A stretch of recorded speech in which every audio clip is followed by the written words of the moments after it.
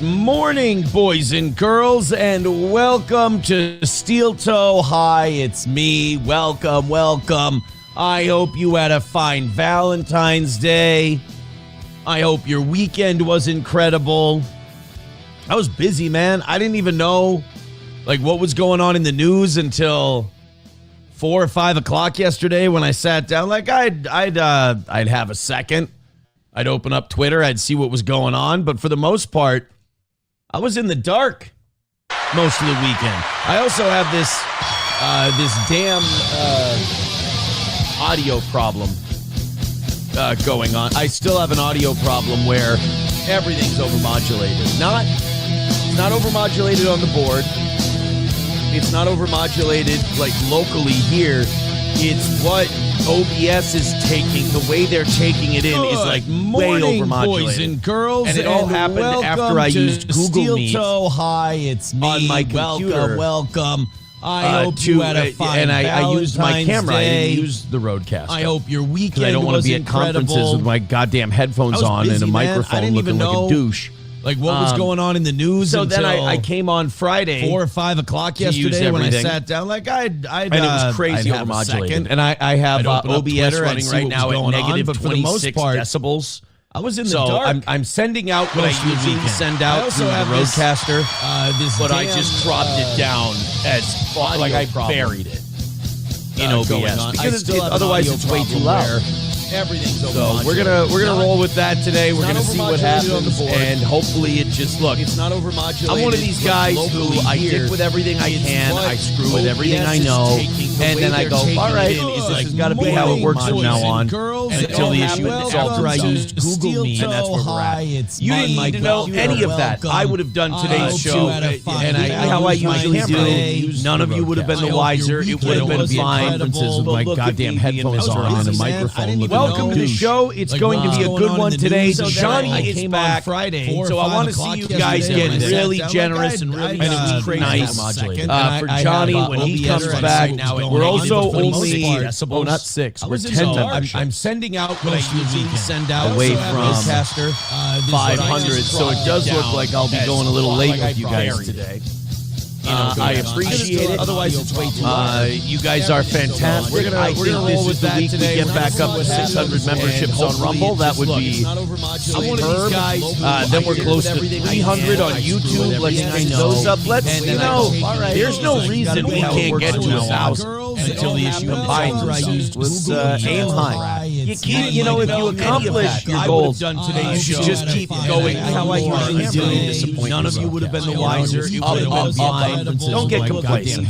Welcome to the show. You didn't come here for a lecture. We have a ton of stuff to talk about. They released all of the, I want to see you guys get. I was going to say they released all of the Epstein files. Okay. They released all of the Epstein files they're going to release. Not 6. We're 10. Every single Epstein file they plan on showing us, they've shown us. So now we're kind of in that space where we've been the last month, where we wait for other people to do these people basically need to get paid and make their money digging through shit like this. We're going to have them dig through a new batch of 3.5 million documents and find out what's in it. There's no reason. And then we report on it as the week goes on. And the other thing about this stuff is that again, my conspiracy brain has taken over.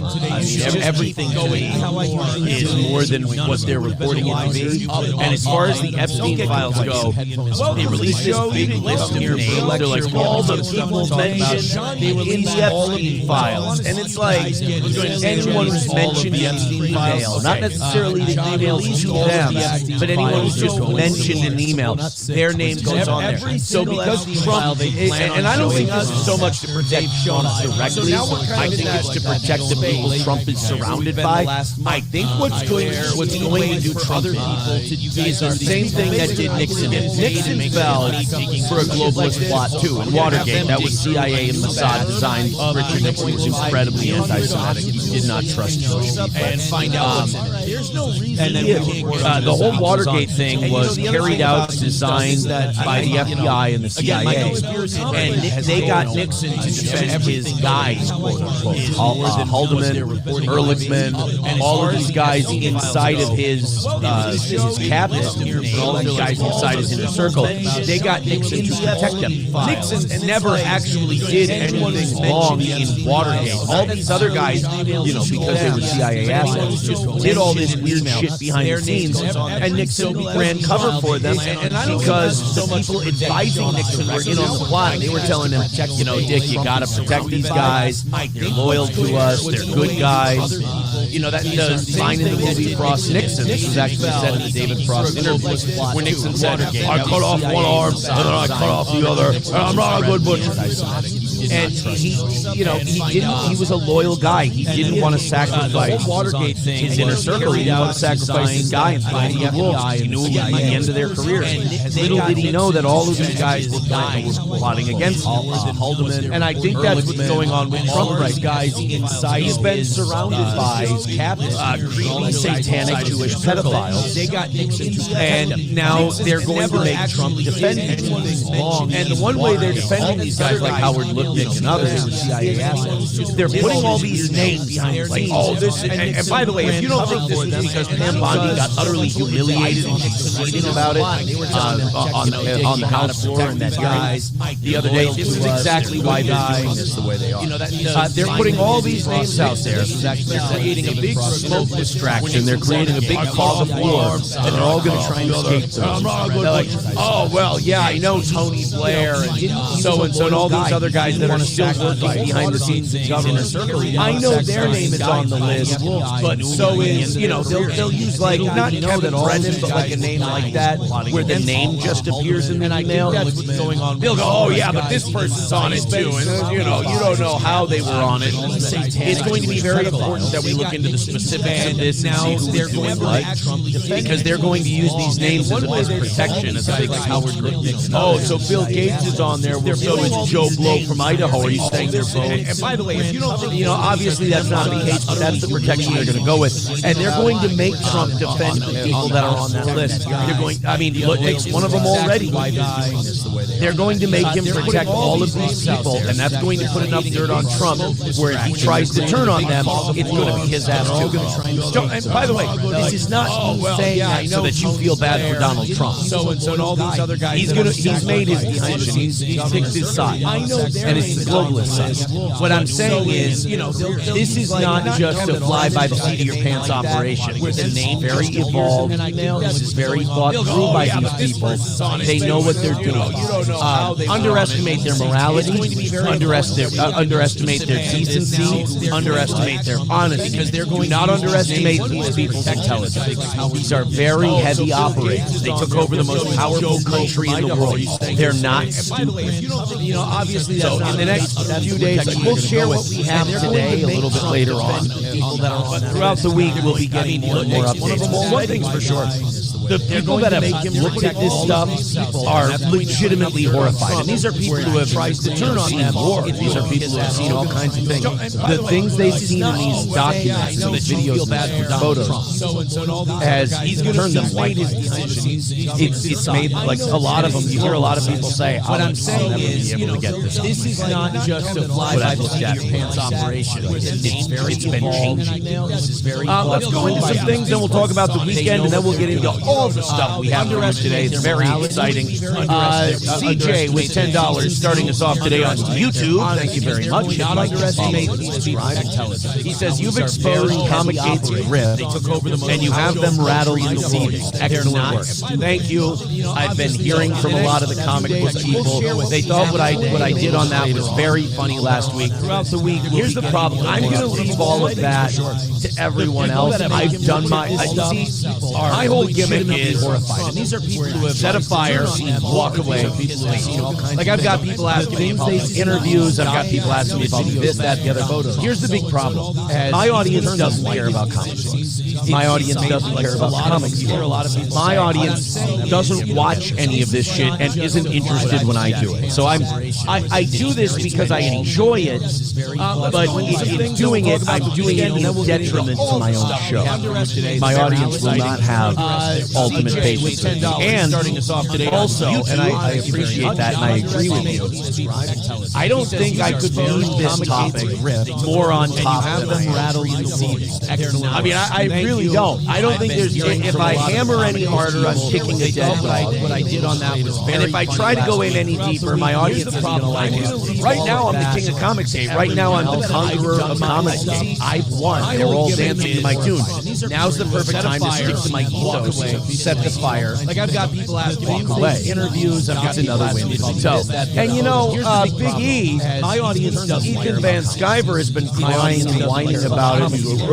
My audience doesn't watch any of this shit. And I might be a cuck, Ethan, so you're sitting in the hotel chair while I fuck your bitch Comics Game. But doing it to shame. For shame, not defending the honor of your girl while I violate her over and over. And I agree with you. Whilst you watch from the I don't think I could leave this topic more on top of them. See, now that's enough. That's we're done. I don't think we're. You know what that is? And if I try to go in any deeper, my audience is going to like it. So let's get into this week. I got back in the ring yesterday. I'd taken a little bit of time off. Not too much. I mean, I've still been doing boxing work, but I haven't been in the ring for a couple of months. So, and you know, Big E, and I got back in yesterday with a guy who has extensive experience, and it was fun, man. I had a really good time. I'm going to go back to this place again. I'm probably going to start sparring at two different places because I love them both. And there's just different kinds of work in each one. But it was fun. But I definitely felt all of my. Ready for this today? 222. Huh? Came down a little bit. I got in the gym 4 or 5 days this week. I was definitely feeling those extra 10 pounds. My cardio was not where it was. I also had some ring rust I needed to shake off. By the fourth or fifth round, I felt back. I felt like I was back. And I've got some plans with that I hope to be able to share with you soon. SP and I had a wonderful Valentine's Day. And we do this thing now. We do these dates. You know, we're both kind of like we like going out for a living, but we don't like going out around people for a long place again. You know, I like being around people when they're my people. I like being around people when they're my friends. But if it's like a crowded area and it's a lot of strangers, I don't like it as much. I like to have my. That's why, like, even bars-wise, my whole life, I've liked VFWs, I've liked Legions, I've liked smaller pub, tavern-type places. Because you go into bigger places, it's loud, it's noisy. I feel like my space is constantly being interrupted. I don't like to dance. I don't like any of that.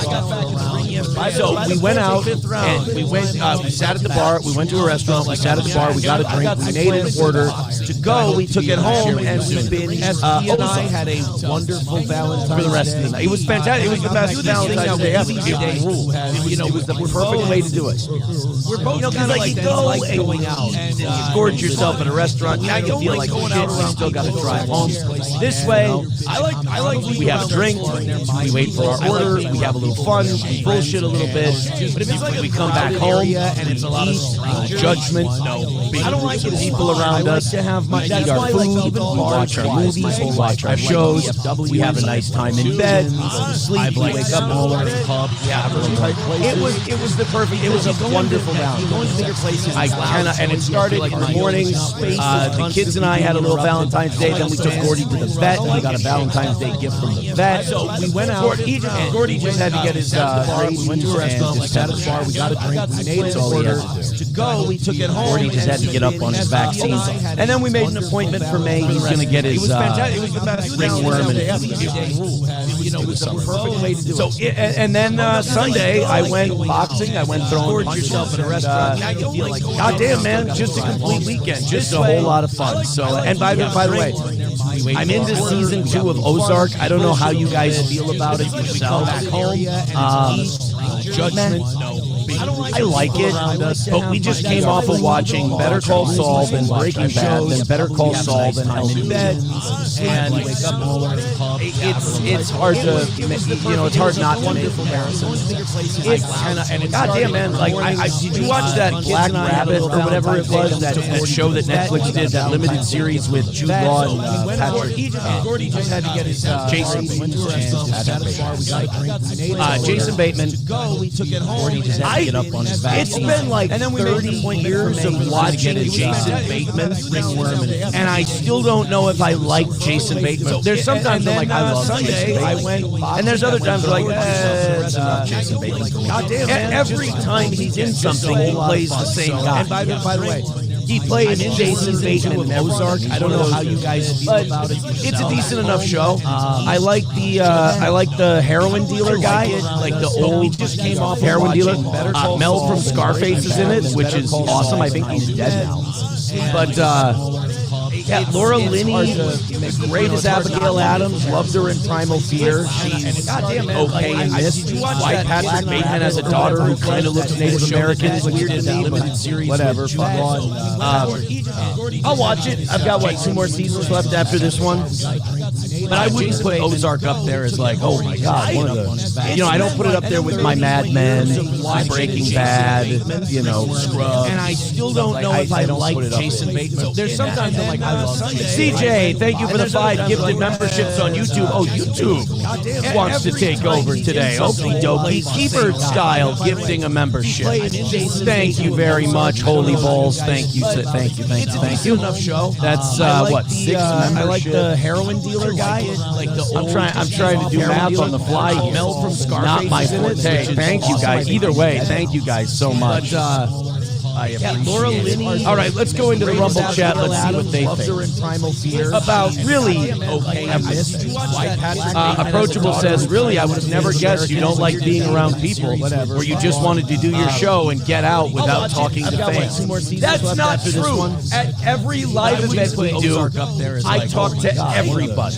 I don't put it up there with my Adrian started this. Breaking Bad. Adrian started this thing where he said, oh man, when you do shows, man, you don't want to talk to anybody. CJ, thank you for the 5 gifted memberships on YouTube. Oh, YouTube. Every time we do a show, I'm talking to everybody. Keeper style, glad handing, I'm shaking hands. Thank you very much. I'm doing the politician things. Thank you. Adrian got it in his head that somehow I'm standoffish at shows. I'm not on the fly.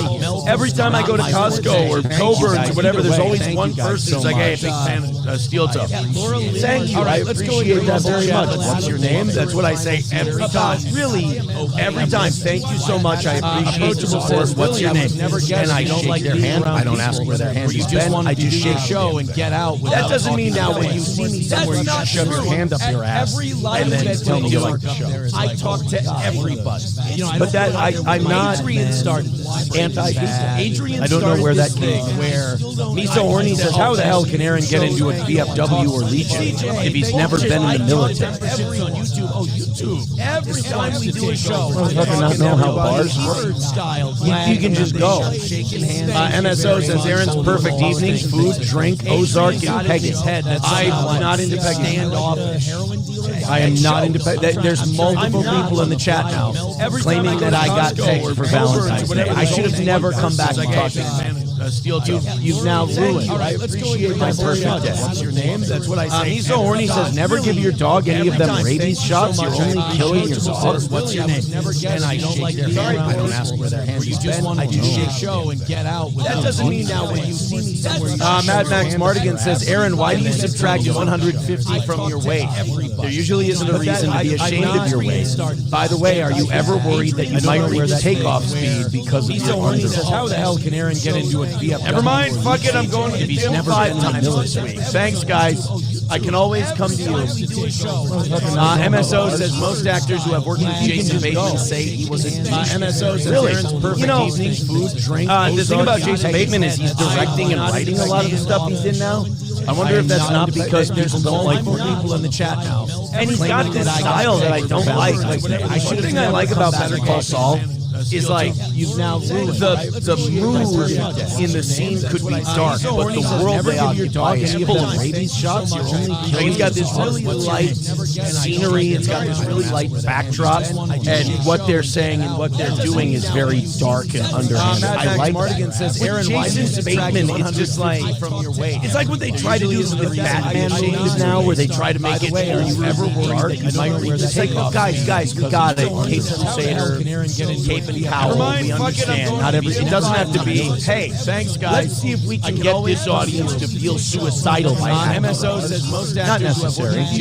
People also saying Laura Linney is a huge cunt. I've never heard that either. The thing about Jason Bateman is he's directing and writing a lot of the stuff he's in now. I wonder if that's not because Laura Linney. People don't like Laura Linney. And he's got this style that I don't like. Aaron hates himself. Aaron hates his fans. I see. I don't know where that. Yeah, Kraken Slappin says in the last anniversary show, I was going to talk to you. I didn't because you were wasted. Well, I mean, that's fair. That's scenery. It's got this really light backdrop. And Wasi Mark says those weightlifters you kissed were not babies, Aaron. I didn't. Jason Bateman, it's just I didn't kiss anyway. It's like what they try to do with Batman. Kraken Slappin says you walk through the door at a VFW. Yeah, you don't have to have like a special membership. Like, you don't have to have a personal membership to like some kind of military code to go into a VFW or Legion. Maybe that's why they're struggling. You guys don't realize you can just walk in there and you can own the touch tunes. I've never heard that either. You can own the touch tunes yourself. You can just play whatever you want, any kind of music all night. They're underrated, and they're great cornhole tournaments. Aaron hates his fans. I see. I don't know where that. Yeah, Kraken Slappin says because I know what you're doing. All right, guys, hit like, hit subscribe, and hit follow. Oh shit, it's President's Day, isn't it? You guys all just fucking sitting at home and whacking off today. Does anybody get President's Day off anymore? Is that a real holiday? I suppose kids. Oh shit, we're at 400. Yeah, we're gonna have a tough morning, aren't we? You don't have to have like a special. Everybody, we got our audience is all working class and shit. They got kids. The personal membership are not in some kind of military. Oh no! Here's what I need you guys to do. That maybe that's why hit like, hit subscribe, hit follow. We're gonna need to pump today's numbers up. President's Day is not a good toe day, my friend. All right, let's get going. Let's get moving. Let's get into some things. Again, you guys hit like, hit subscribe, hit follow. Oh, you know what? Don't see mentioning the Epstein files. This is I don't know where that. I don't see not the B. I don't see the Babylon B or Libsy TikTok saying anything about the Epstein files. Isn't that odd? Doesn't that strike you as strange? I wonder. I scrolled through. I was getting show prep ready yesterday. I'm going on Not the B. I'm like, I mean, these guys report all the big political news. We're gonna have a tough all the big political news. These guys are all over it. So I went back to last Thursday on their Twitter. Not a single article covering the Epstein files. That's very, very strange. And then Chaya Rachel, the Jewish lady that runs Libs of TikTok, you know, she's busted everybody's balls. If you're a teacher who says trans people shouldn't be killed, she's going to get you fired from your gig. Again, you know, if you're at work and you say, I don't like Trump on Facebook, she's going to get you fired from your gig. Chaya Rachel and Libs of TikTok is like the tattletale censorship left of the right. So she's out there calling out all these people who are doing stuff that's detrimental, especially Chaya Rachel will tell you if it's detrimental to children. Oh my God! Oh yeah! If it's detrimental to children, Chaya Rachel is there to protect those. I mean, these guys. I guess nobody must. She must have bad Wi-Fi. These guys are all over it. You know, I'm getting Mind Change to Fiber on their Friday. Not a single. They're coming out on Friday after the show to swap out my internet. Maybe somebody should tell Chaya Rachel about fiber. Maybe she should switch. Her internet might not be strong enough. She doesn't know that this Epstein stuff pretty much exclusively shows abuse, murder, and sacrifice rituals involving dead children. So maybe if they told Chaya Rachel, she wouldn't worry about all these teachers that are saying, you know, trans people can exist. That's fine. Let's get them fired. But apparently, going to an island for pedos and killing people, that we can't talk about because, you know, Israel. Children. Oh my God, bless Chaya Rachel. If it's detrimental, she'll show for everybody. Look, what do you say? I guess it is. She must have bad Wi-Fi. On brand for Lips of TikTok and Chaya Rachel not to want to talk. They're coming out on Friday after the show to swap out. It's on brand. Maybe somebody should tell Chaya Rachel about fiber. Maybe she should. All right, we got Johnny coming back at 7 o'clock, so let's get into some of this nerdier stuff.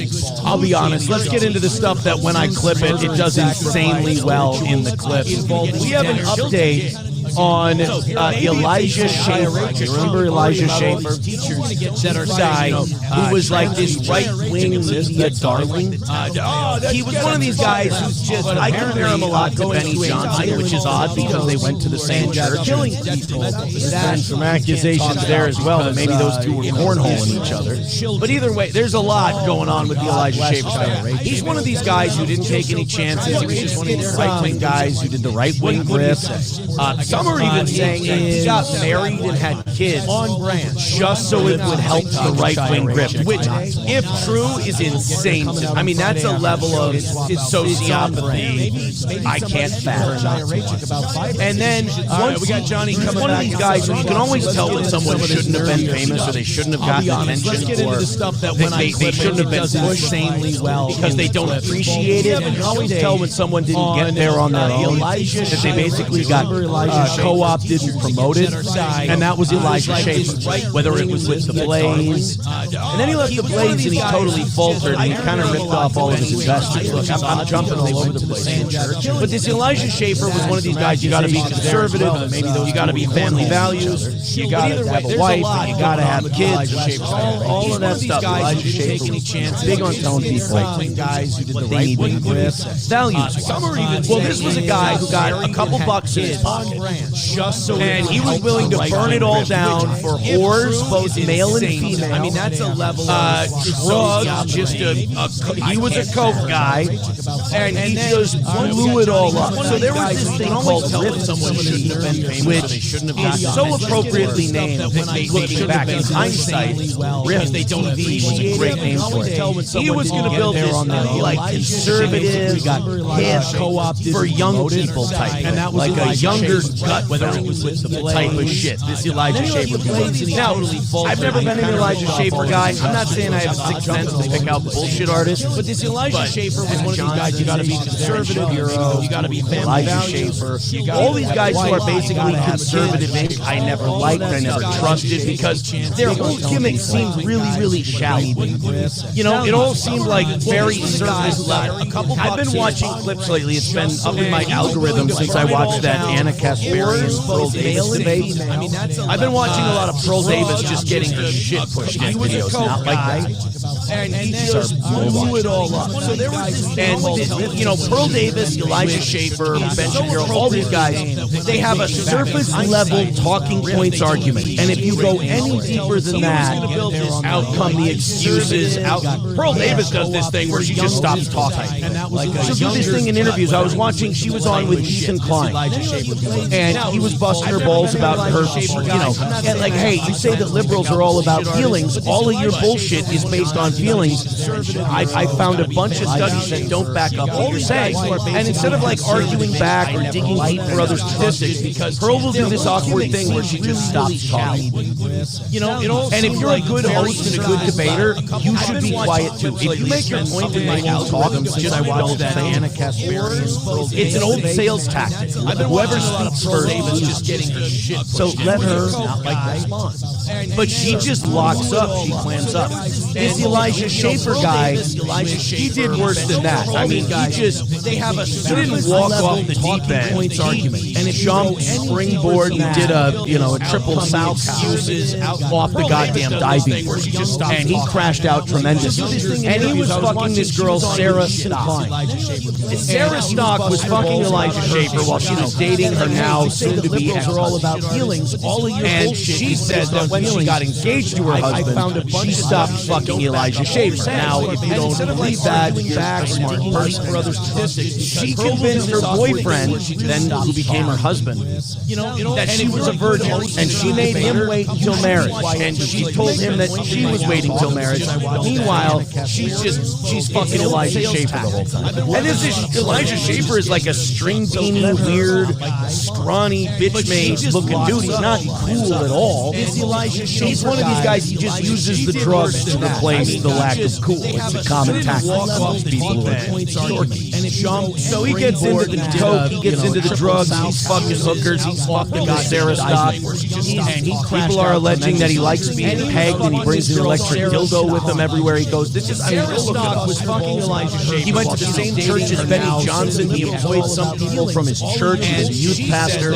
And then people are starting to make accusations that children at this church were being abused. And there was inappropriateness going on at this church that he and Benny Johnson were a part of, both of whom have now been accused of being kind of gay. She was waiting till marriage. So Elijah Schaefer took a bunch of people's money, millions of dollars. People wanted Elijah Schaefer. If there's a conservative personality and they want to start a conservative page, usually the first people to jump in and throw money at it are conservative Jewish businesses.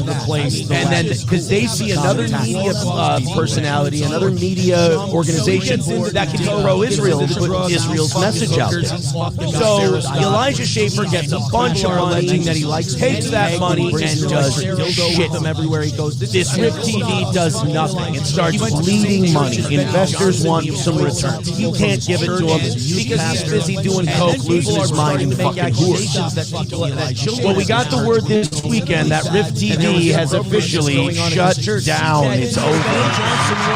It's over, Johnny. For old Elijah Schaefer, he is done. It's finished. There's and of course the picture they use is a million South people wanted Elijah Schaefer. They did him dirty on that one.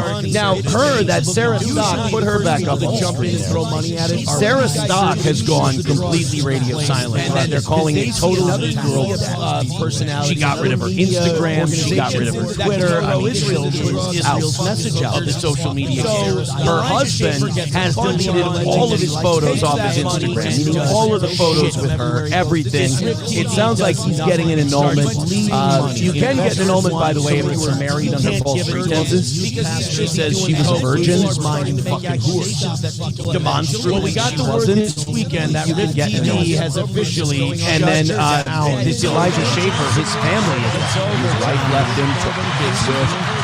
Had to get away from him. Old Elijah and people have been confiding in Milo Yiannopoulos. Remember Milo? He was the gay guy who said conservative-based shit. Everyone liked him, and then they found out he said fucked up. They did him dirty. You know, Milo really got punished for telling the truth about the people, which is they don't view age of consent laws as dogmatically as maybe most heterosexual men. Got rid of her, and that made people extremely uncomfortable, and he got canceled. He's kind of come back to like Kanye and some other avenues. Now he's just the right-wing gossip. And apparently Milo's got dirt on everybody. This guy's got dossiers on everyone, and he can get after it. I mean, he has no problem letting it out there. So he lets us know that this Elijah Schaefer over the weekend, still on drugs, still going insane, still losing his mind, and still tweeting about his family. A while back, Elijah Schaefer was saying, somebody took my kids, my wife just disappeared, I'm filing a missing persons report. And that caused Milo to go, that's not true, she left you, you're on coke, shut the fuck up, get off the internet, go to rehab. Elijah Schaefer's wife files for divorce. He goes to another state. I think he filed in Texas. He went to Florida and filed for divorce in Florida to make it look like he filed for divorce against her. I mean, the guy's out of his mind. Then he starts like going on social media going, the only reason they're punishing me is because I have a dick and it works. And it's like, all right, I can see that this forest fire is not quite every warning, and he can get out. Let's see how this goes. So this weekend, Milo released more text messages. Elijah Schaefer over the weekend from Elijah Schaefer. Still on drugs. Now, Still going insane. I don't know if these are texts Still tweeting about his family. Milo or if Elijah Schaefer's soon-to-be ex-wife is sending the text to her, to Milo. But I think these are to Milo. This was Elijah Schaefer. By the way, Coke, this right here, usually drugs or alcohol. You see the wall of text? 3 minutes, you don't get a response. They need to be drip-fed. You know, they need that serotonin rush. They need to get the messages. They need to feel like they've got somebody in their control that they can manipulate. I mean, the guy. So 18 minutes to 15 minutes, 3 minutes, he doesn't get responses. He just keeps shooting walls of text. Elijah Schaefer said, mess with my family like you did. Be messed with. This is your life now. That's the other thing. These cokeheads, they have this grand vision of how they're going to destroy everyone. This is the saddest part about drugs. From Elijah Schaefer. They have all these plots and plans of how they're going to destroy everyone. Meanwhile, you're watching with your own eyes as they destroy themselves. Or if Elijah Schaefer, you're like, oh my God, you're not threatening any text. Nobody's in trouble here. But I think these are. We're just watching you melt down. Elijah Schaefer. By the way, you'll never have peace now. I hope you enjoy the same life I have. I think Milo's all of text. You're famous. You enjoy the fame. You're a public figure now. Now, see, that makes me believe that that's his wife that he's sending this to, and the wife is sending this stuff to Milo. Control that they can manipulate. Because Milo's been a public figure forever. So he's telling his wife that she's a public figure now? Oh, yeah, it's definitely not to Milo, because then the next one says, I found you. Be careful. Everyone might be your enemy. And then I have nothing to lose. And then this person responds, at least give me a reason for the murder. What reason? You did this, loser. Did what? Person responds. You made this. You're like, oh my God. It's like vague posting nonstop. Made what? Okay, maybe this is to Milo. Okay, he says, funny boy, you messed up. You'll never have peace now. I hope you enjoy the same life I have. Good luck. Document whatever you want. You're famous. You enjoy the fame. Elijah says, I know where you are. Relax. It's a global life. That's his life. It's like threat after threat. LOL. Incredible. And then he writes, never will threaten you. I know where you are. I'm going to kill you. You're dead. You're a public figure. I just hit a... Oh, yeah. It's definitely... You're a public figure now, etc. I'm not threatening you. What are you talking about? Careful. And then they quote him, I'm going to kill you because I cheated on my wife and abused her. Okay, so this is to Milo. And he says, I just have friends. You are friends for the murder. The old mutual friend. You did this. Okay. So then Milo posted more text because, again, Elijah Schaefer is just coke tweeting out of his mind. There's one more page here. Watch your back, be afraid, meet God, repent. Be funny if his next text was, whoops, sorry, I meant to send that to myself. Good luck. You are a bad person. God will make you pay for your sin. Elijah says, I know where you are, relax. By the way, the only sin Milo committed, it's like threat after threat, was pointing out that Elijah Schaefer and Sarah Stock have been lying to their significant others and what where you are. And also, I think if you take donation money, like you're a public figure money like Elijah Schaefer did. I'm not threatening you. What are you talking about? People are allowed a certain openness about it. And if these people continue to funnel money into them, and they find out that they're coked out, they're being shitty husbands, and they're cheating, they might need to know that so they know not to invest any more money in this guy who's just going to set their money on fire. Milo posted text because it's amazing. Elijah Schaefer is now like a homeless guy. You don't want to give him a five because you know he's just going to spend it on drugs and alcohol. Watch your back. I am no threat to you. I would never harm you. But lots of people in the press are asking me about it. You are not clean. You have a nasty past. Gross. I love you. I hope you recover.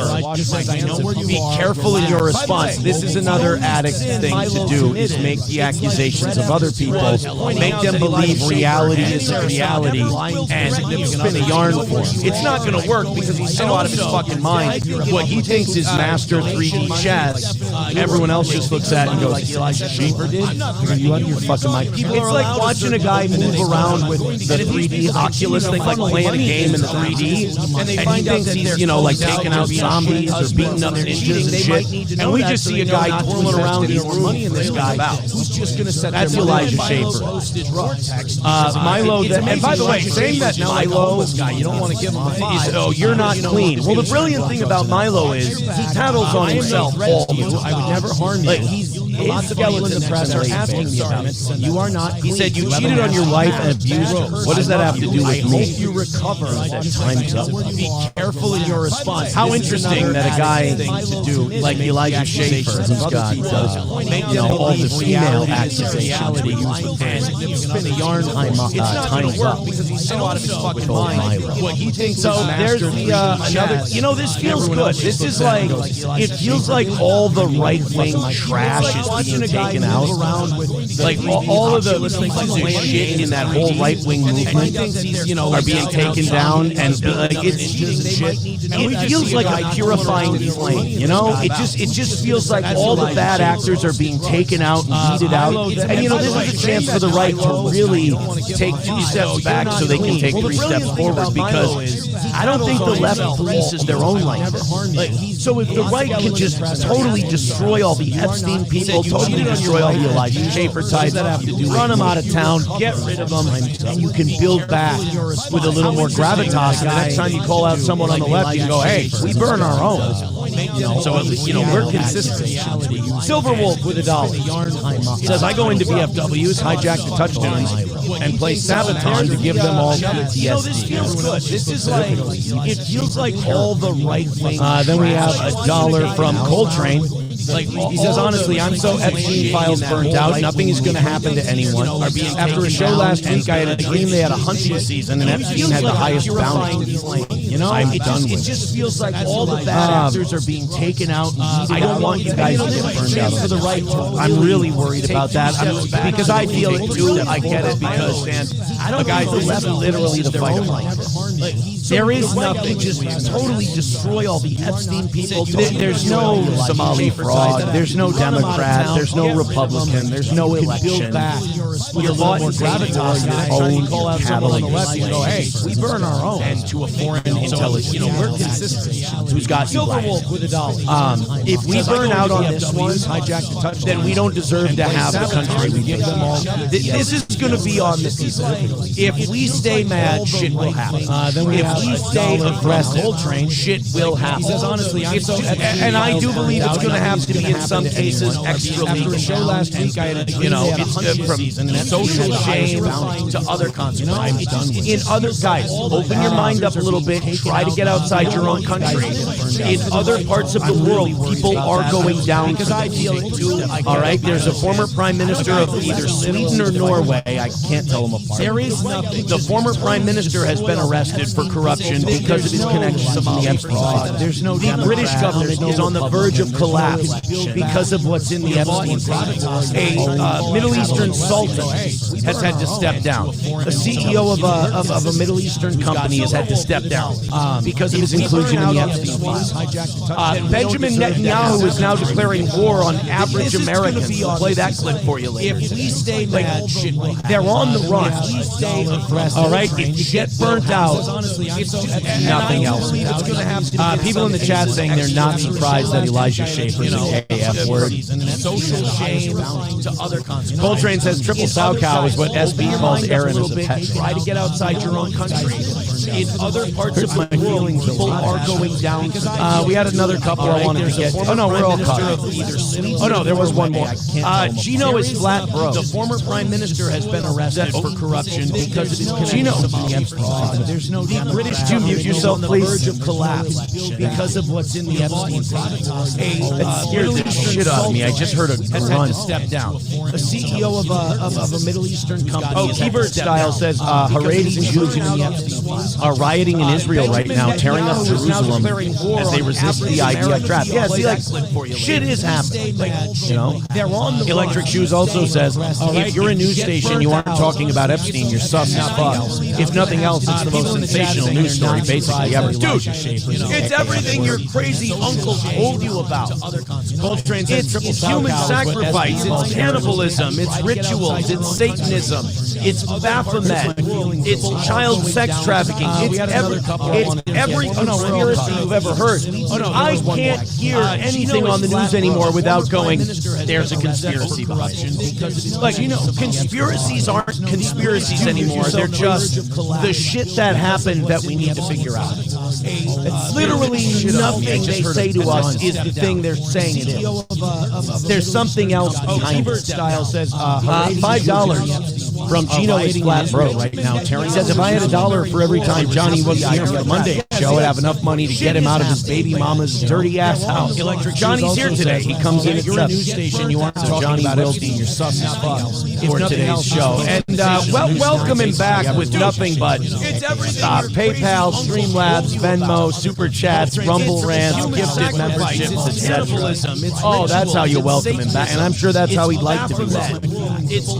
Snowcat Tish says, Aaron, the Dow is at 50K. Oh, that's right. I can't hear anything on the news anymore. Aussie Mark, I didn't say Trump is innocent. I said Trump's going to go down protecting these guys. That's not innocent. He's going to protect Lutnick and all these other guys. He's going to go down protecting these dudes. I don't think Trump was doing the human sacrifice and shit like that. I don't think he's totally clean. I mean, it's been proven in these files that people who worked at Mar-a-Lago went on to work for Epstein.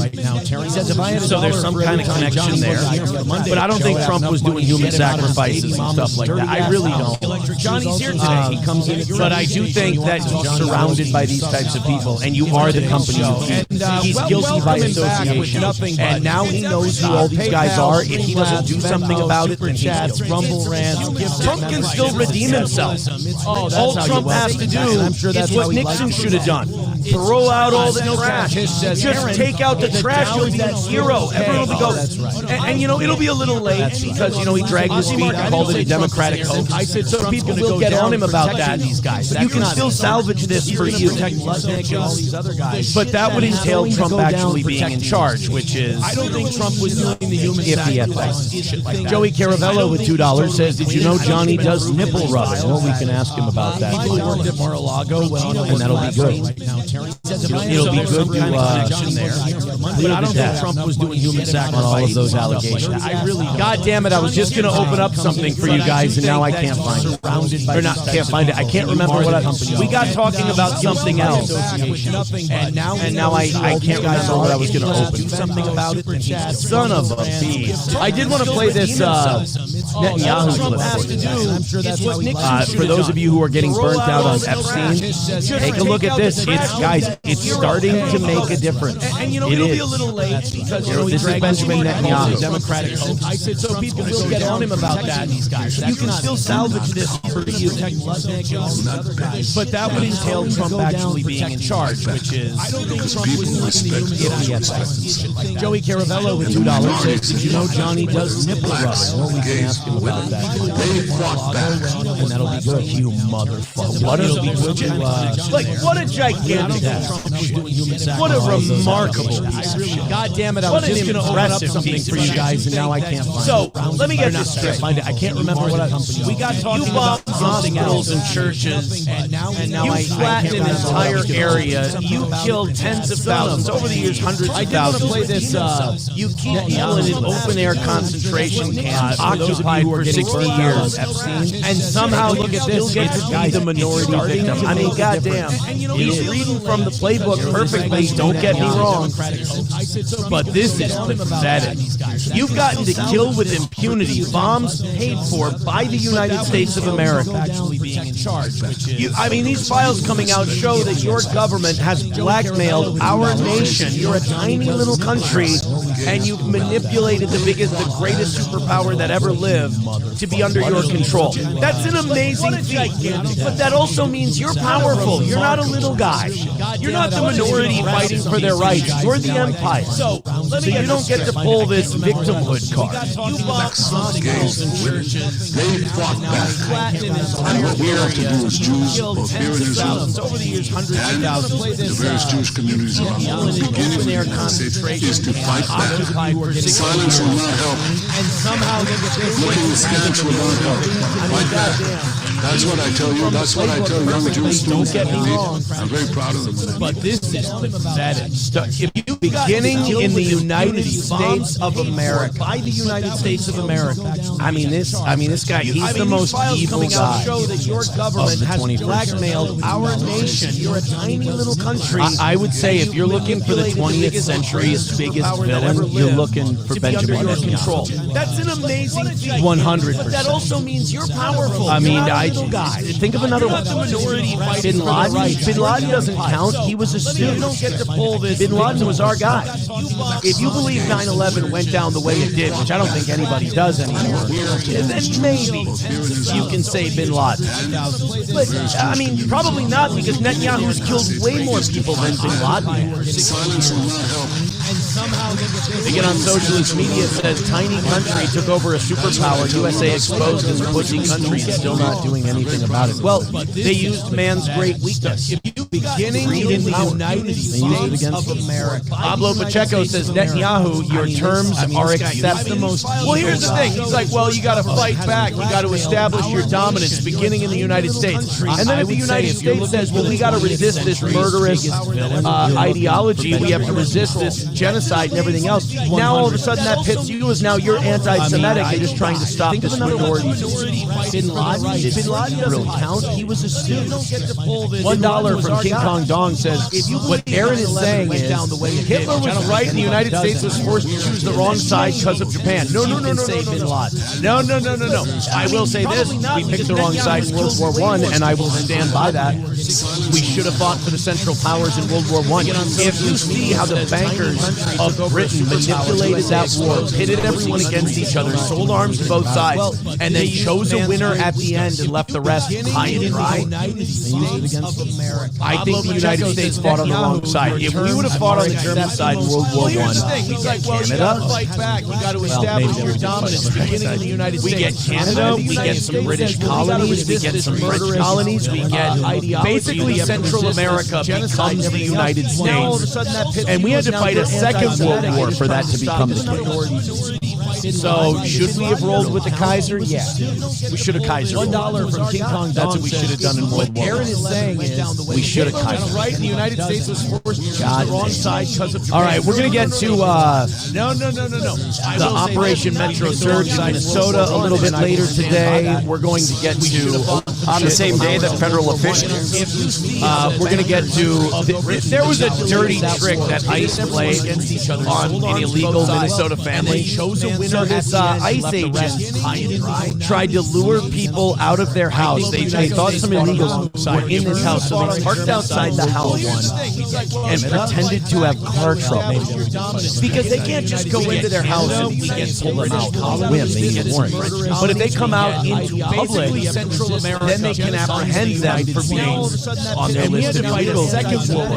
So this dick shit ICE agent went out and pretended to have car trouble so that the illegal living in there would come out to help him. We should have Kaiser. And they took him down. This is just dirty. This is dirty as it gets.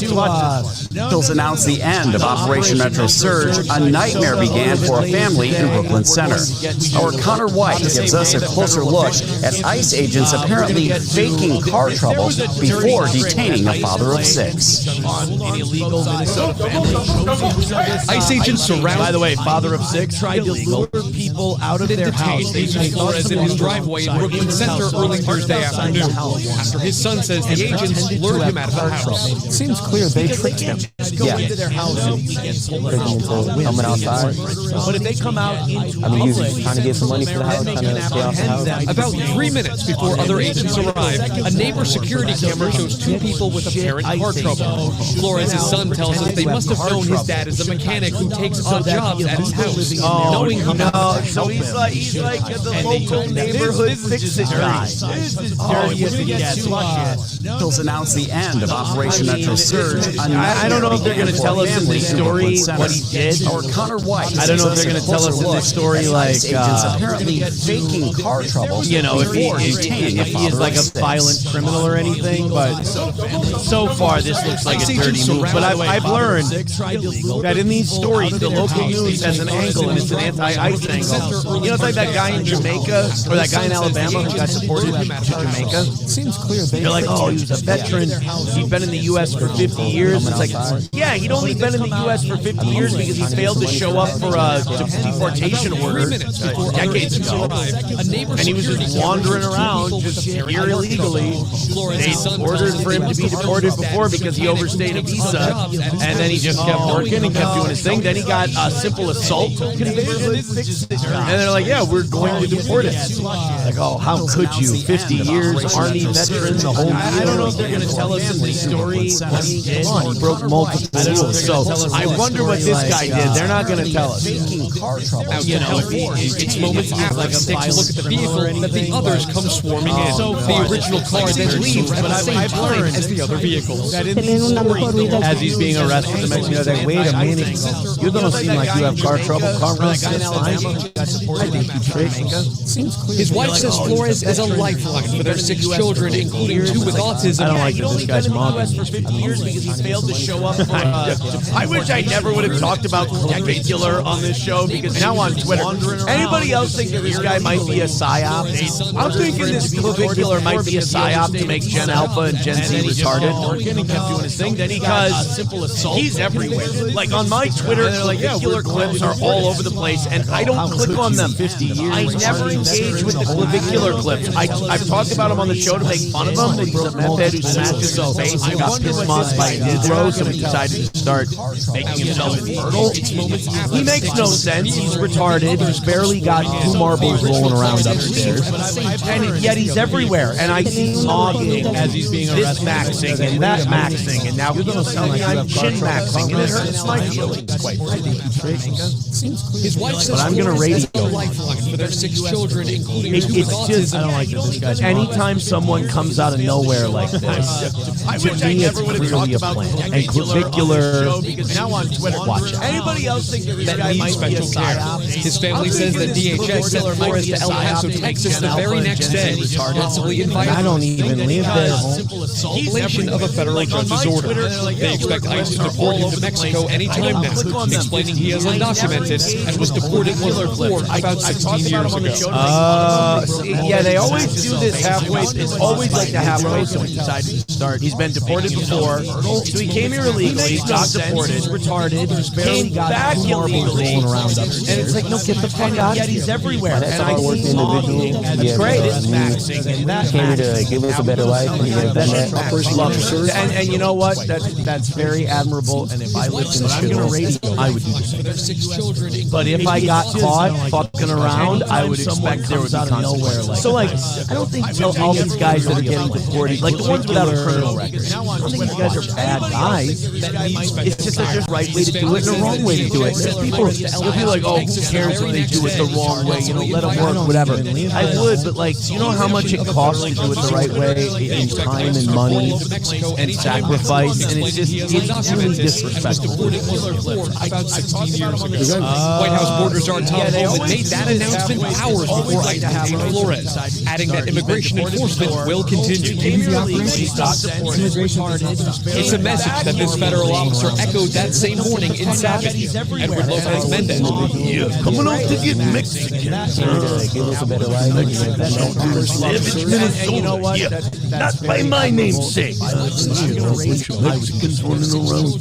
But if I got caught fucking around, I would expect there was myself. So like, yeah, even the police. All these guys that are getting deported, like, they're gonna all feel him. Yeah, just because the operation's done doesn't mean the enforcement stops. Yeah, the cream of the crop will always rise to the top. That's right, whether it's here or in Mexico. But like, do you know how much it costs to do it the right Going way? through the asylum process, says he believes ICE guys were racially profiling him when they pulled him over. What? Well, now I'm not on their side. You mean they targeted him because he's Latino? Adding that immigration enforcement will continue. What about all the illegal Cameroonians who are here in Minnesota? You ever think about that? Edward Lopez Mendez. He says they let him go after he says they realized they had the wrong person, but he says he's afraid, skeptical that any of this. Hey man, I wish you guys would just go back to stopping all the blacks, you know. Is over. In Brooklyn Center with photojournalist Nick Boki, Connor White, WCCO News. So that's the important thing to remember is even though Operation Metro Surge is done in Minnesota and we finished all of that stuff, that doesn't mean that they're just going to go, all right, well, if you're illegal, it's fine. Go ahead, do your thing. That's not how this is going. They're still going.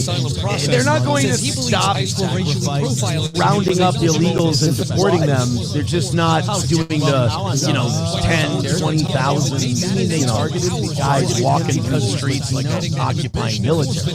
What about all the illegals? We got a couple we need to get to here. $2 from Joey Caravello. Says that guy's a spastic breeder. Deport him and euthanize. He says they let him go after he said I'm seeing all the maxing chats as well. I'm just here to let you know. I wish you guys would just go back to $1 from Peldrain says, I will have some cheese pizza, some beef jerky, but no grape soda. Grape soda is not good. So that's the important thing. Not only is that horrifying and pedophilic, but it's also and those are two things you don't want to do.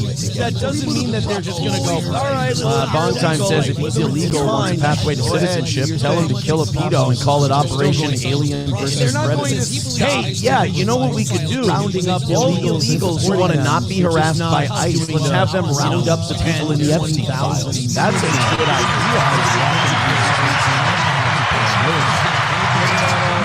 I like that idea, guys. That could work. Says that guy's a spastic. Is that a threat? Says, can you talk without moving your hands? I'm seeing all the maxing. I can't. Well, I don't. That would just to let my hands.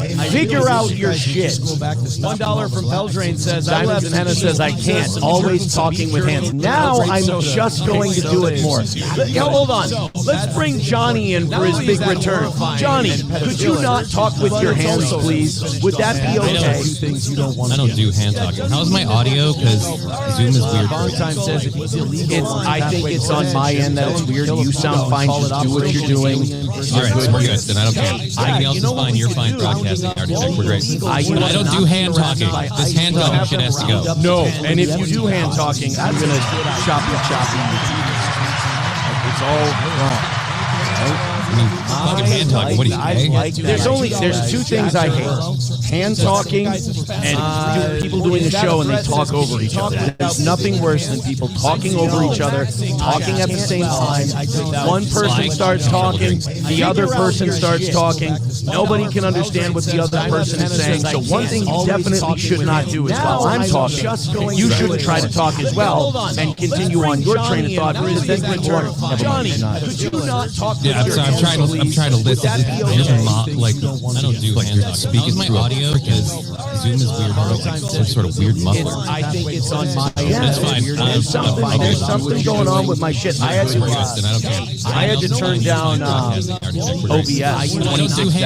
And it was after I used my camera as a microphone for my kids' conferences. But the camera is not being used as my microphone now. There's two things I've had with mine is like I turn my mic volume down on my system, and then I'm literally watching as I talk. It just keeps creeping back up. Yeah, people are saying I'm audio mug. I don't need to audio mug, guys. I understand what the other person is saying. All right, let's. What do we want to talk about as far as your absence from the show last week and taking time off? We did on the show say family issue. I don't know how much you want to talk about, but the floor is yours on your first day back. Well, everybody that's watched my show already knows it's not a big secret. I've got a lot of people leaving before I went back this last last week that said my condolences. Someone in my family passed away. It was a very dear family member that I care a lot about. It was a younger family member, and unexpected, not a huge surprise. They did have medical issues, so it's not like, well, what the heck? Like, but at the same rate, nobody expected it to happen. Like, there was on my system going on where we thought any day now. And creeping back, they had a kid that had his birthday last week, so it's just been a huge cut to the family. And like I said, of all my siblings, what do you want to talk about as far as how old is the kid is we did on the show say family. Oh God, I was hoping like I don't know how much you want to talk about. It's weird to say you hope 2 or 3, but like if they're really young, they don't remember. That's way easier for them to overcome. My parents might know. Someone in my family passed away. He lost his mom, and I've lost a sister, and I'm not okay with it. I've been all right, like doing shows. The first 3 or 4 days, I was just irrationally angry and upset, and I still get a little emotional and upset at times, but I'm able to control it. And it's just like I have 4 siblings, all my siblings back.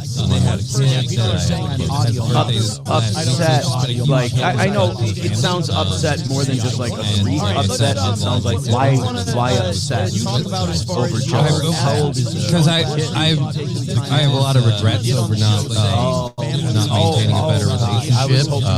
The fact that they're so disjointed from our family, it's like we all found out secondhand in a way, and it's just way easier for them to overcome.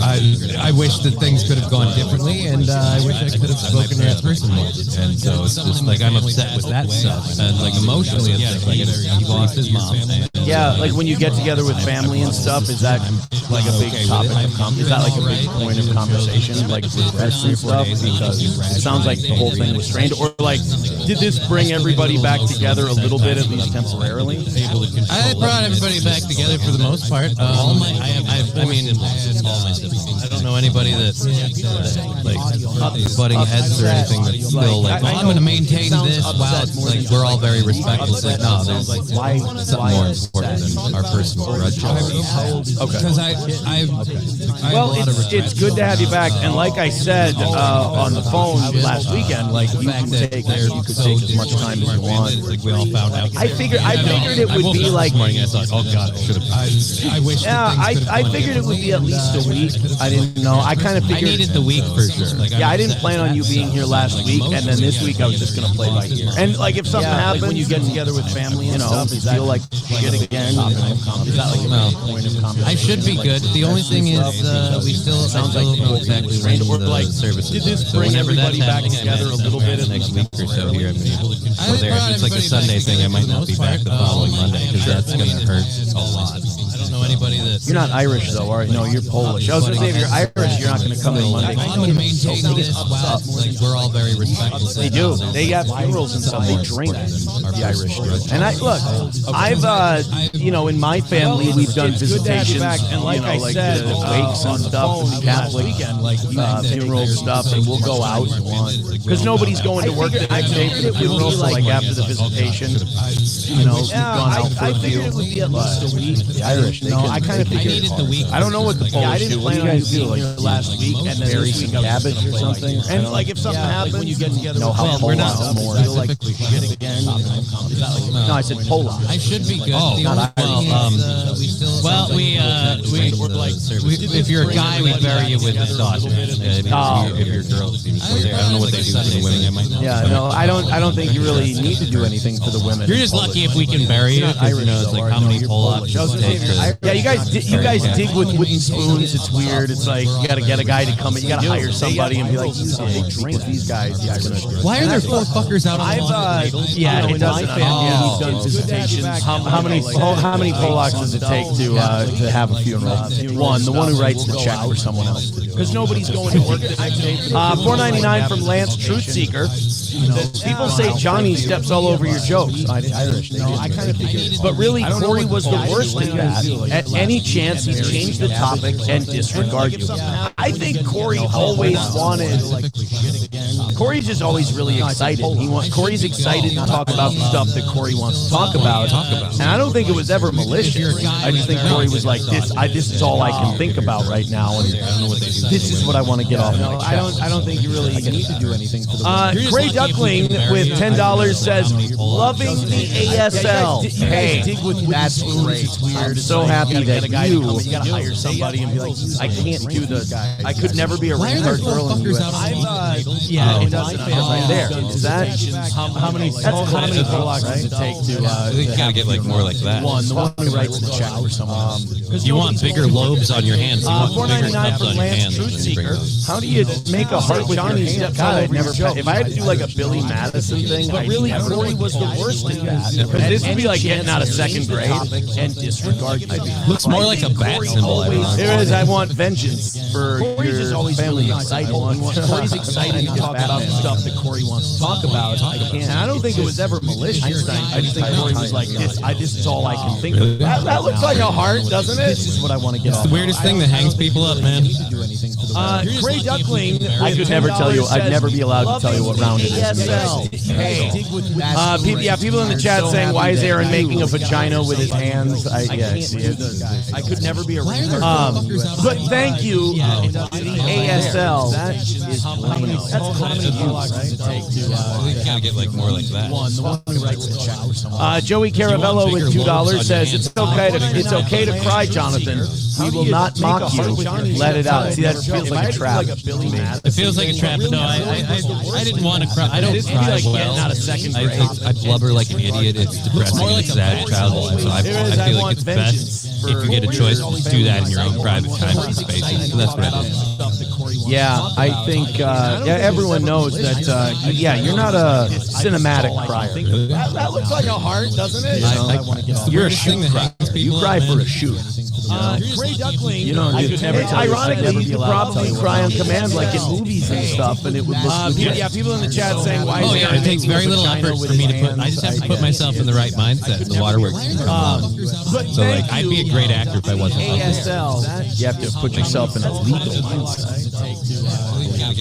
Your boy, by the way, that became kind of. Oh no, he wasn't your boy for the Johnny Somali stuff, was he? It's okay to cry, Jonathan. Legal mindset, yeah, I was. Oh, he was. He was my guy. You hear that Johnny he's, Smoke stuff. he's been going like. It feels like he's been losing his ass. I didn't want to cry. I don't cry. I blubber like not depression. What is it? What's the one that's? It's not depression. It's like you're all 6s and 7s. You're crazy, but you're a different kind of crazy. Yeah, everyone knows that. That and then like cinematic. I don't feel like you should battle that because he's doing that thing where he's like, and streaming is really hard. It's really difficult. It's not. Streaming is like the easiest thing you can do. It's a retard monkey's job. Like if you're at the point where you're saying streaming is so hard, it's like the first thing you should be able to cut out. Myself in the right mindset. Like just don't do that. Like if your whole thing is I'm battling bipolar, I feel like shit. And it gets to the point where you're like, oh my God, streaming is like the greatest, most difficult thing in the world. Cut it out. You definitely don't need to pile that on top of battling. That's the world giving you a sign. Like, love it or not, you apparently can't swim in the pool. Sorry. Not depression. Miss Tay saying, ugly cry if you need to. What's the one that's, I think they want you, I think they are rooting for it. I think they're pretending to be very sympathetic to you. Yeah, everyone knows that. So that they can get a cry. Like cinematic. I don't feel like you should I'm sorry to disappoint you guys. That's literally what all last week was. It's going to take something specific. Like the last time I had a good cry over this was on Friday when one of my family members was like, hey, you should be able to go through any pictures you have of her and send them to me. We're trying to pick a photo for the memorandum thing. I feel like, oh, okay. So I had to forcibly spend a couple hours just fucking watching like memory road, like, oh, remember this time. That's when the crime. Definitely Like don't at the need to funeral pile that on top. when I physically see her for what was the last time. That's when the crime. I don't think it's inherently. It's gonna be weird.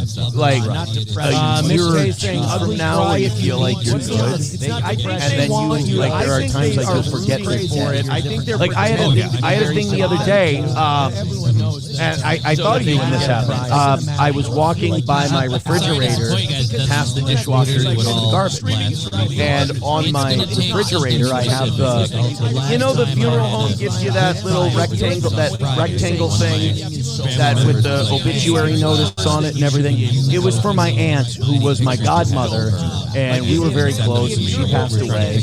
And I have that on my refrigerator, and I saw it, and it was in seeing that I went, oh Jesus! I forgot my Aunt Berta was dead, right? Because she's always been around, you know. And like in my family, you don't really see each other a lot until summertime. You know, you got the cabin, the whole family goes out there, so it's like you feel their absence, you feel their loss in the summertime. But like throughout the winter and everything else, you go. I had a thing the other day. Shit, I forgot. I'm not going to see them. That's a fucking feeling. And unfortunately, the older you get, there's more of those on my. That's like when I see a really elderly, you know, the funeral one of those stories about like a really old fuck in a nursing home celebrating their 107th birthday. I'm like, there's got to be a lot of pain stored on that heart. Who was my godmother, and we were very close. You know, passed away, and it's like I have a lot of loss. Refrigerator. Because if you're like 107, outside of like your kids and shit, Jesus, I forgot my Aunt Berta was dead. Yeah. Like that's being at the party and everyone's always been around, you know. And like in my family, those little fuckers that are left around, they don't understand what you're talking about. You know, you got the cabin, the whole family goes out there. Feldrain with $1 says, Aaron, that is sign language for I need a prostate exam. Like, oh, that's what that everything else. I had a thing the other day. Shit, I forgot. There, yeah, that's pretty good. What the fuck is that? If that's not a heart, fuck you. The older you get. And part of it might just be the way your hand is angled at the camera. When I see a really elderly, there we go. It tipped it forward a little bit. Yeah, dude, we got. Oh, we're getting there. How about it's practice? And you know what? Fuck that. That's not how hearts actually look. Here, this is a heart. You know, there. Yeah, that's a heart. Hearts look like that. They look like a little, like a outside of like goat or something. It's just this little mush. They look like something that comes out of the ocean. Party and everyone's left. That's what hearts actually. And like the rest is all marked that are left around. They don't understand what you're talking about. Lance with another $4.99 says, "Let me get this straight. Johnny couldn't work his real job. I need a prostate. But had no schedule issues working his side gig. His show last week. I did 2 shows last week. I literally did 2. I was gone for the first 3 days, and I came back on the other 2 because literally I couldn't afford to take another day off. I take that out of my own pocket when I don't do a show. So like I took the first 3 off, and it's like I can't afford to do it. And I forced myself back. And you know what? Which is why I came back here on Monday. Like we can do mine. This is a heart. You piece of monkey shit. I can't believe it. There. Yeah. That's a heart. Really? Hearts look like that. They look like a King Kong Dong with $1 says, I called one of my best friends 3 times this year. He passed away last March. It fucking sucks. Cried each time. That's what hearts actually are. Feldrain with $1 says, Aaron still doesn't feel the absence of Gordy 1. Lance, that is another $4.99 says, let me get this straight. There's only been one Gordy. Gordy never died. The audience now is going to create this ultimate warrior myth that one died and there was a new one. It's not the same Gordy. It's the same Gordy, I promise. I was gone. Loyal CG guy with $1.99. I love this guy. He's my Comic State parody account. He says, Uncle E smacked you down. He's going to ignore you. Yeah, I saw that he didn't want me smoked with the toe, and I get that. But I got him drawing again. And that was the biggest thing, that I got him drawing again. That's what matters. I'm owed a thank you. Contagious Cody with $1 says, nah, if you're 107, there's a good chance you outlived your kids. Oh, yeah. Passed away last March. If you're 107, your kids would be in their early 80s. Feldrain the dollar says outliving your kids due to tragedy really sucks. But outliving them when you're 40 never die. Like, you need people to take care of you and shit. Old age, was that a weird kind of brag? That would have to You're supposed to be making the next generation be better than you. So you outlived them by natural. Honestly, smother me with a pillow on the same day. Honest to God, like that sounds awful. Uncle Lee smacked you down. He's gonna hit Your kid, like you outliving your kids, not due to accident, but to old age. That sounds like the most But I got him terrible. drawing again. And that was the biggest All right, thing. guys, let's get into some shit today. Johnny is back. Gift your memberships. Contagious Streamlabs, PayPal, Venmo, Super Chats, Rumble Rants. 10 memberships away from 500 and going until 11 today. I have a dentist appointment later, finishing up my tooth work back here. I don't know what that's going to mean for the evening show. I'm considering doing it. The appointment's at 2:15. It'll probably be done in a little shit. Old age, was that a weird kind of And brag? I'm getting put on. Should I be able to go on at 6 o'clock? Well, are they going to be putting like Novocaine and stuff into your jaw? If it's not going to have residual effects on your ability to speak, I think we'll be okay. No, it's from the root canal from a while back. Mm-hmm. Like they're done with all the drilling and all that shit. I'd say it really depends on how, because the worst part of all this is like talking obviously is vibration. So if it's upsetting your you might get annoyed after a couple minutes of speaking, and that could make it difficult to do a 2.5 hour show. We'll see. Sergeant Holka with $1 over on Rumble says, my great-grandmother lived to 99 and buried all 5 of her children. Herself at 99? That's amazing. She had a strong back. I mean, to be 99 years old and physically bury your children. Holy shit. Chips and Diff says, ordering a MyPillow right now for you, Aaron. I'll be over as soon as it shows up. No, I said if... You guys get too excited. Ablo Pacheco says, you mean the appointment isn't at 2:30? I should have... Dude, I wish... I would like to believe we live in a world where that's literally the first time that fills up at every dentist's office. Is 2:30? 2:30 is the first... Like, you can never get it.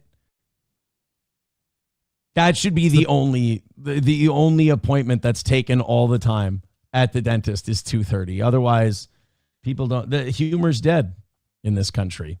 Miss Tay gifting another membership. Thank you very much, Miss Tay. Very much appreciated. 8 membership. Everybody, let's start a membership train. That would to chat while you were gone last week, Johnny. We came up with a name for gifted memberships. If there's a lot of them all in a row, it's a golden shower. So I like that. That's nice. $5 drops on Rumble and gifted memberships are golden showers. If there's a lot of 1s, 2s, 5s, 10s, and 20s, they're all different colors. We call that a rainbow. Nice. Miss Tay gifting a 3rd membership. Thank you very much, Miss Tay. Look at the kid go. Unbelievable. Everybody keep gifting those memberships. Unbelievable little rally here. 7 memberships away from 500. All right, Mr. Sista. Oh, God. I don't want to be Kitty Girl. Kitty Girl, Gordy isn't dead. He be that Simboat thing that is your double chin. Remember when I dominatrix for you and slapped him off? No, that never happened, Mr. Sista. Joey Caravello with $2 says, Johnny, you ever spunk over Chrissy Mayer titties? No. You never do? It's gross. I've never seen them, thank God. You haven't? They're on the internet. I haven't been going to look at I'm they're on the not internet. interested in seeing other ladies. Like, I'm not one of those guys. Like, I want to look and see her tits. Like, I'm not. It's not. Really? It's just kind of, it's chunky girl titties. Oh. You know. Well, that's not surprising. I mean, she hasn't been in a derby in how long? It be what it be, is what I would say. Yeah, she's been put out to stud. Why? Why do you do this to me? All right, guys, thank you very much.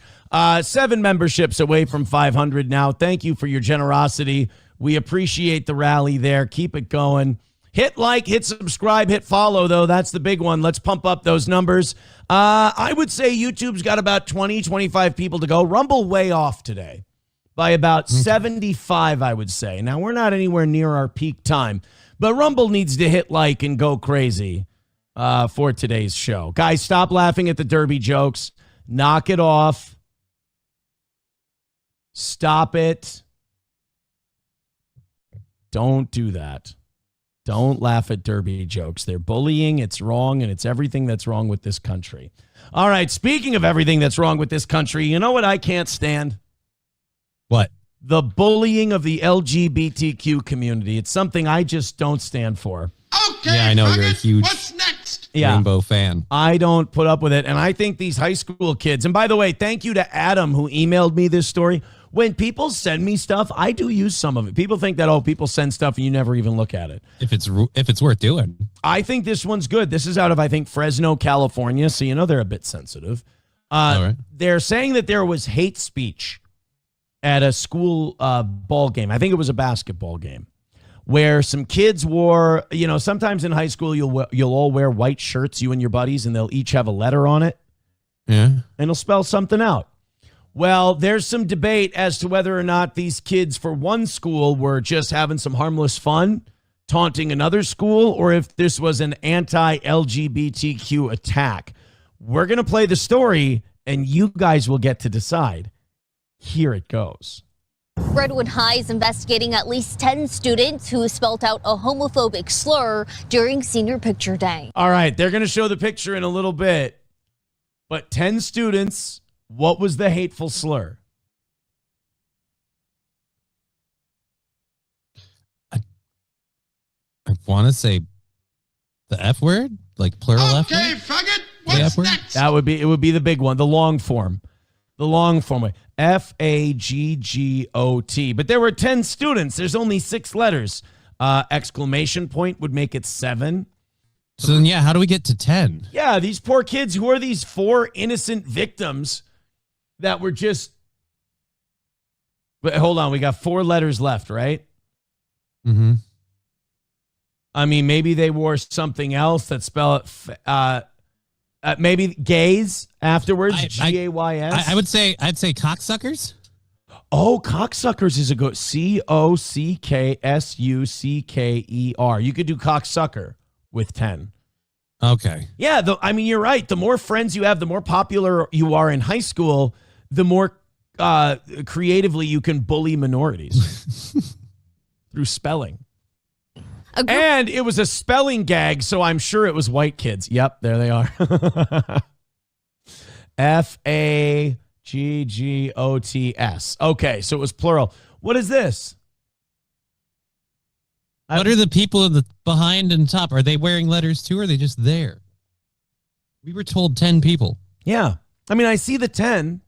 Right. F-A. See, and fuck you, news, because I love that there's guys and girls too. Like, even the girls were getting in on the homophobia. Mm-hmm. 1, 2, 3, 4 or 5. There are 4 or 5 girls. And I'm sorry to whoever this is, because I can't tell which one you are. But gender nondescript and those sandals aren't fucking helping. Exactly. But yeah, if all of them got, I love how the news will give you the first 2 letters. It's offensive, it's horrible, it's terrible, it's the worst thing you've ever seen. But we'll give you the first 2 so you know exactly what the word is, but we'll blur out the rest so we're not the ones putting it on TV. Now, if it really was offensive and you wanted to spare people's feelings, you would either blur them all out or you just wouldn't do the story. Right. Or you wouldn't show the picture. You certainly wouldn't, give them the first 2 letters and expect everyone to play the home version of Scrabble. Yeah, exactly. Or it's like a Wheel of Fortune puzzle. People who annoy you. People who chafe your cock. These are people who annoy you. Yeah, yeah. That would be funny. You see this picture and you're like, people who annoy you. Oh. No, that's incorrect. It's Oh, fart nigger. Yeah, no, that's not what it was. HGTV lady, you see the first 2 letters, F-A. Would you like to solve the puzzle? People who annoy you. Oh, fart nigger. Incorrect. That is not right. Although, No. with the 2 letters we have out, I could see where you'd feel that way. Of smiling Redwood seniors wearing white shirts with letters and numbers arrange themselves posing for this picture. This is deeply concerning behavior and not behavior that the community or the schools support. In fairness, like they are getting more brazen with it. Like, we never would have done this. You know, people like to think that as each generation comes along, they're more like progressive and sensitive than the generation before. Dude, this Gen Z is a fucking problem. Like, not like to me, I don't give a shit, but like, no, you find it entertaining. Gen Z is based, man. Gen Z is fucking brutal. They're determined not to play your game. It doesn't matter what the game is. And since you guys have been pushing this like whole total acceptance and everybody gets to identify as what they think they are thing, like, yeah, I'm kind of excited to see what happens if this group just completely refutes that the whole way out. Well, it seems like that's what they're doing. Gen Z was raised by like young Gen X, old millennials, because all my kids are Gen Alpha. But Gen Z was raised by the two most sensitive generations there are. You know, where you had to be nicer, you had to say nicer things, you had to do all that. So this is just a rebellion. Because like millennials, when we were in school, Eminem was coming out, so we would say the F word. We would say gay, homo, queer, shit like that. We just wouldn't put it on a shirt. So Gen Z is like all the traits of millennials, but with more balls and craziness. It's going to get interesting at the very least then. Absolutely fascinating, yeah. I mean, do you think, some of them might even, the N-bomb. I could see him doing that at some of these schools. The Gen Z does not give a fuck. And they don't bail out on we're just doing it to raise awareness. Right, yeah, they don't make excuses either. We're like, we thought it was really funny. We thought it was funny. Yeah. We want to do it. They're little sociopaths. I love them. Unified says some of these students are a part of the organization. All Gen Z has to do to be the coolest generation ever is kill Clavicular in Minecraft. It's all they leave him to your own devices. I'm pretty sure he'll hammer his head off one of these days. That's true. One of these days, he's just going to hit the wrong vein and he's going to trigger an aneurysm. Oh, no. He's just going to go, you know what? I haven't cranial maxed yet. Let me get that one. He's just going to tap the wrong button somewhere in his wiring. And he's just going to seize up and hit the floor. Oh. Or like he's going to forget to put them, like he injects meth. And he's going to forget to put any meth in it, and he's going to shoot straight air into his veins. Oh, that's like an embolism? That's going to be horrible. Yeah. No, maybe to you. Clavicular Real talk, that's one of my fears at the hospital. Dude, is every time I'm there, air bubbles in the line. Dude, they're professionals. They've got you. Don't worry. I mean, what kind of shoddy fucking fly-by-night podunk hospital are you going to? That's a worry of yours. Oh, well. Meeker Memorial, I would understand. But no, the Clavicular guy is definitely, he's a deep state operation just to make Gen Z retarded.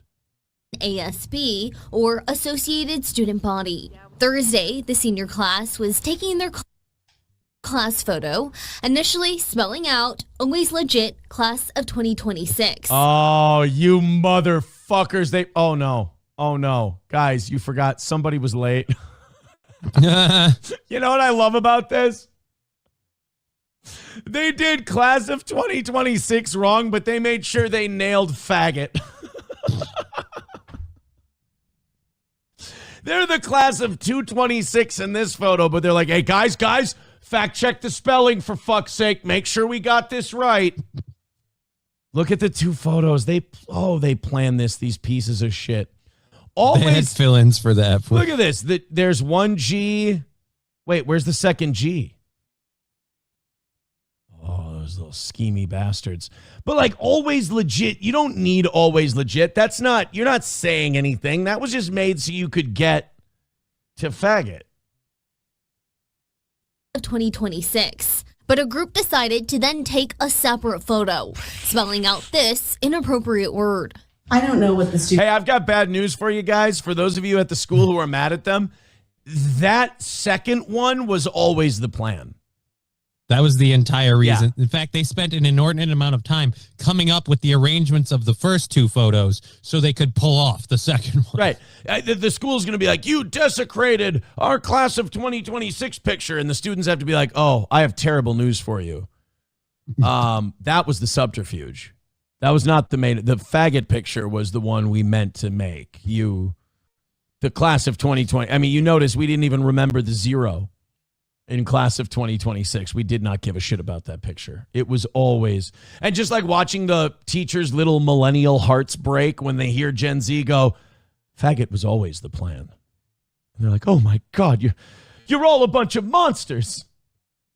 Motives were, but I know what the impact is. Erica Honkyard is the director of programs at The Source. That's what she calls her tits, the Honkyard. Oh. Cheap jokes. Oh. An LGBT plus center in Visalia. She says since the photo was taken, they have had several students reaching out saying they feel unsafe at school. Oh my God. These kids are doing you a favor. They're giving the gay community an opportunity to go, yeah, we can be made fun of just like everybody else. It's not a big deal. Nobody's going to hit us. Shit, man, I saw the shorts that one kid was wearing. He's gay. So like this isn't threatening to anybody. There was a gay guy in the photo. Plus, like, just percentages of young people now, at least 2 of those kids were gay or trans. Right? So, I mean, at the very least, you've got a bi person in there. I just feel like if you're not going to take any jokes with it, that's fine. But don't blow. We don't feel safe. They wore shirts that spelled out a message. Yeah. And the message was a really funny name for me. Oh, no. That has huge impacts, not only on academic performance. Could you not wear the gaudy nose ring to your professional job as a school teacher? Yeah, if you want to talk about who the is. Yeah. Like that visible, like I guess I'm being a greatest generation person here. No visible tattoos or piercings while you're at work. It's unprofessional. So that's private life stuff.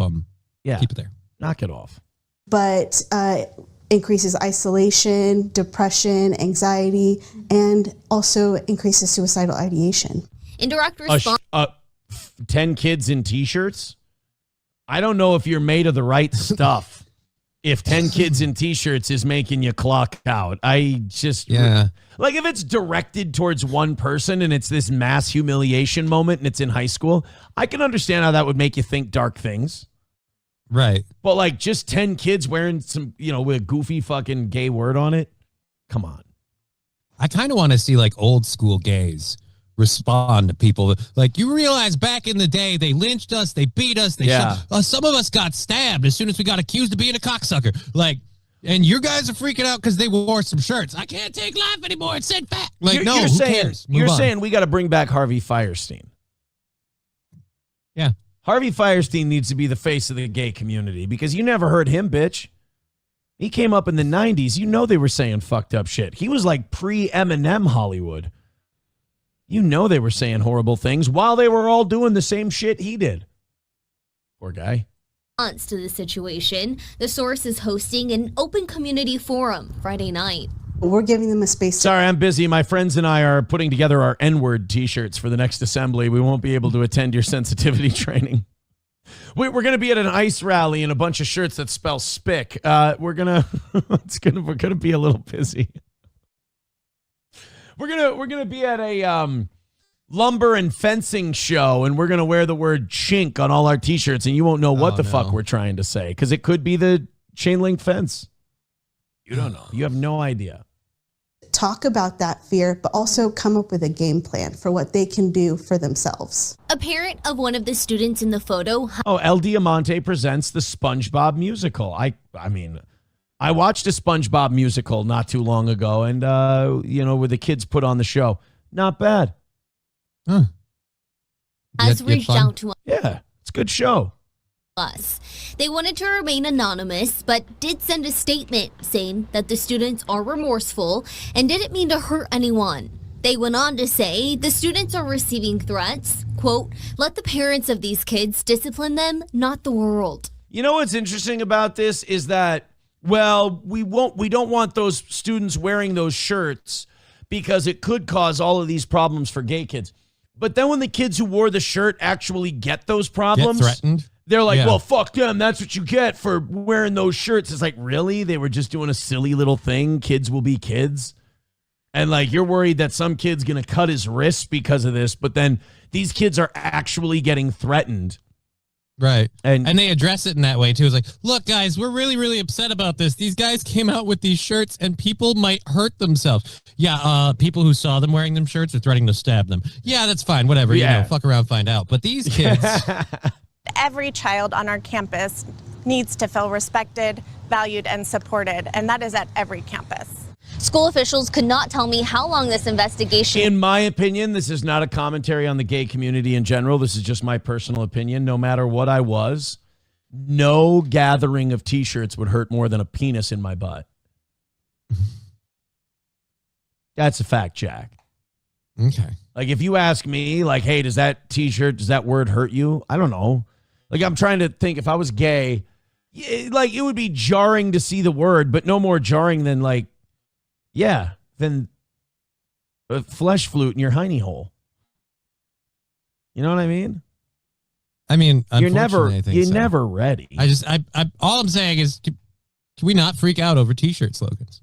That would be nice. Yeah, really stupid. Would take, but according to the school's board policy, appropriate consequences could include suspension or expulsion. Reporting in Visalia, I'm Hedy Gonzalez, CBS 47. All right, we don't. Expulsion seems a little extreme. Look, the in-school suspension for like 2 days. All right, that's legit. I mean, you don't, as a school, you don't want. I get it. You don't want to encourage kids wearing those shirts. I mean, it's a pain in the ass for you to deal with. People are going to complain, but like kicking them out of school. I mean, Jesus Christ. And they're seniors. This is like at the end of the year. What lesson are they supposed to learn? Like, you've spent all this time here and now you're totally fucked. Like, how are you supposed to overcome that issue if you're expelled for the rest of the year? Exactly. Just, they put faggot on some T-shirts, you know? Lance Truthseeker with $4.99 says you should have a side goal that goes towards you going to the Twins home opener and live streaming around downtown with Johnny. Well, I would just do that on my own. We don't do extra goals on this show because we have a number set that makes everything work around here. I don't feel the need to, hit you guys up for more. Keep going with those 5s and 10s and gifted memberships, though. You guys are off to a great start today. I appreciate you. Professor Tie-Dye with $1 says, Aaron, can you clear with Johnny the wheelchair accessible bungee jump for the Johnny bungee jump goal?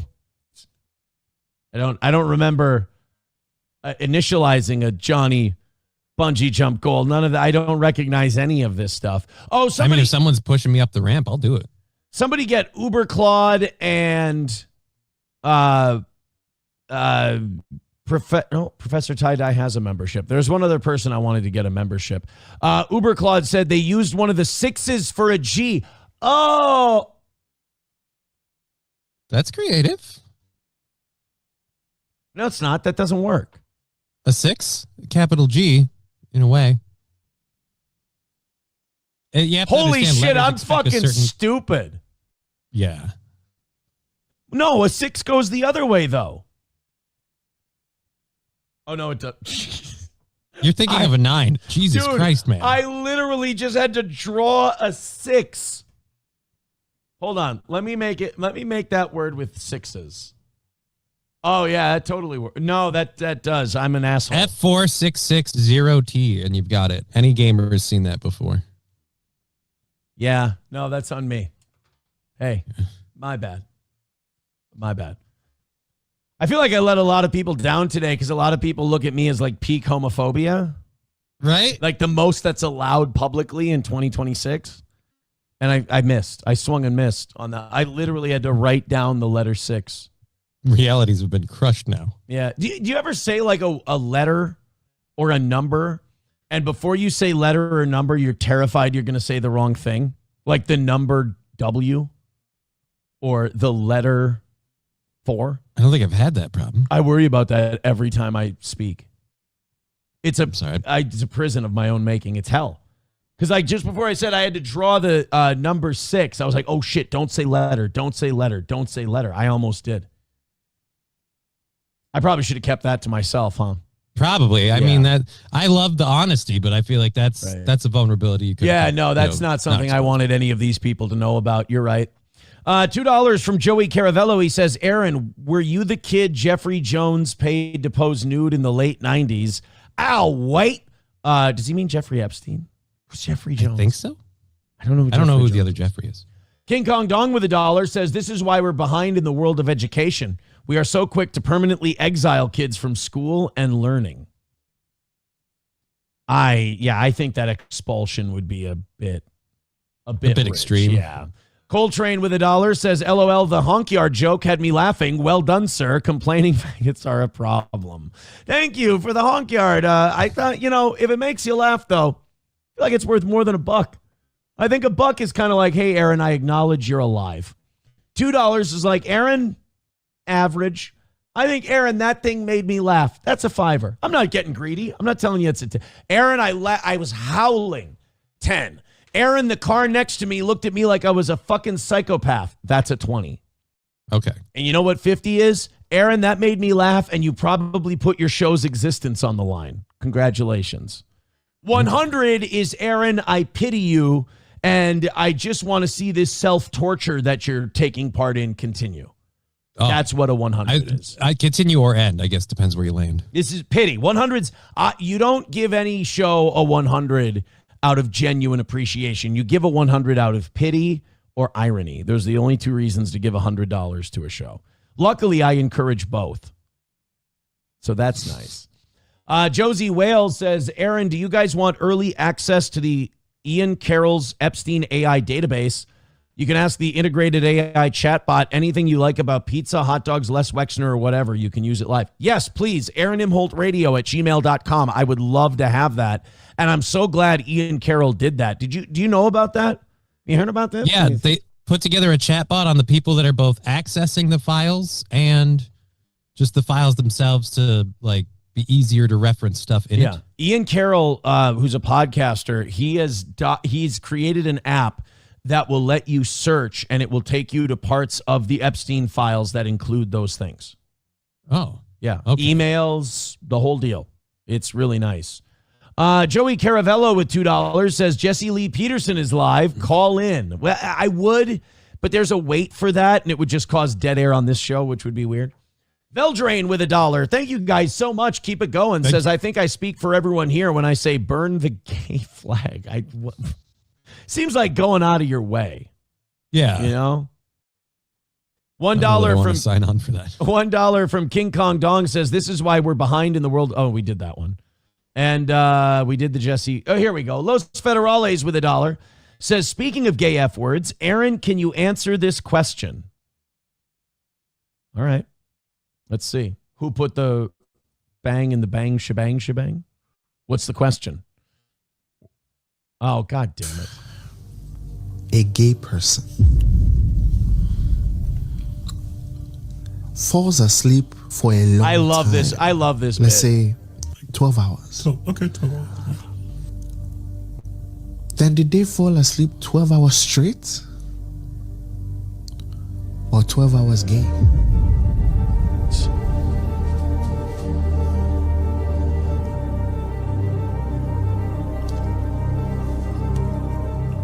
Oh, man. Isn't this the I'll snap my fingers and you'll forget you were gay guy? Yeah, it's the same group. But I thought it was going to be not as good as their original. That's not bad. That is it's a nice little chuckle. But you know what it is? If they would have started their online existence with that and then built up to the snap your fingers bit, but they didn't. They started with, when I snap my fingers, you'll forget you were gay. You're trying to make lightning strike twice. Yeah, snap fingers gay. Oh, my God. That sounds like a level of gay. I just typed that in on Twitter to find that video. That sounds like a level of gay. Like, how gay are you? I'm snap fingers I'm snap fingers gay. Oh, yeah. And I don't know if that means like in a butt or like you're so gay you go like, hey, Oh, yeah. I'm not sure. Uh-oh, is Twitter down? I would hope not. I think it might be Let's down. find out. Yeah, I'm trying to search. Yep, nothing's loading. Let me go home. I'll go home here. I think it might be down. Holy shit, boys and girls. Yeah, it's down. So I'm not going to hit refresh on any of my Twitter type stories that I have today. $2 from Gray Duckling says, did you ever try that Jeffrey.mail? I haven't yet. I heard people say that it was gone. Jeffrey Epstein's emails. Here it is. Yeah, that his Google account was still. Yeah. There it is. Is this still legit? You are logged in as Jeffrey Epstein. These are real emails released by Congress. Explore by name, contribute to the starred list, search or visit a random page. Holy shit. Oh, look at the names in here. Sultan bin Sulayem. That's the guy who resigned because he was in the Epstein files. Dear Lord. Yeah, these are Epstein's email. Who do you want to search? Let's do this for a little bit. And you know what? We'll take donations for search recommendations. Who do you want to search? All right. Go ahead. Well, I feel like all those are people. Let's see if Chuck Schumer's in there. Ooh, Chuck Schumer. Obscured name and entity on behalf of Darren R. Oh, so these are some of the. They even have redacted and blacked out, redacted, blacked out. Darren Indyke. This is about, these are emails about Chuck Schumer. Yeah, I don't know. I don't see direct communication. I was curious if there was there. Fuck, he was subscribed to all of the news emails. Oh, his invoice must have been a nightmare. Why is there a gap from 2013 to 2021? He died in what, 17? Oh, because this is just what they've released. Wait. Right. Oh, no, never mind. These aren't sorted by date. All right, so no Chuck Schumer. They're not going to unredact Donald Trump, so his emails aren't going to be in there. Kevin Brennan. Nope, it's not Kevin Brennan. It's just a guy named Kevin. Kevin McCarthy Brennan for drain piping. Hey, it's a side gig. I'll play with that off the air a little bit. I don't think we're ready for that. See some fun ones if we can find them. Yeah. Gray Duckling says it's not his email account. It's all the documents in a Gmail type format. Okay, so we can play around with that. Great. I do know that his Google account was up for a little while, and they made sure they got that the fuck out of there. That's for sure. T-Baby with $1 says, Aaron, would you be an OSHA violation on my job site? You would be. My ladders can only hold 225 pounds, so you're too fat is what I'm saying. I weigh 222 pounds this morning. I got back in the ring. Oh, how did that go? It was a few months off. I've been doing boxing training, but I haven't really been getting in, and it's been a few months since I've went in and done a few rounds. I did about 7 or 8 rounds yesterday. My first round of sparring, and I'm really proud of this. I was at an open gym, and there were MMA people sparring in one part of the gym, and then of course boxers over. So I'm boxing, and I'm going through the round, and I'm just like, my cardio's not where it used to be. I must be knocking rust off or whatever. Right. But then the other guy's getting really fucking tired as well, and I'm like, God, we're both. And the guy I was boxing with has way more experience than I do. He's pretty good. And I'm just like, God, I'm out of shape. Bell rings. We get ready for the next round to start. The MMA guys have it set to 5-minute rounds. Mm-hmm. Whereas boxers usually go 3. Yeah, so you got to do an extra 2 minutes. Was that what was burning you? Yeah, it was killing me. But we finished the round like we did it. Our first 2 rounds were 5 minutes. And we did them. So that's kind of a good thing. So you've done technically 3 rounds, your style, already. 3.5 rounds in already. Then I did 3 or 4 more at 3 minutes, I believe. Veldrain with $1 says, if I snap my fingers, you'll forget that you were ever gay. Milo Yiannopoulos says, do me next. Let's see if it works. Los Federales says, here's Snap Fingers version 2. Oh, they did another Snap Fingers bit. All right. Let's take a look. Josie Wales says on that Epstein thing, check the trash. Well, it's not his actual email. It's what they've released, put in a Google format. All right, here's Snap Fingers 2.0. What's the new Snap? I don't try to recreate the genius. If I snap my fingers. Oh, no, don't do this. Is this what I think is going to happen? You forget that you were ever gay. No, I know what you're saying, but I'm not gay. So what are you going to tell us? I'm not like so. It's by the way, it's fine if you are gay, but I'm not gay. You would know something about that, wouldn't you? No, I don't know because but I'm just saying I'm not. You know, please stop snapping. You don't have to keep snapping. So like you can snap your fingers, but it doesn't change the fact that I'm straight. You don't have to do it again. Okay. So are you just? I like women. Are you just gonna keep up the charade? You don't have it's to not pretend. This is a safe space. This is not a charade. See, like I don't because now I didn't know that those guys were fucking around the first time. Mm-hmm. And I'll tell you why. It's totally out of racism. It's because of the African accents. Yeah.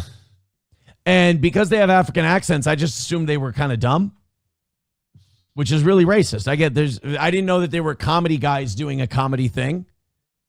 Okay. And I didn't know that either, but now I still think you can't match the awesomeness of the first one, especially like the first time you ever see that clip and you watch him say that, snap his fingers, and the other dude like fumble. That's really, really funny. Everything else feels try hard. I'm sorry. Yeah, it's just trying to recreate it. They're chasing the dragon, if you will. The gay dragon. Silverwolf with $5. Thank you, pal. He says, skip to 146. This is audio of Aaron sparring. Haha, you forgot a link. You forgot a link. You're gay now. You're a gay guy. All right. Thank you guys very much. Awesome rally. Awesome fun. Hit like, hit subscribe, hit follow. All that happy horse shit, and throw in a couple of bucks because it's going great. YouTube, you've fallen behind now. Rumble, you're getting up there. You're doing all right. 600 people checking out the toe. Okay, we made it to our bare minimum on President's Day. Mm-hmm. That's nice. Thank you guys so much. Now, I think you can go up another 40 and 50, 90. 700's doable today. Make sure you hit the thumbs up. Stay away from the thumbs down and gift those memberships. Silverwolf. Oh, he's got the link up there. Thank you for the $1. He says, what's the time? 1:46. This is audio of me sparring. I'm not. All right, 1:46. I think this is a lie. For that today, and I have to edit that out later. Mm-hmm. Just doesn't seem worth it. It doesn't. No. It doesn't seem worth it. MSO says, if I snap my fingers, will the show get any better? How many years have you been watching this? Why would you do that to yourself? I thought we had all... Fuck you, dude. I thought we had all kind of settled into an understanding here. I thought we all kind of knew what to expect from one another. Mm-hmm. You know, there would be weeks like last week, we didn't have to use the 5-minute rally once. It was great. And you guys...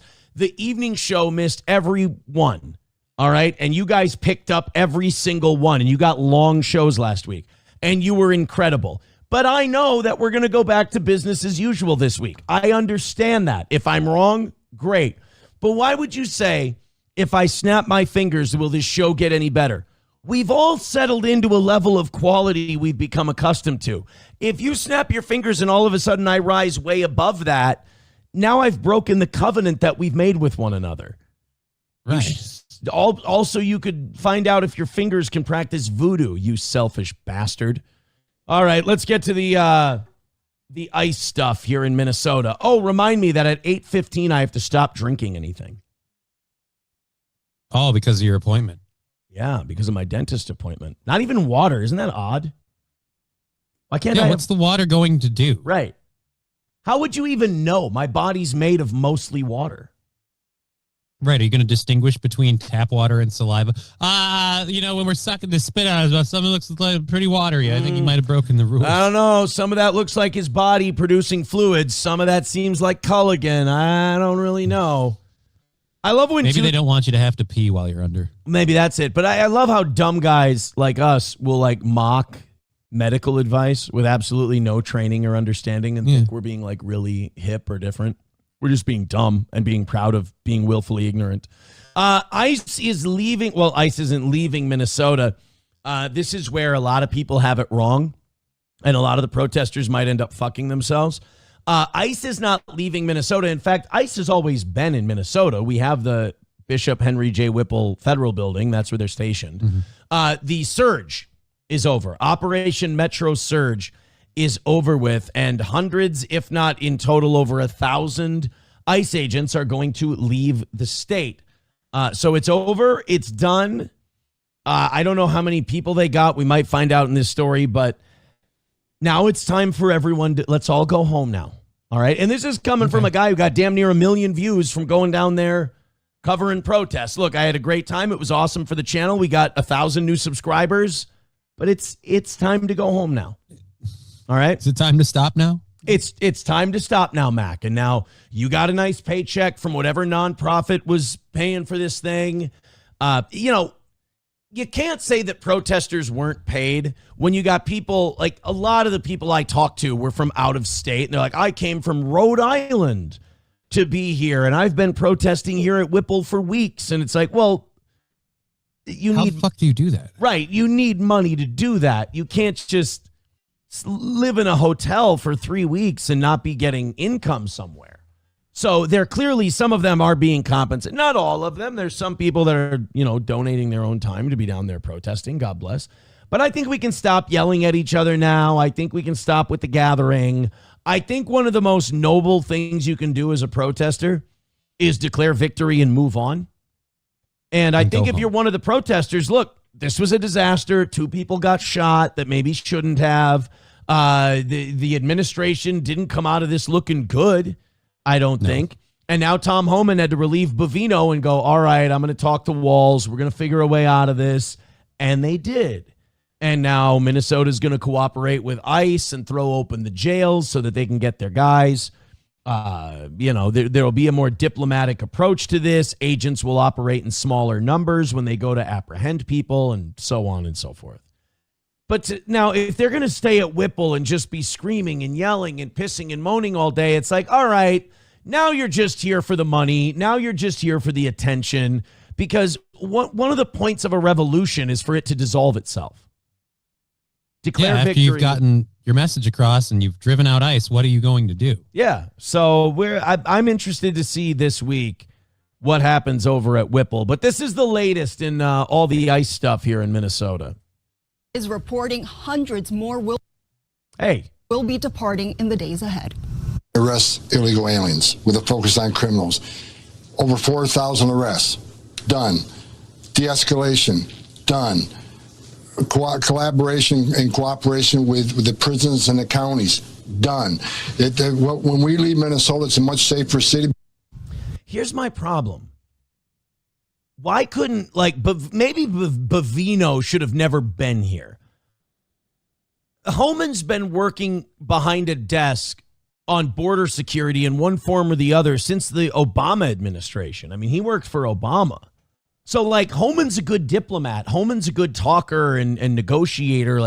Why didn't we have him in there immediately, or at least right after Renee Good got shot?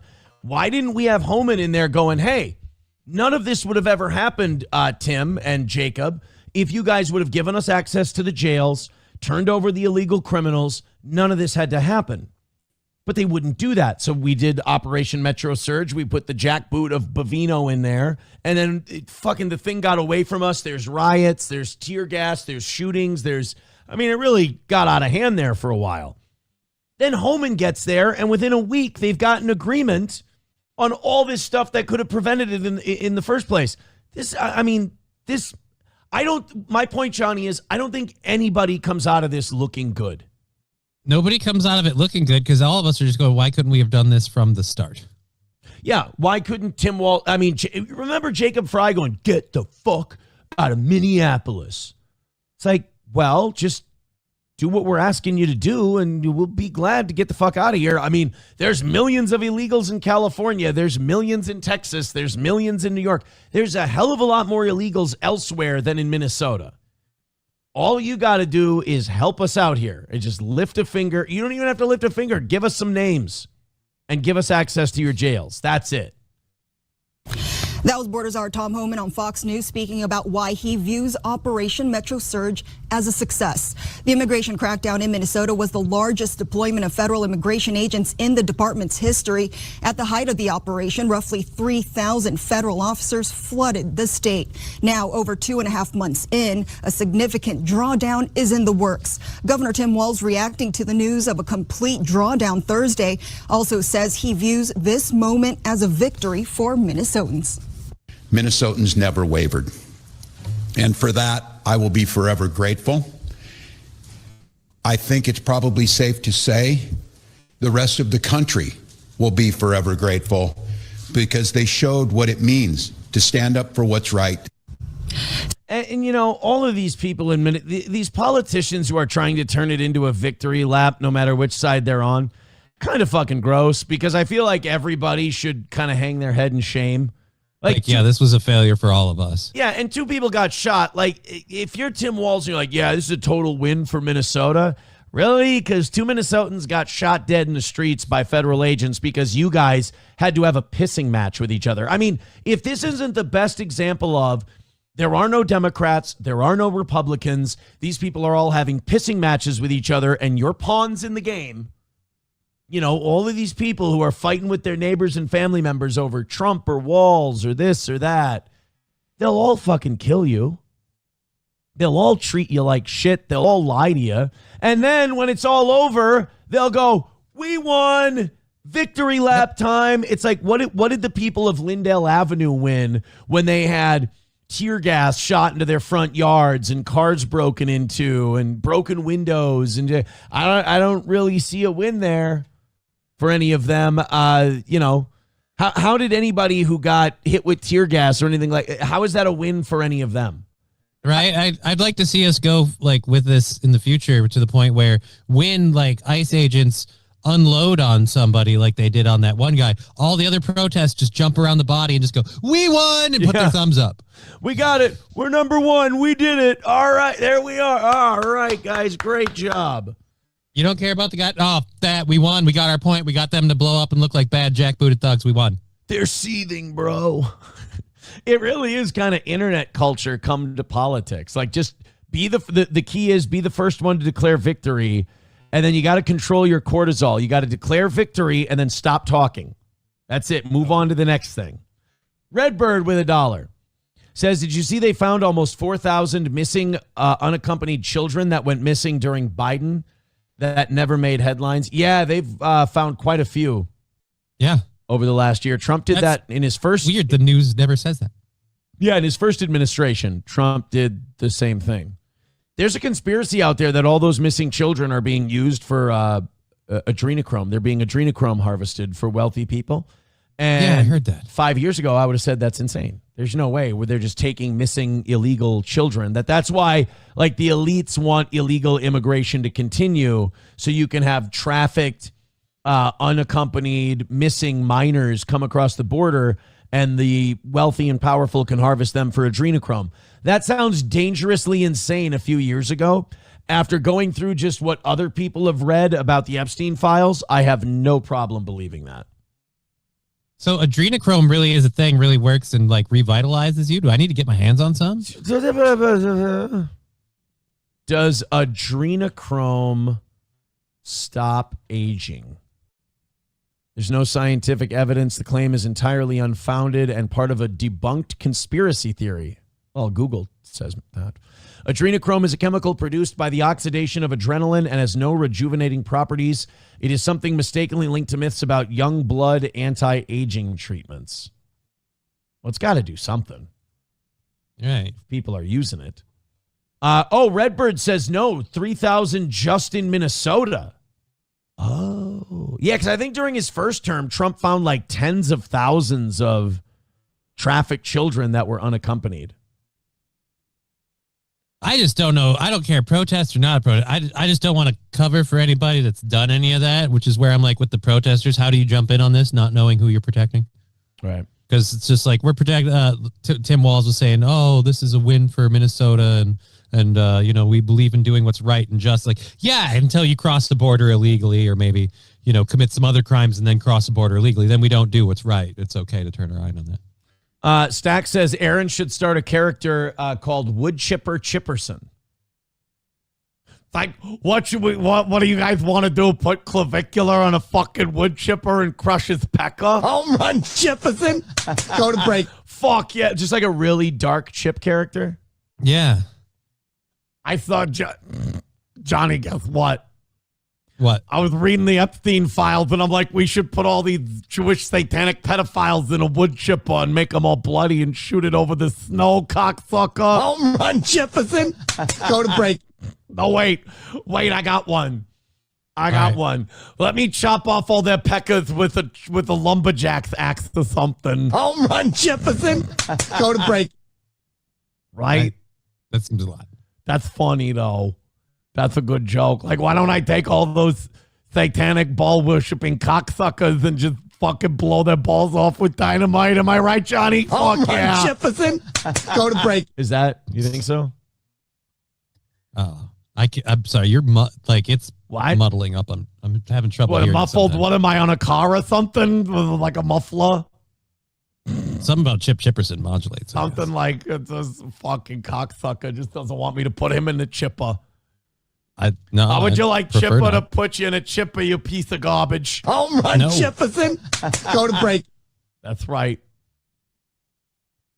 Is that? I just want to see if that's what Stacks wanted. People ask for characters on this show. I don't want to disappoint them. Right. I get you. They're a paying customer. Yeah. Los Federales with $1 says, no BS. ICE showed up to my uncle's work site and nabbed 4 people. My uncle was doing a lunch run, and when he was coming back, he saw the ICE SUVs. That's why I was in Buffalo, so I could give him money. Oh, shit. I'd be so mad if, like, I went out and bought lunch and then 4 of my guys got taken by ICE. Like, can I get a discount? Can I get my money back? Because these Mexicans, they don't need the food anymore. Right? I don't know, man. That's another thing, too, where, like, when people have been protesting and, like, going on hiatus in certain businesses and stuff. So I was talking about going to a place called Gilberto's the other day. And so I was like, oh, I hope they're not, like, closed and on, some sort of protest, like they're closed down. Like, I know we read a story on that, but I really hope ICE isn't like, we'd like to order several burritos, then eating their meal. Like, now we're arresting the That would be kitchen staff. really That's just shitty. A fucking dick move. I'm anti that move. I mean, go in there and don't get food first. Right? Go in and get your guys, whatever, but don't make them. I mean, how humiliating. Making some poor minimum wage worker make you a burrito. You eat the burrito, and then you go take him away and send him to a third world shithole. That's abuse of power. That's a dick move. That's a big-time dick move. All right, our last Minnesota story today has to do with old Don Lemon. Oh, yes. I heard about this. Yeah, Don Lemon. You hear about this? You seen this, folks? You heard this? You seen this, Cat? Don Lemon was in court in Minnesota, I believe, federal court, as he was facing charges for that church protest coverage thing. Now, I think most people left and right that I've heard of are pretty much in agreement that it's kind of shitty that Don Lemon got charged, because Don Lemon is a very well-known journalist, and he was going in there to cover the protest. Now, he had a clear bias in who he was supporting in that protest, but I don't think Don Lemon was down there to protest. I think Don was down there to cover protest that he was sympathetic for. Again, don't get me wrong, but I don't think that Don was going down there just to protest. I think he wanted views and clicks and viewership and hot button topic. I get eyes. Yeah, I don't think that Don should have been charged. I think that Nikema Levy Pounds or whatever her name is, she should be charged. DeWoke Farmer, who I interviewed at my last thing at Whipple, that guy's nuts, by the way. Like, there's nothing. I don't know why people follow him, or even if you're on the left. Like, he's nuts for a lefty. You talk to the guy, you look at him for 1 second, you can see that the marbles aren't rolling around upstairs. You can see he's goofy as a bedbug. He's a weirdo. And yet people follow him. They're like, oh, yeah, no, DeWoke Farmer is great. It's like, what does he do? He shouts surface level lefty slogans in a psychotic voice with crazy eyes. I think you can do better. And then he's busting into churches and yelling at people at church, and their kids are there and everything. It's like, guys, I don't mean to be an optics guy, but God damn, this isn't a good look. These are bad looks. So they were all in court this weekend, getting their pleas in and whatnot. Former CNN anchor and current independent journalist Don Lemon. Yes. Pleaded not guilty in a St. Paul federal courtroom to charges stemming from that ICE protest inside of a church. Lemon is among several activists who are facing charges for that incident. Our Lou Raguse joins us live with details from inside the courtroom. I love this guy. What happened, Lou? Jennifer, inside the courtroom, it was your standard arraignment hearing, but the scene outside reflected how this has become such a high-profile national news story. More than 100 activists and supporters, along with a collection of news photographers from across the country, gathered outside the St. Paul Federal Courthouse, where Don Lemon made his first court appearance. The former CNN anchor and current streaming journalist is indicted, along with 8 others, on charges of interfering with the free exercise of religion. Renee Good! Protesters stormed City's Church in St. Paul last month. Yeah, you're doing it in honor of Renee Good. I think this was before Alex Pretty was shot, but we're doing this in honor of Renee Good. Oh, I'm sure she would be thrilled that you're doing this. Right? In honor of Renee Good. And I agree, he's a journalist, but the problem with this one that's really sticky situation is that he's going in and he's saying the same stuff that all the people that went in there did. So it's really hard to believe that I just went in because they did and I'm covering the news story. No, you're moving with these people. You're supporting what they're doing. So I can understand where people are well, we're roping you in. It's on you too now. Oh, no, don't get me wrong. I know what he was doing. I'm saying from a legal standpoint, I think the journalism thing covers. That tracks. That's enough to give him, as they say, plausible deniability in a court of law. Now, all these other people, Nikema Levy, it's Armstrong now, not Pounds. DeWoke Farmer, all of these people. Yeah, this is an incredibly shitty, illegal thing to do. You can't go in and disrupt the church service. At the very least, you're trespassing.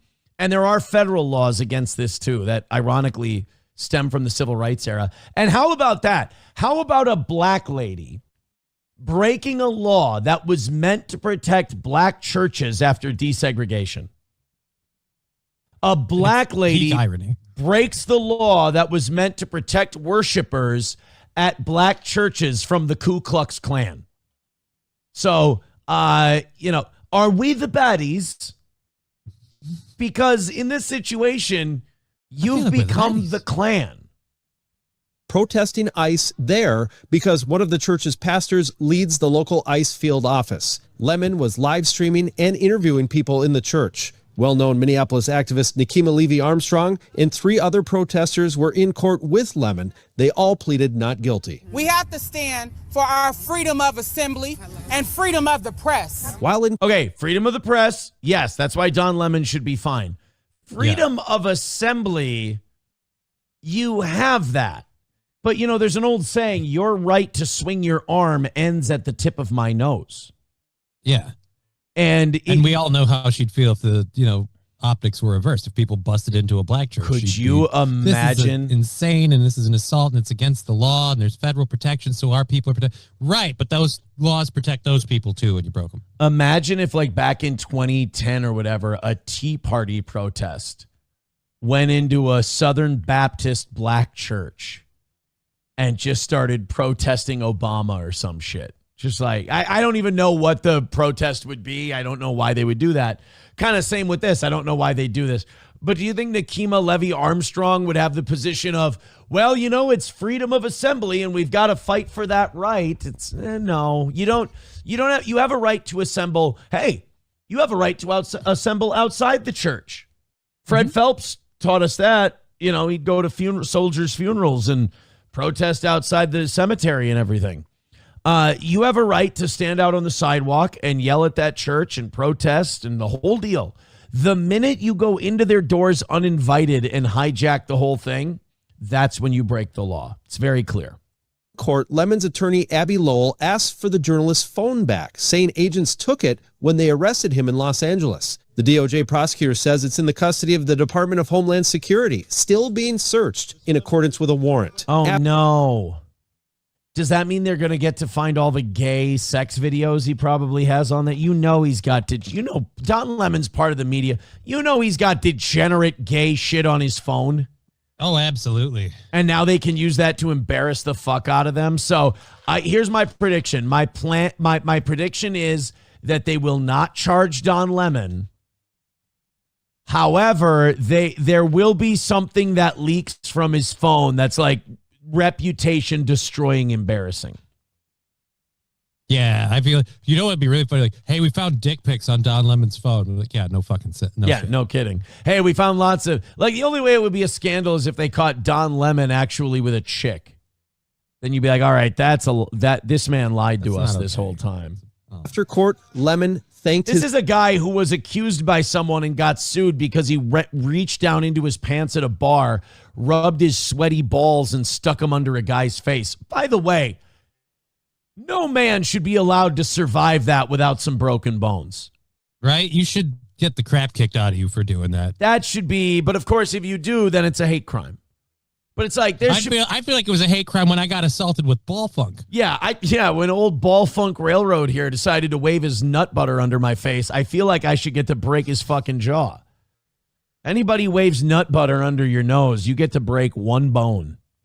Supporters. I want to just say this isn't just about me. This is about all journalists, especially here in the United States. And he made a statement about the Trump administration. The process is the punishment with them.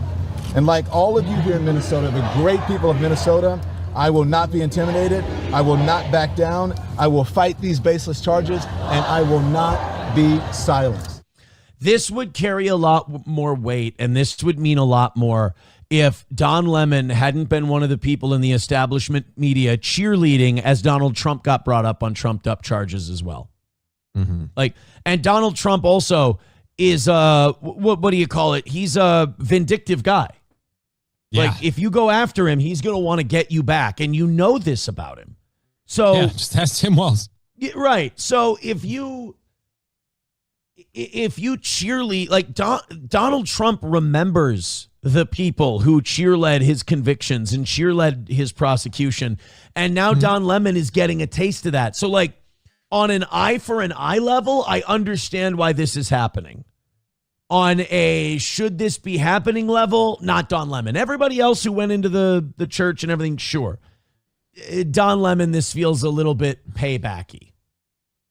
But he's also really unlikable. Yeah, and Don Lemon didn't do himself any favors with just lockstep, same slogan, same things, like marching in with them, just going, yeah, this is how protesting is done. You have to make people uncomfortable, make them feel like they don't have a safe space. Like, right, but you remember where there was a whole civil rights movement because there was a group of people who felt like they were never comfortable and never had a safe space. Yeah, kind of going against yeah, for sure. Main Vein with $5. Thank you, buddy. He says, good morning, Aaron. How'd you make out on that Sexy Goy song? I do have a Sexy Goy update. I was trying to make a song Sexy Goy to Shawn Michaels' Sexy Boy. Sexy Boy, yeah. And they won't, like I tried Suno and I tried one other AI place. They won't make the fucking song. I don't know if they won't do the parody thing or they don't like. They might not do the parody, but Suno lets you upload audio, so you might be able to upload the music and put in your own lyrics. Oh, and that might be a paid account thing, and if so, let me know because I already have a paid account. Because I wrote the lyrics. I even made the song Sexy Goy. I did 2 verses and a chorus, and so I have the lyrics ready to go. Man. All right. Well, I'll try again. But they wouldn't make it like one of them. They did like a soulful rendition. They were like, I am a sexy goy. And I'm just like, what the this is not what I asked for. So no, I tried. I'm going to keep trying. We will get Sexy Goy. I promise. $1. Oh no, we did that one from Redbird. I'm just trying to get caught up here. Redbird with another $1 says, have you been watching Cenk Uygur have a complete meltdown of his worldview on Twitter? After the files, he is questioning gravity and the color of the sky after realizing the extent of the lies. Good for him. That's great. That's actually a reasonable, rational way to look at it when you realize so much of this stuff, they're all playing dirty pool. To literally go, what's real anymore? That's fair. What kind of pool? Dirty pool. What's another way to say that? There's another kind of pool where you kind of skirt the rules and you cheat a little and you're deceptive. No, Jesus, you anti-Semite? No. I don't know. I'm trying to figure out what we're talking about here. Oh, fart nigger. That kind of pool. Oh. Yeah, see, I've never heard of that. Really? That's why I didn't go there. That makes me seem... I don't like it when you don't know racist things I know. That makes me look more racist. Yeah. I always feel bad because I feel like I've been exposed to so much racist shit and I didn't notice it. And then I went along with it not knowing. And I'm like, oh my God, I'm an accidental racist. I always try to avoid the accidental kind. Just go straight for the real stuff. Redbird with $1 says, Lemon wanted us dragged out of our houses at gunpoint during COVID. Fuck him, lock him up, and throw away the key. Somebody with $1 said, whatever happened to the people who voted for this guy? Apparently they don't remember doing this. We'll check it out in a second. Good line from Los Federales. He says, Don Lemon, I will not be intimidated, but I will be penetrated. That's true. Hey, can we talk about anything Epstein related right now or no? I don't think we can. Why not? Oh, yes, we can. We can officially talk about pedophilia and satanic rapists and Jeffrey Epstein. The Dow is at 49,500. Nice. Nice. I've never rooted against my own retirement and other investment accounts more than finding out we can't talk about satanic pedophiles occupying our country if the Dow's over 50K. So that's good. Get your shots in, boys and girls. Root says, I'll write and record it for a nominal fee. No. Sexy Goy is something I came up with during the show last week. Sexy Goy stays with me, Obi. Mm-hmm. This is mine. This is my creation, and I want to see it through. No, I've really been impressed by the Young Turks. Because of how remarkably rational and realistic they're taking all of this and not just being mouth puppet pieces like a lot of other news. No. I love that they've been, really, they've changed their mind as facts come out, and I think that's awesome. All right, we are eating shit numbers-wise today, so hit like, hit subscribe, and hit follow. I don't doubt that it's President's Day related, but we are a good 50 or 60 behind. I would say 80, 90 behind where we typically are. At the very least, get us back up over 600. That would be good. Hit like, hit subscribe, and hit follow. Let's make some memberships. We got 7 memberships away from 500 today. Thank you very much. Let me do one of these real quick. They can cancel your accounts, freeze your cards, decide what you're allowed to say, buy, or support. Big banks and financial institutions have total control, and they use it. That's why financial independence matters more now than ever. Introducing Rumble Wallet, a wallet built for real freedom. I just stabbed myself with a pen. With Rumble Wallet, you control your money, not a bank, not a government, not a tech company. Buy digital assets like Tether, Tether Gold, and Bitcoin, all in one secure place. No permission, no middlemen, no cancel button. And when you want to support the creators you actually believe in, you can use the Rumble Wallet app to directly tip content creators. Securely, instantly, and without interference. This isn't a credit line they can shut off. It's your wallet permanently. Yours to protect your future, yours to protect your family. When the system fails, when institutions turn on their own people, financial sovereignty is the difference between security and vulnerability. Rumble Wallet isn't about politics. It's about freedom, ownership, and protecting what's yours. So take control today. Download Rumble Wallet now and step away from the big banks for good. True ownership, true protection, true freedom financially from Rumble Wallet. Fuck, they make those reads so long. Yeah. Those are way more than a minute. Holy gee. But they pay nice. Thank you very much, Rumble Wallet. We appreciate it. And you guys continue to contribute to our program. So, no, I just fucking stabbed I went to hit the thingy here. Yeah. But I had the pen flipped around and it was already out. Oh, so you just stabbed your thumb nice and hard. Mm-hmm. Is it bleeding or just a nice mark? Oh, it's just... It smarts a little, is all. It just smarts a little. That's it. I wanted to play this for you guys today. Somebody took a camera around a California prison, or they gave a phone to an inmate to make a video of like the underground economy and like, you know how prison guys who have been there a while, they turn into MacGyver and how to make things. I saw this in jail. Like this isn't good. Like. Mm-hmm.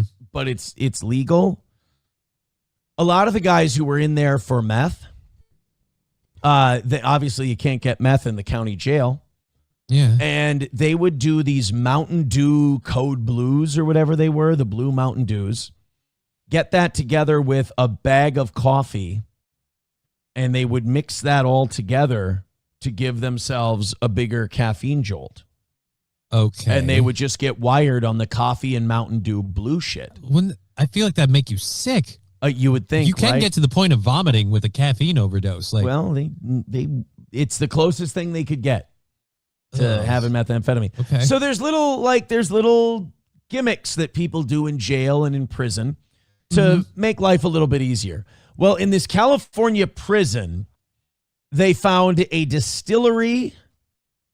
They found a chicken, I guess fried chicken shop, and a tattoo shop, all in one place. California? In the California State Prison. Let's take a look.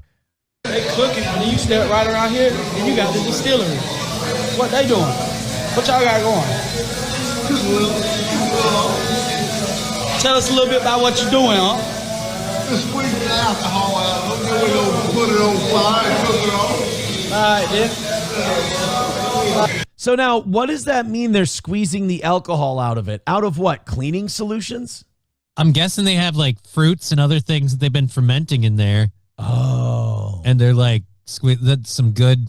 Hey, who wants some wino? Oh, no. I can't imagine that tastes very good. It's got to taste like absolute dog ass. Is that a mop bucket or a garbage can? That looks like a mop. That looks like a mop. Yeah, that looks like a mop bucket. Oh. So you're taking a mop bucket and you're just squeezing. Oh. So what do you think they have fruit inside that towel and they're squeezing the alcohol out of it? Yeah, I think they have fruits and whatever else they can get that'll ferment. Oh God, that little bit of water, give it some time, room temperature. God, and let it happen. I'm gagging. I'm thinking of rotted fruit. That's pretty much what it's going to taste like. Oh God. And then they're going to mix that all up and they're like, here's some shine for you boys. We can get fucked up. All right. So a prison distillery sounds like shit. That sounds awful. Let's see if maybe the tattoos or the fried chicken, maybe the fried chicken's good, you know? Okay. A little fried chicken and fermented rotted fruit booze. All right. Welcome to Church's Chicken Cell. We getting tattoos and everything in this bitch. We lit. There he is.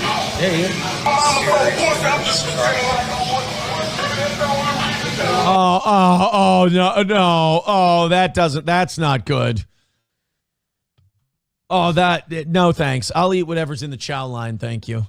Yeah, that just looks like a salmonella factory. That looks all kinds of awful. Crispy on the outside, raw as shit in the middle. Oh, great. That's the same place they sodomize each other, too. Ugh.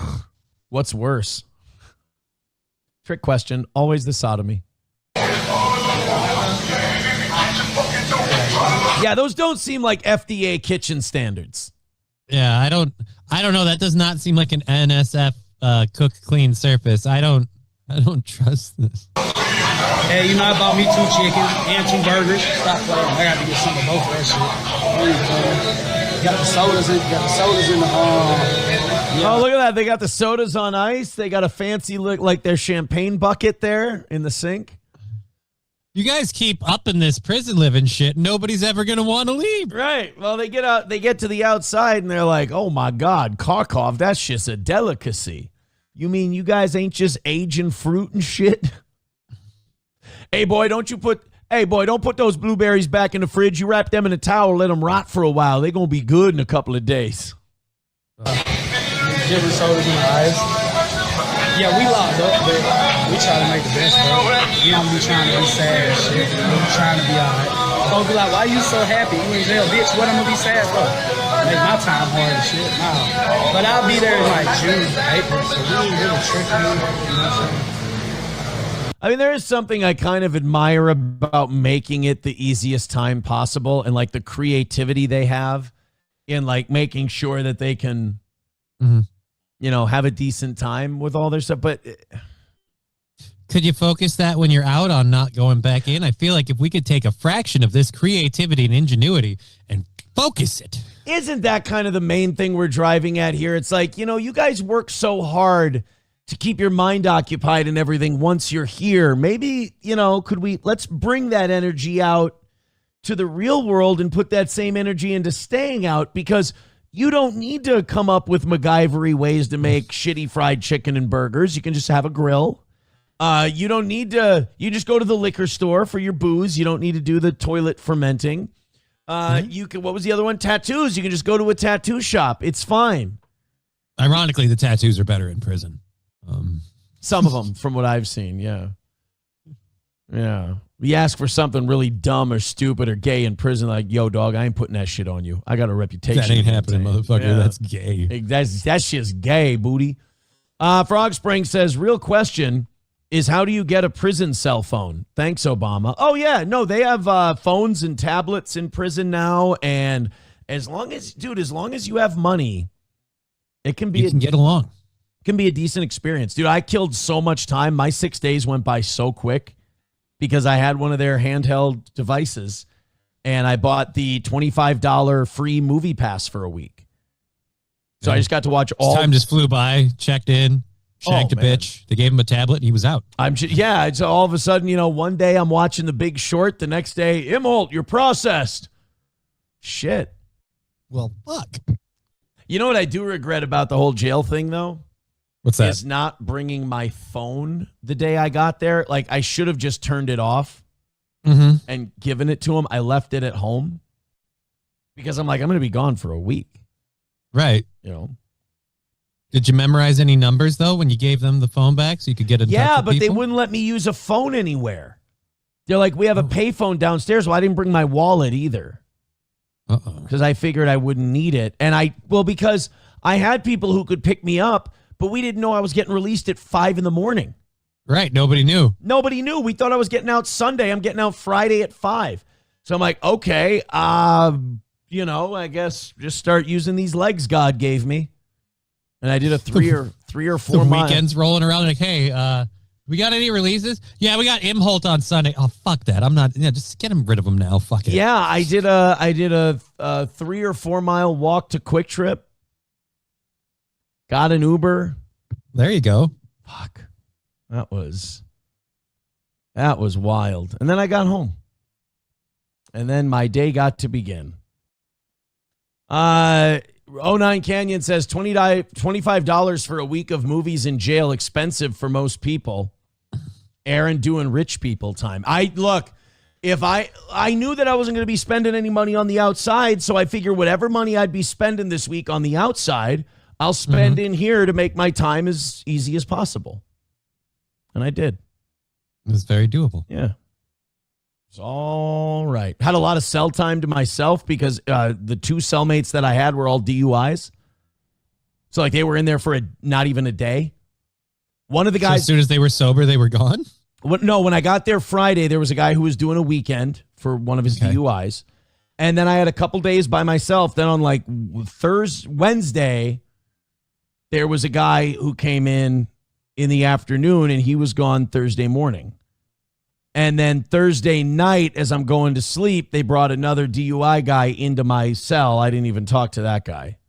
And then I was out on Friday morning. Nice. Yeah. It was... honestly, it sounds kind of ritzy. I don't know. Like I said, I gave myself an easy time. There you go. I gave myself an easy time. Did you see the Tim Dillon Crack Amico Ate the Babies, Raped the Babies song that he made? So Tim Dillon went on this rant about the Epstein files.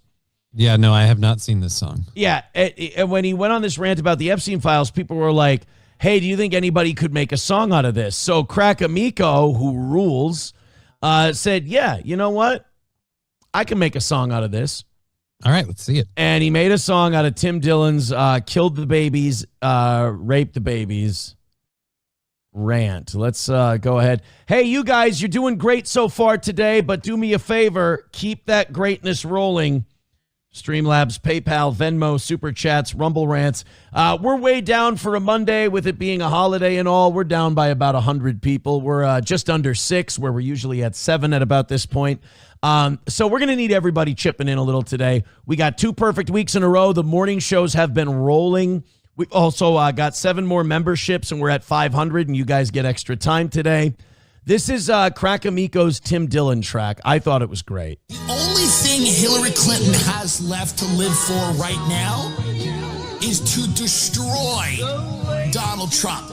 If Bill Clinton got up and was like, we write all the Bible, we hide the Bibles, we write the Bible, we Oh, fuck you. Don't.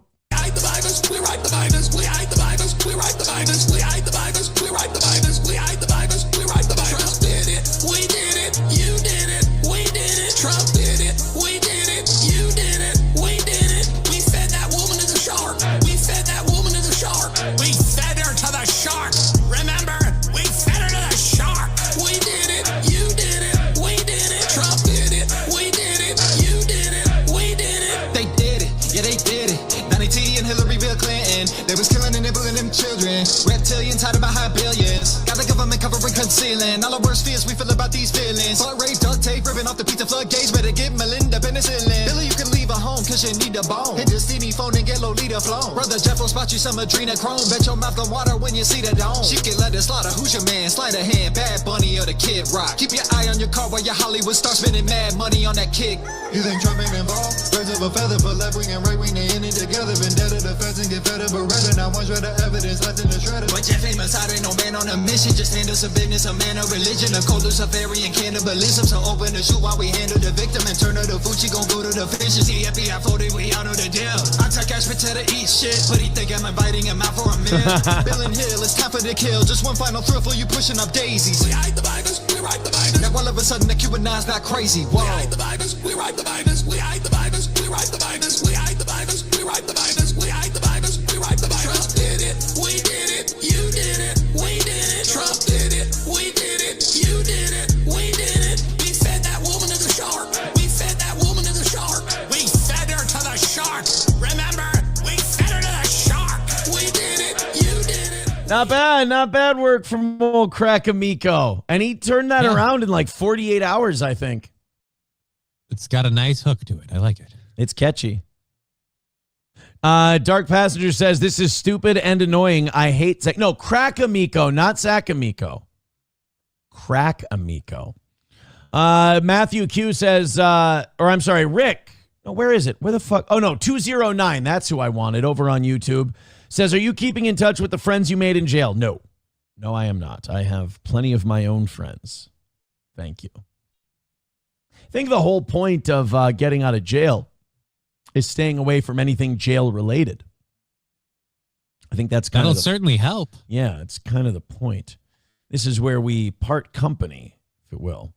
It's kind of the way they deal with addiction. Don't go back into those circles. T says, of course, Aaron is an expert on what kind of drugs are and aren't available in county jail. I don't know if I'm an expert. I'm speaking from my own experiences is all. T says, how long did you have to sit on a donut pillow after jail, Aaron? I feel like enough time has passed. I feel like I can mention that. No, I was not sodomized, by the way. Mm-hmm. But my ass was so sore after Stop. My ass was so sore after jail because everything you sit on is metal. Everything you sit on is metal. Including the dudes. So my ass was just like bruised almost from sitting on metal for 6 straight days. And so you're saying like lifers are hard ass dudes? Oh God. And I'm just like, I'm walking around at home and I'm just like, my fucking ass is like cramped. It hurts. It's in pain. You know, like when you lift or anything, like I sparred yesterday and usually when I spar, my back muscles get really sore. I have a really tight, sore back today. Mm-hmm. From all the punching and whatnot. After I was done in jail, sitting on those hard surfaces, my ass felt like it had like lifted weights or sparred. And nobody believed that it was just from the hard seats when you got out. My ass is so sore. I only told one person about my anal soreness, and that was SP. She's the only one who knew until now. But sitting on those metal surfaces, man, it just... Yeah, Robin Hood US on YouTube says that has to be bad for your spine. Terrible. Dude, before I went into jail, I could sit on my living room floor and play Madden or whatnot. I do that now, and I get up, and my lower back is fucking killing me. And I think it's from 6 days of sitting on those metal seats. And you haven't come back after all this time? Like, I feel like that shouldn't. 6 days. I mean, my lower back, residual effect, but it's been a couple months. My lower back still fucks up. I don't know what to tell you. It's odd. It's very strange. Pounded your ass out of alignment? I didn't have my ass pounded. Again, I have to be very clear about this. Sergeant Holka with $1 says, seeing the guys that come into jail in August and leave in February is sad. Here's a shorts, tank top, flip-flops. Have a nice day. Yeah, there's laundry day. There's, delivery day, canteen day, where they bring you all the shit you order off the tablet for the canteen. And you know what really sucks is I was thinking I was going to be there until Sunday. And then I'm only there till Friday morning. Canteen day was like Wednesday night. So here I bought like $25 worth of shit on the canteen. And I get it Wednesday night. I get it basically for Thursday, and that's it. And then I'm gone. Like, I bought a pen and a note, like a legal pad, deck of cards, a bunch of shit like that. Different toothbrush, because the toothbrush they give you is very generic. A long-handled toothbrush, because they only give you a short-handled toothbrush. New deodorant, because their generic deodorant is just that. So I've got all this jail stuff that I bought. I use it for one day, and then I put it in my tote, and I just bring it with me home. And now you're not going to use any of this. Not going to use any of it. No, I kept it all. It's kind of a cool thing to have. But no, I still have my speed stick. I still have my Colgate. No, I did use the Colgate toothpaste that I bought. Okay. I did use that. I still got my long-handled toothbrush. Yeah, my jail memorabilia, if you will. And people are like, oh, man, jail just sounds too easy and so on and so forth. It's like, well, yeah, but you'd rather be out. Like I said, people were like people who don't like me are really mad because it sounds like he had fun in jail. Piece of shit. I'm fucking angry. And I've always said, don't let that make you angry. I would much rather just be sitting on my couch bored as fuck than playing basketball in jail. Right. And what's wrong with making your time enjoyable so it passes quicker? That just sounds reasonable. I'm not supposed to be a happy person. That's not allowed. I'm not supposed to be happy. That's angering to people. I'm sorry. All right. Streamlabs, PayPal, Venmo, Super Chats, and Rumble Rants. Let's fucking go, boys and girls. Approachable has a clip. Let's see what he brought us. What did I say? But my ass was so sore after stop. My ass was so sore after you're making a mountain out of a molehill. It's not. I feel like, honestly, what does it matter how? You guys wanted him to have a sore ass. You got what you wanted. Right. I came out of due to a lot of people were saying, I hope Aaron comes out of jail with a sore ass. I did. He did. Came out of jail with a sore ass. I don't, what more do you guys want from me? So hard, damn near pushed a shit in. Professor Tie-Dye also made a clip of today's show. We're about halfway through for today, so let's check out the clips people have come up with so far. This clip is called Aaron Realizes He's Dumb. Here we go. That's creative. No, it's not. That doesn't work. A 6, capital G, in a way. Holy shit, I'm fucking stupid. Yeah. No. You can see the light bulb click on. I it's know. great. You can see my whole demeanor change. How is this not the best show ever? How is this not your favorite thing that you watch, you fucking weirdos? Give us all of your money and do it right now. All right, let's continue on. So what I've been trying to do lately is condense. By the way, over 600 again. Thank you guys very, very much. All right. Holiday, we got over 700. Here's the deal. Rumble, you guys are still like 50 behind.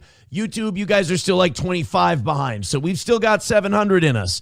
Hit like. If you can't throw us a membership or a couple of bucks, hit like, hit subscribe, hit follow. Let's go. So as it comes to the Epstein file stuff, I've tried to consolidate it as much as I can so we're not going through 5, 6, 7 clips a day and burning people out. But at the same time, I need this at the front of everyone's mind. I need this to be, this is what your country actually is. This is who runs it. This is who owns it. Stop fighting each other on Democrat, Republican shit, because... And start fighting these people. I got you. There's just as many Democrats out there fighting for this as there are Republicans. For every Nancy Mace, there's a Jasmine Crockett. For every Thomas Massey, there's a Ro Khanna. So there's good people there's heroes on all sides, as Star Wars once said. So don't, be like Somali fraud, but we'll worry about Somali fraud after we get the satanic pedophiles, because honestly, if the satanic pedophiles are in charge, Somalis stealing money doesn't matter, because whether we stop the Somalis from having money or not, your world's still going to be run by satanic pedophiles who sacrifice children. So right, top down, I get you. Here's this guy who's been looking through the Epstein files. He's Peter Gold. His name's Peter Gold. He's been going through the files, and he is not the first person I've seen say this. People read this stuff and they watch this stuff, and this is why I'm relying on others to read this for me. Because everyone, Lauren Boebert, we've got a Senator Burkett that we're going to hear from in just a second. Joe Rogan, we're going to hear from later today. All of these guys are mortified by what they see, hear, and read in these Epstein files in a way that changes them forever, in a way that like their innocence as an adult, whatever they had left, is destroyed by what they see in this. This is Peter Gold first. Biggest mistake probably that I've ever made in my life. Last night, couldn't sleep, looked at the files, started with documents, moved on to video, and my God, bloody hell. We're living in bloody hell. I had to stop because I can't unsee what I saw. In my life, I watched horror movies, not even close. Blood-curdling screams of young kids, the fear in these children. These people are the devil walking earth. The devil is on earth. It was horrible. Unaliving of children. The idea that they've been unaliving children, cutting up intestines and eating them, unaliving babies, violating, essaying these children. I mean, I've never in my life, if you had told me in my wildest dreams, I swear, maybe I'm naive. Am I naive? But if you told me in my wildest dreams that this kind of thing was happening in this country, it's one of those things where like you were trained, you've been trained your whole life to believe anyone who tells you this stuff is a conspiracy theorist and they're crazy and they're nuts. And because they're, like people, I've heard people say, well, why didn't anyone talk about this before these files came out? I've been hearing people talk about this my entire life. Right. It's just we've started from a point of the people talking about it are conspiracy theorists. And then little by little, more and more of it gets proved true. And every time they're like, all right. So that first thing is true. Yes, there is a Jewish guy who seems to be involved in something untoward with illegal prostitutes. Right. But we're worried those illegal prostitutes are underage. Okay. So some of them are under 18, but that's not. Yeah, but we're worried he's doing this as a honeypotting operation. What are you, crazy? Okay, it's a honeypotting operation, but that's all it is. And it's like now we've gotten to the point of it's a honeypotting operation with adrenochrome and unaliving kids. And apparently all of our world leaders on the left and the right are involved. It's like, okay, yes, it's all true now. The greatest psyop they pulled was anybody who comes and tries to tell you this stuff. Patrice O'Neill seems very poignant. You convince the world that person is shoving marbles up their ass.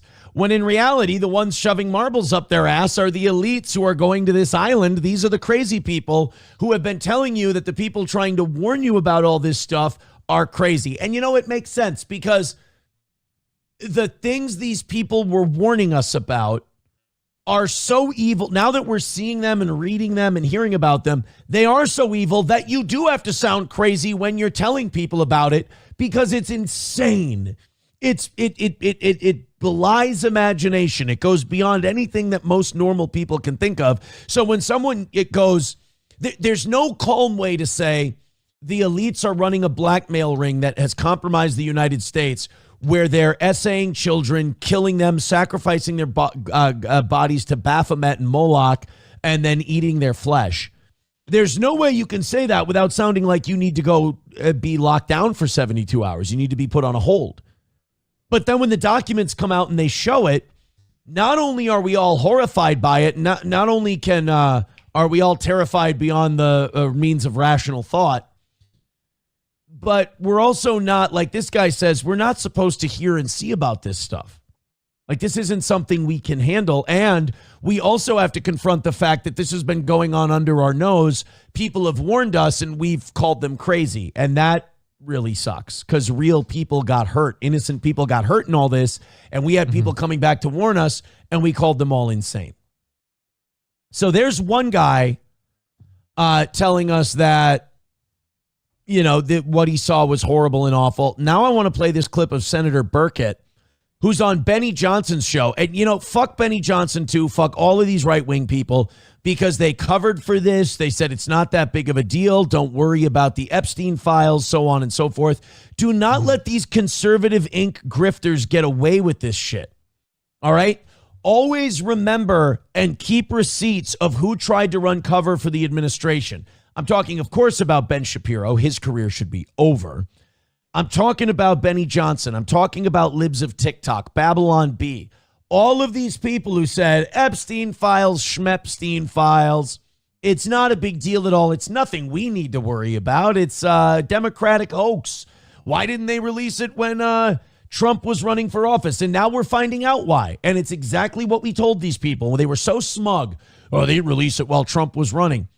It incriminates everybody. Yeah. It's a poison pill. This thing's radioactive. Nobody gets away if they touch it. Yeah, this thing's plutonium.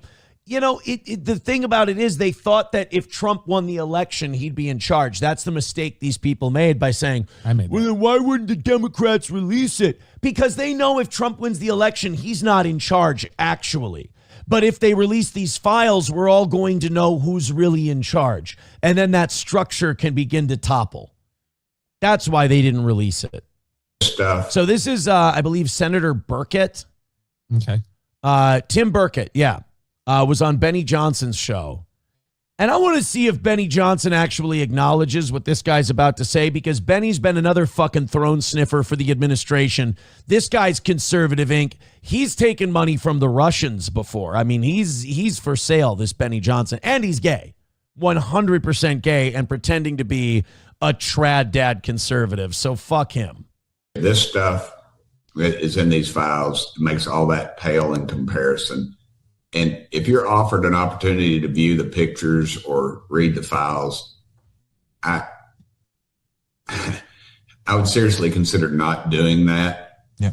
Because it will haunt you. Benny's like, yeah. No, but Benny's saying yeah because he's like, nothing to see here, folks. Don't read Nothing the files. To see here. Don't ask any questions. Who was running Epstein? What? My Jewish donors will be really mad if you do. This guy's trying to say, no, I'm a God-fearing man and this is Satan walking on earth. I want to spare you from that. Benny's like, yeah, all of my donors would be really pissed if you guys read these. This stuff that's in there. And here's the problem. The Biden administration, the Obama administration, these files have been out there forever. And I've said this many times. If they had the goods on Trump, you know that the Obama administration / the Biden administration, because it never really changed hands. By the way, nobody's accusing Obama or Biden of Trump of being on the island. You'll notice that. And if there was evidence, they would. Clinton, they do, because there's evidence he did. My problem with Trump is not that he was eating human flesh or anything like that. My thing is Trump, his entire political career, has been surrounded by these people and he won't cut them loose. He is their toy. He is their tool. They've co-opted him. And he won't cut them loose and move on with the people like Tom Homan, Nancy Mace, Thomas Massie, people like that. Matt Gaetz. He chose all of the people who were bought and paid for by the Israeli shills. That's my problem with Trump. And at some point, there can't be a oh, Trump gets a pass because he wasn't on the island eating babies or whatever. It's like, yeah, but there's only... But he's still doing business with these people. Yeah, and there's only two sides to this. There's with us or against us. And if you're Donald Trump and you're protecting, who's that department secretary of the Interior or whatever? Lutnick, Howard Lutnick, Commerce Secretary, Howard Lutnick.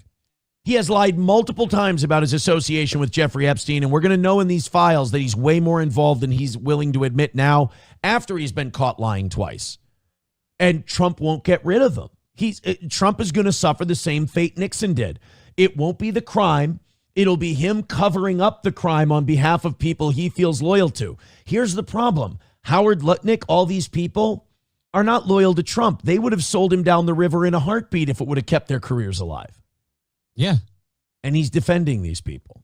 They would have had that and stuff they'll sell out him there. right down the river. It's also weird that everything with Epstein, like him passing away or escaping or however you want to read that off of the files now, happened during Trump's first term. So it just seems like he's either working for people that have an interest in keeping this covered up, or at the very least he's involved in it and covering his ass. I mean, Miriam Adelson, Benjamin Netanyahu, Ehud Barak, you name it. I mean, there's a lot of people on there that Trump deals with. His own son-in-law, Kushner.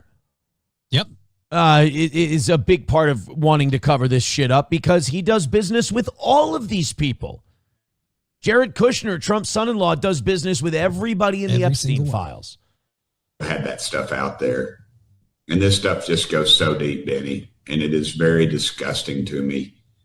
And, it's evil. It's satanic. And it's from the pits of hell. And that's where these people will end up. But we should be putting them there. Like let me tell you something very serious about this Epstein stuff. There is no jail that will hold these people. Like they're trying to spring Ghislaine Maxwell. She might get out. Yeah. Lauren Boebert came out after she read the files. She goes, she deserves to be in a tougher prison with a much longer sentence. She's demonic. Because they said, should she get out here's what's going to happen. She's going to give testimony that will exonerate Trump from everything Epstein related, and Trump will commute her sentence. And she will get out. There is no jail cell big enough to hold these people. Holy punishment is the only, if I could sit down, if I had 15 minutes with the Pope, I would tell him, here's what you need to do.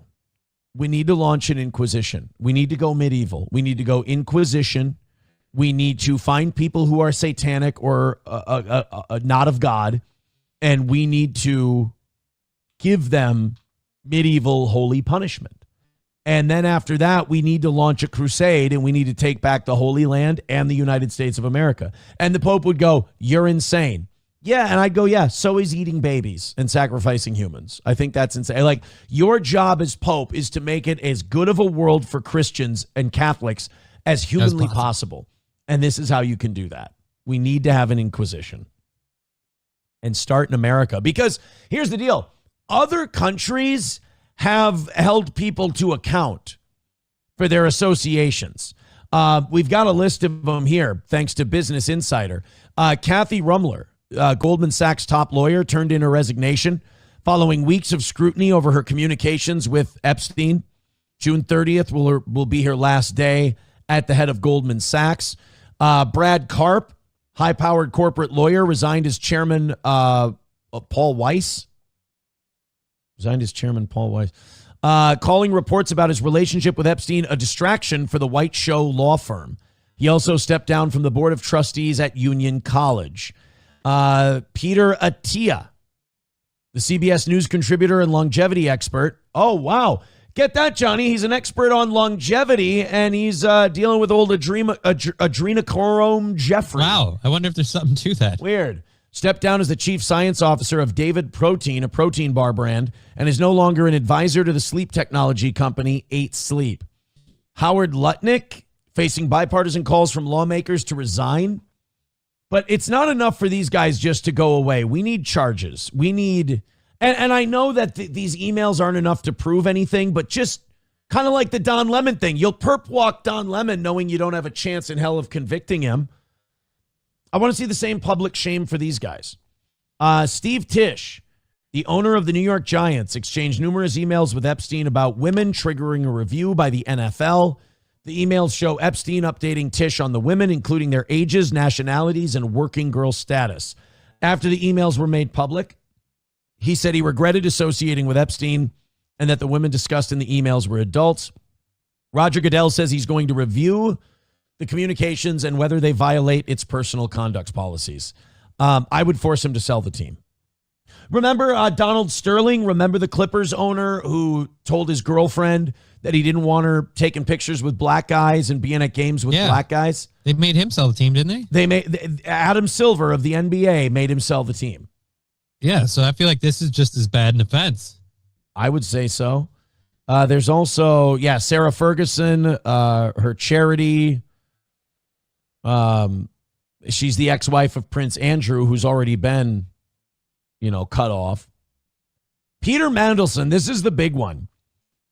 Peter Mandelson is like a Jeffrey Epstein protege, and he quit his job as the UK's ambassador to the US under Keir Starmer, and he's like Keir Starmer's not advocate, his like guru, his like sensei, sort of.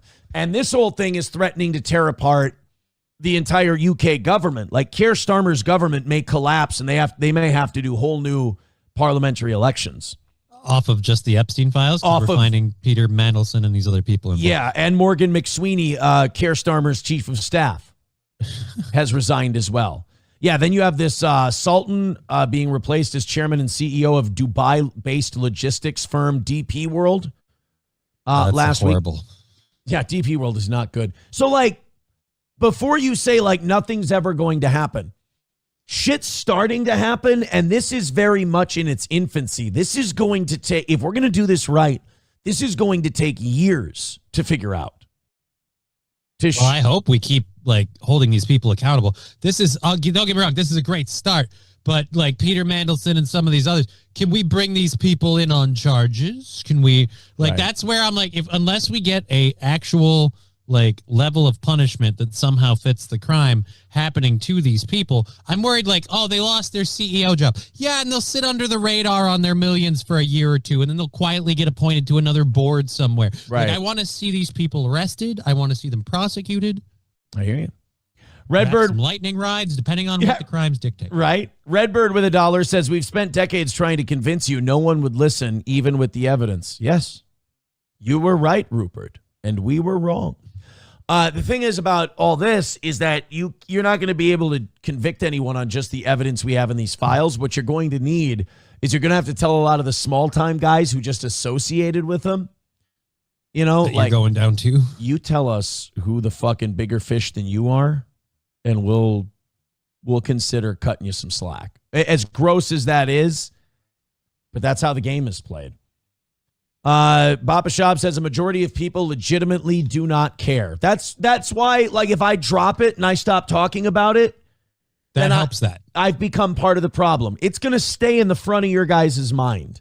All right. And if that means that people stop watching me and the money dries up and I go away, there are certain things I'm okay with losing, because this is the most important thing in the history of my life. There's never been anything bigger than this, because this is the thing they've been doing all the other bad things to distract us from. 9/11, terrorism, war in Iraq, all of this, Libya, income inequality, Democrats versus Republicans, the fucking Super Bowl halftime show. It's all to protect this. Main Vein with $5. Say what you want about Alex Jones, but he was dead on about this and has been talking about it for decades. Yes, I agree. But now I think it's incredibly suspect that Alex Jones has gone throttle down. Strangely silent now. Strangely silent. Who got to Alex Jones? When you got a guy who owes $1 billion, he can be bought. He can be controlled at that point, because they can go, Alex, we can make this whole thing go away for you. You got the biggest conspiracy audience out there. Lay off this one a little bit. And he has. He's been very protective of the administration. We don't want you to betray your values. Just toe a little bit of a line and we'll pay a bill. Redbird with $1 says, how maddening do you think it's been for those of us that knew and tried screaming this into the void only to get mocked? I hear you, but you know what the biggest problem is now? Is the people who love Trump so much and have been screaming this for a long time, feeling like their loyalties are torn between telling the truth and defending Trump. I have an uncle. This is not my Real Raw News uncle. This is a different uncle. He's been telling me about this stuff since I was a kid. I overheard him talking to my parents and other relatives about it. I'm not saying he came to me when I was 9 and was like, they're sacrificing babies and doing all this satanic stuff. But he was all in on Illuminati, Skull and Bones, Bohemian Grove. I know that he was listening to Mark Dice before there was an internet. He was following Alex Jones and all these guys before there was an internet. And now, though, he's kind of backed off all this stuff a little to defend Trump because he loves Trump so much.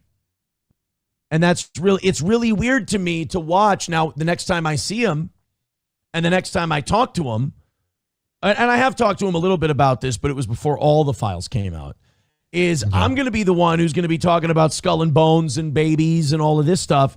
And he's going to be like, well, yeah, Trump's okay, though. Trump's fine. And it's like, guys, we're like, some must die so that others may live. If Trump's reputation gets completely shattered so that we can expose all this stuff, you have no idea. Fair deal. How fine I am with that. Plus, he's been part of these groups and secret societies and Skull and Bones stuff. He's been at the very least tangentially associated with these and on the outskirts since he started with his loan from the Rothschilds and everything else. Yes, correct. And, don't let the Freemasons off the hook either, because for centuries, the Freemasons have been at the center of some very demonic antichrist type shit. Yeah. Redbird with $1 says not to give Trump a break, but he's probably been pulled into a room and told if he released too much, his grandchildren would go missing and he would get video of unimaginable things being done to them. No, I think Trump is compromised, yes, because he associates with all of these people. I do. I have no problem believing that. Redbird with $1 says, are you really still so naive as to think the Catholic Church isn't involved at the top in this? Just look at what they got up to in World War II. That's a good point. That's a good point. On a Wall gifting a membership to Matt Barrick. Thank you very much, On a Wall. I also saw that Caliente was asking for a membership because she doesn't want to see those damn ads, for God's sake. You guys are only 6 memberships away from 500, which would mean I have to go till 11 today. Eden Mike needs a membership. He says Walter with 5. Hey, you know what? That's a great point. Walter, where have you been today? Anti-steel toe people think Walter's fake. Oh. They think Walter's fake. So sad. They think Steven's fake. They think Gray Duckling's fake. Oh, no, they think Gray Duckling is 7 different people. That's... who else is fake? Stephanie's fake. Okay. Everybody who gives larger than $10 increments on this show completely is fake. Yeah. By the way, I think you guys have done this. There hasn't been one donation over $10 today. So you guys are knocking it down slowly but surely with small numbers. Thank you very much for that. I appreciate it. You're doing great. 6 memberships away from 500 and extra time. Yeah. If you don't have a membership, raise your hand. Well, they'll get to you. Jfish with $1 says, may every day be another wonderful secret. Yeah, that's the shit they were writing to each other. Oh, there, just as I said, everything's been under $10 today. There's Lab Glass with 5 gifted memberships. Wanna fuck? Thank you. Let's fuck. Lab Glass says, am I fake? You know what? That's a good question to put to these fine people. Is Lab Glass fake? I don't think so, but I could be wrong. I think everybody who wants to be counted as fake should donate 5 gifted memberships or $20 right now. I think that's a great idea. Yeah. I think Lab Glass is a smart man. Thank you very much for that, Lab Glass. We're only actually 1 membership now away from 500. Silverwolf with $10 says, so am I fake or am I a Gray Duckling clone? I am Gray Duckling cuss. Oh, everybody's Gray Duckling now. Okay. That's their great Spartacus movement. Everyone's Gray Duckling. No, you just donated $10. You're not fake. You're not fake. Mikey, you want to throw another 10 in? We could talk about it. Yeah, if you want to throw another 10 in, I don't start the fake conversation at less than $20. I think all the 10s are real. I think the 20s are suspect. Mikey Two Milk says, Lab Glass is fake as fuck. I've I've seen him. He doesn't exist. Oh, God. Mikey Two Milks is ruining everything. Joey Caravello's mommy says, where has Gray Duckling been? Oh, he threw us $10 today. Yeah. I think he threw us a few bucks last week, too. Gray Duckling. Look, these guys go on shifts. You know, Right. 1 week it's Sanford's son. 1 week it's Steven. 1 weekend it's Steffi. 1 weekend it's Gray Duckling. 1 week, you know, they go in, they've got this thing mastered, by God. Well, sometimes it's Main Vein, you know. Sometimes it's Wally World. Lab Glass. All made in Taiwan. All made in Taiwan. Aaron's followers. Lab Glass says, Aaron can't read. I am fake. No, stop it. No, you're not. We all know you're real. Knock that off. How dare you? All right. One membership away from, what is it? 500. Yeah. Gray Duckling. Uh-oh, there's Gray Duckling with $5. He says, I'm actually SP. That's, guys, he's lying. He's only funnin'. He's only funnin'. Thermodyne Diesel gifting a membership. Oh, boy. Thank you. You know what that means? I'm going until 11 today. And we are 100 memberships away from 600.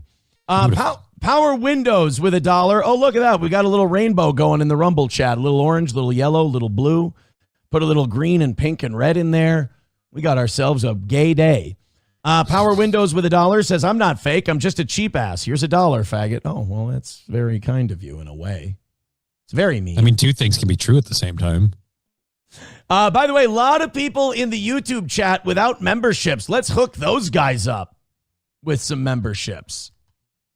Gray Duckling with $5. He said, I'm actually SP. Dark Passenger writes, I knew it. Thanks a lot, Gray Duckling. It was so obvious. You dick. You blew it. You blew it. You caved under the pressure, you cunt. All right, let's continue on. I've got this Joe Rogan clip. People have been, in terms of the Epstein stuff, and I think this is my last. We do have two Epstein things. One's real quick. This will be a long one. Then the next one will be Nancy Mace naming some names. This Joe Rogan thing, though, is interesting because I so want Joe Rogan to be on the right side of this. I do. But this is the problem of the slow corruption, the slow buying of media, the slow buying of personalities. It's not they pull Joe Rogan into a room and they show him a video of the Kennedy assassination and they say, we're going to kill your whole family, or whatever. What they do is they kill you with kindness. Hey, Joe, here's $100 million a year from two Zionists at Spotify. And you're like, well, $100 million a year, that sounds great. Now, to Joe Rogan, they play on your greed. Joe Rogan would have enough generational wealth so that multiple generations of his family would never, in fact, if invested properly, nobody in Joe Rogan's family would ever have to work again. His entire bloodline. Live off the dividends. They could live off of, let's say you get 6 to 7%. Let's be conservative, say 5% a year in your investments. And let's say Joe Rogan dies worth $50 million. That's $2.5 million a year. All right? You can't live off of that? I mean, his whole bloodline would never have to work again. Ever, ever, ever. But he took the $100 million a year. And when he took that $100 million a year, Joe was naive and he thought, oh, they just did this because they think I'm so good. Let me tell you a secret, Johnny. No matter what, nobody's that fucking talented. Notice that Howard Stern was the baddest man on the planet. One thing you got to say about Howard, when he was on the radio, he was different. And he wasn't part of any establishment. And he would go after everybody. And he would make jokes. And he would say awful, disgusting things. And he would be very funny about it. And he'd be racist and sexist and homophobic. And it was all for jokes. It was very entertaining. He had the chance after Carlin died to carry the mantle. Howard was, I know people don't like him now. Howard was a real one back in the day. He gets $100 million from Sirius, and within 5 years, that whole show has completely changed. By 2010, that show was unrecognizable. And then Because they played on Howard's insecurity. Howard was always the guy going like this to Hollywood and like this to establishment, but deep down, he wanted to be part of the group. He wanted to be accepted by those people. Is it just a coincidence that the minute he gets into Hollywood, or the minute he gets into Sirius at $100 million a year, owned by Mel Karmazin and then Liberty Media, all this money starts coming in, and now he gets America's Got Talent. He's got mainstream books, mainstream interviews, mainstream relations with, he's on Ellen DeGeneres. He's buddy with Jimmy Kimmel, who also got bought and paid for. Like, they don't bring you into a room and threaten you. They kill you with kindness. And that's what they've done to Rogan. He got the $100 million. Then he got Trump. Then he got access to Patel and access to Bongino and access to all of these really powerful people. And now, because he's sat down with them and he's met them and he's had dinner with them, he can't just abandon them. He can't betray his people now. By outing them, he outs himself. He's part of the group. And the worst part is, as we'll see in this clip, Joe Rogan knows that what's going on with this Epstein stuff is demonic. He knows it's satanic because he's been an Alex Jones guy his whole life. He's been a conspiracy guy forever. He knows all this stuff is true. He knows this is all bad, but he has gotten access to these people. He's in, and he knows that if he goes all in on this, he's out. But here's the problem. We all loved him when he was out. There was no problem. He still had the biggest podcast in the world, and he was out. And part of the draw was that he was outside the circle, yelling in. He got the Howard treatment, and they don't threaten you and play on your fears. They play on your biggest wants and needs and your deepest insecurities, and they kill you with kindness. This is Joe Rogan. I think this was when Dr. Malone was on his show. Yes. And Dr. Malone is just all in. He's the guy who was right about COVID from day one. He was the guy who was getting Joe in trouble on COVID. Notice that when Joe was taking his stance on COVID, then came the Spotify deal. Once Joe was really hitting on COVID, then comes the Spotify. So Joe Rogan's in there. Robert Malone's in there, and Robert Malone is all in with this is satanic, this is evil, this is disgusting, this is awful. And Joe, dude, you tell me what you hear, but in this, I just see Joe Rogan seemingly being dragged through glass to get to this understanding. First, I do want to say thank you before we move on.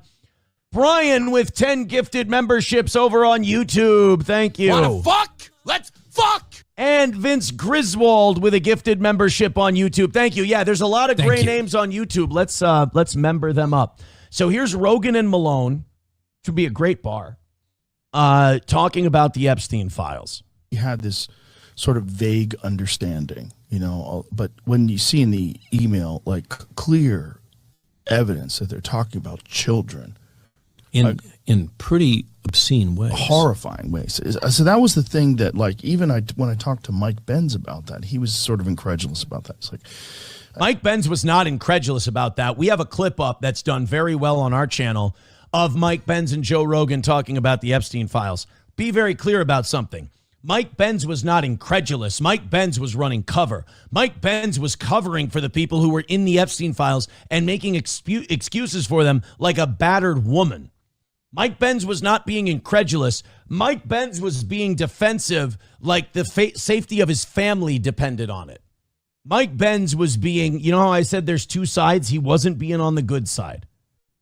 You know what he said, Johnny? Mike Benz said, well, Epstein was a deal closer, and, sometimes you use women to close deals. That I feel like if we're operating on that point, that's not okay. But that's still like using whores, and it's still degeneracy, and it's still against God. So even if it was just that, it's still shitty and immoral. But it's far worse than that, and Mike Benz doesn't want to admit it because, again... Guys, he's not a demon. He's just a huge piece of shit. Well, I feel like that's kind of the same at this point. Why are you defending the huge piece of shit? But again, like Rogan, like Trump, these guys, these are people they know, and they don't want to believe it. I don't think they would use children. It just doesn't make any sense if they got caught, but it just seems like... Yeah, if Mike Benz was incredulous, I know. That's pretty big. I just don't think we really knew until we saw those files come out.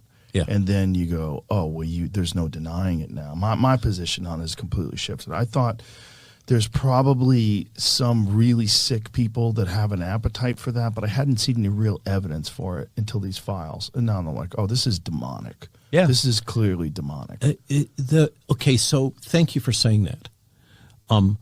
Are we headed towards, do you think, and I pitch this to Johnny, but I also pitch it to the audience, do you think we're heading towards some kind of spiritual awakening in this country, or am I just hearing what I want to hear? Because I'm really impressed that I hear the words satanic and demonic a lot lately. I'm happy, and because the one thing that leads people to believe in God is seeing the devil.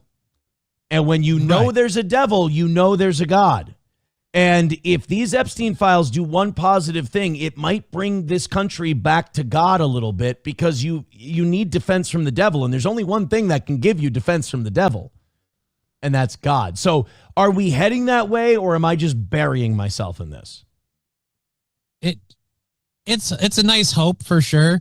I'd say a lot of the whole calling it satanic and demonic stems from the fact that they literally are engaging in satanic rituals. Yeah. Which it's really hard to be like, look, we're going to label this as satanic. Why? Because they're worshiping Satan. Oh, makes sense. Yeah, that's true. It is literally just calling it what it is. I'm somebody who was raised a Christian and went to Bible school and that kind of stuff. God bless. And youth groups. And then growing up in Central Coast of California, let's say, veered in different ways. Mm-hmm. But the experiences that we've encountered over the last half a dozen years, it's hard to come up with a language to express what we're observing in the world other than the language of theology. Well, demonic by action. So whether or not demons exist, if they did exist, that is how they would behave. They would prey on children and torture children. And there was the one where there was a suggestion when a child was praying to Jesus that, like, there was a joke that someone should dress up like Jesus. Ew. Did you see that one, No, Jamie? I'm not watching this I don't stuff. even want to. I don't even want. People send it to me, and I go, okay, because I'm, for the most part, off social media. But every now and then someone will send me something that I have to look at. I'm like, oh, my God. But I wish Joe would put two and two together. That, Joe, they've been using you to get their message out for the last, how long has he been on Spotify now? 4 or 5 years? Yeah, dude. Like you said, since the COVID stuff, that was like 2019, 2020. Let me just do this real quick. I apologize so much, but it's important to make sure I have the narrative right.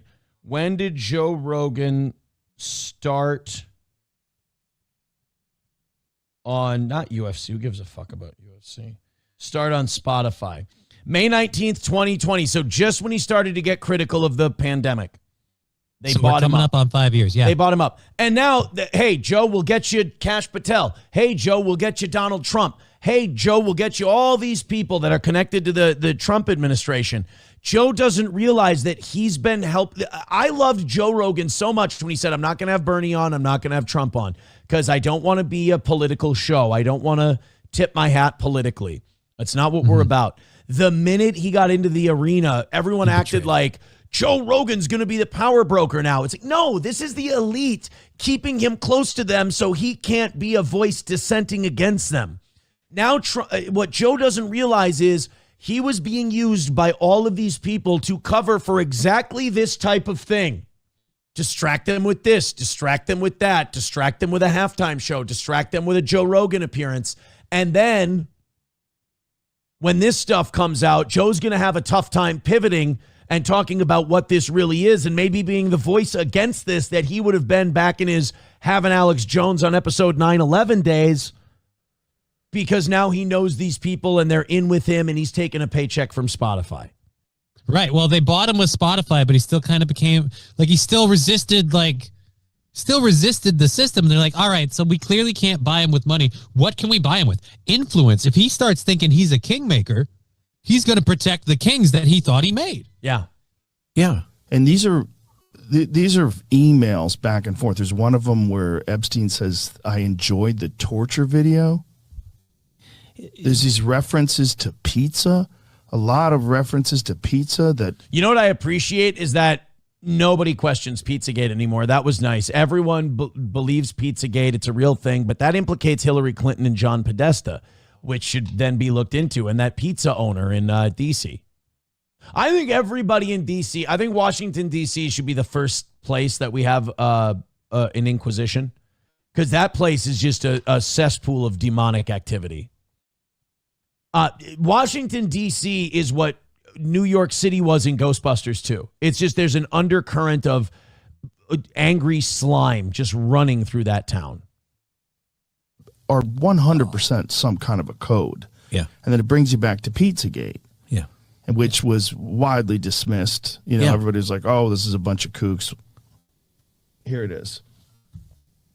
She said she felt God's presence next to her when she was in bed. She knows that Jesus watches over her and he helped save her life. And then he writes, whoops. Yeah. So Jeffrey Epstein was like, oh, she's into Jesus. Fuck, that's not good.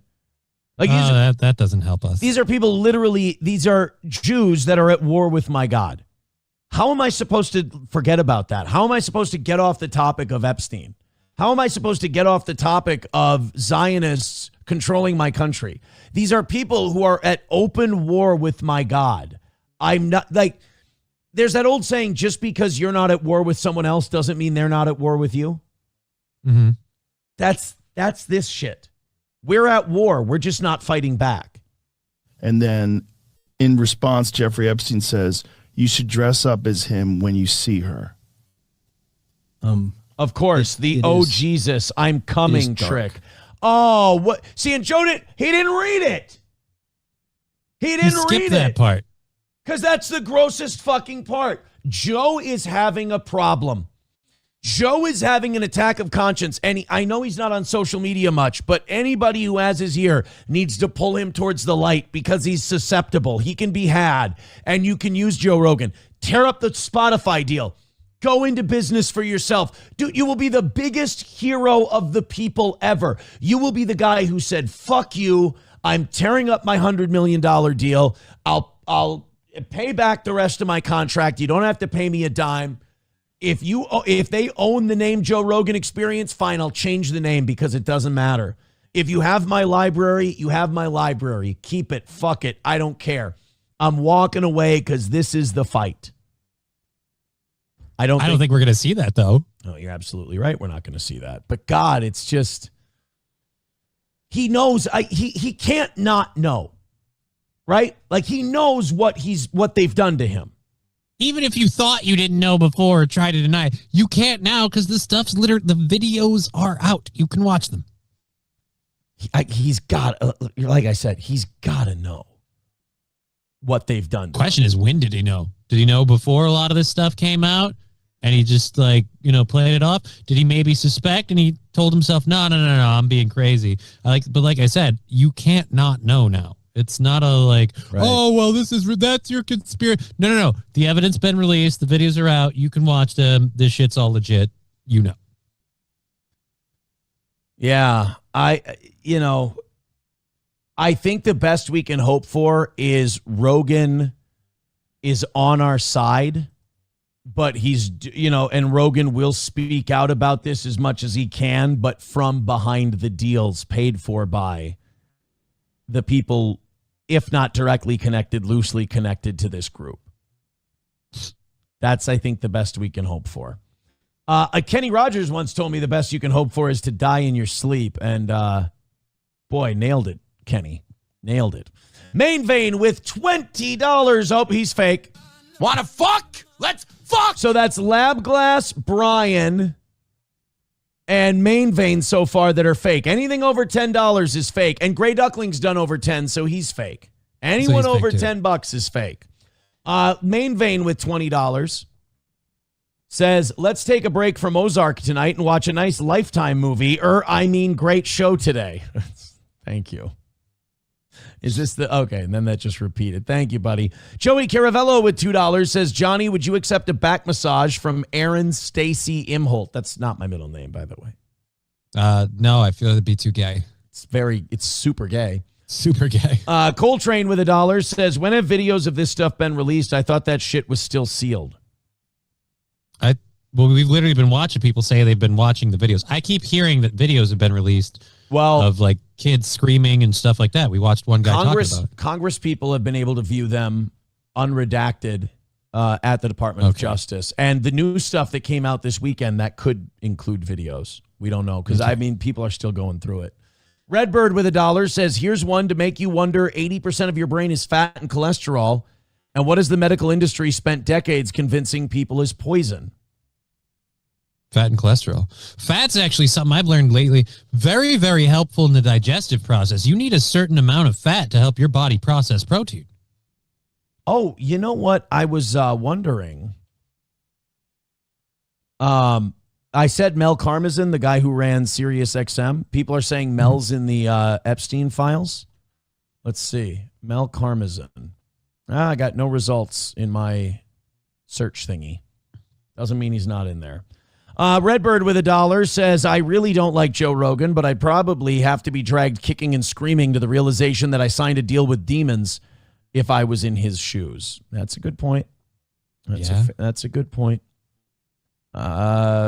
Just skipping through. I know Rumble did that thing where it repeats chats and stuff.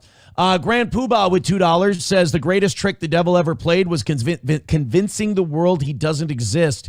That phrase has never been more real than it is now. I cannot disagree with you. Yeah. There, Poobah. And we got the $1 from Coltrane. All right. Thank you. Thank you very much.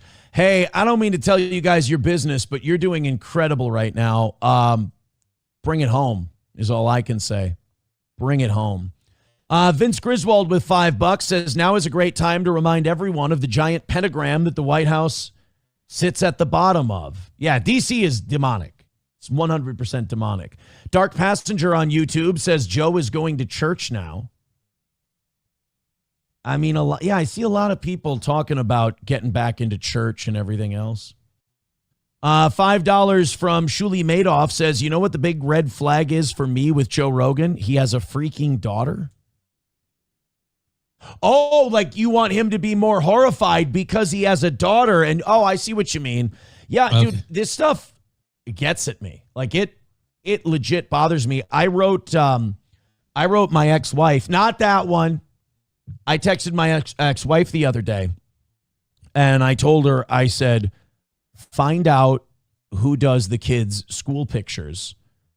Because if it's Life Touch, I'm going to a school board meeting and I'm going to say that they need to stop working with Life Touch. And we're not purchasing a single yearbook or a single picture or anything because Leon Black, the head of Life Touch Pictures, was at the island. Like he wasn't just in the Epstein files. He's a demonic. He's a demonic pedophile, Leon Black, who runs Life Touch Pictures. By the way, a demonic satanic pedophile, demonic satanic Jewish pedophile, was in charge of all your kids' photos, school photos.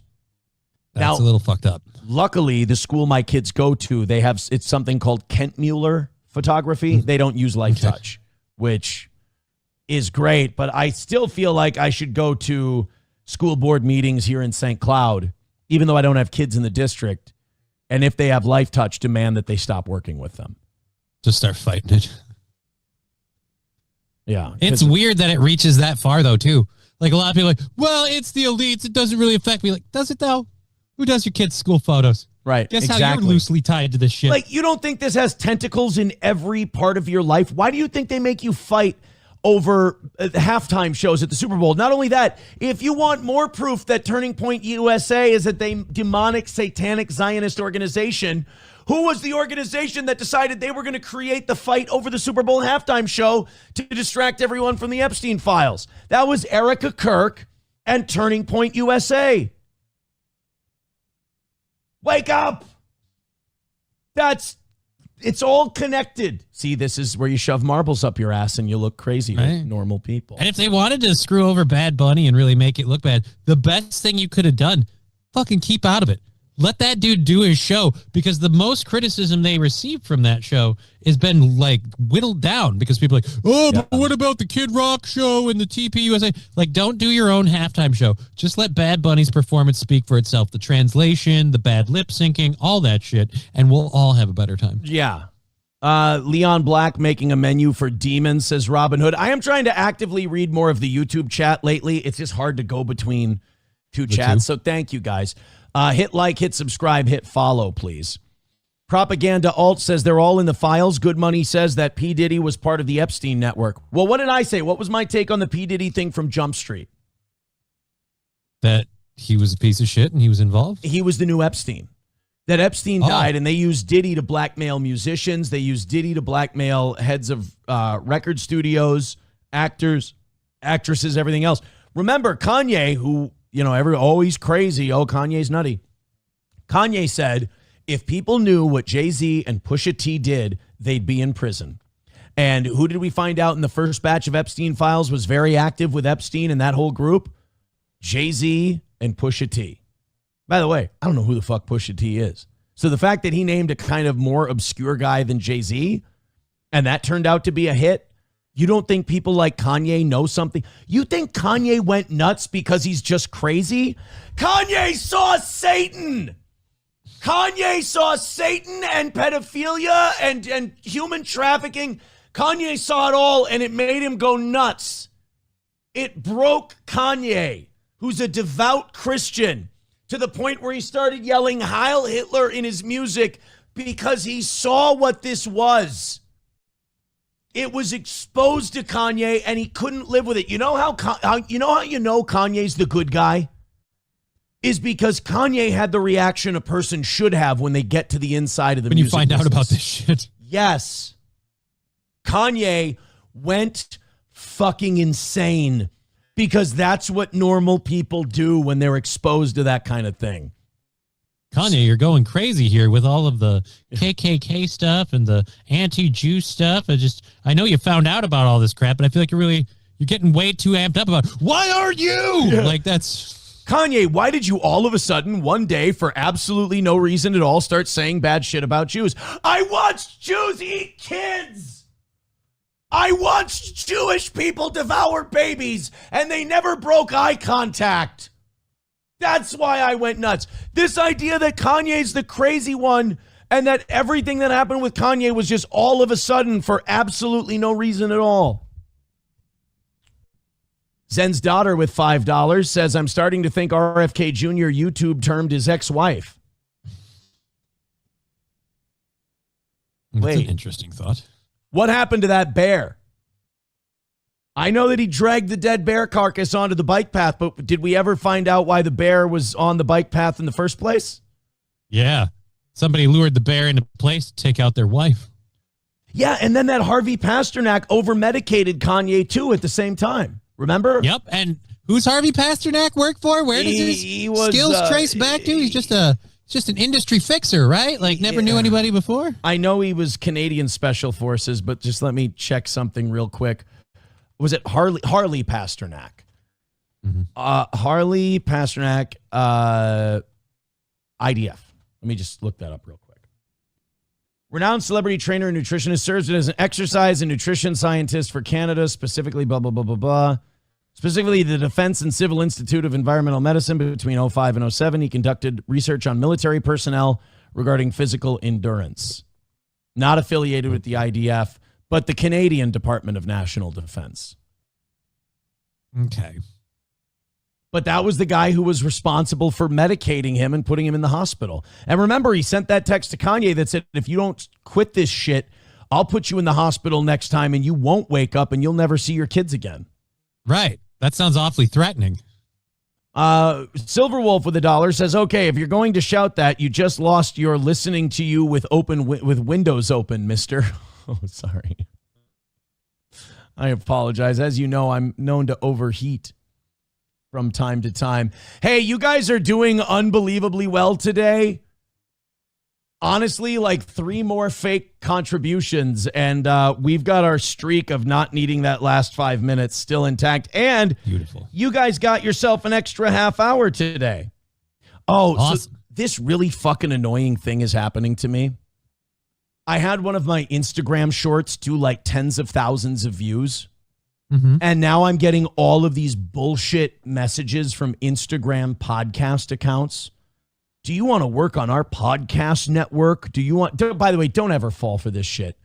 Do you want to work with us? I used to get these when I first started on like Twitch, or I first started on YouTube or whatever, like back when we were on the radio. And they're just like, do you want to work? We can get you this many views and that many views and this many views and that many views. We killed the babies. We raped the babies. We ate the babies. We raped the babies. And you go, and like just to humor them, like I'm going to say no, I want to hear their pitch. And I just got another one today. I got one Saturday and I got one today. And it's like, if you just give us $60, we'll get you this many views. But you know what they do? You pay them a certain amount of money. They take like half of what you pay them every time you post something, and they buy views.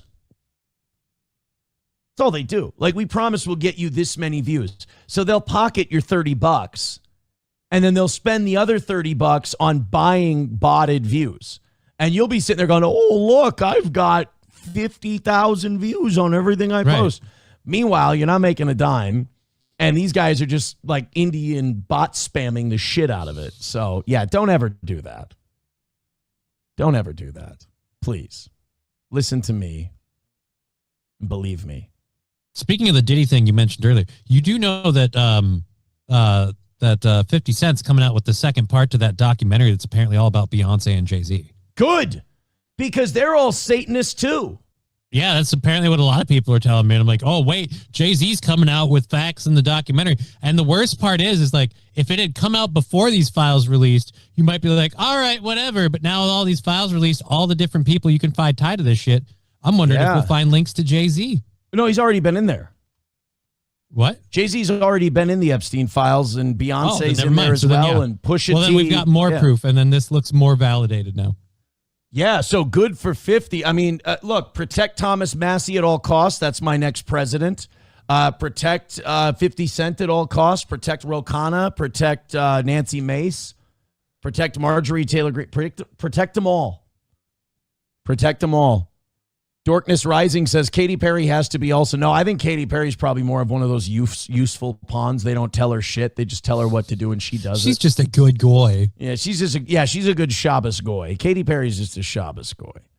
Shuli Madoff with $10 says, having to watch the NBA this weekend go over the top showcasing their brand new Israeli diaper force basketball star made me want to go practice the Quran. Weird.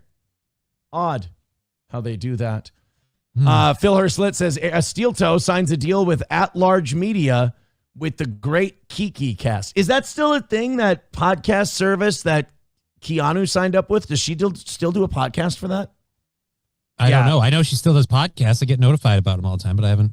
Podcast. I don't know if they're for. Guys, podcast networks are fucking retarded. They really are. Don't just do your show. Go be a guest on people's show and all that shit. But yeah, podcast networks are fucking stupid. They really are. All right, real quick, I want to get Nancy Mace naming names. You know, I've heard a lot of people say, why don't you know, a lot of like Cat Turd and the Quartering and all of these simps for Jewish pedophiles. They keep saying, well, these people have the names. Why don't they just name them? The Justice Department's supposed to. These guys all worked really hard to pass a bill, get it signed into law. The Justice Department has to. If they come out and start naming these names, then the Justice Department will go, well, why do we have to? They named them. It's a trick. It's a trick that they're trying.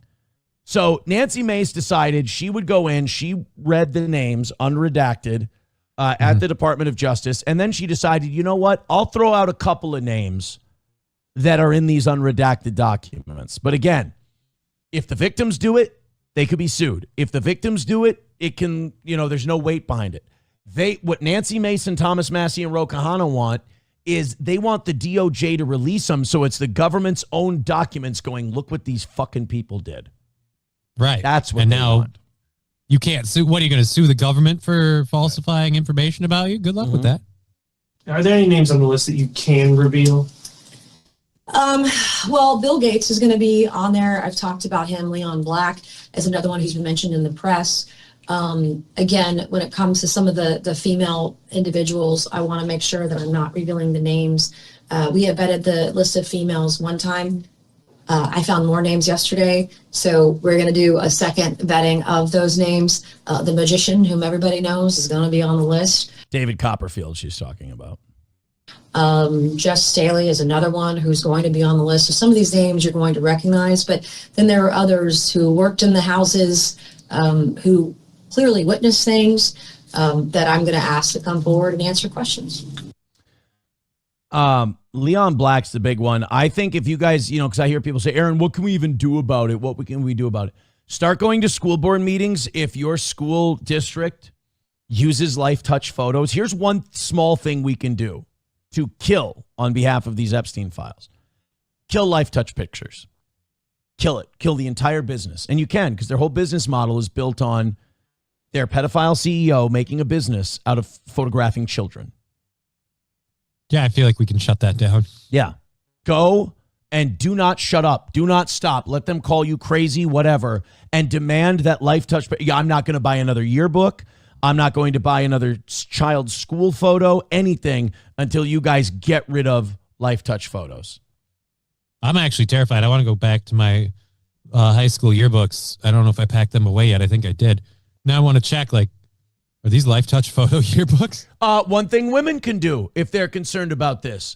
Don't ever shop at Victoria's Secret ever again. Shut it down. Kill it. Kill it. Because they were trafficking women through Victoria's Secret.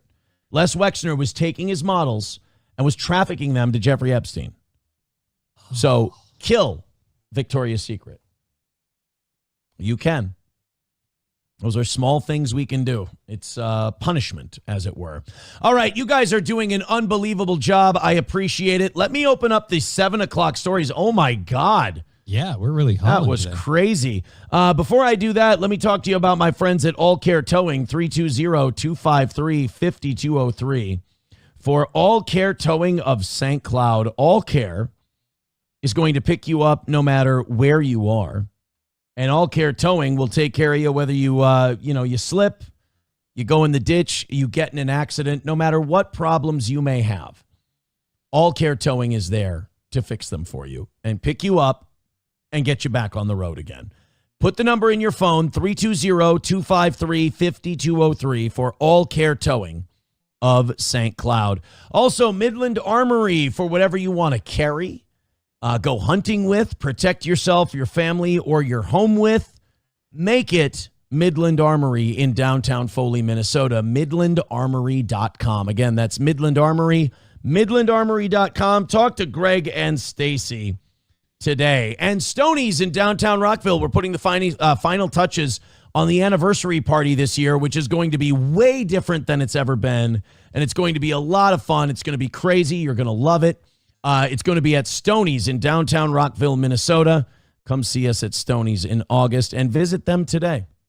Something to drink, something to eat, grab a little pizza. They got live music every single weekend at Stoney's in downtown Rockville. And finally, one more of these today. They can freeze your accounts, shut off your cards, lock you out of your own money overnight. Banks don't protect you, they control you. That's why real financial freedom starts with ownership. Introducing Rumble Wallet, a non-custodial wallet built for people who refuse to give up control. With Rumble Wallet, you don't just buy digital currency like Bitcoin and Tether. You can own Tether Gold, real gold on the blockchain. Through Tether Gold, you get direct ownership of physical gold bars, each one fully allocated, verifiable by serial number, purity, and weight. This isn't paper gold. This isn't an IOU. This is real gold without bank vaults, storage fees, or gatekeepers. You can buy, sell, or move it 24 hours a day, 7 days a week, even when traditional markets are closed. And if you want, Tether Gold can be redeemed for physical gold. That's power. So, when you support creators on Rumble, you can tip them directly using Rumble Wallet, peer-to-peer and outside the banking system. No permissions, no middlemen, no cancel button. This wallet is yours forever. It's Rumble Wallet. Check it out today. Everyone hit like, everyone hit subscribe, everyone hit follow.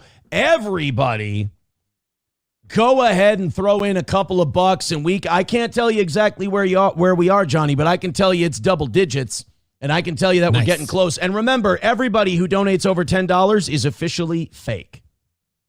Everybody. And we've seen no fake Walter, no fake Steven, no fake Stephanie, no fake Sanford's son. None of it. Okay. Just all new. It's new fake people today. New fake people, yeah. We're always looking for new fake people. Frog Springs with $1 says, got the email wrong and didn't jot your phone number down when you doxed yourself. LOL. If you still want to talk about Bohemian Grove, drop me a line. Yes, because Frog Springs said that he was a server, like he was a waiter or like a server kind of thing. Frog Springs at yahoo.com. All right. And I want to talk to him about his time at Bohemian Grove on the show sometime. That would be very, very interesting to me. All right, let's continue on. Jason Puck says, you boys are looking ghostly white. I am white. It's February in Minnesota. This is probably peak whiteness for sure. It's too cold for me to justify going outside. So yeah, I've kind of been shut in. It's sun just ain't going to get you tan out here in February. Sorry, guys. I'm eating a shitload of vitamin D. Give me until like mid-May and I'll look like a half-C, if you will. Okay. I get nice and tan in the summertime. People are theorizing in the YouTube chat that Katy Perry 100% opened up her butthole for the elites. What do you think? What do you think? You think Katy Perry opened the butthole for the elites? That just... did I hear you right? That opened her butthole for the Marines? Vince Griswold says Katy 100% opened her butt for them, meaning the elites. Oh, the elites. Oh. I don't know. I think she's just nuts, but... What'd you think? Wait. What'd you think I said? I thought you said she opened her butthole for the Marines. She could have done that too. I was like, she just supports the job they're doing and thanking them for their service. Yeah, people are saying she totally did. People do believe that Katy Perry opened her butt. I think Katy Perry just in general opened her butthole. It's one man's opinion. Her dad said she's satanic. Well, there you go. Root says, waitress at Bohemian Grove. She's a 6 at least. Have at her, boys. That's not... Oh, Frog Springs, I'm not a dude, though. Okay, that makes more sense, that a chick would be working at the Grove. Yeah. All right. Yeah, I can't imagine you can be ugly and work at the Grove. Although you believed a dude could do it, so I guess anything's possible. Although Nixon did say, it's about the faggiest goddamn thing you've ever seen. Which I think is pretty goddamn accurate. Oh, shit, we got some shit's going down in the Rumble chat, Johnny. What? Frog Springs. So Roots said, waitress at Bohemian Grove. She's a 6 at least. Have at her, boys. Frog Springs says, Roots, you get dibs. LOL. Ooh. Frog Springs throwing that dirty Satanist pussy at Roots Calhoun. Trying to lay down Roots. Throwing that dirty occult cunt all over our buddy Roots. Trying to get that slimy Satan smell on him. That's what she's trying to do. Welcome to the SS, the Satan snail trail. Like, what? She whispers in his ear as she licks his ear. She goes, this tongue has been inside of Kennedy's asshole. And Roots just starts chizzing immediately. It's getting a little too deep for me. It's getting kind of gay. It's getting kind of gay. It's a very graphic picture. This is a gay look on my part, if I'm being totally honest. Yeah, Digger says she works for the baby eaters. We ate the babies, we rape the babies. We ate the babies, we rape the babies. Root says, I spend a ton of time in North Cali. All right, look, if you two are going to fucking sit on each other's faces and 69 each other and shit, take it into the DMs, please. That's enough. I saw enough. I'm not looking to make a love connection in the chat. Yesterday, SP and I made a big mistake. We found out that Ralph was talking to Scarlett on his show, so we turned it on the TV on Rumble. Yeah. I fucking can't with those two. It's so goddamn disgusting. It's again, just take that shit to a phone call. Yeah. It's all just fucking throw. I want to make a t-shirt out of something Chad Zumach said. Because that Scarlett Hampton can't stop saying, oh, my throat, and then, it goes in your throat. And Chad Zumach yelled out something that I think should be considered biblical at this point. He said, no throats. So I want to make a t-shirt that says no throats on it, and that should be Scarlett's MO. No throats. Enough using your throat to get men to like you. That's enough. And then Ralph's like, you should come over here. We should fuck and we should do all this. And you know what I honestly thought? As I was watching that, I was like, ew, gross. Like, this is what April and I were at our worst, like on a show. Like you talk about fuck and you talk about throats and it's like, oh, this is fucking terrible. How did anyone hang on through that period? Oh, you just feel weird, like a third wheel watching the whole thing happen. You're like, I don't want to be here. Oh, Jesus. So yeah, we watched some of that and then we had to turn it off because both SP and I were like, I feel like I'm contributing to something.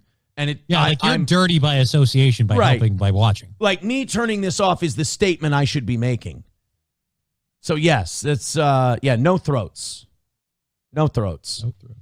$1 from Silverwolf says, and windows are rolled up again. Oh, sorry about that. Hulkamasha Baby with $1 says, I wouldn't touch a female steel toe fan with Aaron's dick. Did you see what happened to Matt? That's true. His wife just took over his life. Brutal, the poor guy. I still feel bad for poor Matt. But nobody's ever fully gone. Hey, I'm looking at you guys in the chat. No throats, all right? No throats. Frog Spring says, for the record, I heard about the Grove from the Alex Jones documentary in 2001. Well, how the fuck do you become a server at the Grove? If you heard about that, yeah. When were you a server at the Grove and then you heard about it in 2001? Was that because if you went to the Grove after you heard about it, like I'm like, all right. All right, here's what we're going to do. I'm going to monetize this. I'm going to give out the number we're at right now. This is breaking my rules. But I want to monetize this Bohemian Grove interview. You guys knock out the less than 90 we've got left today. I'll email Frog Springs the phone number. She can call in for the rest of the show today. We'll talk about the Grove and what happened at the Grove. Deal? All right. Streamlabs, PayPal, Venmo, Super Chats, Rumble Rants. I think if everybody wants it, everybody throws in $2, $5. I think we got ourselves a W today. Everybody gets what they want. We get our win without a rally segment, and then we get a Bohemian Grove waitress interview.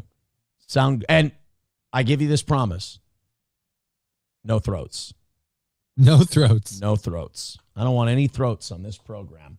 All right, so you guys go nuts, and then we'll talk about the Grove. So, in the meantime, we're still going to continue on with the show. I love these stories because this is one of those stories that as a parent, you panic. But a kid is having the time of their lives. You ever seen these stories where kids get caught in the claw machines? I've seen stories where they climb in them. Yeah. Yeah, they get stuck in the claw machine one way or the other. And it's one of those things where, like, you feel like a shitty parent, but it's really you turn your head for a second and it happens. And your kid just decided to do this. Yeah. Now, my kid's never been stuck in a claw machine. I'm not a shitty dad. No, I'm kidding. But in this story, the kid gets stuck in the claw machine. And as a parent, you're like, oh, my God, what do we do? How do we get the kid out? But you don't want to freak out in front of the kid because the kid doesn't think anything. Because then the kid will freak out. Right. The kid doesn't think anything's wrong. This is the coolest shit that's ever happened to them. This happened in, I want to say California, but it really doesn't matter.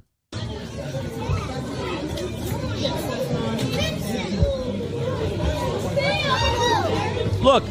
The kid's just having the time of his life playing with the balls. Kids in there throwing balls around. The police are just, and you got to feel dumb if you're the police because you're like, okay, we've been called to the scene, but really all we can do is just kind of stare at the kid in the machine throwing the balls around. I feel like you have to get a staff member. Can staff members even open these, or do you need someone from like the arcade I don't know. company? It depends. In a lot of these places, it's the vendors that refill them. So if it's like they come every couple of weeks to refill these machines, then yeah, you have to wait. Have fun, kid. We're gonna give you food through the prize slot. We'll give you a burger and stuff every now and again. We'll give you a bottle of water, some kind of toilet sort of deal. We'll figure this out, but we got to get the vendors out here to open this up and let you out. So you have fun with the balls, and you know what you do? Diapers.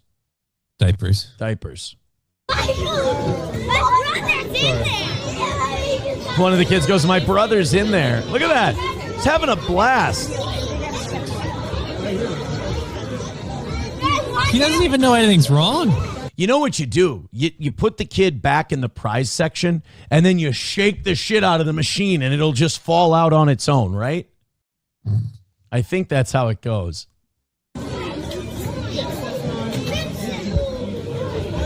Oh, no. Did you see that? Someone's got like a Craftsman toolbox out. Let me see. Yeah, see that over here? Yeah. They're getting so they're going to have to like pull this machine apart? Or? Yeah. And you know what sucks is the vendor's going to be a cunt about it. And they're going to be like, well, you fucked with our machine without our permission. We're going to charge you a fine. Like, oh, shut up. A kid got stuck in there. Quit building goddamn prize machines where kids can climb up into them.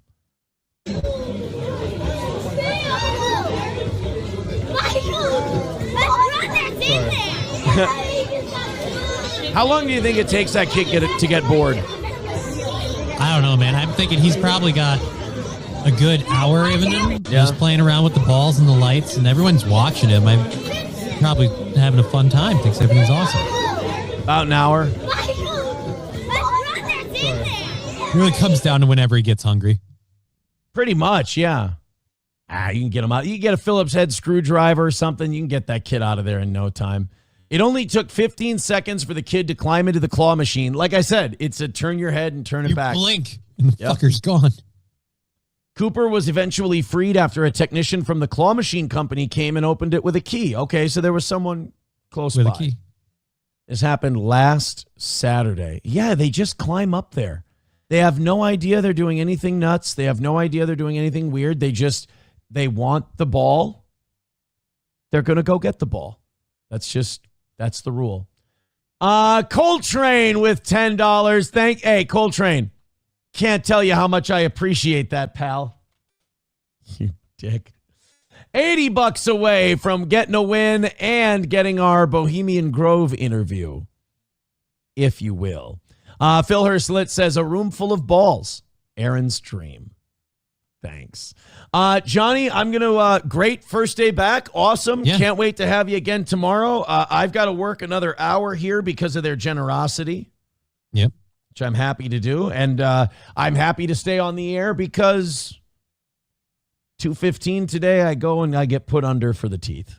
So, all right. Well, hopefully it goes well. You'll be able to do a show tonight. If not, we'll see you tomorrow. All right, man. Take it easy, and we will talk to you again very, very soon. There goes Johnny. He's out of here. He doesn't want to be around you fucking people anymore. He's had it. He's done.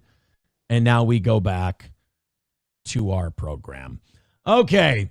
Coltrane says, I'm sorry, Aaron, but I got a chuckle. It's fine. Dubnot with $5 says, Aaron is in a claw machine with the show. We pay $5 to keep him in it. There you go. Yeah, there you go. $5 to keep the steel toe claw machine trapping its own host in. Thank you for the $5. And thank you to Johnny for coming back after a tough week.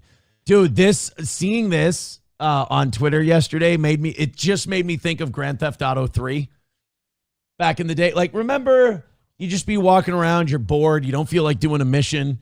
So you're just running down the sidewalk and you go, you know what? I'm not going to arm myself with a gun. I'm just going to bare knuckle punch someone as I'm running by just for fun. But what you don't realize is you just did that in front of a cop who's right across the street, and now you've got a star. That's exactly what this guy reminded me of in this clip we're about to watch. This is just, I would say 75% of the time you're out in public and you throw hands with somebody, you're probably not getting arrested. But 1 in 4, man. 1 in 4. Oh! He's literally right in front of cops, and he belted that guy. By the way, his shirt is awesome. Eat pussy, it's healthy. That's ironic to see a black guy wearing that shirt, but all right, I guess the culture is changing. I didn't know about it. Black guys are eating pussy now. I guess they didn't realize that they could make their job easier on themselves, but better late than never. Guys, I suppose, welcome to the pussy eating game. I got to give credit to two things. Solid smack, solid impact on the punch. And how about White Boy not going to the ground? White Boy took that shot standing.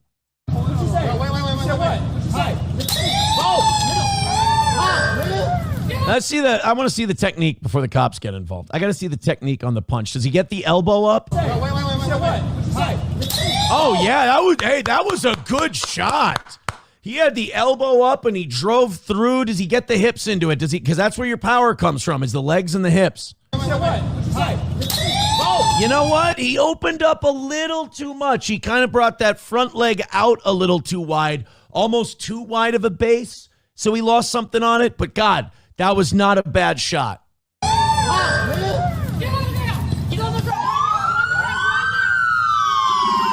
Imagine, oh, by the way, not his first time.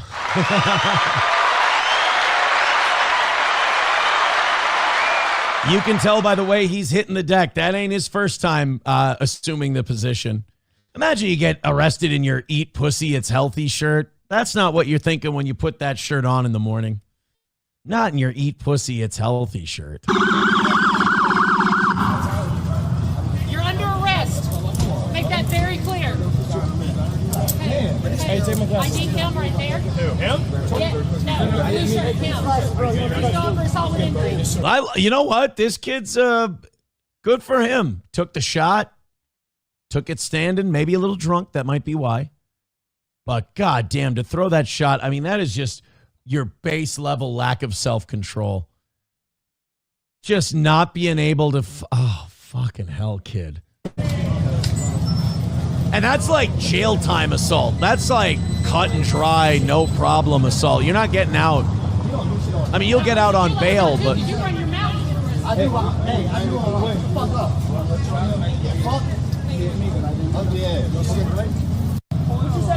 I gotta see this punch again. Oh! And it's funny, like the lights, the cop lights go on like mid-punch. He didn't even finish his follow-through, and the cops were already, dinging off the sirens. This is Grand Theft Auto 3. You punch a guy in the face, the cops are right there. He got 2 stars immediately. I mean, he wasn't even done bringing that punch back, and those lights were on. It was like simultaneous at the same time. Punch, sirens. You cannot fuck yourself on a charge harder than that guy just did. Unbelievable. Yeah, Darkness Rising says, hey, they just arrested my doctor. Oh, man, I'm sorry. I'm sorry that they got him. That's too bad. You're going to have to reschedule all your appointments. 09 Canyon with a good point. He is being arrested very nicely. No arguing, no yelling. It's kind of like, you're getting 2 minutes in the box and you're like, you know what? 2 minutes, well worth it. Yeah, Chips and Diff says, look at all the hoochies running. They did have some, you know what? There was a lot of hoochie real estate. A lot of Bohemian Grove servers walking around in that night out, for sure. For sure. All right, I don't think they want the Bohemian Grove interview today. We will do it at some point. We'll run a rally at 10:25 unless we don't need it. We are close enough to where we might not need it. We'll run the rally at 10:25. We're going until 11 today. But we'll run that one at 10:25. Hopefully we will knock it out then. If not, we'll run another one at 10:55. But let's hammer it out now. You guys have done ridiculous. You've done incredible today. And we really do appreciate it. Hit like, hit subscribe, and hit follow. Did you guys see Obama confirm that aliens were real over the weekend? He was being interviewed. They asked him about aliens. And you would think that if you're interviewing a former president about aliens, it would be a little bit of an issue. You'd be like, oh, I'm going to have to drag this out of him. He'll probably deny it. It's like, you don't expect the former president to be like, aliens? Oh, shit, yeah, we got those. But this was Obama's response to the alien question. And I suppose at this point, with all the Epstein stuff being exposed and Obama being seen as relatively clean on it, I guess he's kind of in a fuck it mood anyway, right? Like, if you're going to expose the truth about the aliens, do it during the Epstein stuff. But this was Obama on Tyler Cohen's show. Oh, surprised he got him. And talking about the aliens. Are aliens real? They're real, but I haven't seen them, and they're not being kept in what is it? Area 51. Area 51. There's no underground facility unless there's this enormous conspiracy, and they hid it from the president of the United States. Which, by the way, totally believable, totally understandable. And even Obama's not saying it in a way where he's like, and that would be crazy, right? I mean, I could see it. Probably a ton of shit they're keeping from the president of the United States, like Epstein being Mossad. But Obama's saying, like, yes, the aliens are real. There are aliens. Well, wait a minute. How do you know? So, like, the government just goes, yeah, Mr. President, there are aliens. We don't have any, but there are aliens. Like, what was that Trevor Moore clip where he's meeting with the Illuminati? And they're like, are aliens real? And they're like, yes, they're real. What are they like? Well, some are pretty cool. Some are shitty. We're really tight with the shitty ones. What was the first question you wanted answered when you became president? Where are the aliens? Where are the aliens? Yeah, I want to know where the fucking... I'd want to know where the aliens are. If there's aliens. But I mean, if Roswell happened, in the 50s? And you still got those alien bodies? Like, at what point are you just a pack rat? You know, if you haven't learned what you can learn from 70 years with alien hides, our scientists aren't as good as we thought they were. You know, Anawal says, did Obama have a stroke? No, man, he's just getting older. He's just getting older. Philip Del Piano says, how can you believe a lying piece of shit like Obama? There's aliens. Yeah, Toad climbs mountains with a great point. They hid it from President Whitmore on Independence Day. If they can hide it from President Whitmore, they can hide it from President Obama. 1,000%, I agree with you there. 1948 was Roswell. Says a painting. Wow, I love that name. A painting fiesta franchise. Thank you. He says it was 1948. I agree with Stacks. If there was ever going to be a fake alien invasion, or if the government does have alien allies, wouldn't they want them to invade now while all this Epstein stuff is going down to distract people? Philip Del Piano says they are real. Had one following me back in the early 80s, Pine Bush area, New York City. Remember when people thought there were UFOs because they saw a plane, they saw something in the distance take off vertically? And they were like, that can't fucking happen. And then a few years later, the Harrier jet came out. So, like, I wonder sometimes, like, we see these crazy vehicles and we see these crazy planes and lights in the sky. And then how much of that is just having next level shit and not releasing it yet? Or better yet, AI projection. Like, how much shit can they put in the sky and, like, AI project it and make us think it's real? And then, all right, I'm getting too far. You know what? I'm getting too far afield here. You guys are doing great. Keep it going. Apparently there is a restaurant in Jacksonville which has been using kangaroo meat in their in their dishes because beef got too expensive. So this guy who owns this restaurant in Jacksonville, Alabama. I was going to say Jacksonville, Florida. Jacksonville, Alabama. This guy started switching to kangaroo meat because of rising beef prices. Like, it has now become more practical for restaurant owners to use kangaroo than beef. In order to give customers a deal and have some fun, we decided to do something different. Just watch some of this shit. This is ridiculous. Thursday, so you know the drill. We use a dart to find our stories, and this time we launched it on the road from our last story in Randolph County. Calhoun County. It looks like we're in Jacksonville. So we were off to Calhoun County. Right, somehow, some way, we always get lucky. We make our own luck. Wait, you see that? Yeah. Kangaroo. Here. That sound belongs to the grill. And what's on it? Kangaroo. Kangaroo. Kangaroo. Kangaroo. A dish that's bounced into many conversations lately. When I was at the chiropractor last time, all they were talking about was the kangaroo. At this construction site, people have asked them about it. Go to the bank or just a lot of places around town, and they're like, are you guys really serving kangaroo? And I'm like, yes, we are. And who would try it and who wouldn't try it? Butter, rosemary, thyme. The smell starts answering questions your brain hasn't even asked yet. Kangaroo. I gotta be honest with you. That kangaroo meat does not look good. Doesn't it look kind of gamey like this one over here? Oh boy. This is not good. I don't know if this is something that should be celebrated. Like, the working class in America is being priced out of beef. And so, like, we have to eat exotic animals. Like, this is a step closer to Soylent Green. You know, you're like, hey, what are you having? Oh, you're having a hamburger. Well, actually, it's kangaroo. It's not beef. It's kangaroo meat. Oh, how is it? It's gamey as shit. It's not particularly good. Oh, but it's cheaper. How does this even like we're heading towards Demolition Man rat burgers pretty soon? come to be? A lot of it started with the prices of beef. In order to give the customers a deal and us to have fun, we decided to do some different routes. Ethically sourced.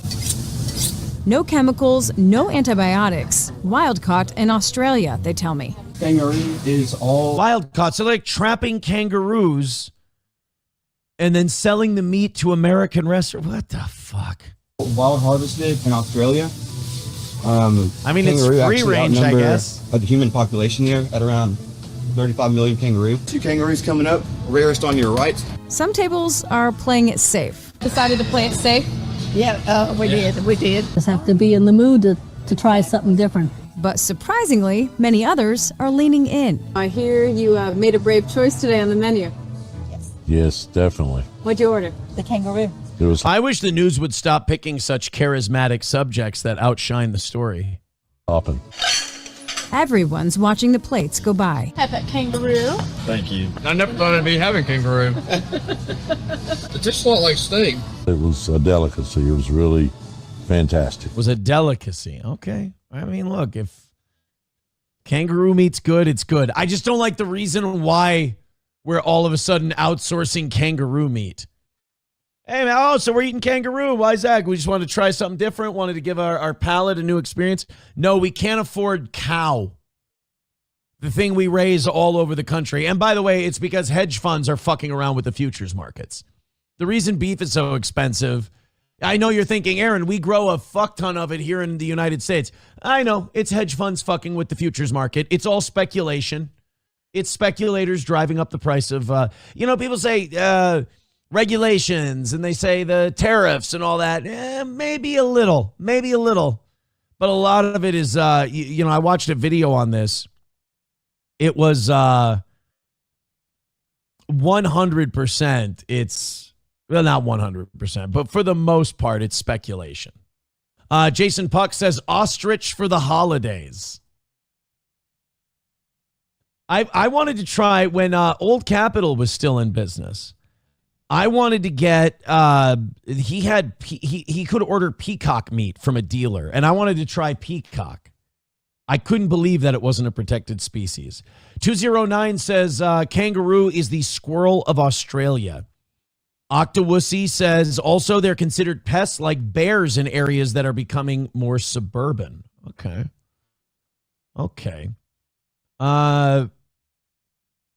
Emu for Easter. Yeah, just try all kinds of different shit. I've heard ostrich is good.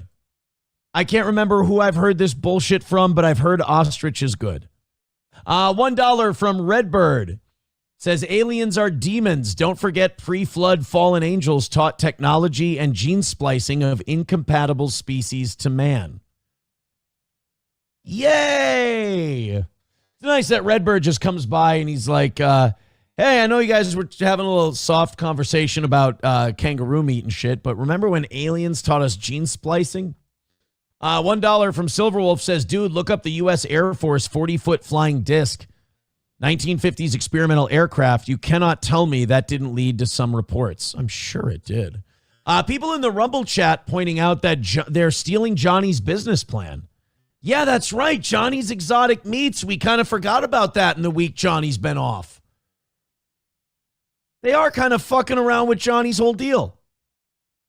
Dark Passenger says, future markets make me uneasy. Isn't it amazing that people can manipulate a market and then trade off of it? To me, futures markets should be shut down and speculation should be illegal because it's just a way to Ponzi scheme more money onto your computer screen. It's fucked up.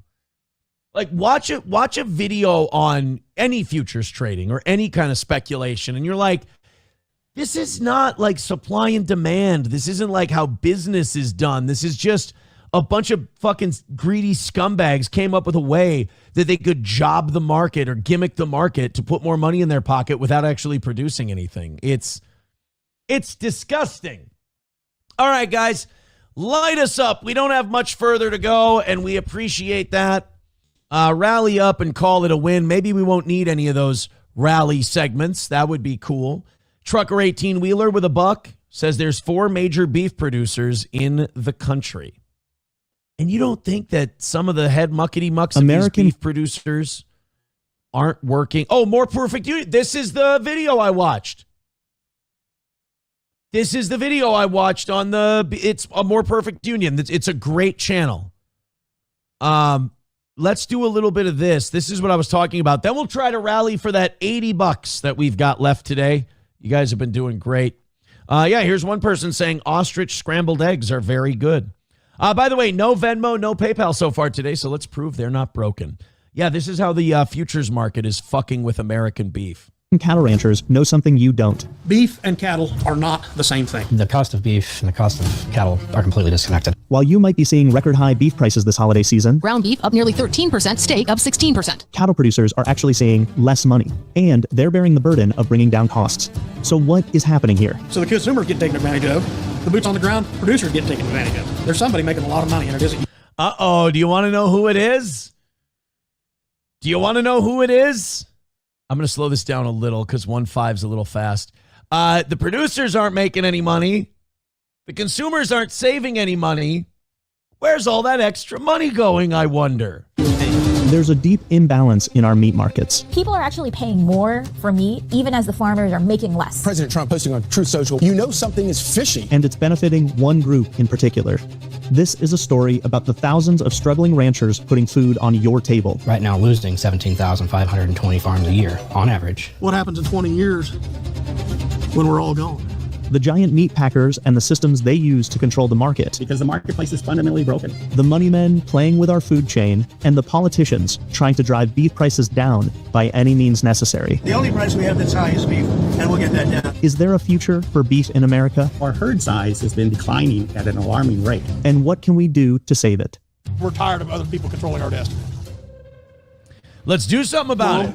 The dollars that we deal with today, if Dad had the opportunity to cash out the chips, would he keep rolling the dice, or would he have pulled his money and said it's been a good run? Boy, that's a hard one. If you read the news about the beef crisis, you might think that ranchers are doing well right now. But John O'Day, a 6th-generation Nebraska farmer, showed us a different reality. It's really tough because historically, 7 out of 10 years a cow-calf operation breaks even or loses money. Come on, Jerry. You hope to make enough money when you're profitable to pay down debt that you've accumulated during the tough times. John is an independent rancher. But in our food system, independent ranchers aren't that independent. So I told you in our last stop we checked the markets when we got over here. And so here's the chart that I use. Ranchers live and die by this chart, the feeder cattle futures, that dictates how much they can expect for their product. Many ranchers believed that 2025 would be a rare profitable year, with feeder cattle prices reaching record highs in the fall. But then something happened at the worst possible time. We're going to do something very quickly and easily on beef to get it down. President Trump's plan to buy more beef from Argentina. His words sent wholesale cattle prices plummeting. Fuckers. Around $200 a head. So they flood the market with foreign beef.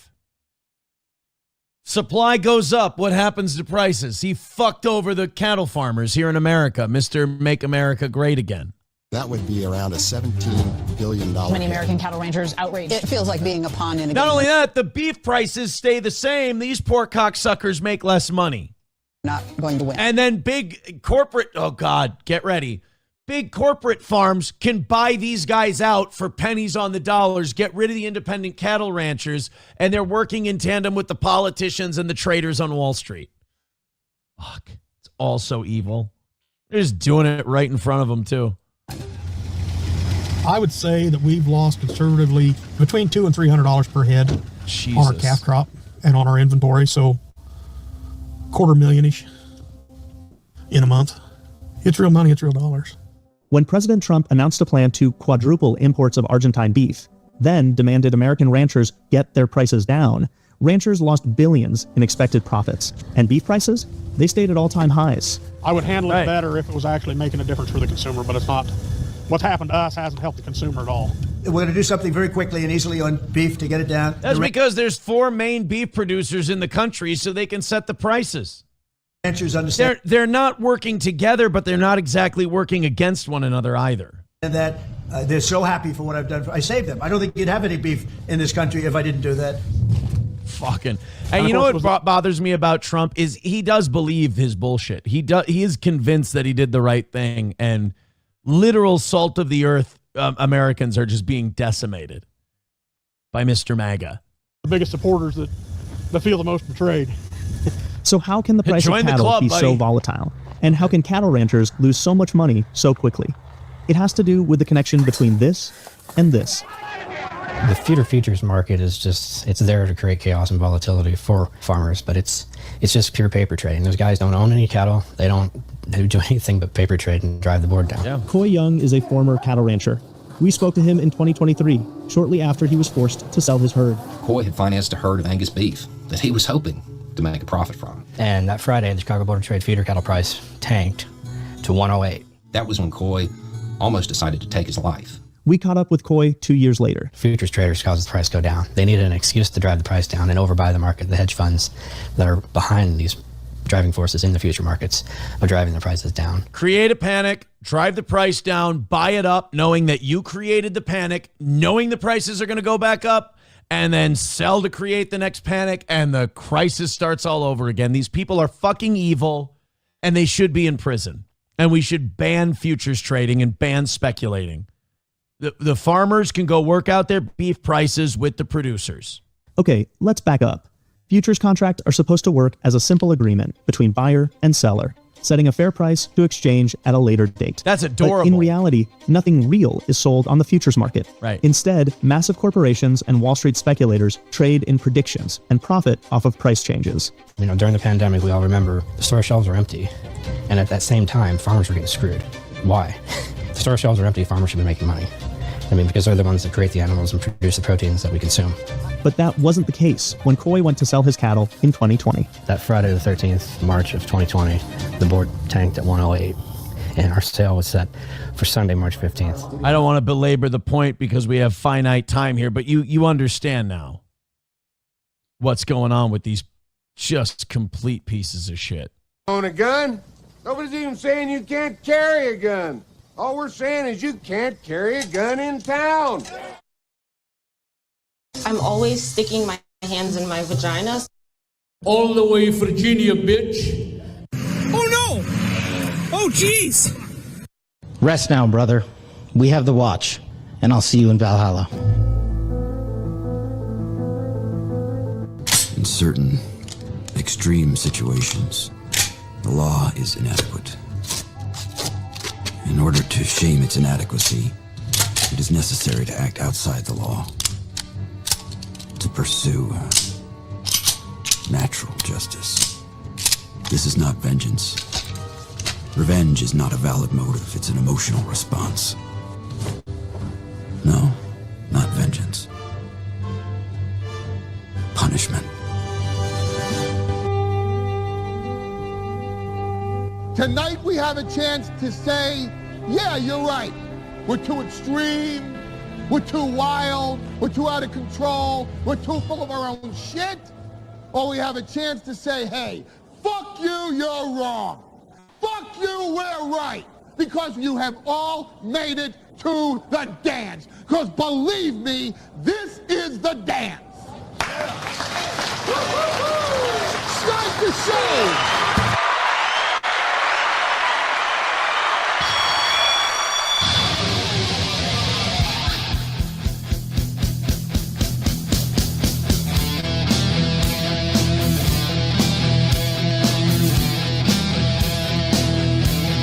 Yo, dogs. Good morning. Welcome. It is the Steel Toe Morning Show. It's me. It's Aaron.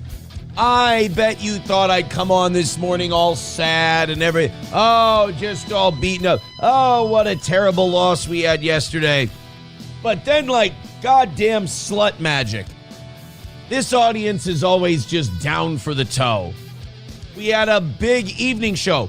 Nobody saw it coming from the evening show last night. They haven't, it's been a struggle the last couple of weeks while the morning show's been absolutely crushing it. Here comes the evening show. They get us back within $100. of making up for yesterday. Go over by 30 today. Go over by 30 tonight. Go over by 30 tomorrow. Why the hell not? I hate hope. Hope is my least favorite thing in the world. But here I am having it again. And why? Because of you. MSO says, well, that's true. That's true. I mean, I guess I'm such an optimist. I never consider the fact that we could just miss by another $1.65 and we could just go right back to behind again. But I don't think we should do that. As a matter of fact, I think we should have one of those old-timey days where it all gets hammered out in the first hour. I think that would be great. April May Sue with $1. Yeah, I think I hate to disappoint you, but I don't know. There's no reason to. And also, I think you're a little late. I think it might be time to give up after 2 years. It's cheaper to insult Fatty over here. You know, I had somebody say that,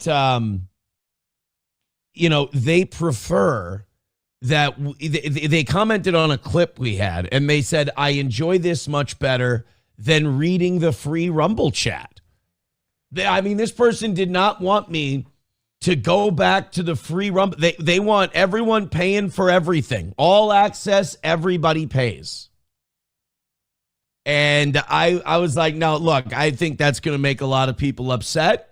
I'm not going to do that, but it's interesting to have that kind of feedback and know that that's in your back pocket. By the way, April May Sue needs a gifted membership. That's for certain. MSO says Aaron is smoking hopium, LOL. Remember, anytime anything gets within 100, I have hope. And that's the most that's why yesterday was so nice. And that's why I didn't get any mean comments. I didn't get anything nasty yesterday. It was just people who even don't like Steel Toe. They don't like it when I take the L's in stride. And when they're massive L's, I take those a lot easier. Close L's, those hurt. Those feel personal. The big L's, those just feel like, you know what? I always knew it. I always knew it. There was another one I wanted to get to here. And now here I am reading the free chat again. As someone who said, after I said, someone said no. Look, we've got a lot of stuff to talk about today. We'll get to the Shia LaBeouf stuff. I think also it's real hard not to think that everybody's control. That it's hard to believe that not everyone's like paid or like. It's hard to believe that all of this shit that we watch happen. Like, I feel like watching and following news and politics and the internet and stuff. I feel like you're watching professional wrestling where, like, if it happens in front of a camera, it's a work. That's the saying in wrestling. Like, oh man, was that a work? Oh, was that a shoot? Was that? And personally, I don't think you guys should be using wrestling terms. But if, as someone who's wrestled matches before, as someone who's been in the locker room, stop it. I can use the terms. If it happens on camera, it's a work. So you have Nick Fuentes, and he has this, he's this banned, canceled, can't even use the banking system, anti-Semitic guy. And then all of a sudden, Israel becomes unpopular.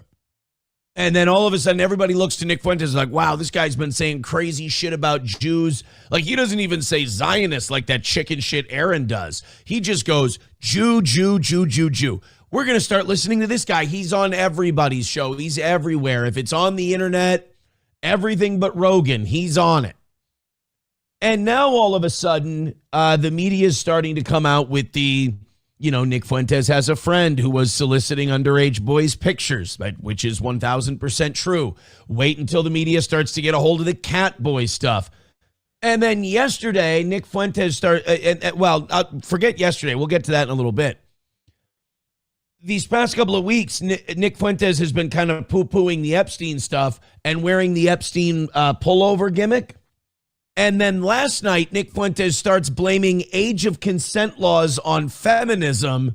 And it's like, oh, but you know what? I think that trad Catholic following he's been building, I think that might be starting to unravel. And it makes me go, who's paying this fucking kid?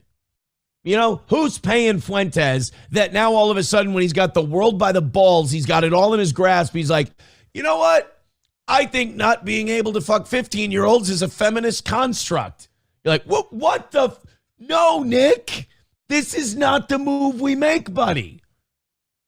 And here we go. So I think that if it's on camera, it's a work. If they look like they're the next big thing, they're bought and paid for. I don't know. I just can't see a guy like, if you're so on top of the world, that thought enters your head and you go, absolutely not. I'm not going to say that. That's an insane. A lot of people will hate my guts. And well, not only a lot of people will hate my guts. It's a fucked up thing to believe. It's a crazy thing to say that it's a feminist construct. Nick says Catholic doctrine is 14 years of age. Yeah. Keep that shit to yourself. Or you know what? Actually, don't. If you believe it, don't keep it to yourself. Say it out loud so we know who you are. April May Sue says, what do we get for a membership? That's a great question. You don't have to watch ads. No, I think that's number one. No ads if you get a membership. Number two, it supports the channel, but that might actually discourage you from getting one, so I don't want to do that. No, if you hate me, you can watch the ad. You can skip the ads and just get the pure hatred of me and my show and my constant survival and self-improvement. You don't want to get that unabated. So there's a good reason. But you know what? Letty Let, April May Sue, wait around a second. Everyone start gifting memberships. Let's get it. Let's do it that way. Dark Passenger says, make them pay the troll toll. I think the troll toll is fair. Riley Rye over on YouTube says, what are your thoughts on Baked Alaska? Baked Alaska, to me, I think is essentially harmless. I think he's kind of cringe. I think he's always been kind of cringe. I think he's built more for like the internet IRL streaming world than he is the political world. I've never heard a political take from him that didn't come from like the back of a Republican cereal box. So, and I think he's easily led. But I don't think he's like a bad guy or a terrible, nasty dude. I think he's just, 2015, 2016 allowed a lot of people into the zone that really didn't have a reason to be there. Plenty of stuff to do today. We've got I just looked through what we're doing in the first hour. A lot of gays, a lot of trans. We're taking a break from Epstein so we don't get overloaded. And I'm seeing a gay that's mad. I actually think this might be a gay trans. I've got a gay trans that's mad about a Bible verse on the underside of their In-N-Out burger cup. I've got, this Piers Morgan clip I've got for you. I was driving around yesterday and I heard this Piers Morgan clip. It is so goddamn good. I unabashedly like Piers's show because he's like the Jerry Springer of politics. He just lets freaks fight with each other. And there's this sweaty, ugly, disgusting freak of a guy who's like defending Epstein. He's a writer. His name's Michael Tracy. And he's been making the rounds publicly, defending Epstein, defending the Epstein files. He's kind of like that Jewish guy that's on Tim Pool that we played Alex Stein fighting with yesterday, where he's like, well, why don't they bring charges? Why don't you just, I think this is all overblown. I think you guys are making a big something out of nothing. You're taking little things like pizza and beef jerky and things like that, and you're blowing it up into this big conspiracy. It's like, no, asshole, this stuff proves the conspiracy. Well, this Michael Tracy guy was like going after Virginia Giuffre. They had Virginia Giuffre's legendary lawyer, David Boies, on Piers's show, and he laid out why the Epstein files are disgusting and why he hopes people get investigated and prosecuted, although he doesn't see it happening. I like this David Boies guy. And then Tara Palmieri, who's been an investigative journalist covering a lot of the Epstein victims, she confronted this Michael Tracy guy and was like, who do you work for? Who's paying you? Like, there's no way you as just a normal guy is defending this shit or downplaying this shit. Somebody's got to be defending you. We're going to play this later. I just have to tell you about it because I'm being a catty like girl right now. Michael Tracy literally puts his hand to his ear and he goes, I'm sorry, my audio cut out. I can't hear you. I can't understand you. I was in my car by myself last night laughing out loud. I literally had LOL'd at the guy pretending that his audio cut out when he was asked who he works for. Honky with $1 says, hey, Fatty, have you ever tried the Anthony Cumia diet? It's all protein. I'm a little too old to be going to proms, you know? A little too old to be going to proms. I'm good, thanks. I had to play this because I was just scrolling through Twitter before the show, just looking for any last minute stuff. You know, like yesterday, Jesse Jackson died. Rough Black History Month, by the way. Jesse Jackson dying in February. Yikes. And, you know, I think the whole world thought all at once, you know, when they had heard Jesse Jackson die, obviously an emotional moment for the entire country. A lot of people all at once were screaming in unison, missed Al Sharpton. I'm kidding.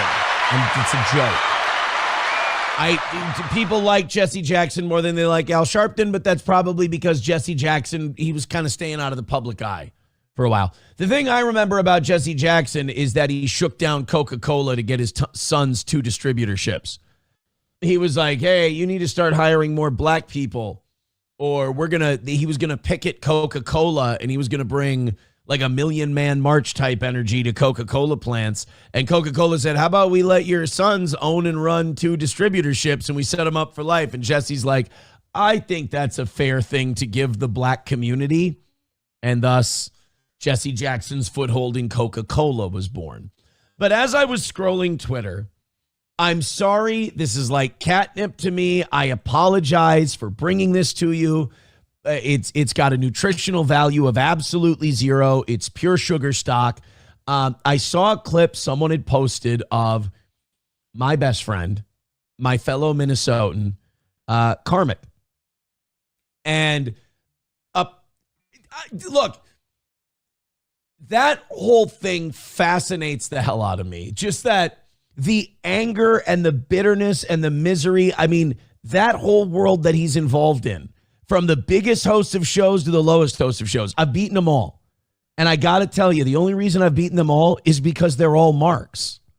They all think this shit is real. They don't think any of this is a show or a performance. They all take this incredibly seriously, because from the guys who buy their way to 1,000 viewers to the guys who have 10, they don't have a life outside of this. So they get extremely worked up and angry. Well, apparently Matt Mead and Karmik are fighting with each other. Matt Mead, who's some contractor guy who was fucking a whore that was way too young for him. And now I don't know what he tweets all day, I guess. He and Karmik are fighting. I don't know why. But Karmik cut a promo on him. I saw this apropos of nothing. I don't have much of the backstory. But again, when I say these guys are marks who take this shit too seriously, remember that these men do not know each other. They've only seen each other on podcasts, and they've never met in real life. But this is Karmik talking to Matt Mead. I'm just going to play this without comment, and you guys have some fun with it. That's where they go, violence.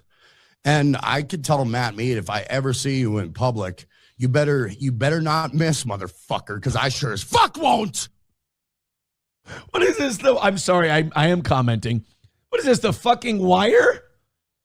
If you come at the devil, you better not miss, or you come at the king, you better not miss. What are we shooting at each other now? What are we? High noon, we're going to have a showdown right in front of the clock tower? What are you guys doing? You're both retards. Stop. You come at me, you better not miss, motherfucker. Can we, by the way, the reason I remember why I grabbed this now, I think we can get drops out of this. I think there's some Karmik drops to be had here. You better not miss, motherfucker, because I sure as fuck won't. Why are you You're going to make fucking threats towards me. Do something about it. Make sure I'm not looking, because I'll end it. Matt Mead, you fucking bitch. Why is Matt Mead a bitch? What happened? I missed it. He threw a hat in a fire on MLC the last time I saw. I don't know. I'm out of the loop. Why is he getting this energy? Why are we so mad at Matt Mead? You better not miss, motherfucker. And when you hit me, you better make sure I'm not looking. Let me just say this. Since we're putting out our predilections to how we'd like to be attacked, please anal only. No, I would say that if you're going to attack me, please make sure I am looking. Make sure I'm prepared. Make sure I'm aware that an attack is coming my way so I can counter it in some way, shape, or form, or at least have a chance to. Please don't hit me when I'm not looking. Those always hurt the most. But all right. Can we get the you better not miss because I sure as fuck won't? I think I want that one for maybe a $10 drop. If I ever see you in public, you better not miss, motherfucker, because I sure as fuck won't. He shakes. He gets mad and he shakes. He's so angry. Why?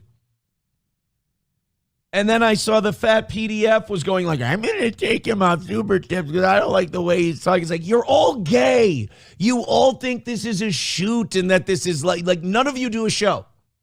None of you do a show. You do this weird anger management class every day. You do this weird like exercising your own demons in public for people. I feel like such a hack because I just do a performance show for money. I'm a street performer. And these guys are out here. You better not miss. I'm gonna get you. And we're all Omar from The Wire, apparently. I don't know. If you're gonna make fucking threats towards me, do something about it. Make sure I'm not looking.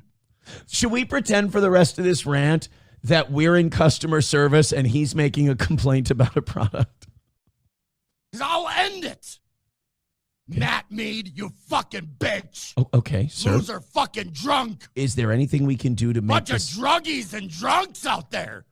That's a good line. Hold on, get that. I'll stop interrupting. Bunch of druggies and drunks out there. He's right about that, though. There are a bunch of druggies and drunks out there. And if you noticed, a lot of people who like these kind of weird, pedophilic, satanic podcasts, they all have the same phenotype. They're all very overweight with the really gross, scraggly beards. Most of them have criminal records, and they all have no social life. Like, it's very strange to see. It's a very common thread, and it's almost universal. Keep me out of your fucking world. Because if you step in mine, it'll be the last fucking thing you've done. Why are we saying that things are going to be the last thing we're going to do? None of this should be the last thing.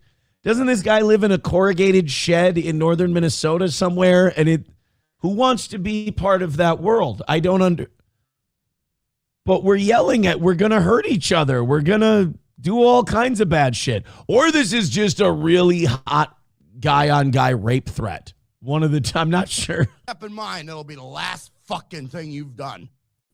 Thank you, Anonymous. Oh, that was like a response to a super chat? Oh, well, that's nice. Give him money and he'll yell and swear and tell people that. Is he one of those guys who if you tell him somebody said something, he just assumes it's true and then just goes off on a rant? Because if so, bravo. Bong Time says, get him on the show, Aaron. Aussie Mark says, fire Johnny and bring Karmic to the show. Letty, I love it when people know this stuff and they can inform me. Letty Let says, that's pretty much his show. Really? That's all. It's just all that. Chat riles it up. He goes and says, if you've got more clips like that, please send them my way. I love that.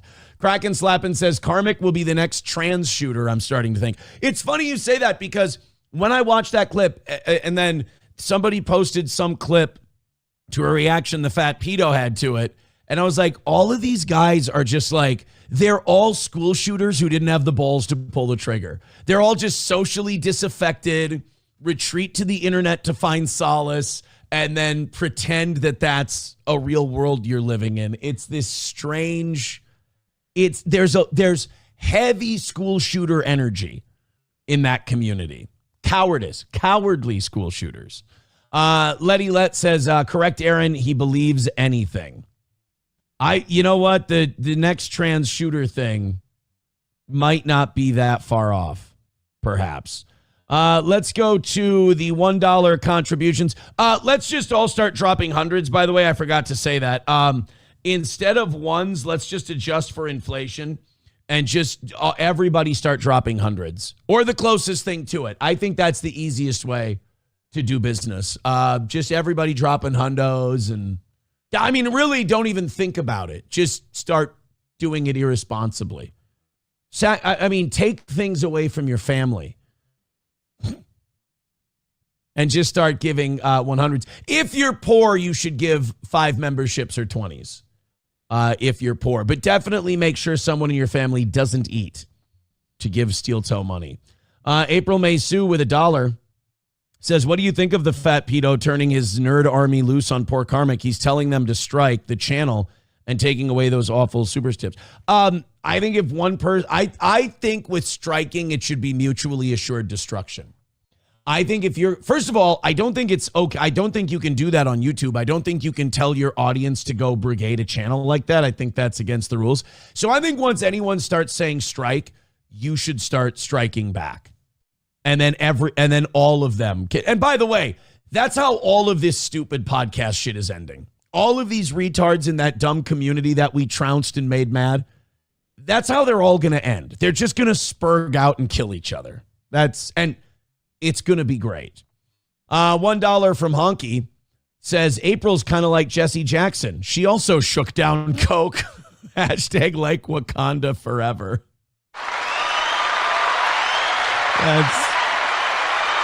I didn't realize that, but April's a civil rights hero. Like Jesse Jackson, she shook down coke. Letty Let says the school shooter analogy is spot on. Well, thank you. Thank you. Veldrain with $1 says, I will get you He-Man if it's the last thing I do. What? I don't understand what that means, but I'm excited.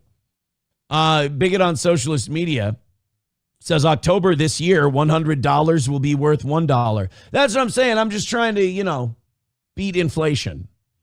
Mikey says, LOL hundreds. LOL. Yeah. Okay. I'll get right on that. Well, look, I don't need everyone to buy my bullshit.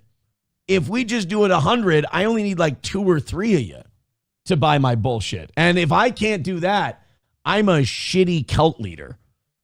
I'm the worst at it. Meg B says, oh my God, you want to see the next school shooter? Rumble account sound for sound. That dude hates pedos and wants to kill them. I don't think that's necessarily a terrible thing. Mint Diggity says, I disagree, Aaron. If Mersh and Ralph are still around, the Dabbleverse ain't going anywhere, not anytime soon. Have you seen how those two live? The assumption that they're both going to be around for any long modicum of time is not guaranteed, as is nothing in this world. As is nothing in this world. I think if you constantly need a villain to stay alive, I think that's just, it's short money is all I'm saying. That being said, let's bully some gays and trans. It's a joke, YouTube. I'm kidding. It is just a joke. It's what we call in the business a segue. Let's do this In-N-Out Burger clip while you guys get settled in. Hit like, hit subscribe, and hit follow. Satan's Mechanic said, show us your man doll collection, Aaron, for 100.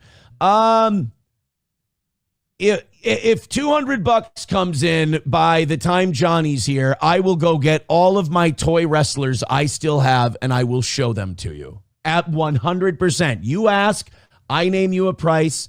I'm sure it's a no from you guys, but I'll always give you the number. Let's go ahead and do this In-N-Out Burger thing. So this, I rarely ever say this, but I hope this person in this clip is trans. Because if they're not trans, this is just the ugliest woman/man I've ever seen. They got a meal at In-N-Out Burger. Now, I know that like Chick-fil-A is a very Christian fast food restaurant. I don't know about In-N-Out Burger. I don't know if In-N-Out Burger is super Christian, but apparently they put Bible verses on the bottom of their cups. This is something I didn't know. And of course, if you know this about trans people, holy things make their skin sizzle. So this next clip is going to show a person. Now, first of all, who's looking at the bottom of their cup when they eat fast food? You should be doing nothing but looking down when you're eating fast food. You shouldn't be making eye contact with anyone lest they know what you're doing and they realize you're just a fat, worthless piece of shit. I ate fast food yesterday, by the way.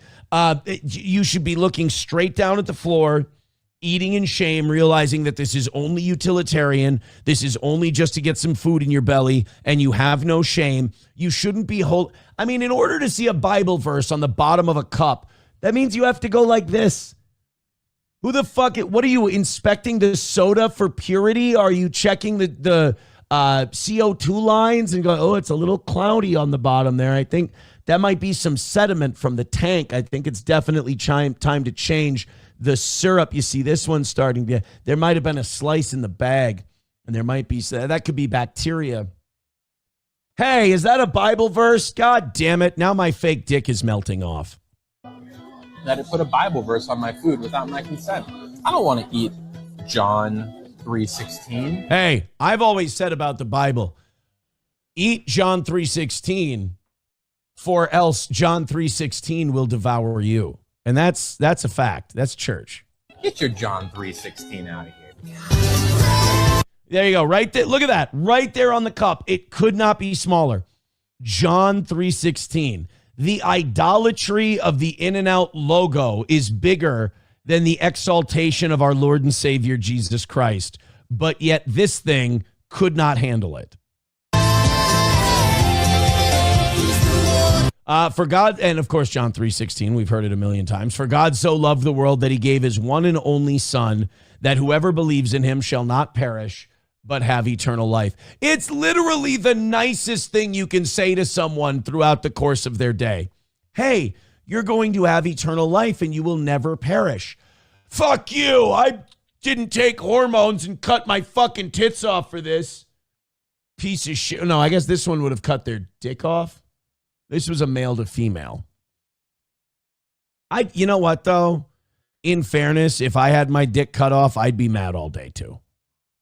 I mean, I try not to get mad at the Lord, but just in general, I'd probably have some residual anger because, like, you made a decision to cut off your penis, something you're born with, something you were meant to have. There are going to be moments where you're going to be angry about that, but because of this ideology, you have to push that down. And then where does that come out? It comes out as anger against God, anger against your creator, lashing out against the very thing that made you because you're mad because you're like, maybe that whole cutting off my cock thing and putting on makeup was a little hasty.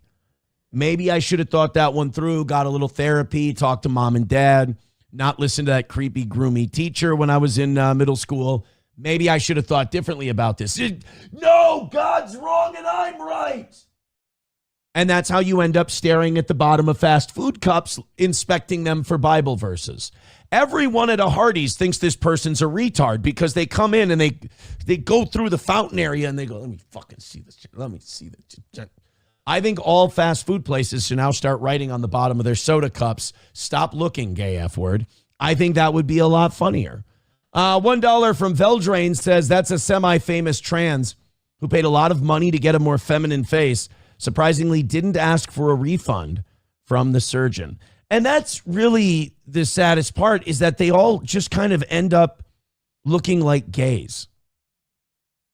You know? They always end up looking like just gay guys. And it's like, well, why didn't you just stop there? You know? The new bumper sticker, stop at cock. That's all you got to do. Main Vein with $1 says gays and trans. This is the Aaron gets a boner part of the show. Thank you, Main Vein. Appreciate that. Glad we're doing this for $1 at a time after a near record loss yesterday. How about a bunch? How about a big bundle? Because if you throw in a lot now and I make nothing while Johnny's here, I can just blame it on him. And then I'll feel like I've, accomplished something. Honky says, how's his core? Aaron's thoughts. Now, don't sit here and try to read my mind. I wasn't even thinking about their core, which means you were, which makes you a pervert. Welcome to the show. Hit like, hit subscribe, hit follow. Not going to lie about the morning show. Our numbers have been bad this week. Yesterday was an absolute disaster. I'm very happy about last night's evening show. I'm here in a good mood this morning. I'm always excited to do my show. I just want to make sure the business part doesn't interfere like it did yesterday. So please, thank you, appreciate it. Of course, we can't have the same people doing it every day. I'd like to see a big win today. Please and thanks, appreciate it. I don't want to mention it very much today, so let's get to work. Thank you. A lot of people need memberships out there. We're about 80 memberships away from 600. 600 is our big number on Rumble. Let's do that. YouTube, we're at about 300. So let's, just guys, unlimited amounts. Just go nuts. Like all those drama shows, they do shitty shows. The hosts are incredibly untalented. Yet those mentally ill retards just throw gorilla amounts of money to go, I hate the same person that you hate. Why do you guys have to be well-adjusted adults with responsibilities, families, and jobs? I resent you for that. I resent you for being intelligent. I resent you for being very, very smart and having responsibilities. I hate having an audience that's actually good. I'm kidding, by the way. I'm very glad that I have the people I do. Thank God. I would rather beg you for money than go, you know what this guy did? Oh, I don't like that guy. It's the lowest dollar it's worse than begging. It really, doing drama content is where, at least if you do good content and then go, guys, a little something, alms for the poor, a little something for the effort. That's a lot better than going, I'm 50 years old. Let's talk about what this other man is doing with his life. There is no amount of money that makes that better than begging.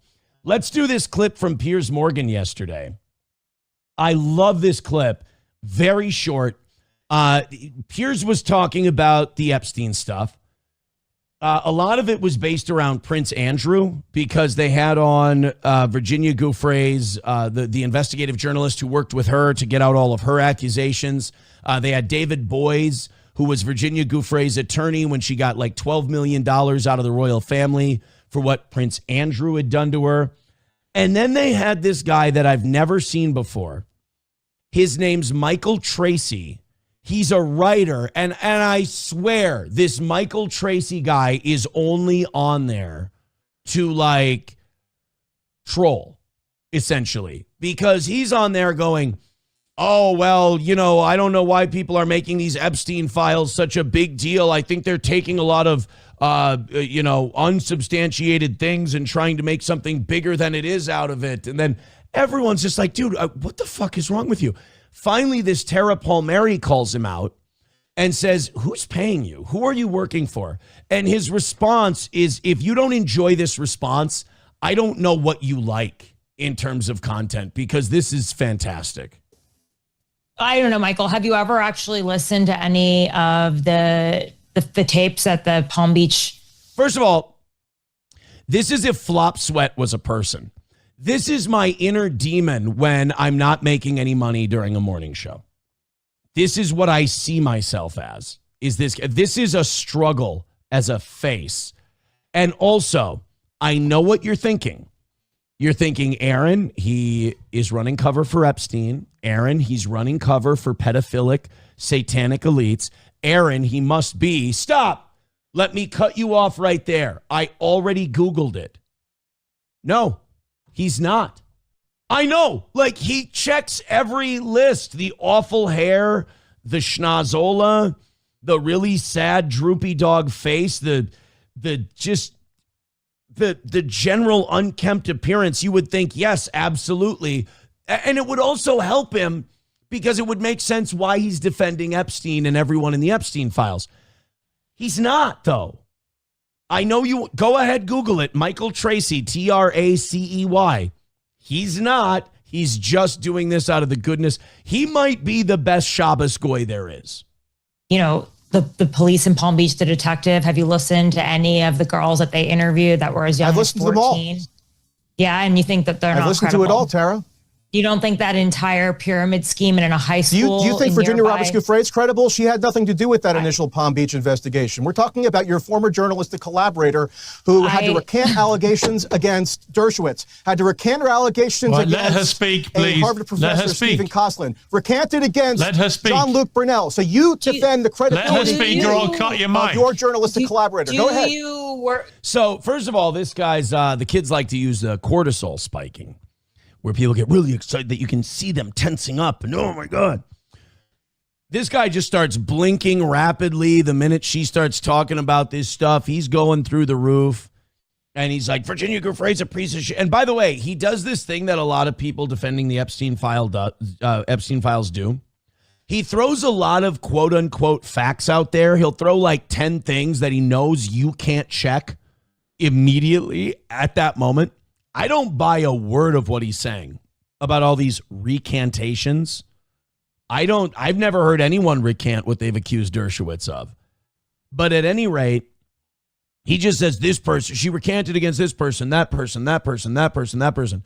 I'm sure if I Googled it and looked it up, this guy's full of shit, but he does this trick where you can't prove it right away. So what you do is you just ignore that point and you go, hey, because you can't look into those files and say that like Lex Wexner, Howard Lutnick, all these other people, like they haven't lied. Bill Gates, they're not involved. Pizza, beef jerky. You can't read that. These assholes act like if it's not spelled out word for word, we ate the babies, we write the babies. We ate the babies, we write the babies. If it doesn't say that explicitly, then it never happened. Like you're not allowed to be a human and use rationale and reason to go, oh, well, clearly this is a fucked up thing. And this is human sacrifice. This is child molestation. This is sex trafficking. I mean, this guy's sitting there going, well, it's not spelled out for me and nobody's hitting me over the head with a mallet containing the words in the emails, so it doesn't count. Who do you work for, Michael?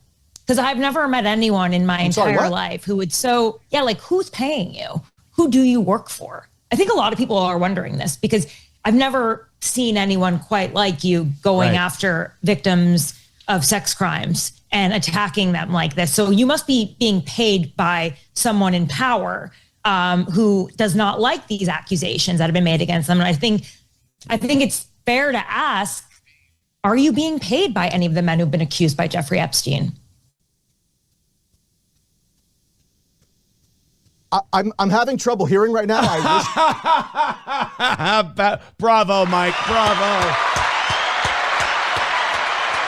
By the way, heard her loud and clear just a second ago when she was talking about Virginia Giuffre and he wanted to throw those names out there and everyone heard her absolutely fine. The minute she got to, hey, who's paying you? Like, who are you being supported by? Where's the money coming from here, Mike? I'm sorry. And he's fucking with his earpiece and he's dicking with it. I can hear her voice coming through his earpiece, coming through his microphone. So the fucker can hear. I could respond to whatever nonsense she just blurted out. I'm asking you if you have ever been paid. Wait a minute. He just said, I can't hear you. I can't understand what you're saying. If she's suggesting I'm implicated in something, wait, I thought you couldn't hear. Shut up, bitch. You can hear just fine. I think Mike Benz is really happy to be here because he's like, oh, thank God. I'm usually the disgusting Jewish shill who defends Epstein and just, oh, he's a deal maker. He's a closer. I'm usually the disgusting piece of shit that everybody finds too slimy and they have to take a shower after they listen to me, give the okay for this disgusting stuff. At least Michael Tracy, this greasy, sweaty, extra in Ray Donovan victim, is out there just doing the dirty work for old Mike Benz. And here, Cutler from Mad Men is just having a great time watching this guy backtrack. By any of the men who have been accused of crime, maybe somebody can astonishing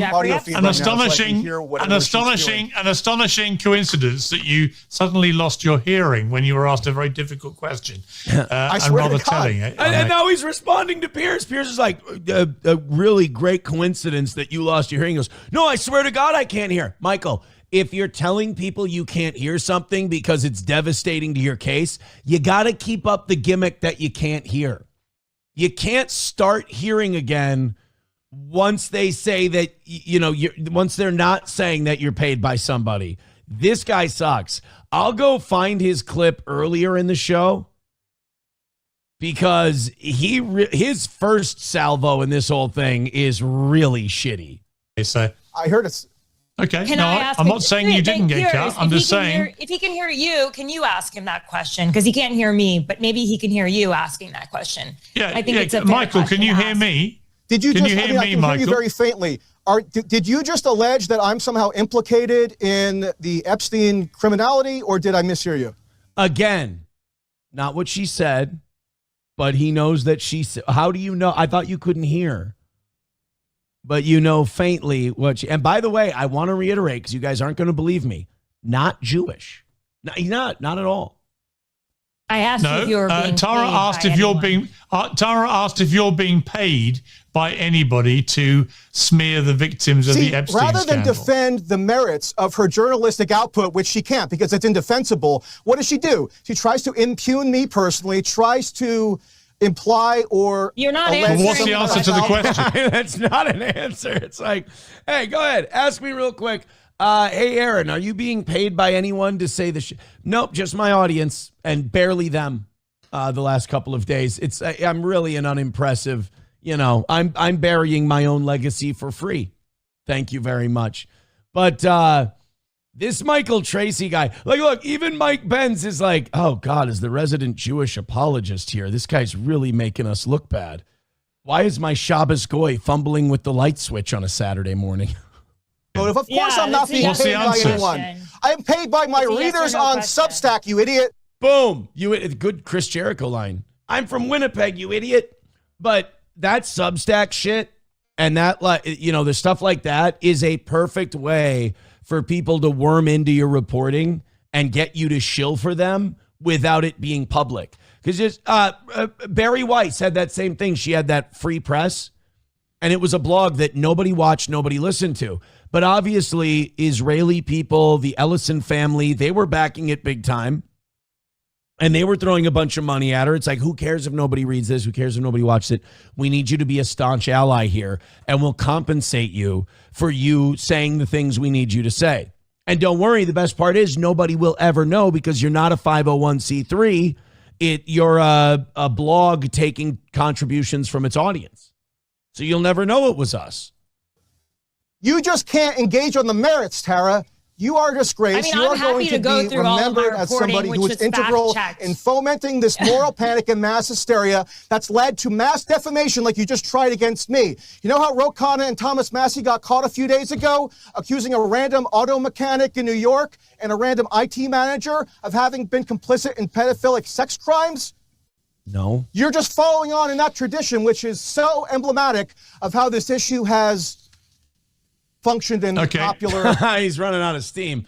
I mean, imagine being this guy and imagine like history is going to judge you for all of this stuff. History's going to judge you for the way you took this. And Ro Khanna and Thomas Massey help exposing a Jewish satanic blackmail sex ring and human sacrifice cult. You're going to shame Thomas Massey and Ro Khanna and Tara Palmieri. They're the real problems here. And by the way, if you want to, if that mechanic really did get smeared, because again, I don't believe a word this guy says. If those guys did get smeared, I said this on the evening show last night. If we're going to break this thing down and we're going to smash all the guilty, people are going to catch strays. And I'm okay with it because this is such a big, bad deal. There is no constitution or law book that can hold these people. This is an evil that's bigger than our institutions. They've embedded themselves in our institutions. They've corrupted the very institutions that are supposed to take care of stuff like this. So if this becomes kind of inquisition-y, I'm okay with it. I'm clean. If some people catch strays, like we're okay. Like conservatives are fine with like legal Latinos getting picked up by ICE, being held for 72 hours, and then being released back home again. They're like, well, it's part of cleaning up immigration. Well, let's do this same thing with satanic pedophiles. If a couple of mechanics get scooped up and we're like, oh, sorry, you weren't in there. Our bad, different John Franklin. You're free to go. And the result of that is we round up and eliminate this entire cancer from our society, I'm okay with some people catching strays. Can we also seize Michael Tracy's hard drive by chance? I'm going to give now Tara. It's being weaponized politically. Tara, let me just. Of course, Piers. Tara, I resent the implication. I resent the question. I asked her straightforward questions about her own journalistic. Yeah. You know what's funny about this, Michael? A simple no would have sufficed, but you have a hard time coming up with that simple no. I'm morally. You know, when liars get caught lying, they get really self-aggrandizing. They get really sanctimonious. How dare you? You accuse me of not being on. It's like you lie all the time. You know, I mean, I've been around people like that. Not a lot, but one in particular. You'd call him out for lying, and you know he'd lash out at everyone around him. Okay, I'm going to Tara now. The problem is he lied all the time. It's like if you lie and you're manipulative, when people call you out for it, you don't get to be sanctimonious, and that's what this guy's doing. Single aspect of it. You don't just get to talk ad infinitum. Whole little defamation song and dance because she can't actually engage in an intelligent way because there's no defense to what Tara, she's let done. me. No, there is. Nor for David. Tara, let me ask. I can talk about my reporting on the Broken Jeffrey Epstein Tara, let me ask you. Tara, you don't need to justify your reporting. It's been excellent on the whole scandal. Why not? Tara, let me just ask you. What was your? Let me ask Tara. What was? All right, and that's the end. So she starts talking to this guy. Hey, what? You being paid by anybody? Who you being paid for? What? The thing in my ear. It's not working. It's a goddamn comedy sketch. The hearing not working. You know what I heard? What I heard was as soon as the Dow hits 5,000 or 50,000, these guys they can't hear anymore. Their hearing goes as soon as they get that Dow hits 50,000, they're not able to hear anything. So I don't know if the Dow hit 50K yesterday. Are we allowed? Should I even be talking about this right now? 49,533 is where the Dow's at. So we are allowed to talk about criminal sex pests on today's show. Congratulations, everybody. Silver Wolf with $5. Thank you very much. Appreciate that. He says, I'd give more, but I'm getting into a new hobby. Silver Wolf, you don't have to give $1 more. We need everybody who watches the show to chip in a little bit, not the same, 10 or 11 people. We need everybody, all the tens of thousands of people that appreciate this program. Throw in 12 cents, for Christ's sake. We'd be fine. Throw in 2 cents. I'd give more, but I'm getting into a new hobby, satellite listening. That sounds like some spy shit. And I'm building my own sat receiver at the moment, all I can spare for the rest of the week. I really do pick the most unfuckable hobbies. Yeah, not a lot of people get pussy in the sat listening community, and it's kind of like prison. The pussy you want, you ain't getting, and the pussy you getting, you don't want. Los Federales with $1 says, Silver Wolf, we all have unfuckable hobbies, man. Right now I'm ordering stuff to build a racing sim rig. It's running me about 4K so far. Don't worry. Just enjoy the hobby. Come on, guys, you're supposed to be the cool audience. Quit ruining it. $1 from Silver Wolf. Now they're just phone sexing in our chat. Amen, Los. Have fun with the sim. Those are extremely fun. Damn it, you got me to dono again. Well, there you go. Don't worry, it's only $1. I hope it doesn't break the bank. Veldrain with $1 says, I'm not looking for any mechanic. I'm looking for a satanic mechanic. Oh, well, we need to look up these. We're not making any money anyway again today. So we're almost an hour in. I can kind of tell early on in the show that it's going to be a rough one for me. Prove me wrong. We need some, after yesterday morning, it's such a roller coaster doing this show. Cause like after yesterday morning, I'm like, oh, fuck this. And then after last night, I'm like, holy shit, I've got hope. And then this morning's start is just rough. I want to look up some of these. I just want to do this show I want to do. I mean, if it's going to be free, I want it to be. I don't give a fuck. It's going to be mine. Let's look up these hobbies that these guys are talking about. What is satellite listening? Again, if you want. Oh, shit. Shut up. Fucking shit. I was watching Castillo Corrales round 10 before the show, but like, fuck. My show already sucks. I'm already going to make it worse. What is it now? Satellite listening. Satellite listening. Ham radio satellites. If you don't already get your TV, internet, and mobile phone service via satellite, you might. So why not use satellites for your ham radio operations too? It's the basics of ham radio. Wait, so this is like ham radio? Time to get excited about operating via satellites. Over the past 60 years, hams have been sending messages through space vehicles. In this video, we'll give you a short history lesson and explore current satellite options. You'll also get a high-level look at some of the skills and tools you'll need to get started. The best part? Everything we are about to cover can be done with just the entry-level technician license. Is this guy in the Epstein files? This is boring as shit. I don't care about a history. Let me introduce. Got repeaters going. What about talking with humans in space? That happened for the first time on Space Shuttle mission STS-9 in 1983. Holy shit. Astronaut Owen Garriott. Dude, you were not kidding about how unfuckable this is. All right, what can you do? Let's skip around. Amateur radio has a rich history in space, but what can you do? You can talk to people over Talk to girls. 1,000 miles away, if you're up to the challenge. You'll need some new skills, so let's meet some old mathematicians. Have you heard of Johannes Kepler? He's a 17th century mathematician. Holy shit. Do you guys just like read a book of like what's anti-interesting and then just go do all of these things? And I guarantee I can't listen to this shit. Los Federale or Silverwolf, what I'm trying to say is I wish you the best. Sounds like an awesome hobby. You'll probably have a lot of fun doing it. I don't even want to learn about it. I'm building a racing sim rig. Let's see that one. Los Federales. Racing sim rig. So you want to start sim racing. Watch this first. Well, don't mind if I do. Welcome to the decisions you'll likely need to make and will dictate some of your hardware choices. Holy Everything starts shit. here, so I'll discuss some pros and cons of each. Number 2, wheelbase and manufacturer ecosystems. This can be one of the most overwhelming decisions, especially in 2023 with more players in the market now that the number of options has increased. So I'll break down some of the key brands and discuss so it's like you're building a Cruisin' USA arcade machine. Fuck that. That's kind of fun.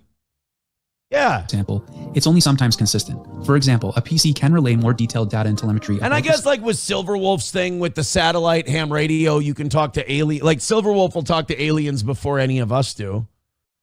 Kind of like fishing in the largest lake for fish. But this isn't bad. This isn't terrible. I mean, just don't let anybody see you doing it. This is one of those hobbies where like if you have it in private and nobody knows, it's fine. But if someone finds out that you're building like a whole like Gran Turismo building around you, it's like, okay, that's overkill. A simple, gaming controller will do just fine. To the wheel and in turn provide a more Can you detailed shoot turtle shells in as well this as the one? ability to further customize the feel, if this is important to you. Another major thing to consider is that on a console, you're going to be locked to a single monitor. All right, pedals. So I recommend potentially investing more of your budget here for significant benefits, because being accurate What's on with this 2-foot shit? You're supposed to be driving with 1 foot. This is a sacrilegious. Brakes and throttle can make a difference in your lap times. So here are some things to consider. Again, compatibility and budget will obviously be your first consideration. And remember, not all pedals are compatible with consoles. Typically, those pedals that are included with wheelbases that have console cockpits. support We got to get into into work the with your cockpit PlayStation or parts. Xbox. For maximum rigidity to contain flex from powerful wheelbases and braking, while allowing for more adjustability and placement of the hardware, although not are all equal and some offer more or less of these attributes. The second is tube frame cockpits or alternate types of frames, which come in many different forms, not necessarily cheaper but built for more specific reasons. And lastly, lighter or foldable cockpits are designed typically for use in a living room or space where you need I can't shit on this. This is actually kind of cool. I mean, it's remarkably uninteresting to my audience and I already suck at this. So like, I'm not going to go like whenever I'm watching something and I don't know a lot about it, I'm kind of the captain of this ship, so I'm kind of in uncharted waters, feeling like I'm boring my audience. My cortisol kind of spikes, as they say. And I feel like the show is being like remarkably uninteresting, but that's actually not, that one's cooler than the satellite radio thing. The satellite listening stuff just seems like, it sounds like you're running your own SETI, which in a way is cool. Like, again, it's a cool thing, but it seems like you're satellite listening. It seems like you're gonna be waiting a while before you can come back with like, talking to ET or whatever. This racing sim thing, if you like racing games and shit and you have the money to do it, fuck it, build one of those. Why not? I get it, like your own little fortress of driving solitude. Totally fine. Mark Robinson with $20 over on YouTube. Thank you. My begging got us $20. Wanna fuck? Let's fuck! I just get frustrated after yesterday, guys. I'm not going to, I think we're all familiar with it by now. King Kong Dong with $1 says it's too smart for Aaron. You got to start small, like paper airplane folding. Dude, if we watch a video right now about how to build a paper football, I'd feel totally confident, like, watching that with you, because I understand that. Like, these other things I don't get. So it's like I have to belittle them so I don't feel so stupid. Lab Glass gifting a membership. Thank you, Lab Glass. Guys, let's not make all the same people do all the heavy lifting. If you like this show, please support it. It's listener donation supported. I'm sorry I failed and got fired from radio. Silverwolf with $1 says, I'm mostly going to be listening to satellite transmissions like the International Space Station and the OTP-2, picking up the stray military satellite. I used to watch Jack Horkheimer, that's not a real name, Jack Horkheimer. Between Red Green Show episodes, I love space. Dude, I love space is like the last thing you hear before a guy starts eating pussy. That's like the last. In fact, sometimes you just hear, I love food. And you're just face deep in like the dampest of jungles. So congratulations. I appreciate you. I appreciate both of you sharing your hobbies with us. I play Madden sometimes. But then I play basketball and I box, which, oh, by the way, this new place I'm boxing at, awesome place, love the place. Already got a message after one sparring day, got a message from the head boxing guy, says, we need you this weekend. Our club professional, our club pro fighter is getting ready for a fight, and you'd be really good at getting him ready. Sparring partner for a professional fighter. I've never done that before. I didn't get to do that in the other gym I was at. There was no even like, I was one of the most experienced people there, and it was really difficult to get better. So I'm really excited to do that. I'm hoping that all the dental work I had will be fine, but I'm not passing up the opportunity this weekend to go spar with a pro. So that's really exciting stuff. But not nearly as exciting as listening to the International Space Station. I understand. I'm going to be destroying brain cells, and Silverwolf's going to be getting smarter. So there is that. You know what? If he's here, let's bring him in instead of starting something new. Let's go ahead and bring Johnny in here. We're already sucking shit today. It's already looking like the same thing as yesterday, so you'd better bring it or I'm blaming you. Well, good morning, sir. I'm sorry you're having a rough morning. I had a great night last night, and we made back a good chunk of what we missed yesterday. So I came in this morning thinking we're going to go nuts. It's going to go great. I've been doing a good show so far. It's been fast moving. Maybe I've been, you know what? Maybe I've been spending too much time in the chat. That might be the problem. Perhaps. That might be the problem. So welcome to the program. Good morning, sir. Oh, man. I look, I was going to say I'm really excited. We've got a good one today, but I've been proven wrong the last couple of morning shows. So we'll see. King Kong Dong with $1 says, since you skipped all the clutch comments, the 2 feet on pedals is for the clutch, you derpy. Oh, well, see, I don't know shit about racing. You know, here's what I know about racing. Rubbin is racing. Do you know how to drive a manual? I've never met him. Well, a manual car, a manual transmission. That's a nice joke. I get you. It's an immigration gig. Never rode the guy. Never you can find him outside Home Depot most of the time. Yeah. What's the, you know, before you embarrass me, no, I don't know how to drive a manual. Well, that's again, that would be why you didn't understand the 2 feet thing. Like even just with a regular manual car, you're using your left foot for the clutch. So racing cars generally don't have automatics. So in these racing video games, you got to do the manual as well? Well, I mean, Cruising USA, they always let me do the automatic. Well, you don't have to, but there's an advantage to using manual over automatic. Like even in the virtual simulator, it's going to be the same as if you're using an automatic in actual racing. And automatics shift at certain RPM points. It's a set thing. They do it on their own. You don't involve that's why it's called automatic. But in a manual, you can ride your RPMs higher. If you know you're going to come into a spot where you're going to be dropping a lot of your acceleration all of a sudden, you can throw it up a gear. Yeah, your engine's revving really high for a second, but it's going to come down low and it'll pick up faster. It gives you a better energy transmission, gives you more zip. You got more pickup. Holy shit. People fucking love this racing It's just sim a better way shit. to operate the car if you can do it. You people love this racing sim shit. And I'm not going to lie. That like pod thing that guy built is kind of cool. Yeah. Some people get pretty intense, like to the point where they use multiple monitors and stuff. And it's like a flat out, like you'd see in movies when people are in the military or in NASA going into space, like level simulator, where it's like every screen there. You're like, holy crap. You really feel like you're in a car and you're racing. Like, yep, that's the idea. Honestly, as long as you don't let a girl see it, those are fine. Well, I mean, if you're into the right chick, maybe she's cool with it. But yeah, odds are good. You're going to be dry dating for a while. Hey, you know that thing where girls are dumb? Yeah.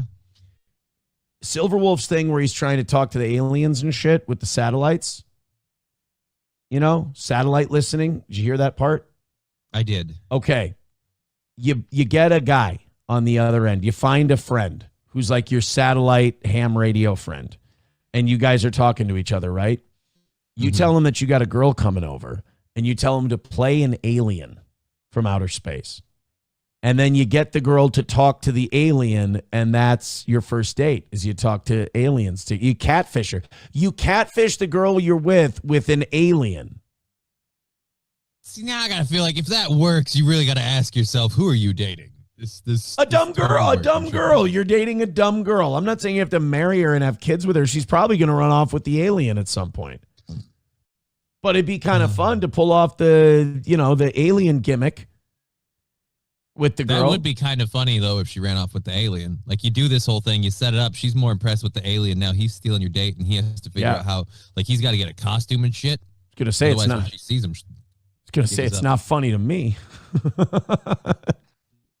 So sometimes all they need is Coke.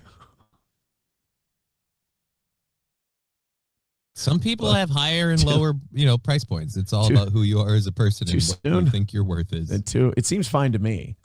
Doesn't seem too soon on my end. Mark Robinson with another $9.99 says, can't drive a manual? Dude, I'm a millennial. None of us can drive manuals. Johnny couldn't drive one in real life. He can drive one on a video game. Actually, shut the fuck up. I used to have a 5-speed Ford bike. Tempo. You have a 5-speed I bike. can't drive one now. Yeah, so fucking brag now, bitch. Yep. All day long. Fucking brag now about your man. How to work out. Hey, how driving a manual work for you? According to the studies I've done with one person as a control, driving a manual gives you multiple sclerosis. Fuck, I can't refute it because I do have MS. It's something about the transmission. You're burning up your nerves because you're thinking too hard with all these fucking pedals. Exactly. You got 3 pedals, you got 2 feet. What the? Can I ask you something about driving a manual? How are you supposed to text while you're driving if you're handling the shifting? Well, you don't. Exactly. What's driving nowadays is for texting. Dan Vicious with $5 says for Johnny's new racing rig. No, I'm not paying Johnny. Are you kidding? No. Veldrain with $1 says my hobby is throwing spare change at a monkey online. The monkey gets so upset when they don't get enough. Something about a goal. I don't tell anyone about it, so people don't think less of me. Well, let me tell you something. That monkey probably feels like shit because he usually spends an hour plus a day trying to think of exactly what you'd like to hear and talk about so that he can entertain you at some of your most boring moments of your life. So it's good that you just fuck with that guy. Joey Caravello with $2 says, Johnny, have you ever tried on your old lady's bra and panties and rubbed your nipples and pretended you had Yeah, we're going to miss by $200 today. We're missing by $200. There's no fucking way. I'm a joke. Silverwolf says, how dare you insult Jack Horkheimer? Fuck you. I'm tanking the show. This man was the main reason I got telescopes and into space. R.I.P. Jack. You are missed. You know what? Fuck it. You guys have been on a good rally, though, the last couple of minutes. I'd like to see that continue. But because of yesterday and because of our slow start today and because I'm not even looking at our listenership numbers right now because this week they've been in the shitter and I don't need that energy right now, I'm going to watch some Jack Horkheimer. I don't give a fuck. You want a good you know what? This is a listener-supported show. You support it, I'll listen. But right now, Silverwolf gets his way because we've had a 20, we've had 2 or 3 5s, but it's mostly 1s and 2s. So the 1s and 2s run the show today. Thank you very much. And the 1s and 2s want Jack Horkheimer. They've got, holy shit, this looks dreadful. I can't see your camera, so I won't be able to Well, guess what? You can now, you silly bitch. Thank you so much. By the way, is the audio better today? It's better. There's still like a modulation thing. I don't know if maybe dropping your mic input setting on your computer settings would do it, but that might affect everything else, so it's not worth fucking with right now. I fucked with something yesterday, and I thought it is a lot better. I can at least hear you all the time. You're not cutting out at all. It's still overmodulated, but I can hear you. So that is my computer. I can't figure that out. That's after the Google thing. I fucked around with it again yesterday. It works on OBS. It works for the show, and that's all I'm going to fuck with for right now. That's all that's important at the moment. Confused by the cosmos? Can't tell a planet from a star? Then give us just 5 minutes, and we'll show you what they are. Jack Horkheimer, stargazer, director of the Miami Space Transit Planetarium, tells you all about the night sky. Holy shit, this is like some old school PBS shit, isn't it? This is made by stuff of people who are on acid. Holy Christ. Jesus. This is like, what is this, 1998? That damn. Can't be right. That's got to be when they put it online. This looks like it's 1988. You're just old now. So 1998 seems like it was way more technologically advanced. This tracks, man. Go watch football from 1998. Remember how modern you thought it was? They all look like they were wearing the largest shoulder pads you've ever seen in your life. And the biggest show of all, the universe. And now, this week's episode. In like a lion, out like a lamb, and how to find them in March's skies. This is what got Silverwolf into stargazing and satellite talking. Is this Jack Horkheimer? Greetings, fellow Stargaters. And boy, don't you just love spring. I mean, although I really love the brilliant stars of winter. Right? Can you guys go on those apps where you can search the Epstein files? Look for Jack Horkheimer. I'm not saying I think he is. It just wouldn't be surprising. No, I understand. Everyone's suspect now. And Jork Hackheimer. Jork Hackheimer is standing on one of Saturn's rings. Also really look forward to the soft, muted stars of spring that echo the gentle colors of Earth's landscaping. Nah, dude, he's just gay. Okay. Yeah, I think he's just a mo. And not even the kind of mo that gets mad at John 3:16 on an In-N-Out cup. He's just a mind your own business, fuck a guy in the butt every now and again, gay guy. You know, the tolerable ones. He might even be a one-man guy. He just has his dude, and that's it. He's got his main cornhole, and he's Jack Kornheimer. Spring. And you know, I have always been fascinated by folklore, especially. Oh my God, no, that's Gunther in a mustache. I knew it. I knew I'd see. Oh God, he's got a fucking members only jacket on. This guy rules. Now I know why Mike Lindell started doing drugs. Holy Jesus, look at his early career. I want you to look to the stars. And when you look to the stars, look at Orion's belt. Doesn't it look oddly like a giant crack rock? That's right. It's time for Stargazers, spelled Gayzers. We're wowzers for starsers. And here, brought to you by MyPillow, it's time to go searching for the stars and biting for the pillows with Mike Lindell. I ditched my members only jacket because I'm not a total 90s fag. This was even out of style in 1998.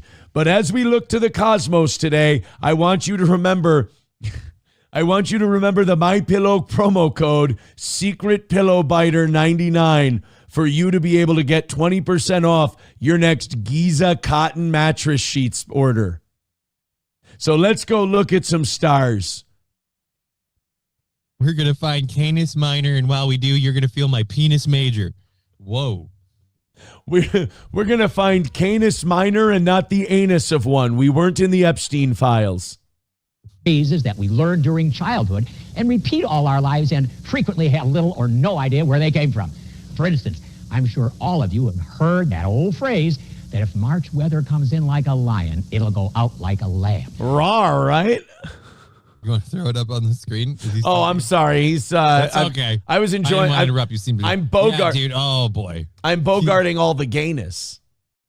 Well, it's you can hear it in his voice, but it's hard to understand just how gay he is for this till you see his face, like the expression on it. He's really excited to show you this stuff. And I'm glad this is what gave Silverwolf like inspiration. Yeah. We shouldn't be shitting on this guy. Are we sure that this isn't Silverwolf? Like, is Silverwolf Jack Horkheimer? Because, like, who else would plug Jack Horkheimer? Like, nobody would admit. Fair question. I would have never thought. Nobody would admit that they liked Jack Horkheimer in the 90s, except Jack Horkheimer to keep his YouTube views up. I suppose that would make a lot of sense because I have never even heard of Jack Horkheimer. I always got my space stuff in like National Geographic. I was into those like 3D animation things where it's like you see space. I've never really got into any of this stuff where it's like, and I'm some weird guy with a pedo stash and I'm standing here telling you where you can find astrological bodies in space with a telescope. It's great, but that mustache and that members only jacket actually comes with a windowless van. People don't know that. And vice versa. But have you ever wondered where this phrase came from? Well, my astronomical colleague, Guy Otwell, I bet he's your astronomical colleague. I call him my ass colleague for short. His name's Rip Studwell. By the way, that name sounded made up. Go back. Where this phrase came from? Well, my astronomical colleague, Guy Otwell. Guy Otwell. I bet you he does. Guy you know Produces well a by the end of the day. Wonderful yearly astronomical calendar has long suggested that maybe this phrase got its imagery from the heavens. Let's take a look. Okay. Oh my God, he transported. What the fuck is he standing? That looks like Earth, but then it looks like a river, but a planetary ring at the same time. I'm just gonna let everyone know that if Saturn is ever that close to Earth, we're all fucked. Like we're dead. Yeah, it's a huge gas giant. We got some problems. We're all the whole surface of the Earth is burned off if Saturn's this close. Sky set up for the first day of March in a year about 8 p.m. your local time. And if you are far from city lights and you go outside and look toward the northwest, you'll see me in a old cutlass unrolling duct tape. If you're far away from city lights and you look up to the top of a mountain peak, you'll see me in an old DeVille. And I'll just be stretching out duct tape and your asshole. Mom, there's a weird guy in a jacket asking me to step into his ring, offering me candy. Now, if you get away from the city lights, make sure you take anal nitrates when you go stargazing so that you're not too taut in the rectum. You will see the dim stars that make up Aries the Ram, or Lamb. Oh, Aries the Ram, I bet. Is that what you like Silverwolf to call you when he goes to fan conventions? Just call me Aries the Ram, and I'll enter your North Star. But if you look almost through the South Pole. Dude, we make astronomy fun on this show. Right? Yeah. We made up an entire backstory for Jack. We are ruining Silverwolf's childhood right now, where Jack Horkheimer is a violent child molester using the cosmos as an inn. He fucking Orion's belt is his roofie. Opposite, about the same height above the horizon in the northeast, you will see the constellation Leo the Lion. Rar indeed. Am I right, Jack? Aries, Leo, Rams, Lions. Sounds like a sausage fest up in here. And then if you look to the north, you'll see a thumb in a man's asshole. That's the constellation Horkheimer. I call it my J-hook move. I call it the old vaudeville. When you're not getting the job done, I give you the hook. But the best news is to see Little Dipper, you don't need a telescope. Zip. I love that we're taking the most innocent, douchey space guy and we're just making him a rapist. Oh, and if you look on the ground, you'll see a spot of blood. Don't worry, that heals in a couple of days. If it's light, it's surface. If it's dark, we have a problem.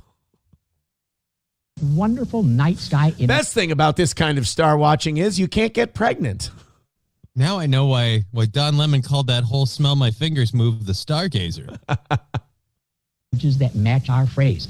A lion and a lamb, both about the same height above the horizon in early evening on the... Guess which one I am, and guess which one you're going to be, my little stargazer.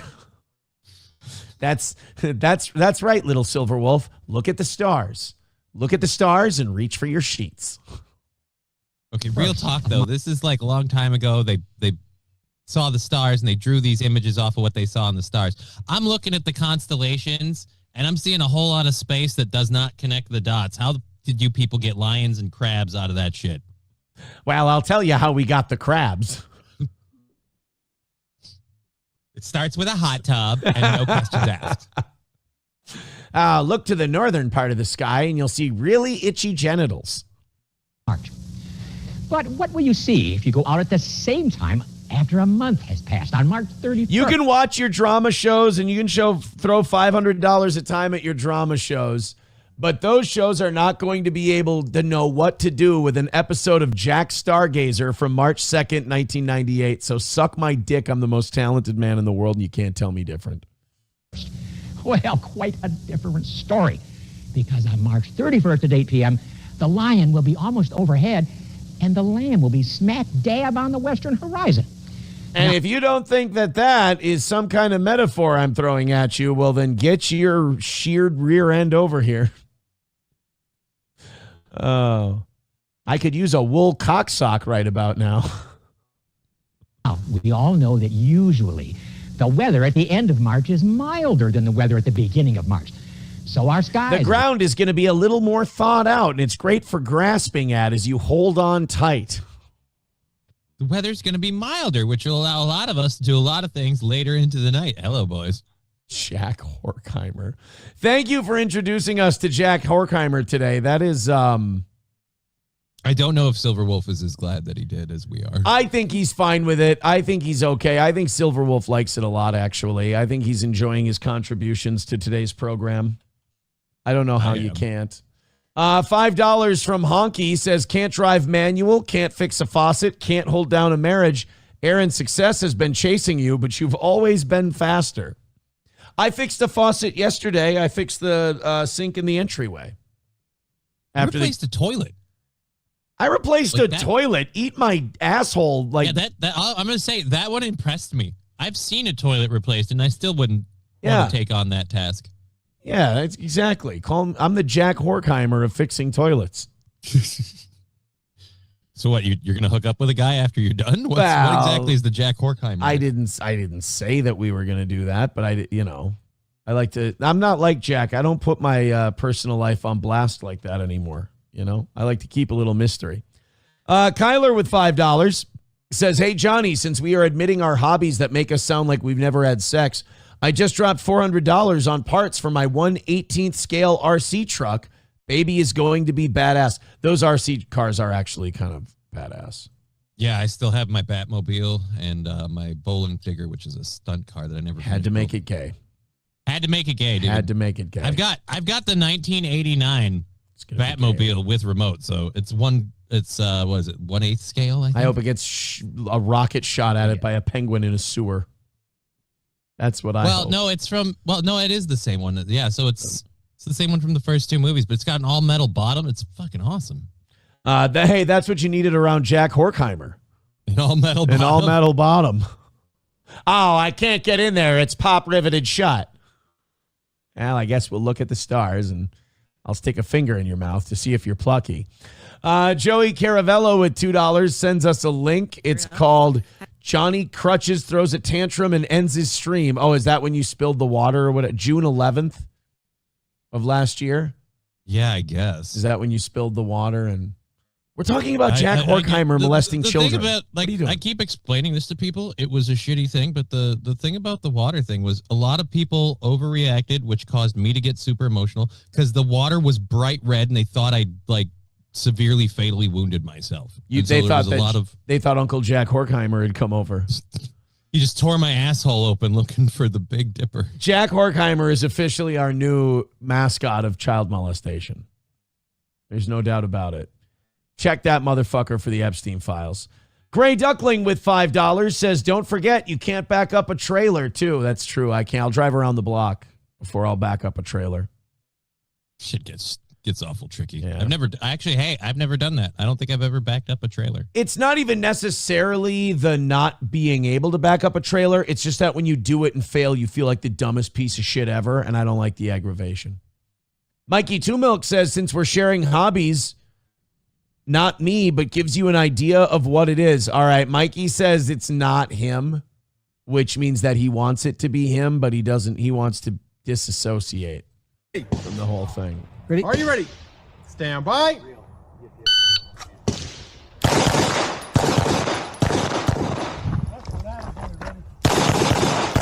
Oh, that's just fun. Ready? Are you ready? Shooting range. Stand by.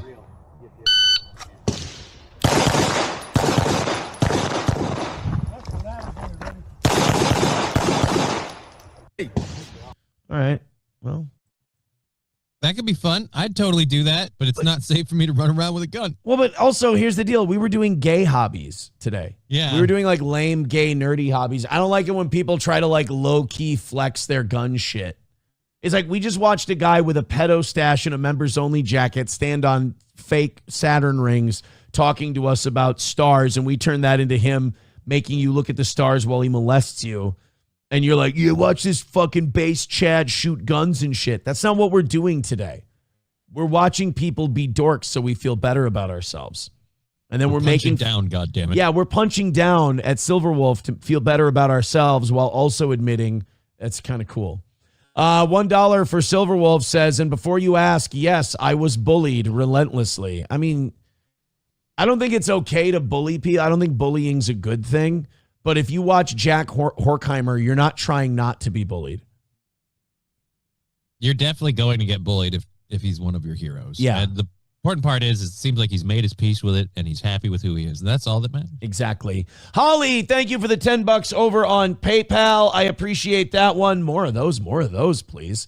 Silverwolf with $1 says, also, speaking of Lindell, there's a Lindell campaign wrapped RV down by Princeton on 169. We'll go ask him. Go down there and get one of his books. Yeah, I have one already. I'll also ask him about what he knows about Horkheimer. TDR Shit Show with $1 says, if you shrunk the sun down to the size of a golf ball and the nearest star to the size of about a grape, the star would be roughly 700 miles away from the sun.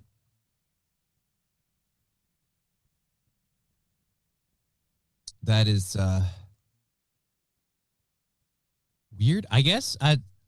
That's a like trivia of like it would be this far away if we changed. So I don't know what I'm supposed to get out of that. If ifs and nuts was candy, if ifs and buts was candies and nuts, we'd all have a Merry Christmas. Say it. If and a nut, but were a candy and a nut, we all have Merry Christmas. There, was that so hard? TDR Shit Show with $1 says light travels at a speed of 186,000 miles per second. That's important to know, especially as we're traveling the cosmos with, as Kyler calls him for $1, Jack Porkrinder. Okay. Silverwolf with $1 says, I'm too young and I'm still alive. I watched this between Red Green episodes with my dad. Wow, you guys were just drowning in pussy at your house, weren't you? I'm also a member of the Possum Lodge. Oh, no. What's the Possum Lodge? I don't know, but it sounds like a thing where you get molested.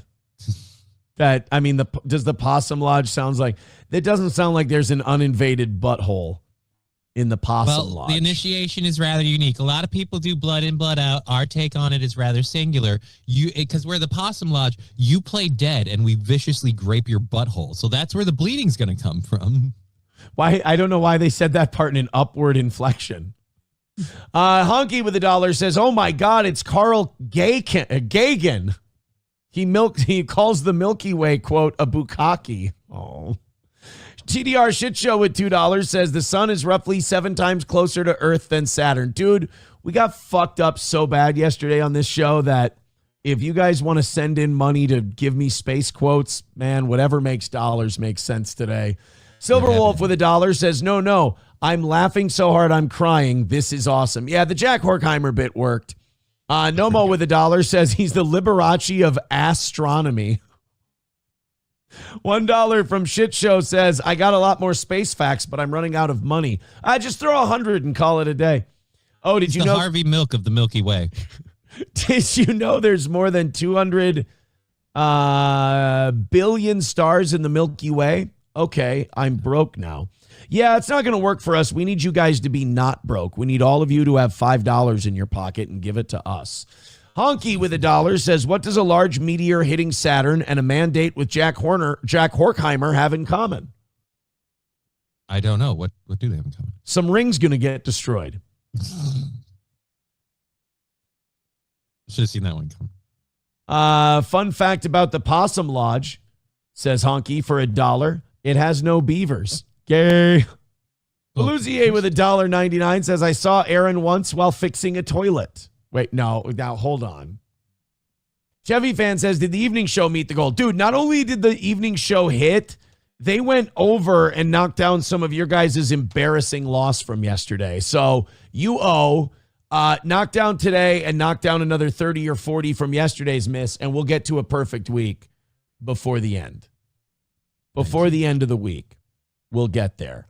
What did we want to look up?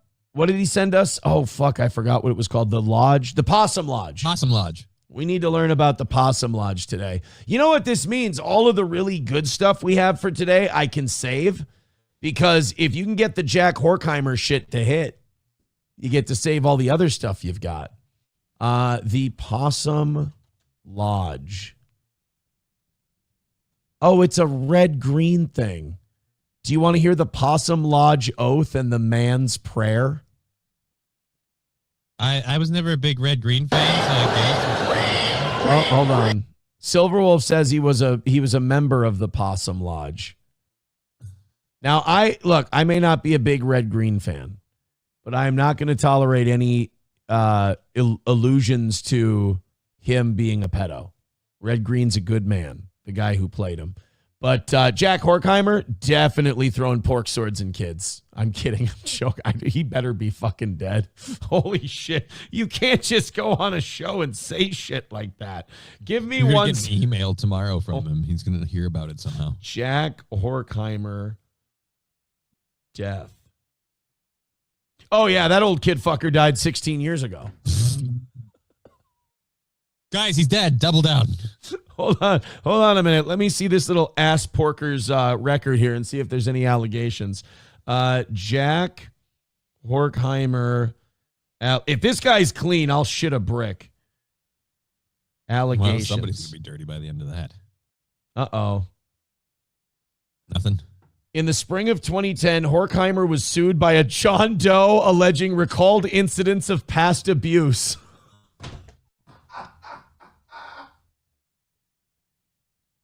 You know, it's funny when it's a bit. When it's a bit and it's a joke and it's a thing. And then when facts come along that reinforce it, it just takes a turn. July 8th, 2010, Miami's stargazer accused of child sex abuse. Son of a... Dude, you can't fight the phenotype. If it looks like a duck, if it quacks like a duck, it's fucking kids in the ass. I've never heard that saying before, but I can't deny in this particular situation, you're absolutely right. This child was a runaway in 1975. And Jack Horkheimer was giving him the old North Star. Wow. You're just flying through space like a lost comet. How about I help you with some docking? How about the fact that you and I were watching this guy making kid rape jokes, and it turns out the guy probably was a child molester? Yeah. Oh, my God. That's the part, like I said, you do a bit, and it's like, it's a bit. I'm just taking a shit on this guy. It's whatever. It's for fun. I don't really mean it. It's like, oh, by the way, he probably totally did. Like, oh, no. Dude, not only that, No, I it's not just realized we've completely fucked over Silverwolf's childhood. Well, I mean, how many kids did Jack Horkheimer fuck over their childhood? Well, now I don't feel bad about this. He was bragging, or not he, the video you played was bragging like, ooh, with these ham radios, you can talk to people like 1,000 miles away. Yeah. Done it with this thing. With a phone? Right here. Yeah. By the talk to by, people. I did take, there was an email from Red Green himself. He said, take me off the fucking screen while you talk about Horkheimer. So I took Red Green off the screen while we found out that Jack Horkheimer was Porkheimer in a couple of broke boys hymens. Let's go ahead. That's called alliteration, boys and girls. Let's find out about the Possum Lodge oath and the man's prayer. Oh. That's Jack Horkheimer in the background. Hard at work. Okay. That's the official signal. We got to start the lodge meeting right now. So in a minute, we're going to start an official Possum Lodge meeting, and we're going to do the Possum Lodge salute and the Possum Lodge oath, and you're going to have to stand up to do it. But before we get... Dude, we are learning that Silverwolf's childhood was fucking gay, but probably like super fun for him. Like he probably enjoyed this stuff, and now we're just sitting here like shitting all over it, but it probably ruled. Like he was probably a very happy kid and grew up to be a very well-adjusted adult, and we're just completely burning down his memories. It's I'm me. fine with it. Okay. Get that far, I'm going to teach them to you. Now, I know some of you think you know it, but it's been 10 minutes. All right, first of all, this is the Possum Lodge salute. You put your right hand up, like you got to go to the bathroom. Do it, Johnny. You put your left hand up because maybe your buddy's got to go too. In fact, he's got to go so bad he doesn't have a hand free. Because he's jacking off Jack Horkheimer.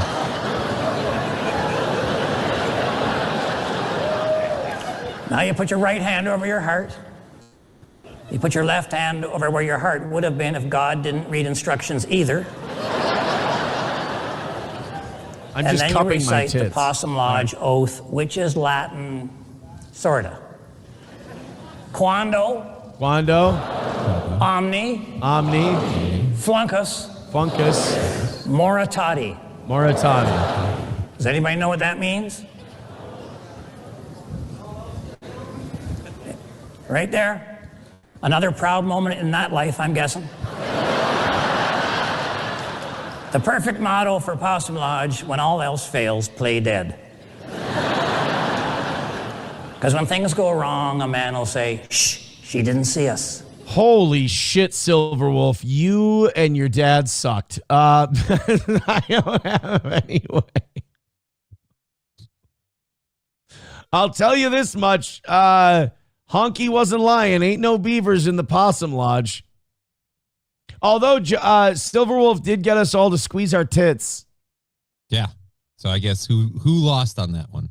Also, I want to point out, somebody just said it in the chat. There was a fucking Rothschild sign behind that guy. There was? Yeah. I didn't see that. Did you see the satanic messaging in the... No, I just saw... I was paying attention to all the stuff. He had like duct tape to different things, and I saw a bunch of rolls. I was looking at different little things everywhere. I didn't notice there was a Rothschild sign. 100% this guy was...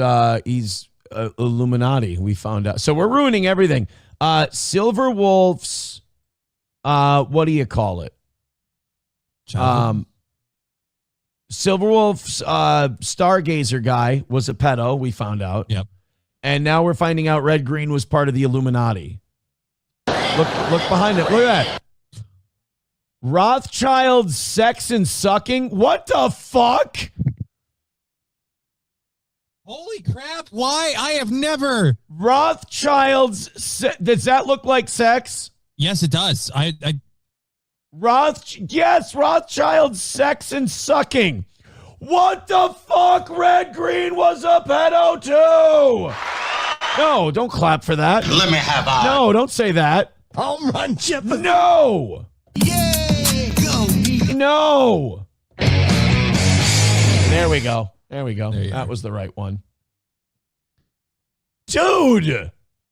Silverwolf, you've led us down the pedo path and the Rothschild sex and sucking club.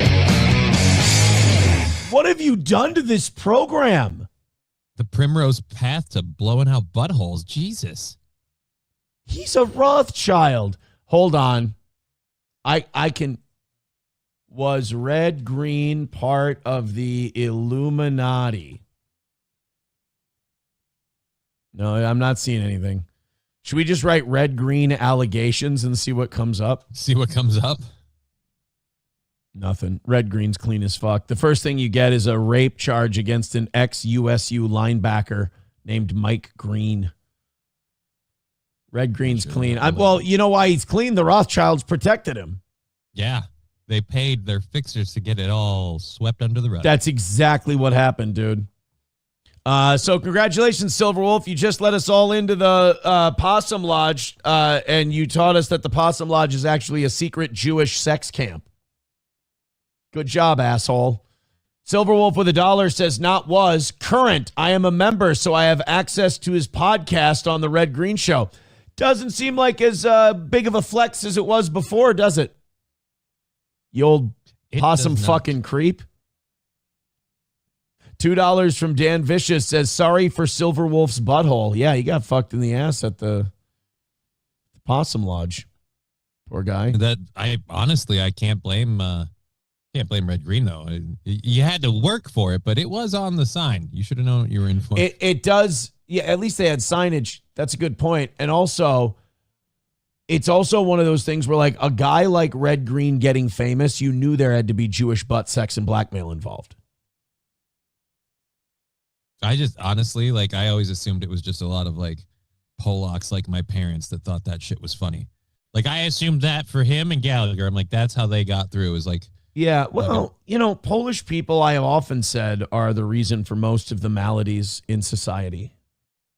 So, considering I have one and I'm half Polish, I can't say. I get it. It's fine. Silver Wolf with $1 says, to be honest, after reading the files, who isn't a fucking pedo at this point? No. Don't try to. I'm not a pedo. Don't excuse your boy Horkheimer by saying everybody's doing it. Don't give us the schoolhouse fucking excuse. Yeah, there's a goddamn Rothschild sign behind Red Green. Silver Wolf with $1 says, hey, it's okay. It's okay, Aaron. Unlike you, I didn't have to salvage the relationship with my father. All right. You know what? I'm going to chalk that up to hurt people. That's what I'm chalking that one up to. All right. Sorry, all my heroes weren't butt pirates. That's all. At least my dad when I was a kid, my dad steered me away from the vicious stargazing pedophiles that were out to destroy my O-ring. Hey, we can't blame Silver Wolf for this. It's not like it wasn't, it's not like it was glaringly obvious the minute you look at that Stargazer guy to the point that we called it on the spot. He was wearing. He didn't know. He was wearing the mustache and a members only jacket. Jesus. Now, Satan Claus says it actually says Rothschild sewage and septic sucking services. Dude, it's all Jewish code. Well, convenient. They blocked all the parts except the part that looked like sex and sucking. Right. Exactly. None of us are buying it. Hit like, hit subscribe, hit follow. 5:45 today. Yeah, it's probably good that I didn't look at the numbers. Rumble behind, YouTube behind, but our numbers have been shit all week. In the morning. Hit like, hit subscribe, hit follow, spread the show, share it. Shit, what are you going to do? Monetarily, you guys are coming in $1 at a time. It's not as bad as yesterday. But goddamn, let's just do a win early and we'll keep doing a fucking really fun show today. Silver Wolf with $1 says, I would like to address the rumors of me being molested. The rumors in the chat. My butthole is intact. I was too fat and ugly to be butt fucked. Well, that's sad. That's a sad way to defend yourself. Now we all feel bad. To which Jack said, challenge accepted. Sorry, God. We were all having a good time. Then you had to go and shit all over yourself. Well, if someone blows out your butthole, that's what's going to happen to you too. You want to watch black people commit crime? Sure. Okay. Never seen that before. Let's watch black people commit crime. Now that Silver Wolf totally killed the mood and nobody's watching our show, let's go ahead and watch black people. This was Valentine's Day in Concord, California at a Macy's. Now, I don't know if you know this, but the Macy's in St. Cloud, Minnesota, shutting down. Oh, really? Calling it a day. Yeah, my kids are waiting for a phone call from the Toys R Us section of Macy's because they're closing down, and we were walking through there, and my kids want the Jerry Giraffe park bench Okay, so they want the furniture. There's a park bench with the Toys R Us giraffe on it, and my kids want it, and they made me fill out a thing, like a request from the Toys R Us people. Do you think anyone else is asking for it? I hope not. I would like it. I would like to have the if my kids want it that bad, I would like them to have the Jerry Giraffe Toys R Us bench. But that's what we're doing while we're going through Macy's in St. Cloud. This is what by the way, how about this dipshit? Everyone else got the hoods and the balaclavas on. He's got the eyes and the hair and everything exposed. I will be racist for a moment. Well, I'm going to be racist a lot during this one, but I'll be racist starting out. I can't tell if he has a mask on his face or if that's just black skin. Well, the good news is I'm sure if they pick him up, he won't snitch on anybody. Yeah, I'm sure all those guys are going to stay strong if they get picked up. But oh wait, there's white hands. We got, hey, look, it's a biracial. It's an ally. Yeah, there's an ally right there with his white hands. Guess who's getting sold out first? The white guy. Exactly. This is, to me, this seems relatively new in the last 15 years or so, that these mobs start organizing on the internet and then they go into stores and just start stealing shit with impunity in numbers.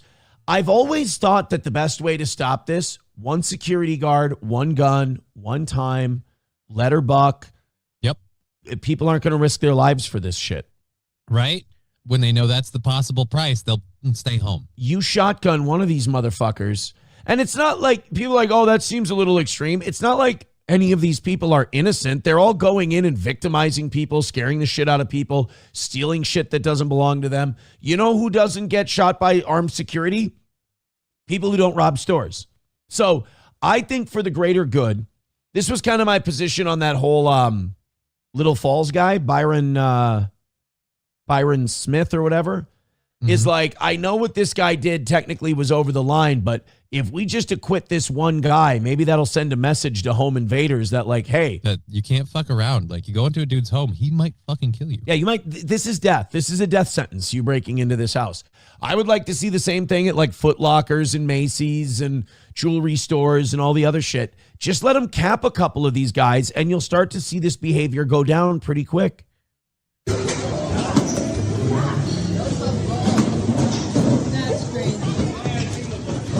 Look at that. The worker there's nothing she can do. What's she going to do? Grab one of them?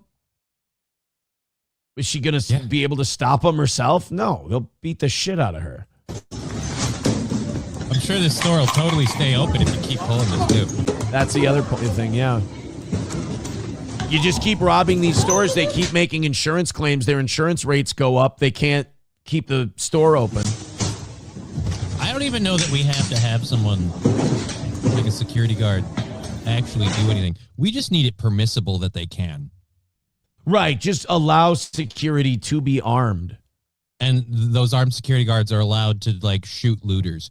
Like, make it very clear, like when these flash mobs looting places, those people don't get the benefit of due process and put your hands up. No. The guard can just take out his gun, no warning, bang. That's excessive. Yeah, but it's the only thing that's going to stop these assholes. So yeah, I mean, there's no amount of just like, hey, this is wrong that's going to fix this. There's no way we're going to shame them, even if we can catch them after the fact. A lot of these places, we can't prosecute theft under this much. Like, we've done so much to enable this now that the only course correction is a touch extreme. And yeah, like I said, if you just let security cap a couple of these guys, again, you're not getting rid of any like good guys or people who, they all decided to do a fucked up thing. Take one of them out. You'll see people not looking at stores for an easy score anymore, because that's all they're after is an easy score. But he had to steal iPhones to put food on the table for his family. I think one thing the Epstein file stuff has taught us is that we can't have like a constitutional republic like the United States until we take out the trash. Like, what good are your standards and your rules if you allow people into your society who don't respect or follow them? And if you don't have people who respect and follow those rules, you can't build this good society. You can't build this constitutional idea that you have. So get in line, We can all. But did we ever have the values and the ideals, or was it always underhanded? Did we ever have the dream of America working at any point? That's a good point. Well, because obviously up until 64, people are going to say, what about black people? That's the obvious one.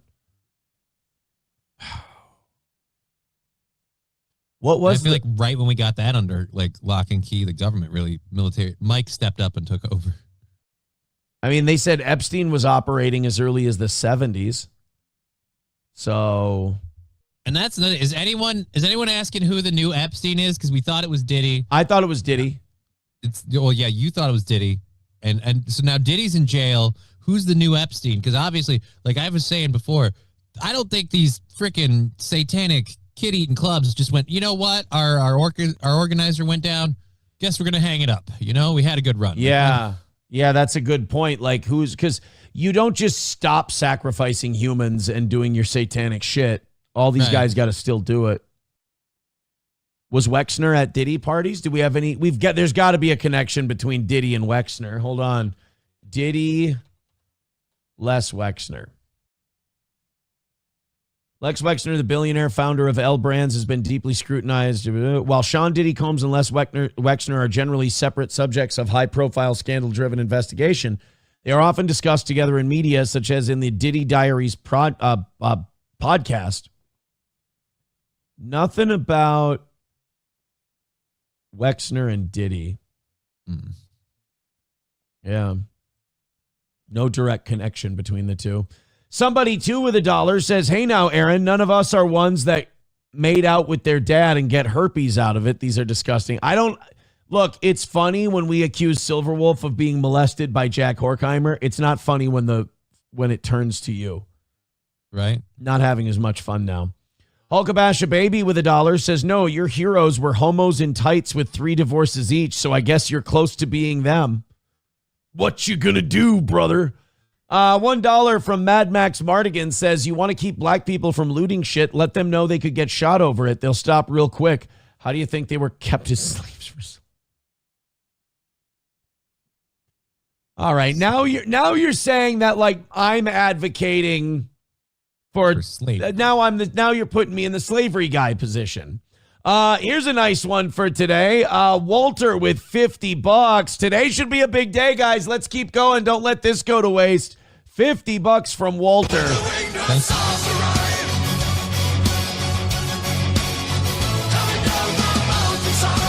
Walter says, I'm behind, but the Horkheimer stuff is hilarious. I'm sure you arranged this beforehand with Silverwolf. No, as a matter of fact, the fact that today's audience numbers are low is a fucking crime.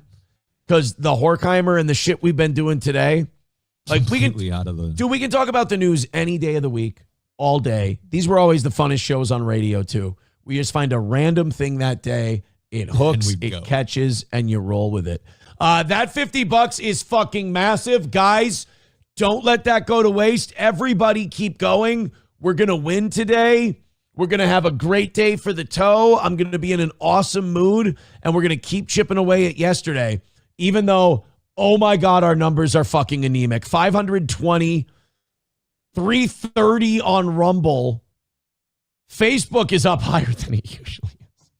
Not even 200 on YouTube. Holy shit. We're like 100 low on Rumble right now from where we usually are. This is becoming a trend. Hit like, hit subscribe, hit follow. I'm not kidding, guys. When you first get here, this is a hard audience to train. Like the drama club kids, their audiences are easy to train. They do anything. Our audience is harder to train. I'm not joking about the thumbs up thing. All right? Hit the thumbs up thing. That's important. Hit like, hit subscribe. Do all the gay shit that YouTubers tell you to do. They tell you to do that for a reason. It works. Get us in algorithms. Help this show grow. This is a small show. It has to be an active participation kind of a thing. So hit like, hit follow, and let's knock that out and call it a win for today, baby. Let's go. In the UK, they are having this thing where like tens of thousands of people a year are getting checked on by the police because they write stuff on Facebook that the government decides is racist. That's bad enough. But watching some of the like white British people that have bought into this and actually think that typing in right wing or anti-immigration things online is something to worry about or think that it's a sign of some kind of terrorism. This woman in the UK called the police on her own son for being right wing. And she is in her house sobbing her fucking eyes out. Like her son, like she caught him getting fucked by 3 black guys. Like she's yelling to the cops and crying as though she found her son like murdering small animals in his bedroom. And then other than having a right-wing political stance, he's done nothing? She's sobbing about him being right-wing. Check this shit out. I don't mean to play this clip and go, hey guys, the UK is lost. Because like I understand it's one person, it's one time, one thing. Mm-hmm. But like the fact that even one type of this kind of person exists shows that we have a serious problem just in general. You did hear about the new party though that's starting there. What's right? the new party? The There's a new party that's Horkheimers? like all like Britain's MAGA, pretty much. Oh.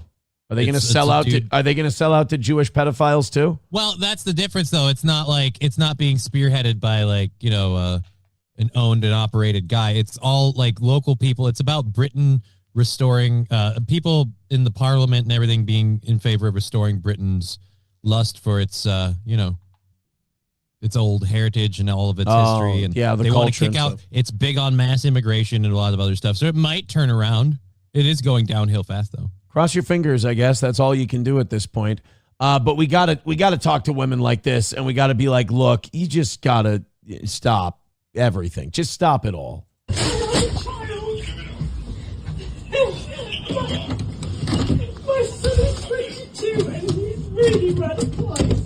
Radicalized.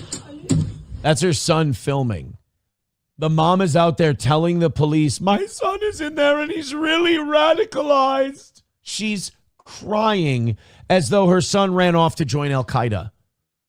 Maybe because she knows she can't afford all the fees he's going to pay for getting arrested for what he writes on Facebook. Yeah. They're censoring. I'm not harming myself. What's your concern with him in his room? I'm a political commentator. Really right when he's Oh my God. He's shouting at us. Using to come at us. This is so dramatic. You heard her. She said, he's really right wing. Dude, this is how you defeat a centuries old culture.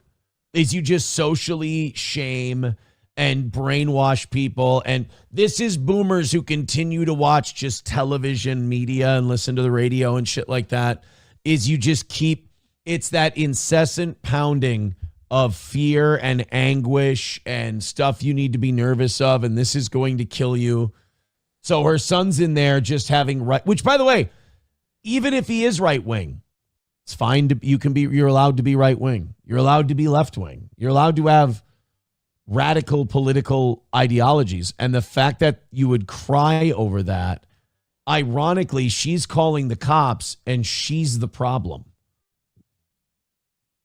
That'd be hilarious if the cops addressed it. And they're like, look, ma'am, that's not a crime, but clearly someone needs to send you to a psychiatric ward because you are unstable. That's the thing about the UK now is that these cops are 1,000% empathetic to this woman.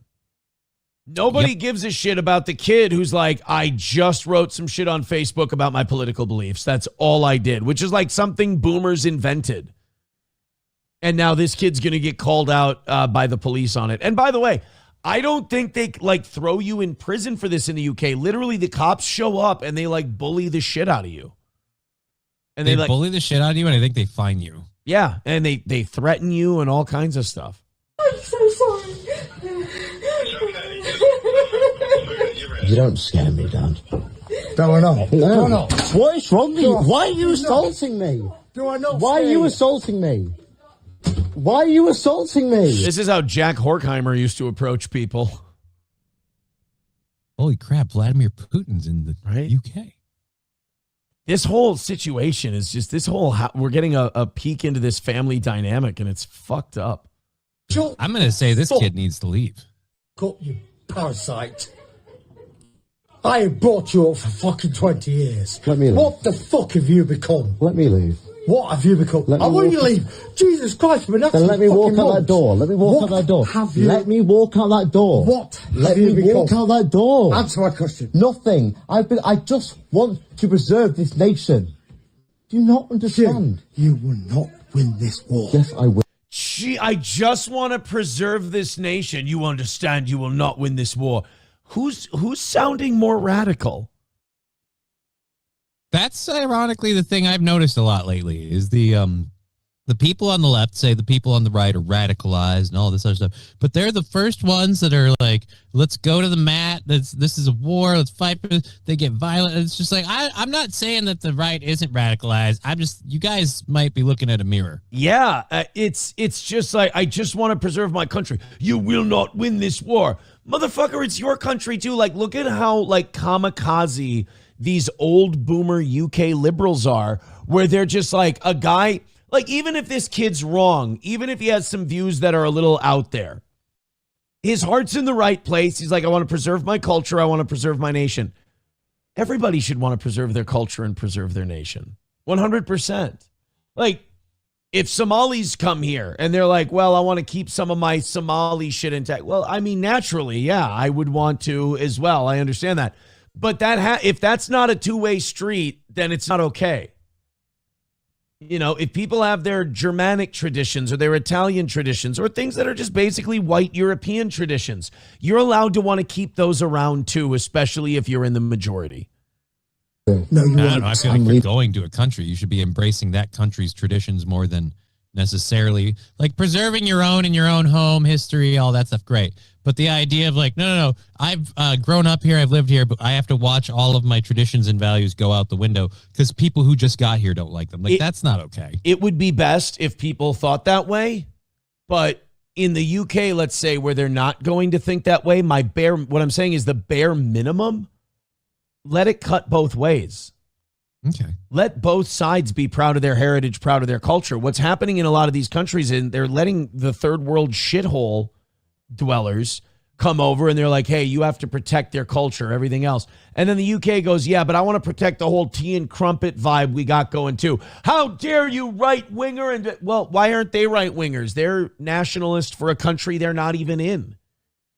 And you're allowing that. You're celebrating that. You're committing cultural suicide to celebrate that. Let both do that at least. I will. No, you won't. I'm leaving this house. I want you to leave. I don't want you to come back. I'm leaving right now. I want you to go right now. I'm leaving right now. Go. Oh my God, now he's filming us. No, I'm leaving. You, I have nothing to hide. You're off to jail tonight, by the way. You just assaulted me. You. Don't be a pussy about it, kid. I want nothing to do with you. So God, what a disaster. So the mom is on the phone with the police sobbing that her son is right wing. The dad is busting in the door and being like, you won't win this war. It's like, what? The war to keep Britain British? Sorry, Dad? I kind of thought you might have a vested interest in winning this war because it affects you too, but all right, fine. Yeah, I mean, I thought you might want to be part of this too, and maybe you want to keep the place you came from as much like it as you can, and Look, Dad, I'm a horrible piece of shit, but one thing you need to know, you're British. Trucker 18 Wheeler with $1 says, Aaron, you have to remember most of your audience have you on in the background. Right. So could you just do me one small solid? And when you click on the show, hit the thumbs up thing. I know it sounds retarded, but it works and it helps the show. Thank you. Honky with $1 says, Mom, my son's been parroting ultra right-wing dog whistles like Streamlabs, PayPal, Rumble Rants, Super Chats. I would love that, dude. You guys are doing great today, but I'm going to stay on you till we get to 0. It's going awesome, but let's keep it up. Yes, Honky, because I watched yesterday as we just fucking shit the bed, and I'm like, I'm going to try and be cool. And we got our ass kicked. So Last night went awesome. This morning's on track to be great, but we got to help the show. Honky with $1 says, Oi, have you got a license for that opinion? They're going to be fine. They'll grow out of it. You know? I mean, I knew the government was like tracking people down through Facebook posts, but I assumed it was like 2 or 3 or maybe a few more than we need to. Sad police officers just sitting there scrolling through people's posts. The idea now that parents are turning in their kids. Yeah. It's and crying, like sobbing openly about their kid being right of center. And by the way, British right of center, which is nothing like American right wing. Like if they met right wingers here in America, they'd be like, oh my God. Holy Jesus. This is the Fourth Reich. What the fuck is going on here? 535 of you checking out the show right now. Fucking total toe death numbers wise this week. Thank you very much. Hit like, hit subscribe, hit follow. Looks like we're going to need to find some new blood out there as we have, who the fuck sent this in?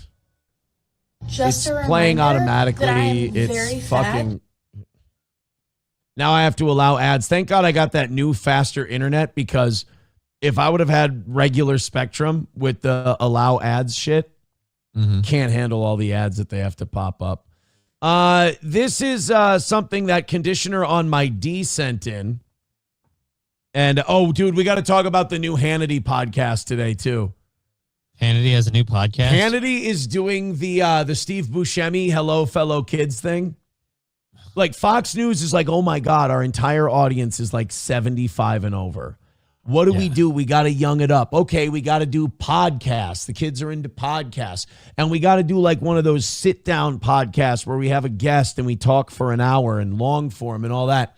Who are we going to put at the forefront of all this so that we can attract this younger, hipper audience?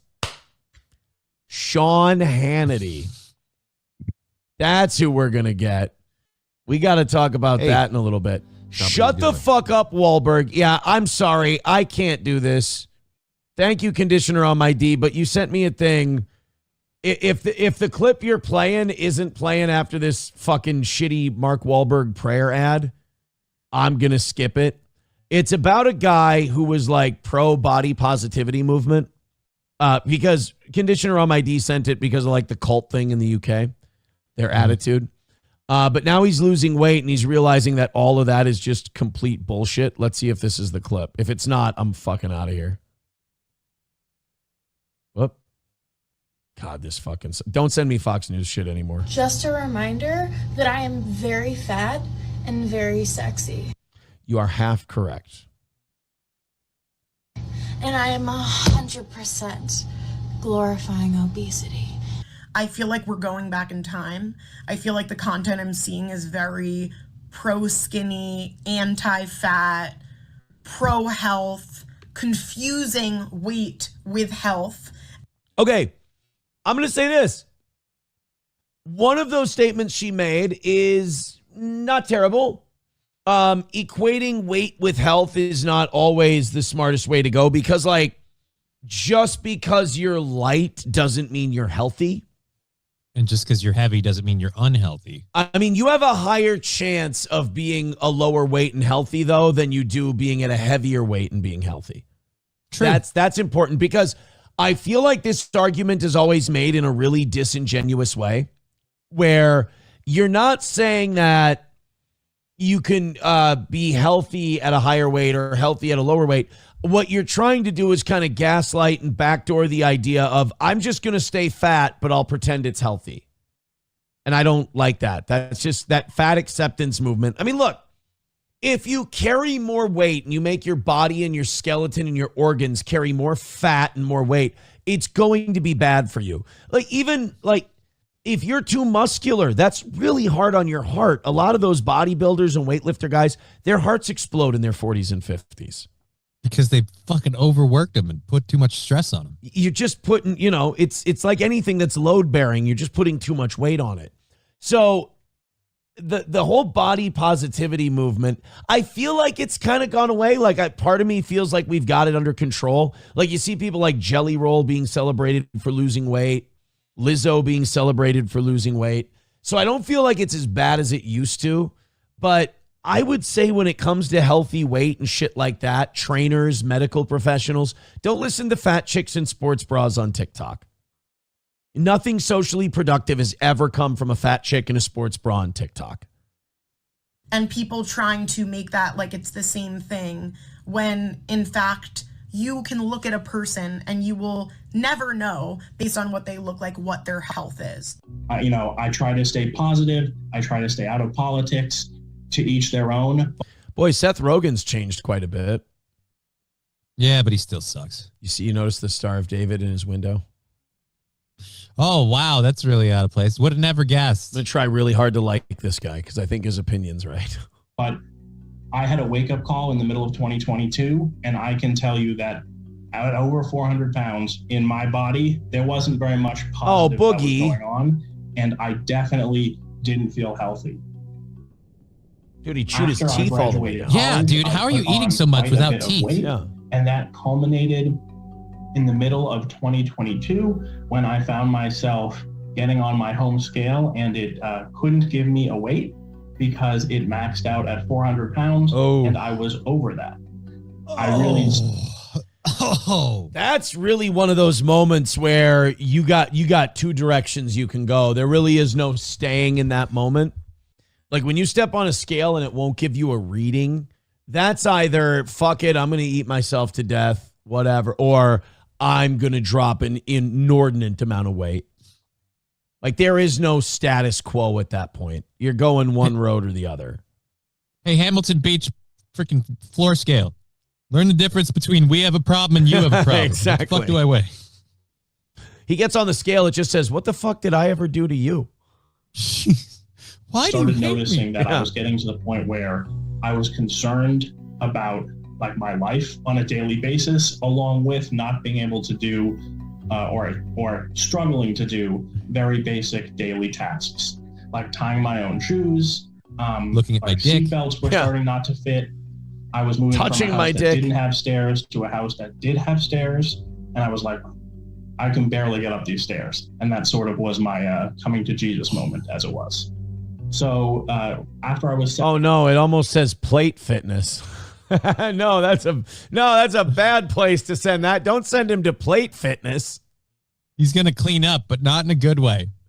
They couldn't light up the whole the word planet on the sign because he had walked in and he was the planet. So the lights started going out. Settled in the new house, I joined a gym and I found a local doctor, had blood work done for the first time. I've lost about 58, 59 pounds as of this morning. I'm down in the low 340s. So I say that I started at 400 pounds because that was the first weight I could see on the scale once it started It's got registering nasty ass for me. feet, but I'll let it go. I feel better. It's motivating, but really the journey is just beginning. I like that. I'm not going to normalize obesity. I'm going to defeat it. Yeah, the whole hunger strike. Well, and also the body positivity movement, the shittiest part about it is it's literally fat people who can't lose weight who are like, well, fuck trying. I guess I'm just going to pretend that this is good, that I meant to do this. I meant to get myself to this point, which, nobody means to get to that point. It's going to take too much work and too much personal commitment to do this. So fuck it. I'm going to say my new normal is good. Exactly. So good for him. Never, if you're at a gym, don't you ever judge anyone. Don't you ever shame anyone. Don't you ever make a judgment in your head about how much or how little weight someone's doing or how fast or slow they're going on a treadmill or how shitty they are at a sport or anything like that. You just be really fucking proud that someone that big is not giving up and that they're doing shit about it. Buildings full of people who did. Right. The thing about that is the one thing you should be, if you do anything to someone who's that big, encourage them, be nice to them, go out of your way to talk to them. Hey man, how you feeling? You're looking good, blah, blah, blah, blah, blah. Or just leave them alone and let them do their thing. Right. But I just don't share the elevator with them. That's out of fear. I'm only going to have one or two heartfelt moments a week. That was one of them. Okay. And I'm not going to make up for it now. So that one's shot in the ass completely. But no, it's there's nothing. I think like one, because you know me, like I have an audience that some of the people have kind of given up. They're black pilled on society and shit like that. But you know me, I find my glimmers of hope everywhere, and then I live to have them crushed because I just like having the hope. And when I see like a really obese person in the gym giving it a go, that gives me hope. I love seeing that.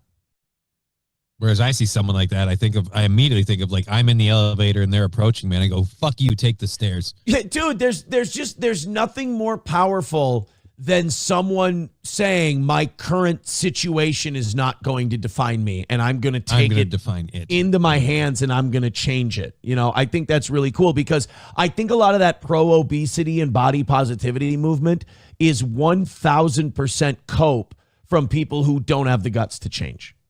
Oh, absolutely. Trucker 18-wheeler with $1 says, Aaron. Oh, no, that's the one we left off on. I'm sorry. I'm catching up here. $1 from Honky. We did that one. There we go. Coltrane with $1 says Germany should have been able to finish the job that region is lost, talking about the UK.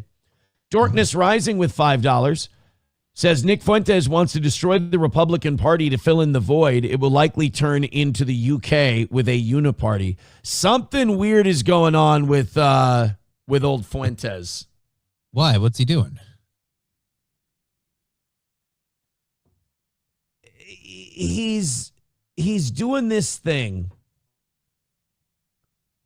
where, how do I put it? It's almost like he's becoming paid opposition, like he's doing shit to destroy his own ascension. Like we've got a clip of him a little later where he's going to like say that having ages of consent for women is feminism. And it's kind of bullshit. And then there's the stuff where he was good friends with Ali Alexander, who was soliciting nudes from 15-year-old boys. And like he's wearing the Jeffrey Epstein pullover and like, funny guys, right? It's like, yeah, funny if you want to keep your audience as just like 20-something edgelord Gen Zers. But like, I thought we'd grown out of that, buddy. Yeah, I thought our whole thing was you're busting out now. You're breaking out. You're kind of bringing these truths to power. And dude, I'm starting to think that I think Fuentes, this is all getting too big for him. And he's purposely, there's a lot of people are like this, where it gets too big, it gets intimidating, and they self-sabotage. Like deliberately or just unintentionally because of the pressure? What? God, you know, it's a good question, but maybe both. Because I got to say, with someone who is reputed to be secretly a Mo as much as Fuentes, I don't know that I would want to necessarily have public affiliations with someone who's asking for pictures of 15-year-old boys.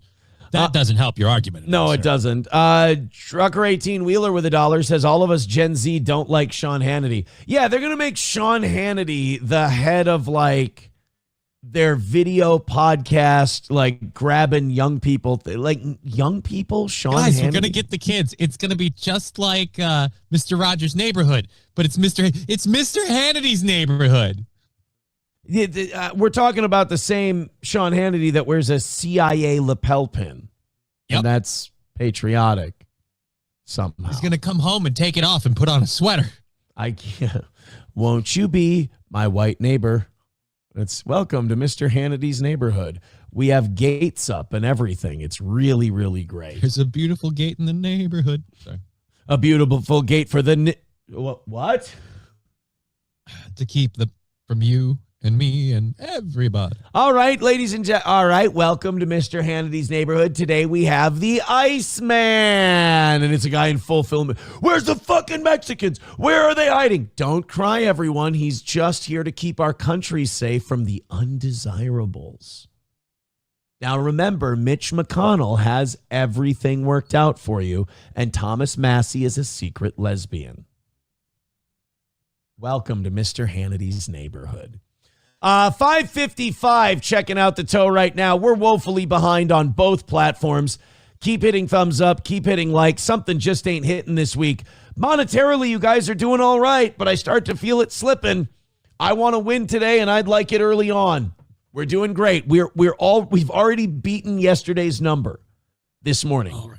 We got to keep that vibe going. We got to keep it up. Thank you very much. And we also ended last night just 110 away from yesterday's miss. So we can do some damage today. Honky with a Streamlabs, PayPal, Venmo, Super Chats, Rumble Rants, support our fine show. Honky with $1 says, when the Republicans get whipped in the midterms, the establishment Republicans are predictably going to scapegoat the America First faction and will team up with the Dems to hunt them down into oblivion. You know that thing I was saying earlier about me having lots of hope? Mm-hmm. Some people are the exact opposite of that. I had hope, but it keeps getting dashed, and now I'm afraid to. Like, I've been bit before by hoping things will get better, so now I'm like, fuck it, they're not going to. Sparky Rose becoming a member for 44 months. Thank you, Sparky Rose. Says, hit like, hit subscribe, for fuck's sake, people. Yes, we should have much higher like counts than we have on both platforms. So please and thank you, do your part. All right, somebody sent this in from the Babylon Bee. I don't like the Babylon Bee because they don't do anything Epstein coverage. They are totally in the tank for Israel. The guy who runs it, Seth Dillon. Not only that, he's one of the guys who tried to bully Charlie Kirk in the Hamptons. He was at that meeting where Bill, right, yeah. He was at the meeting where Bill Ackman and all those billionaires tried to bribe Charlie Kirk, and he said, no, I got to talk to Netanyahu. And Netanyahu was on the phone. He's like, you're losing the young people. Israel's fucking up. And he's like, how about we just give you a shitload of cash? He's like, no, you don't understand. I do this because I mean it. And they're like, uh-oh, we got to kill him. Like, does anyone actually believe? I hear a lot of people giving Candace Owens shit online. And look, Candace Owens is a little nutty. But everybody thought Alex Jones was nutty before he sold out. By the way, I was thinking about this yesterday. Sorry to jump around so much. Mm-hmm. But we got to do a deep dive at some point on this show. Maybe when, maybe when I'm not worried if I'm going to, lose people and shit. But like maybe on the Thursday, maybe on tomorrow's members only, we got to do a deep dive into, somebody's had to have looked into it by now. What exactly caused Alex Jones to basically turn state's witness? My guess is just the way that the court case and everything went out, because he fought it. He railed against the system. He didn't cooperate at all. And he opened up the door enough for them to just completely fuck him in the ass. And I think after that, when he's looking down the receipt of a freaking, what was it, like $9 billion bill? Yeah, maybe it's more. I thought it was at least $1 billion, though. It's at least $1 billion. But yeah, just an astronomically huge number of money you got to shell out. Like, you might stop fighting the system because, I mean, after all, it's not like you've changed anything. You've just brought attention to stuff. Yeah. Did anything happen? So, like, Candace Owens is filling that void, and I'm sorry, but I need to know, like, and people make fun of her, and they're like, how dare she say these things about Erica Kirk? But does anyone out there believe that Erica Kirk's not up to some shady shit and that she hasn't been up to shady shit? I feel like if you're mad that Candace Owens is digging into Erica Kirk, then you haven't been paying enough attention to what Erica Kirk might be. And as far as the Charlie Kirk thing, does anyone believe, like, I don't know, I guess I haven't asked you, do you think Tyler Robinson shot Charlie Kirk? No. I don't either. It doesn't make sense. Not the way they're saying, like, he was shot with a 30-06. I'm looking at that impact, and I'm sorry, but that ain't enough damage. Not only that, because people have said, well, if it's a different kind of round, it might stay in the body. Okay, I'll accept that. Just for me, the angle 2 football fields away, a kid who was never like military grade, good shot, anything. Not that that's a difficult shot for someone who's just basic with guns, but like the angle at which he'd have to hit him. Charlie Kirk's head is like this. You're shooting from an elevated position, yet you got him in the neck, but you didn't go through his face. I don't know. It just doesn't. And then you add on the fact that Charlie was being lectured and talked to by all these people, and they felt he was going off the reservation, and they brought him in for an intervention essentially 2 weeks before his death, and he rebuffed them. I'm just saying those people, the people with all the money had more reason to kill Charlie Kirk than Tyler Robinson. Some anti-trans person, yeah. Yeah. Let's see this Babylon Bee thing about a liberal going back in time to kill Hitler. I'm going to say right now, somebody did send this into the show. I'm going to say that this is probably goy slop. I'm going to say this is like right-wing shit slop and probably not funny, but let's find out. I'm willing to play along.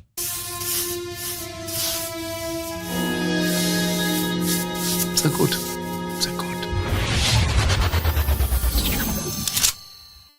I'm a time traveler from the year 2025, and I've come here to kill you, Hitler. Oh, not again. Yeah, guys, here she's got a Planned Parenthood shirt on, a Palestinian flag. Remember, guys, liberals are the enemy, not the secret pedophile cabal running your country. This is the person you should be fighting and arguing with. Dude, she's cute enough to hook up with. Like, don't fight her because she's like anti-you on some stupid political issues that don't matter and are controlled by billionaires. I've never seen a flare blunderbuss before. That's a weird looking gun. Yeah, this is the Babylon Bee's idea of humor. I'm never gonna have enough time to finish these paintings with all of these time travelers trying to kill me. Well, I'm going to succeed. Before you pull the trigger, can I just ask why? Why do all of you people want to kill me? Isn't it obvious? I'm a progressive, a liberal, a fighter for social justice. And you are a fascist who implemented a reign. You know what it is? This shit just doesn't work on me. And I don't think it works on people anymore. I mean, who watches this and goes, yeah, libs? Unfortunately, more people than you would. Yeah, maybe you're right. It's just that, like, how have we not been shown who the real enemy is? And seen like this liberal thing. In a way, the Babylon Bee and these other Jewish organizations have kind of fallen victim to their own propaganda, because it's like, all right, you've told me for so long that these people are all pussies and feckless retards. I believe you. I believe they're stupid pussies and feckless retards. You know who aren't pussies and feckless retards? The people running the hedge funds and the islands and the human sacrifice and the baby murder and rape. They're really smart. Those people are diabolically intelligent to the point where it's going to take everyone working together to push back against these people. So I don't need to worry about these stupid libtards anymore because they're all dumb queers, right? You shouldn't have to, but apparently they're also all warriors and fighters for social justice and progressivism. Forever Two Wheels says, feckless was so 2016. That's a good point. $1 from Main Vein says, Aaron, what are you talking about? I listened to Alex after your show during the week. He's been bashing Trump all week. He's having General Flynn on to bash Trump. Is he bashing him about the Epstein files? Is he going on about the, what the Epstein files are, what they really mean? Because Alex has been really kind to Israel as of late. He's been really kind to the Jays. To the point that Owen Schroyer isn't there anymore. Yeah, more so than he used to be. So that's... You should be jumping for joy. I mean, this is proof that, as he said, they eat the babies. Like, we've got proof that they eat the babies now. Right. This is a guy... I told us so victory lap. This is the guy who's been telling us about the babies and the frogs and everything else. This is a win for Alex. Fauci's Pangolin with $1 says, how many are there, Aaron? 9. Thank you. Also, I'm not going to lie. I think the killing Hitler bit is played out. I think killing Hitler is kind of a dead trope. Los Federales, this is not an accurate. He's saying that this is the episode of Stargazer we were watching earlier with Jack Horkheimer. I don't remember him looking like this, Johnny. Do you? I don't remember him looking. His hairline receded and he lost his mustache. Yeah, he's got way shittier hair now, and that mustache and his face is much more troubling. I don't look awful in a members only jacket. I don't know that I'd want to admit that to myself. Got to be honest with yourself. Otherwise, how can you move on? Dorkness Rising is saying that Alex did do his show shitting on them yesterday. Okay, I'm wrong. I'm willing to admit that. Toad Climbs Mountains with $2. He wants this as his drop. All the way Virginia, bitch. Toad Climbs Mountains with $2 says, Aaron, the kid basically missed the target of Charlie's head, just happened to hit his neck. Trump, same as Trump getting shot in the ear, both were aiming at head. I just mean like the way he hit his neck, the bullet traveling down. It came at an upward angle in the picture. Yeah. You know what? Maybe I'm a crazy conspiracy theorist. It's totally possible. I believe in the exploding microphone pack. I wouldn't have before the wave of IDF built exploding pagers. Right? The same people who are mad at Charlie Kirk are the same people who made the pagers blow up in people's hands. And now I'm crazy for thinking they can make a microphone pack explode. They turned his lapel mic into a weapon. That's just preposterous. Yeah, but they also turned a bunch of Motorola's into IDEs. All right, fine. I mean, don't blow people up with pagers if you don't want me to think you can do it. Hit like, hit subscribe, hit follow. Where are we at? We're at 554. Maybe we can eke our way to 600 today. But boy, if the Rumble numbers would just pick up, we could be there.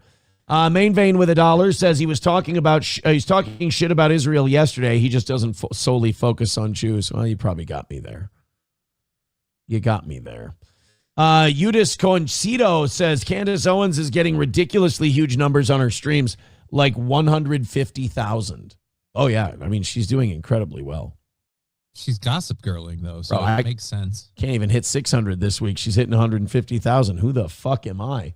I have this one's gold. This one might be Horkheimer gold, although we might get kicked off of YouTube for this one. This says it has periods. Dude, I thought Vanderbeek died. Didn't we just do? I did a story the other day. Why is Vanderbeek? He's dead. No, that's not James Vanderbeek. That's a woman. You're shitting me. That's a woman that has periods. I'm going to press X to doubt. I know that. Oh my God. Jesus Christ. That month was in Varsity Blues. Are we going to have to talk about killing Hitler again? Because you're being a straight up Nazi right now, denying this person's truth. This is a woman who's having periods all the time, just perioding out all over the place. I mean, quite frankly, could bleed out any moment. The periods are so. Yeah, probably bleeding from all the pressure that Adam's apple in their neck is pushing. No, this is well, this is like, I don't know who this guy is. Not this fine woman, not this beautiful woman. Talk about the guy. This is a guy doing one of those change my mind Charlie Kirk things. See, the thing is, Charlie Kirk's dead, so now everybody's trying to be the next Charlie Kirk. His grift. Yeah, so every shitty college campus has some weird egg-headed conservative guy trying to be the new Charlie Kirk.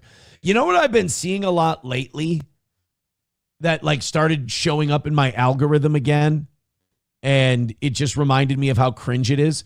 Clips of that Whatever podcast. We'll get back to this in a second. I just want to bring this up. Because that Whatever guy is like the biggest beta male homo I've ever seen. Like how he got the nerve. And by the way, his whole podcast, that whole Whatever podcast, their whole gimmick is bring in girls that would have never fucked me when I was younger and shame them for being whores. It's basically the nerd in high school who's like, all of these people are just going to be where they are right now in 10 years. And that guy bringing those girls on and going, I told you so. Like, I don't even know what the Whatever guy's name is. But his whole gimmick is like, if I can make all these women look like whores, maybe all the incels that watch me won't see that I'm kind of a fag too. That's just sad. You know why it keeps popping up? Because I've been watching stuff on Elijah Schaefer's meltdown, and that Sarah Stock was on the Whatever podcast once lying about being a virgin. And I'm watching this clip of the Whatever guys, and the guy's like, all right, introduce yourself. Like he's like in charge and shit. And she introduced herself. He's like, are you a virgin? And it's like, first of all, what a fucking gay thing to ask. What a weird, gay, invasive thing to ask somebody. And there's like, what's your body count? How many guys have you slept with? You've been in relationships? You've been this? It's like, I don't know. None of your fucking business, you fucking weird creep. Like imagine like, and then guys watch those podcasts. They go, this is how you talk to girls. No, you talk to girls like human beings. You talk to them like people. And the good ones will talk back to you like a person. And then you guys will just kind of forge a relationship from talking to each other like human beings. These guys on these Whatever podcasts who are like, what's your body count? Are you really that high value? Are you staying a virgin till you're married? It's like, why don't I kick you in the nuts and fuck off and leave? Like, why? Who? And the shameless whores that are on this show like to subject themselves to this kind of treatment. It's like, how hard up for attention is everybody in this room? But yeah, the lesson I'm trying to tell you guys is don't watch the whatever podcast. Don't even. Do you save yourself a marriage? Do you? Yep, entirely not by choice. Nobody will sleep with me. Yeah, it's and don't look up to that guy. He's creepy. So anyway, speaking of creepy guys, I'm sorry. This is a woman, Johnny. It's not James Van Der Beek. And I want to show you that this person has periods. Fun fact: trans women also get periods. All right, you and I have a different definition of fun facts. It's not, to me, that's not a fun fact. Hey, Johnny, I have a fun fact for you.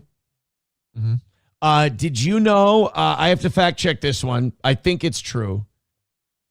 Let me just look it up real quick because I'm thinking of one of three guys, as I always am. Yeah, that's nothing new.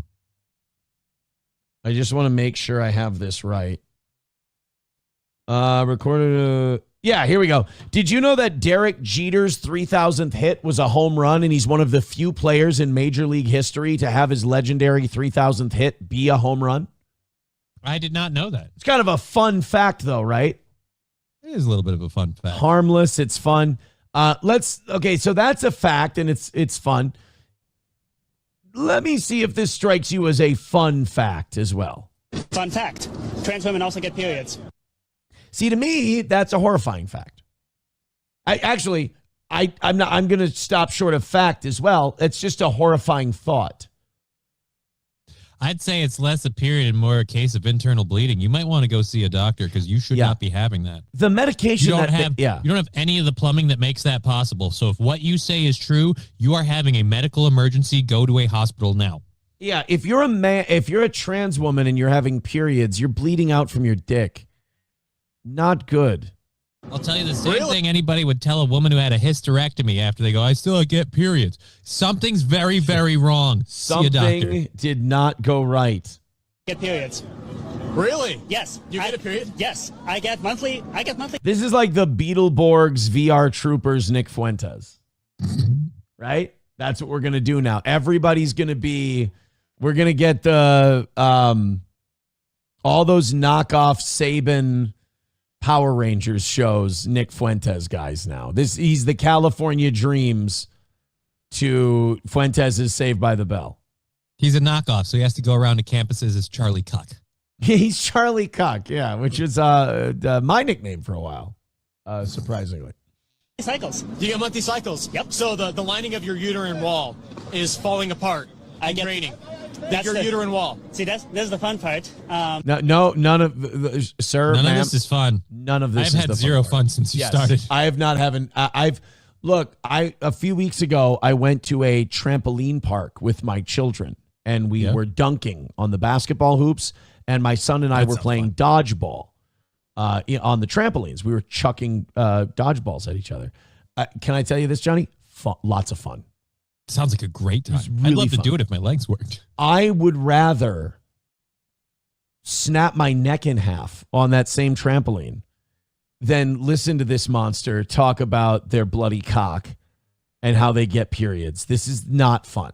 This is not and I guarantee whatever they're about to say is not the fun part. See, this is the fun part. Due to not having a uterus, the weird part is I still get the cramps, but Okay, but that's because you're still a dude and you're a bitch. Yeah, dude, you can get that from just eating improperly, or that could be psychosomatic. I have be very quiet. I'm having my period. Oh, you mean I don't have a uterine lining, but I'm getting cramps in my tummy. Yeah, eat lunch. You'll be fine. It's just those cramps. Every time I get a cramp, it must be my period. No, you just skipped lunch today and you're incredibly bitchy. It's not your period at all. And like, when are women going to get pissed off at this shit? That's the problem. Some of them do, and then other ones would have to feel this weird need to like bow down and protect these people and be like, no, I support them in their struggle. Have you ever hurt themselves as much as they help? Have you ever seen the guys who like the trans women who carry tampons? No. Yeah. Oh, yeah, that's a thing. Is it just so the hole doesn't close up? That makes sense. Are they gauging their That could be, it could be gauging, or you just shove them up your ass. I don't know. Or the nosebleeds as a side effect from the medication. I'm not sure. Maybe the hormones give you nosebleeds. I just don't get the. Are you blood sure or it's anything just like not from Lupron messing with your body? Oh, what? I said, are you sure it's just not the Lupron messing with your body? Oh, no, it's an actual. You don't think period. so? Yeah, I You got have the a period. full on like emotional cycles and everything. Right, because you're mentally ill, though. Like, you have emotional cycles and you get cramps because you're on medications that are fucking with your body chemistry, and that's going to create all kinds of problems. Like, this, doctors, like, if we do remake this country and it does get put back together again, we need to throw some of these doctors in jail for what they've done to people. Like, they need to be in a prison cell. There needs to be a truth commission for the medical industry. And we need to try people for what they've done to these individuals, because these are people who are in dire need of therapy, who have all kinds of childhood traumas, who can probably get better at some point. And because some teacher or some parent walked him into the office and said, my child is trans, the doctor went, well, fuck, we're going to get paid. Yeah, sounds like it. Let's put you on Lupron. Like, the fact that you don't have to go through years of psychotherapy before this is even considered an option. The fact that there are doctors that will do operations before knowing the full psychological makeup and background of this individual, and they'll do something so permanent. And then you look at someone like this and what it's done to them. So, like, they put their trust in a doctor. Like, there's a good place. If there wasn't a doctor who did this to them, then all they would do is maybe they'd cross-dress a little. They'd probably be a gay man, and maybe they would get some psychological help, and they would live as close to a normal, happy life as you could. But these doctors see a paycheck, and these doctors go, well, why don't we give you gender-affirming care? And it fucks people up. I mean, yeah, but I'm sorry. That person's old enough to know, like, it's not what would I say? It's not a big secret that, like, when you get hormonal, your brain's going to go all over the place. So do you get periods? Well, no, I don't bleed, but I go through the cramps and the emotional roller coaster. Yes, because you're taking hormones to force your body to behave like a woman. Yeah. Your body doesn't know what the fuck's going on. How should you? Your body's sending you a message that, like, this ain't for us. Yeah. Yeah, but you're saying you have a period, though. I do, yes. But you don't have any blood leaving you. There's no thinning of the uterine lining, which is what a period is. And some of the results of a period are cramping. Yeah. I don't like it when, like, young guys know period terms and, like, want to talk about them. I don't know. It's just weird to me. I'm super based. I understand the ins and outs of the vagina. Yeah, like, you've never had even your fingers in one, but you know, like, exactly what they like. I don't think any 19-year-old kid should be saying uterine lining. You know a lot about vaginas for somebody who just got done sleeping with Benny Johnson, buddy. Right, exactly. You and Benny hung out at CPAC, and you probably carried, like, those medical OB diagrams of a pussy in your backpacks along with your vibrating dildos. So you have similar symptoms to a period, but you don't have a period at all. You have no period because you're a man. I don't know. Oh, based. Yeah, based. You called the trans person a man. It's like, these people need fucking help. Like, we're destroying people's lives. I feel like everybody in that video is sacrificable. Get the volcano ready. Let's just throw them in for a better harvest. See, now this, Johnny, I can see what I'm wearing today. I opened up another photo from Los Federales. I can see what I'm wearing today. I'm looking on the monitor. I see how I look. I'm not seeing this. Yeah, you didn't wear that today. No. Well, no, I do know. I meant that. I don't feel like I've worn this. I don't own that outfit. The company Christmas party, that's a whole nother thing. Well, and number two, very nicely ironed. This is a very well-pressed uniform. Oh, yeah. But also, I don't grow facial hair that heavy. And that looks less like facial hair and more like you took a piece of black athletic tape and just stuck it on your face. Right? I think most of the chat's going to agree that that's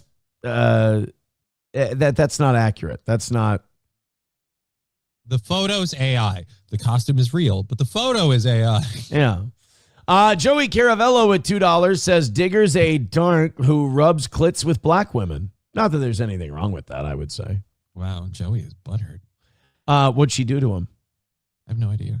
I can't imagine anything. She doesn't really care. $1 from Grand Poobah says, or did he say clam radio? Wow, you are well behind. Well behind. $1 from Main Vein says, stop drooling, Aaron. I apologize. $2 from Veldrain says, yes, cramps your rotting hole where your dick used to be hurts because it's an open wound. No one give this freak a gun.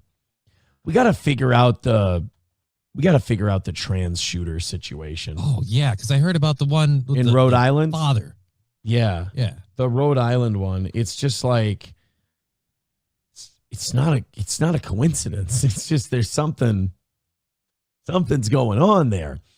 Easy Money's wife gifting a membership to Forever Two Wheels. Thank you very much. Those gifted memberships are awesome. I appreciate them. We're only 79 away from 600 over on Rumble. $2 from Veldrain says, we are watching Idiocracy unfold in real time. It's not trailer trash having trans children. It's college-educated, upper middle class parents. He ain't lying. He ain't lying. Well, that doesn't mean trailer trash can't have trans kids. They don't put the effort in. It's just, it is, though, like kind of a sign of privilege. By the way, some people in the chat were asking you, would you? God, no. I don't think either of those dudes are attractive. Not only that, like they were calling like the worst parts of a period the fun part. Like, here's a fun fact. I get really achy and bleed out of my cunt for a week. So yeah, most women find that to just be the fun part.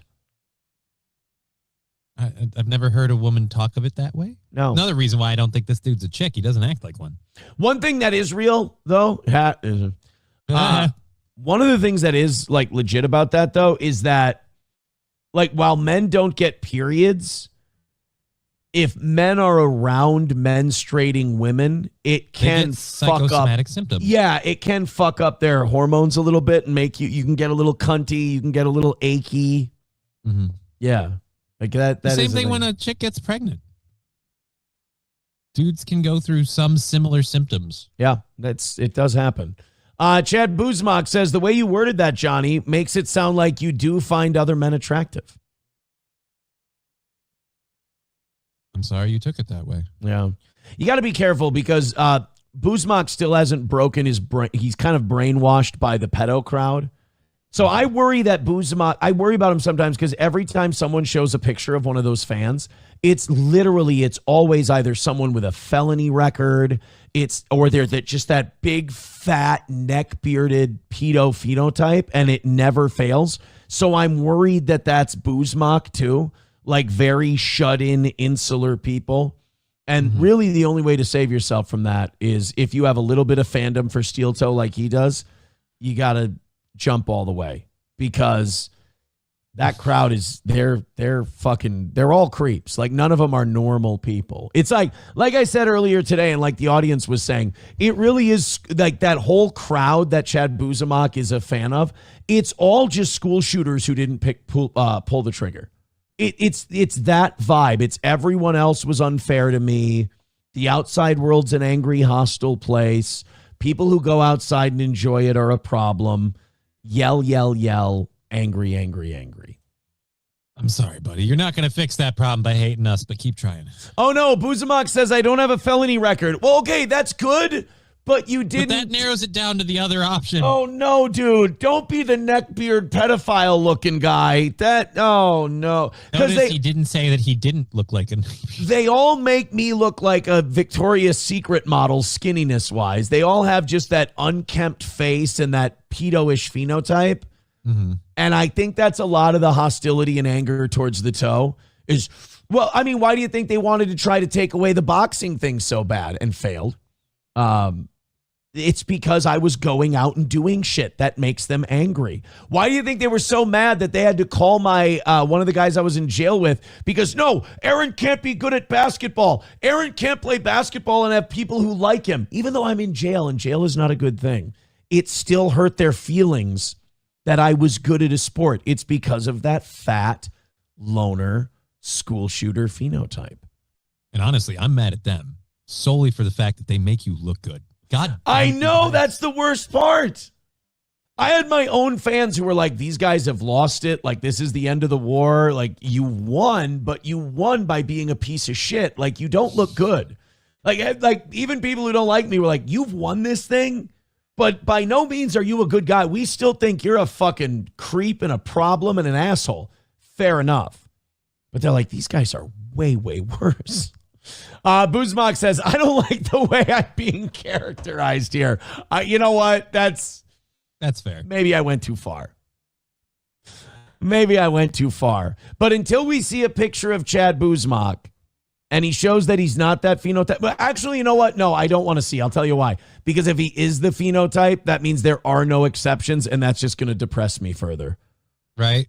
Right now, the delusion is actually more beneficial than reality. Veldrain with $2 says, how much to dress up like Adolf Hitler? Not going to lie, that looked good. Okay, no mustache, just to find a Hugo Boss uniform like that. Dude, I got a lot of things on the line right now. Rumble only? I got a lot of things on the line right now that would not go well if that happens. Yeah. I'd need $10,000. That's Yeah, even that's a little too low. I just know that number won't come in, so I'm safe. The greatest crime in the world is that those suits still look so fucking God, they're bad. so, dude. Let's go here. Nazi uniforms. Color. You need color. And that's when the FBI started looking into his search history. All right. Dude. The black is just fucking pimp. Dude. It's just, okay, now, ready? British uniform. Gay as fuck, right? I like red, so I don't mind it, but it's not as good. Yeah. The blue is gay as shit. It's shit. Those hats are lame. French military uniform. They have a military? Fucking gay. The white dude. flag. Yeah, those suck. Hugo Boss, they were elite at making that stuff, you know?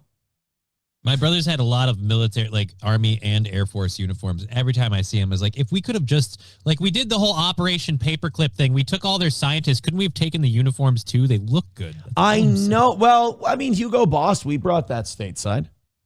Well, we brought it stateside, but we never fixed our military uniforms. You're asking, look, we did all right. We brought enough. Are you saying we didn't bring enough Nazi shit here or just not the right stuff? I'm just saying, since we brought all of the other stuff, we could have brought some of the fun stuff too. Because our military a couple of years ago was like, hey, you know what the Army really wants to do? Bring back that cool Revolutionary War look when we had all the boys dressed in blue. And it's like, all right, cool. That's gay. $25 from Neil over on PayPal. Thank you very much, Neil, for the 25. Wanna fuck? Let's fuck! I love that guy. And Neil. Skousko says, hey, at least Boozmock got you digging in your ass yesterday for money. That was a funny bit. And also, I think this is another one. Boozmock has to break the brainwashing hold that the pedo cult has on him because, A, they can't do anything that funny over there. Mm-hmm. And B, watching them all get, watching the comments and seeing people like, oh, is that what he's doing? Is that why he's that desperate for money that I'm digging in my ass on camera and you don't think it's for a joke? What the fuck is wrong with you? You see a guy digging in his ass and you're like, that's it. He's broken. Guys, you see these? This is all fake. This is all you guys need to go outside so you stop thinking that podcasts are real life. I don't think this could be more escapism. And when we're digging in our ass on this program, it's always for fun. I'm never digging. When I'm doing my serious ass digging, that's in private. All right. But nobody but SP's around. It was funny to watch people normal people go, oh, that's a funny, silly bit that he's doing. And then there are other people who literally, the fucking guy digging in it. It's just like, guys, it's funny. You can admit that it's funny. It's all right. And we found money. Oh, man. I love them, though. I can't live without them. They make me feel like I'm doing a good job. You Need Me More with $5 says, good morning, Toe Boys. Hope you have a better day today. Hey, last night went insanely well. Today's going very well. Thank you guys very much. Not a lot of money talk today, which is awesome. But finish it up. I'm willing to go until 11 today if you knock out, even if you knock out half of yesterday and we're $50 away from a perfect day, I'll go till 11 today. You guys have me in a very good mood. Also, I can't get back to working out yet. Why not? Because of the finished up root canal shit they did. You can't You can't spike your blood pressure? The blood pressure, yeah. The blood pressure they think will fuck up all the work I had done. Usually what they say, yeah. Yeah, so I think not till, which sucks because no matter what, I'm going to be sparring this weekend. Like Sunday, I got invited to spar at this new place I'm sparring at where the people, I mean, it's so much miles better than where I was. And like they actually, I told them the story about the last place and like, that sounds fucking retarded. They're like, just come in and work. Like, I don't know what all this gay shit they're doing is, but like, I was one of the more experienced people there. And I'm like, well, wait a minute. I want to get better. I'm not there yet. Like, I need to get better. I'm not improving. And now I go to this new place. I spar once with their head boxing guy who's got an extensive experience. And we did some really good work. We're DMing yesterday and he's like, I need you to come up here this weekend. We have our club pro, their professional fighter. He said, he's got a match coming up. You're perfect to get him ready.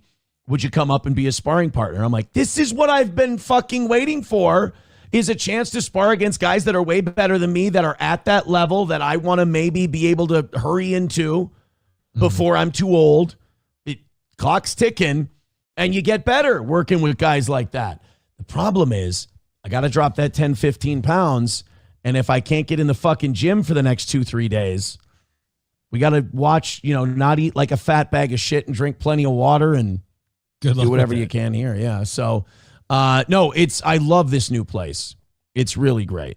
They messaged you. You responded with, oh, you mean the pro? You mean the guy that's got my job? Yeah, I'll come in and take his gig. No, and then I watched a couple of his fights online. Is he good? Shut the fuck up. Not you, TMZ. He's all right. He's all right. But I can work with him. I can definitely work with him. All right, guys, we got a lot to do today. That was self-indulgent. Thank you, Neil. Thank you. You Need Me More. I appreciate that generosity. You guys are getting very, very close. We got over 600 today. Oh, my fucking God. Thank you. Oh, my God. Keep hitting like, keep hitting subscribe, because we're still about, I would say, a combined 70 or 80 off. We've got 700 in us today. Hit like, hit subscribe, and hit follow. Let's get a big win for the toe. The Shia LaBeouf thing, do you care? I know about it. I covered it yesterday. I said it yesterday. It's sad because I've always thought he was a piece of shit, but it seemed like he turned his life around a little while ago. Like he had this whole born-again Christian thing. Yeah. But apparently, I guess his relationship with some lady fell through. He bought a house in New Orleans and just lost his shit at Mardi Gras. So it's back to being a dirtbag. Yeah, he got in a fight. He got in a brawl at Mardi Gras. He got kicked out of a bar, right? And then he fought with somebody and he lost, right? They kicked his ass. Yeah. They smacked the shit out of him and he went to jail. Then he got out of jail and then he went right back to the streets and he started drinking again. So it does sound like, though, he went through a bad breakup like a month ago and he's having a moment with it. But he's like my age, isn't he? He's like almost 40. I don't know. He always, like, this is what I don't like him as an actor or any of that. I haven't really enjoyed any of the movies he's in, but he does always look really young. I hated him in Indiana Jones. I thought that fucking sucked. I thought dude, when I was a kid and Even Stevens was on, I watched Even Stevens and I was like, the fucking kid that plays Louis Stevens is going to be a thing. Shit, you're damn close. 39 years old. So he's exactly my age. He's exactly my age. I think with the Shia LaBeouf thing, he's a child Hollywood actor, and there's damage there. There's a ceiling you can hit. You gotta, and he never walked away. He stayed in the business, and he and he was always weird. I think also he was weird to start with, and then he came up in the film industry and the TV industry, and I think the Disney Channel. That totally helped. I'm not saying he got butt fucked or anything. I'm just saying I think he did. Hold on. Let's see if should we see if Dan Schneider worked on Even Stevens? Dan Schneider, Even Steven. 2024. Oh no, he was a Nickelodeon guy. He wasn't Disney. Okay. So I don't know, man. I obviously, it's my opinion, obviously, but I think he probably did. I don't trust any child actor to not get messed up at this point. Where to the point where I'm like, if you're a parent and your kid is going to become an actor, you have to be like an armed bodyguard with them at all times. Every interview, everything. Dissipator on Rumble says he's almost as bad as that Corey loser. Corey Feldman? No, is he? We're not putting him at. I wouldn't put him at. He hasn't taken the Corey Feldman fall yet. He's not doing well, but he can still pull this plane up. I hate this guy, and I believe he could fix this. He's not Feldman bad yet. Yeah, I think he's just a kind of a tortured soul, artsy type, and then you throw the heartbreak on top of it, and he's never had particularly good impulse control. Yeah, he's always had issues with getting drunk and starting shit. So I don't see him pulling the nose of the plane up. And does he have to? I mean, here's the problem with being really you can do shit like this until the day you die if you've still got money. Right. That's why I'm typing net worth next to his name right now.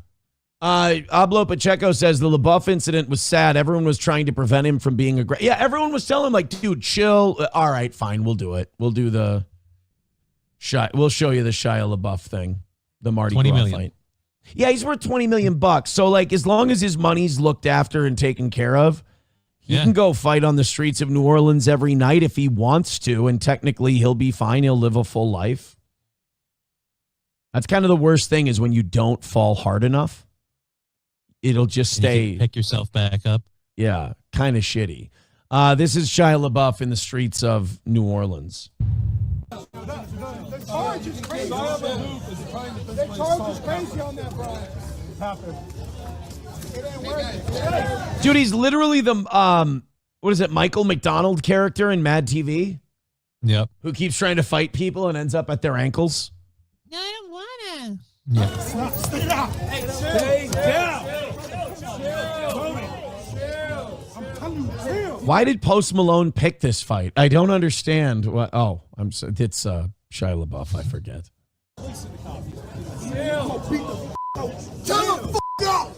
Whoa, you're letting that fucking dork dog you out like that? Right? Dude, I don't know if you know this or not, but you might want to take your advice before you give it. That's not a great way to be. Dude, if it was a bunch of how do I put it? Let me put it this way: outdoor playground basketball players that were beating the shit out of him. That's one thing, we all bite off more than we can chew sometimes. But fucking Egon Spengler is dogging you out, and you got to sit there and take it. Shit. Also, don't fight men who wear suits down at Mardi Gras. They can probably fuck a guy up. They're usually Eastern European hitmen.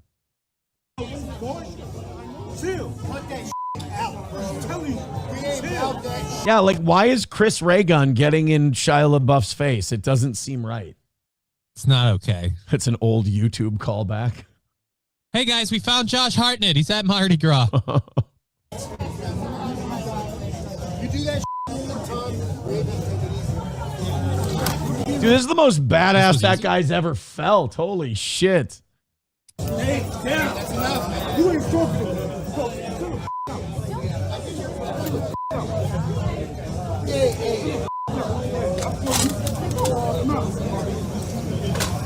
Yeah, that's and then just random goth dude's gonna pull out a cigarette while he stands over you watching two other dudes manhandle you. It's not a good time.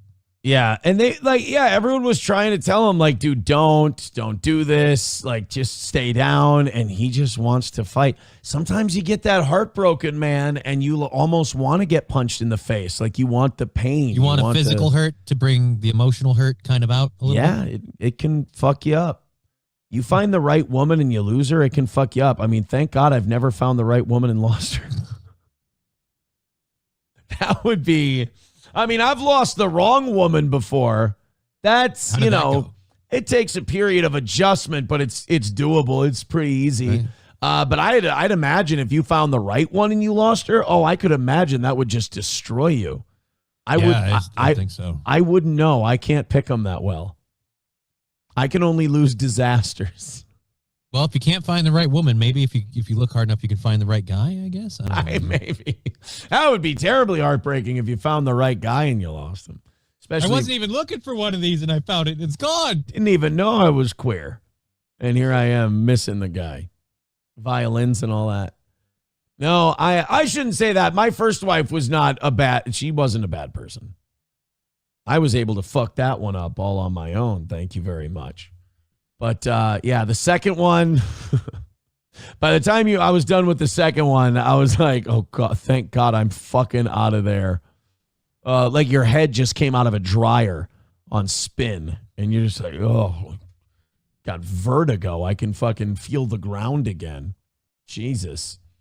The best way to get me mad is to tell me to calm down, says 09 Canyon, or chill out when I'm drunk. Well, that's how we know that 09 Canyon's a woman. 09 Canyon telling us, the worst way to get me to calm down is to tell me to calm down.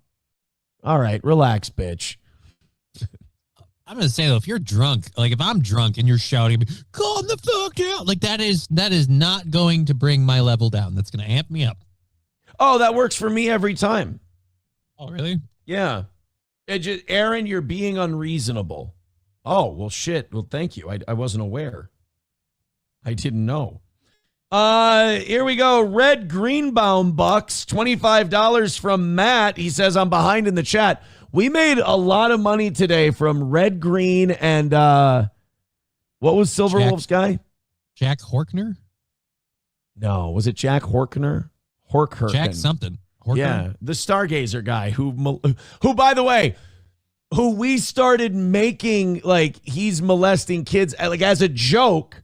Watching his 1990s like PBS stargazing show, and I'm like, I got a bad feeling. We got to Google the guy in the members only jacket and the Mike Lindell mustache, and sure enough, he was accused of assaulting a runaway in 1975.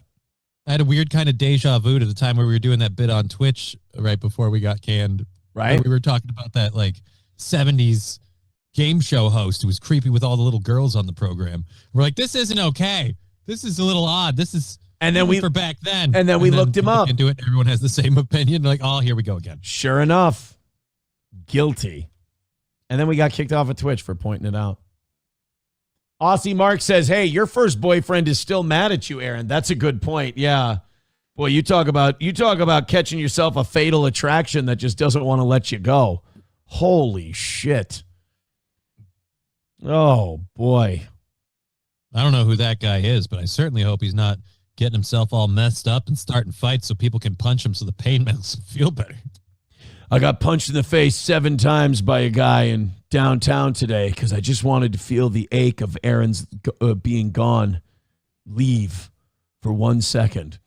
Thank you very much to On a Wall for gifting a membership. Oh, boy, double digits. We got this. We're getting there. Thank you, Matt, for the 25, by the way. Wanna fuck? Let's fuck! Thank you very much for that. I appreciate it. T-Mobile is still sending me notifications for my fiber installation appointment that I have on Friday. They already did? They already did it. Somebody's going to show up at my house Friday. All right, I'm ready. Oh, sorry, dude. They don't talk to you guys. They got bad news for you guys. Yeah. Jack Horkheimer. Horkheimer. Okay. Jack Horkheimer. There it is. All right, let's get to this part of today's show.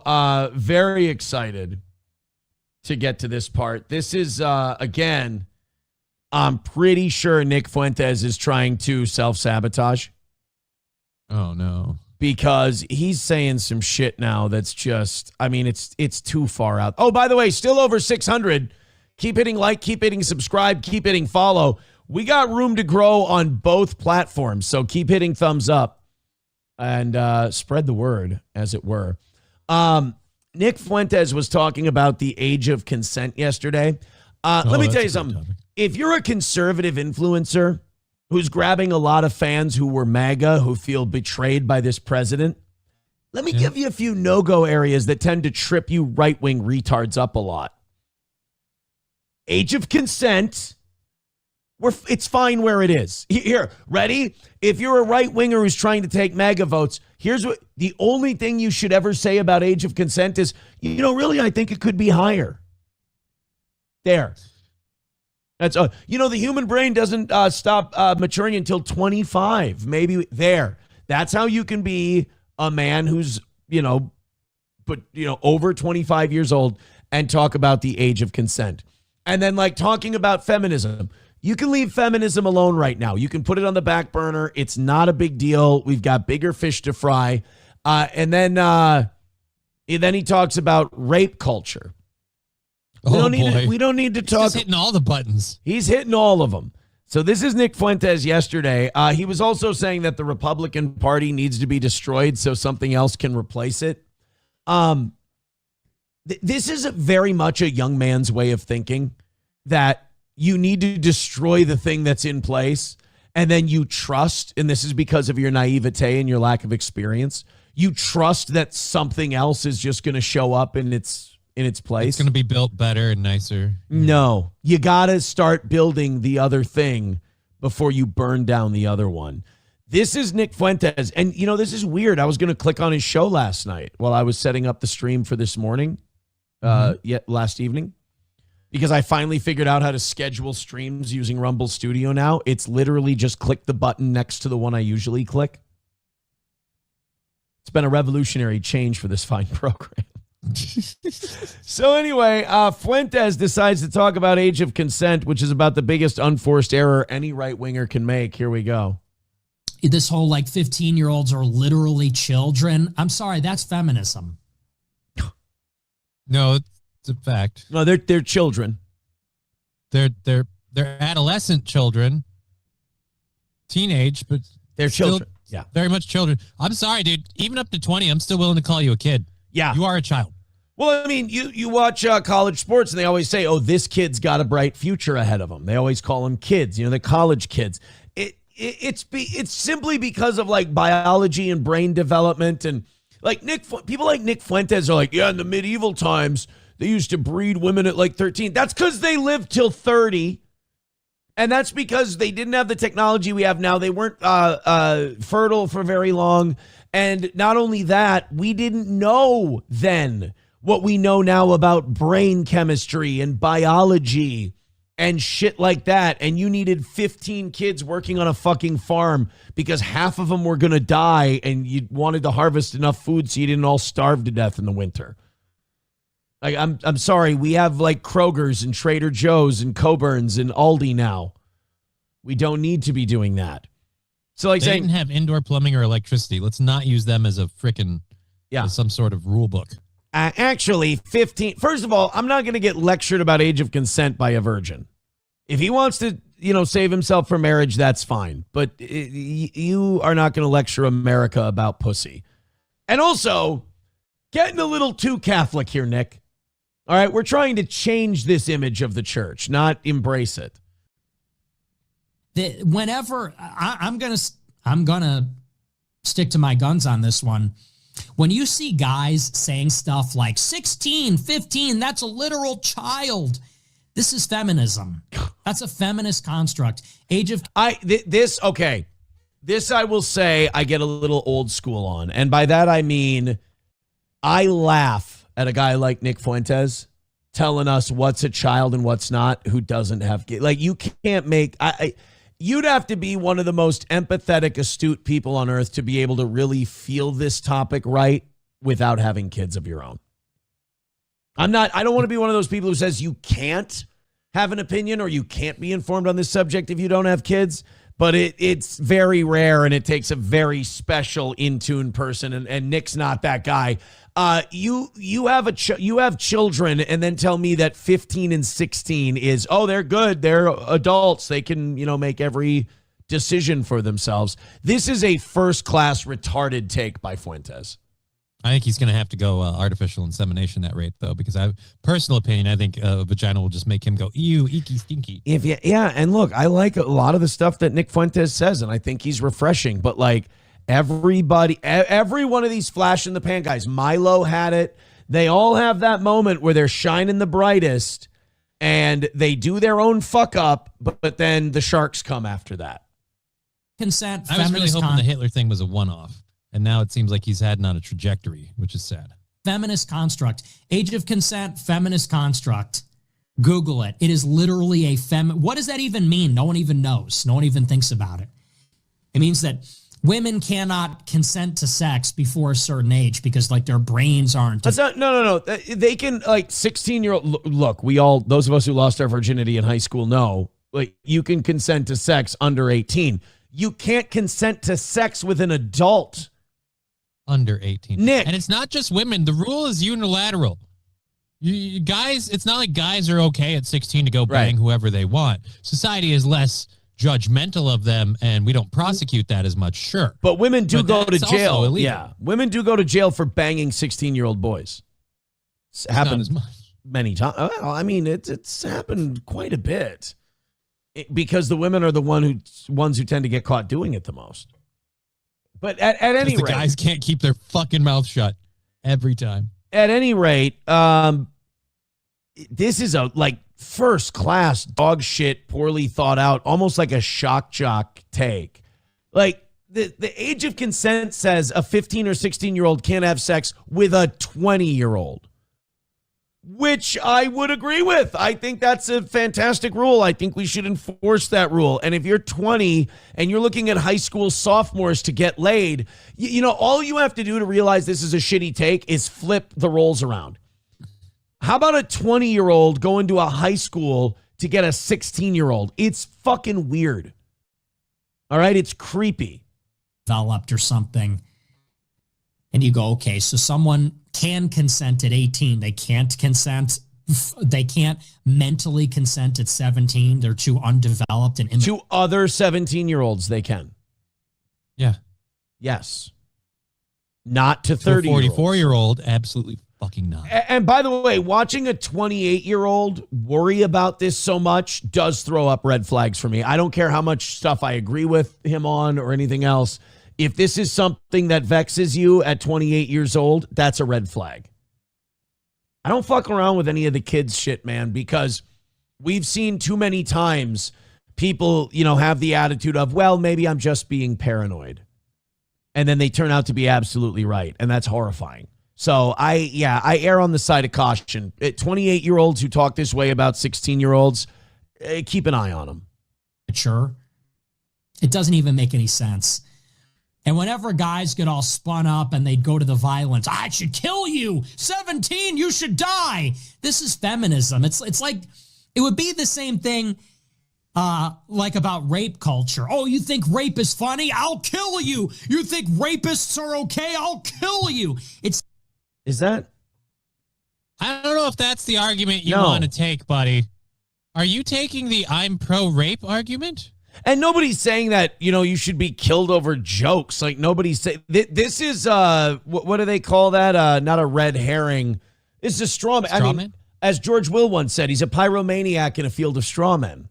He's just building up shitty arguments and then dismantling them and go. I mean, honestly, this whole rant seems beneath Nick Fuentes. Maybe this is a night he should have taken the day off and said, guys, I don't really have a lot to talk to you about tonight.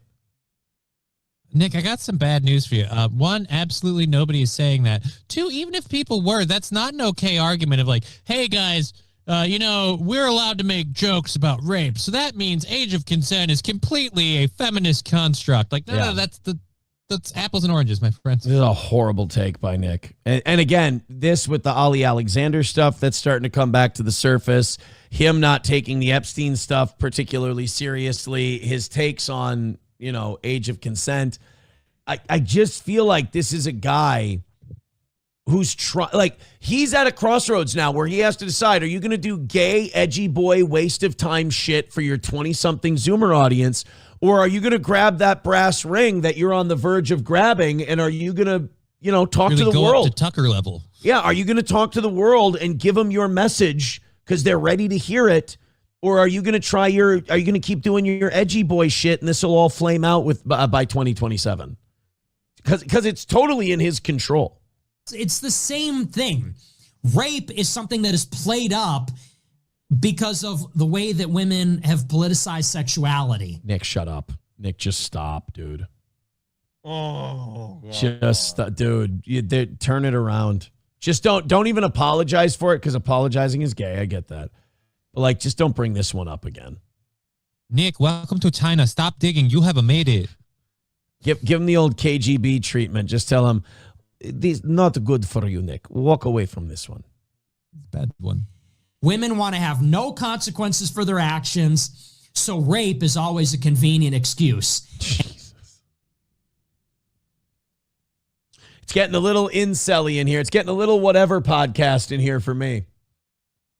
Holy cringe lord, try hard. Take your failures with women or your lack of experience with women and take your own responsibility for it. Take it from a guy. Look, I'm covered, psychologically, experience-wise, I'm covered in scars, and I'm fine. Oh. I'm okay. I'm a happy guy. I've got a good life. Why? Because you accept those scars, you take it, you learn the lessons from it, you're reminded of them, you move on. This is a guy pushing that incel shit away. This is a guy pushing that lack of pussy away and just going, no, you know what? These women, I have way more of a reason to be angry at women or upset with women than Nick Fuentes does. I'm not. I think women are fantastic. I think I've picked, The best one. I could have done a better. It took you a few tries. Yeah, I could have done a better job myself, and I could have picked people that were maybe a little more fitting for me. All right, but this idea that women and rape and that's just all bullshit because they can't deal with their decision making. It's I worry that guys like Nick Fuentes take the worst example they see on TV of a woman, and they go, well, that's all of them. And it's no, it's the same thing as pickup artists. We're well, you got to talk to women like you're not impressed by them. It's you just got to talk to them like a person, and then you'll find the one that's a person, and then you'll keep talking to the one who's like a person. That's all. It's always weird to me. These incel groups are I can't get with women. I can't get laid. And you know why? Because they're all whores. And I'm right. Wait, what? Hold on. So they're sleeping with everybody but you, and that's somehow their problem. Right. If they're all whores, then you should be okay. You get miles of puss. Yeah. By the way, Miles of Puss, Johnny's autobiography title. My story told in chapters. Digital Soldier says Faguentes, that's not how you spell his name, has done this age of consent shtick in the past. He said this same shit 2 years ago, but for some reason, people give him a pass and prop him up when he says something based. I mean, look, I give him credit when he says stuff that's, risque and out there and dangerous, and he's nailing it. That's tough. But age of consent, like I said, walk away from it. Ain't that time, Nick. Sergeant Holka with $2 says Nick probably loves that pedo song Into the Night. You mean the Santana Nickelback song? Is that a pedo song? The away song Into the Night. You don't know that song? Oh, dude, I'm willing to demonetize. You say Santana, and I immediately think Matchbox 20. Dude, as soon as you say are we going to pretend that Smooth isn't a fucking killer song? Smooth's a banger.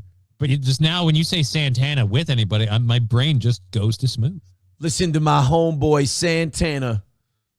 By the way, I still like Oh Boy by Cameron and Jules Santana. Still a solid track. Nickelback and Santana. Yeah, Chad Kroeger and Nickelback, Into the Night is a killer song, but I didn't know it was pedo. Unless they mean a different. I don't either. It's okay. It's not knocking my socks off. I don't hate it, but not pedo song. People are saying, yes, this is gay, super gay, this is gay. Oh, no, they're thinking of a different song completely. I just used it as an excuse to play that. Oh. I wish it reminded me of an Eric Church song. but it doesn't. They're saying Into the Night by Benny Mardones. Never met the broad. Never met the broad. All right, I got to open up. Oh, my God, I'm not even on the 7 o'clock hour stories yet. We have had a banger of a show today, boys and girls. Thank you. And we are also very close to notching a W today, so let's fucking go. Streamlabs, PayPal, Venmo, Super Chats, Rumble Rants. Whatever we did yesterday, we're doing the opposite of that today. So thank you very, very much. Let's talk about our friends at All Care Towing, 320-253-5203 for All Care Towing of St. Cloud. Of course, with our friends at All Care, when you go in the ditch or you get in an accident or you're stuck in any way, shape, or form, there's nobody that gets there quicker and gets you out of that situation, quite like All Care Towing. So put the number in your phone, 320-253-5203 for All Care Towing of St. Cloud. I was at Midland Armory yesterday visiting Greg and Stacy. You can go visit them too. They've got everything you need for hunting, home protection, personal protection, carry, whatever you need. It's Midland Armory, downtown Foley, Minnesota, midlandarmory.com. And Stoney's in downtown Rockville. They have a St. Patrick's Day party coming up on Saturday. I believe it's March 14th of St. Patrick's Day weekend. There you go. They're going to have Brian the Leprechaun. You remember the bowling thing and all that? Yeah. They're gonna have old Brian back. Brian the Leprechaun will be there. They've got the whole parade in Rockville, the St. Patrick's Day party. I mean, Stoney's is ground zero for all of it. It's going to be really, really awesome. That's Stoney's in downtown Rockville, Minnesota, right there on Broadway. And no matter what Cheetos tells you, it is not White Power Wednesday. It is Wednesday today, though. Yes. Is it maybe White Power Wednesday today and not? No. It's just Wednesday. You are correct. It is Wednesday.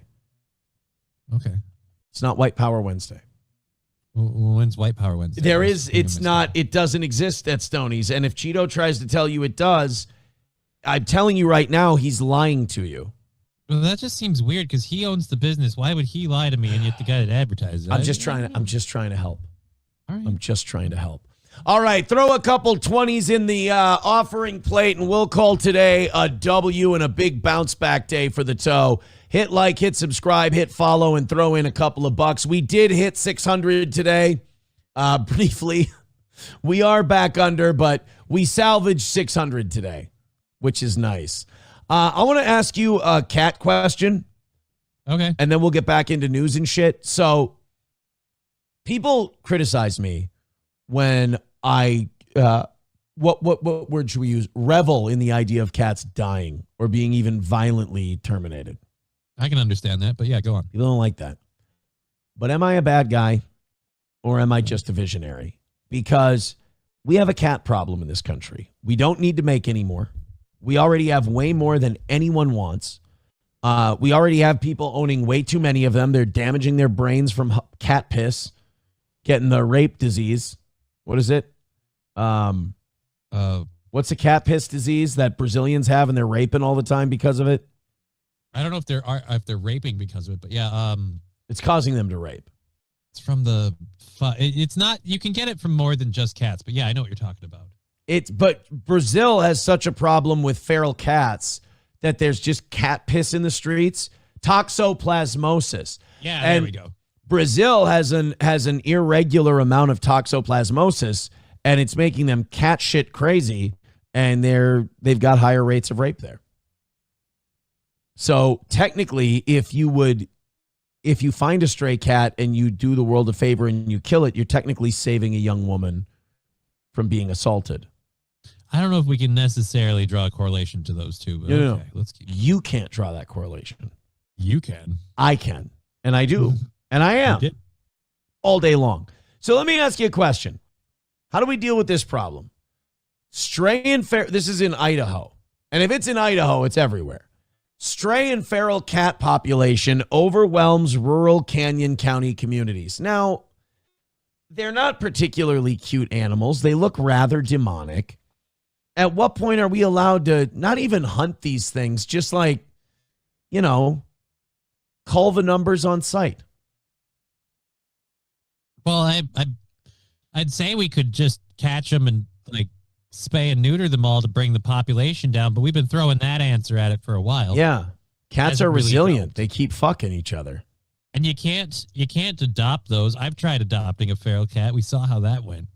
So if we just kill all the excess that people don't want, we'll solve the problem. Why are you cat people so against just wiping these things out? It's not like people. They're not. It's not like dogs where people like them and they want them and you can't keep dogs on the shelf. I got bad news for you. You're totally on the wrong side of this then. Yeah, there's plenty of people who love cats. And cats, like I said, they have like personalities like people. A lot of them are dicks, just like people. But you find that one that you like and you want to hang out with it for a while. Okay, then I'm not killing any of those. I'm taking the ones that are out on the street and completely useless and making people rape, and I'm killing them. Well, they're not completely useless. They're great for keeping vermin down, but then once you run out of that, you're going to start losing birds and rabbits and frogs and shit. Exactly. So, yeah, So you would agree stray cats are a pestilence and we should just wipe them out? No, I don't agree they're a pestilence. I can understand how you feel that way, though. Cats are dicks. All I'm saying is I don't blame anyone for finding a stray, give them the old two-hand twist, chucking them in the garbage bin, calling it a day. I'm just saying I grew up my whole life with dogs. And it's just I got tired of pets that were retarded. The only reason I can see someone even owning a cat is because they've never met or heard of a dog before. No. Literally, I went to cats. I started with dogs. How? Cats were what improvement. happened? Is it an MS lesion that fucked with your brain? No. It's just dogs are dumb and they're very vacant and they're blah. There's more of a personality to cats. You find the right personality. Shitty personalities. They're cunts. A lot of times, yeah. But so are people. Yeah, that's why I don't keep other people in my house. Yeah, but you have friends, right? Yeah, I choose them. Dogs are friends. And that's the way cat ownership really works. You have to choose a cat that works. Otherwise, you're one of these crazy cat ladies like, I just love all the cats. Shut up, bitch. You're part of the problem. Okay, good. Can we at least compromise and say we killed her? Yeah. Oh, totally. Kidding, YouTube. Joking. Feed her to the cats. Yeah, there you go. That's the other thing. Your dog won't eat your corpse. Your cats will. That was actually a plus on the signing bonus thing for me because I was like at the time of getting the cat, I'm like, ooh, what's gonna happen? I don't want people to find me, and I thought, ooh, they can dispose of the corpse.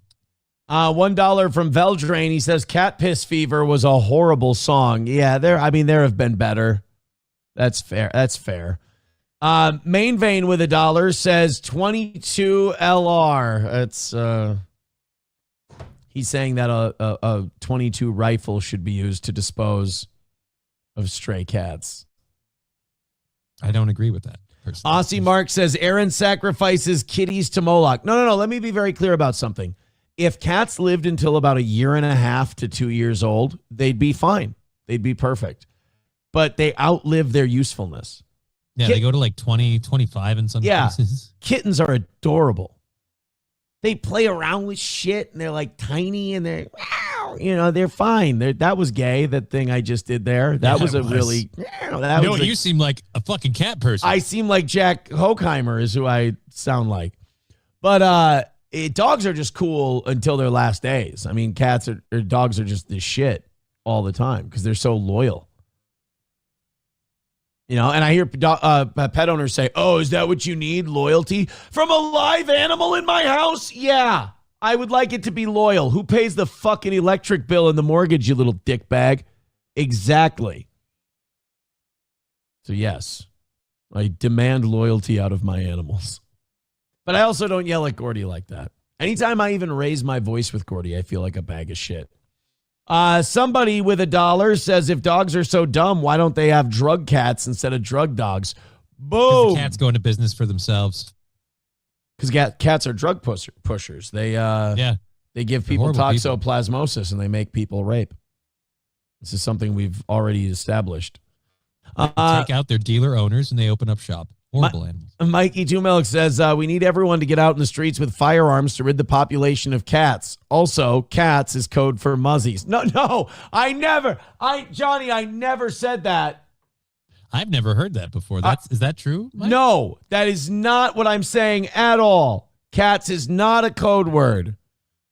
My goodness. How dare we? All right, let's get on. I just wanted to see how you felt about... I can understand people having problem with cats. I like them. Okay, but what are we going to do with all the stray ones is what I'm saying.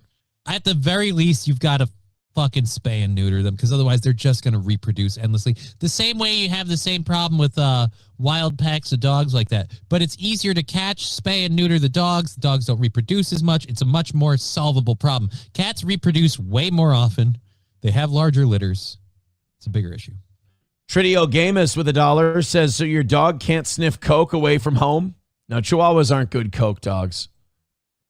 Well, because if they sniff a little and if it just a little gets in them, you know. They're so small, they explode. Yeah, they just pop immediately. Gordy made it through a very detrimental time in his life, and he's a survivor. God damn it. All right, guys, not that much further left to go, but we have completely stalled out. And today has been a very exciting day. So here's what we're going to do. Everybody's going to throw in a couple, and we're going to get this thing smashed out, all right? We don't want to do this with a 5-minute rally segment today. We just want to fucking kill it and call it a win after yesterday and get our confidence back. Now, I'm not asking you to knock out the 115 that's left from yesterday. Just hammer out today and call it a win for the toe. So this next story we've got out of North Palm Beach in Florida is, I think it's another fun idea, but I feel like it's born out of sadness and the destruction of the American economy. You know, like beef prices are incredibly high, and yesterday what was that guy serving? Oh, God, it wasn't ostrich meat. Kangaroo meat? Kangaroo meat, that was it. He was serving kangaroo meat because beef prices are too high. Well, now a pizza place in Florida is serving, you know what? I don't know if you saw the story already or not. If you have, then I'll skip the question. But do you know what kind of meat this Florida pizza place has? Okay, this is a kind of meat that's in abundance in Florida. Yeah, I know what it is. It's iguanas. Iguana. He's using iguana. Going around. Another I did tacos. It's actually really smart, and I would absolutely try it, and it would save this guy a ton of money. And I want these small businesses to stay in business. I don't want it to all be shitty pizza chains. And like Pizza Hut ain't going to put iguana in your pizza on a lark, you know? They're going to keep putting the same shitty mystery meat in there. So having a place like this with the rock concrete pizza oven is fucking awesome. Just like that, there's that place in Elk River. They got a concrete pizza oven? Yeah, they've got the brick oven shit. Cock-sucking pizza. I can't remember. It's not the name. I know what drew your attention. No, it's, God damn it. It's really good, and I'm blanking out on it, but you got to try it sometime. So anyway, this guy in Florida is getting some heat about his iguana pizza. And to me, you could leave this fucking guy alone until you pay his rent and his electrical bills. Don't eat the fucking pizza. If an iguana falls out of a tree one morning, you got 6 of them, and you want to cut them up and butcher them and put them on the pizza, and people want to try the iguana pizza, I say let them. And if it saves the guy money on beef, which is out of control right now, it's a win-win for everybody. And I have a feeling that iguana pizza might actually be pretty decent. I've heard it's pretty tasty. It's been used as a food source, even from where they're from, and they're an invasive species. This is nothing but problem solving from top to bottom. This is great. If you could find a way to put boa constrictor, or python. If you could find a way to make python pizza, sounds great. Sounds badass. Yeah, python pizza. Have Dusty Crumb rustle up some Burmese pythons for you in the glades. Bring them on up to the pizza shop. They'll butcher them and put some snake on your pizza. Let's see what kind of shit they're giving this poor guy over there on NBC in North Palm Beach, Florida. Right, see what you think. A pizzeria in North Palm Beach has gone viral after living up to the phrase, nothing goes to waste, especially during Florida's historic Cold Snap, which seems like a distant memory. Yeah, they created iguana pizza made with cold stunned iguanas. But as our Christy Wade explains, along with the fame comes some controversy. Buck's Coal-Fired Pizza in North Palm Beach will not be offering their viral pizza topping that put them on the map. Ah, fuck you. So, like, people complained enough that they're not going to do it. First of all, let's take a look at that sign. That place needs to cut corners any way it can. All right? That's a struggle spot. I don't know if you guys know this or not. You know, a lot of those iguanas you turned in during that big cold snap where the government took them. Yeah, they tried to find like sanctuary things for the. A lot of them got euthanized. Yeah, a lot of them got, you know, what the cats should get. Iguanas to this place, they'll make you a pizza. The restaurant went viral during the historic cold snap, with this video connecting with millions of viewers. But I've been watching on social media. I'm addicted to it. While iguanas were falling from trees, Bucks was expanding their menu. My buddy hit me up. And now, first of all, the kind of fucked up part of this, the iguanas aren't dead when they fall from the trees. No, they're not. They're just stunned. So, you gotta kill them. Like, this guy was taking these iguanas from the streets, just killing them, and then putting them on the pizza. But still, like, to be able to try a slice of iguana pizza, I mean, it's worth it. I'm totally willing to look past that. And aren't you guys eating alligators down there? How is this weird? Yeah, you guys eat like gator, like they're eating like gator testicles and shit. Well, that I've never heard of. I've heard gator tail is great. he was like, hey, how do you feel about me bringing in some iguana meat and making iguana pizza? I don't trust anyone working a coal-fired brick oven pizza place that doesn't have a face tattoo. I don't know why that is. I am not okay with face tattoos in any other part of society. But for some reason, a guy running a brick oven pizza, I feel better if he's got a face tattoo and a flat-brimmed hat on. Hey, post mozzarella, can I get an iguana pizza? And I said, absolutely. Inspiring customers. Fucking post calzone over here. Get in the kitchen and make me a pie. To try something new. We've probably received about 1,500 calls for iguana pizza. It's highly sought after, apparently. But those calls also brought complaints to the Dude, the next time I make a pizza myself, because sometimes the kids and SP and I, we've done the thing where you get the dough and you make your own pizza. It makes an incredible mess, but it's a lot of fun. I got to do that fucking air pocket crust. That's the shit.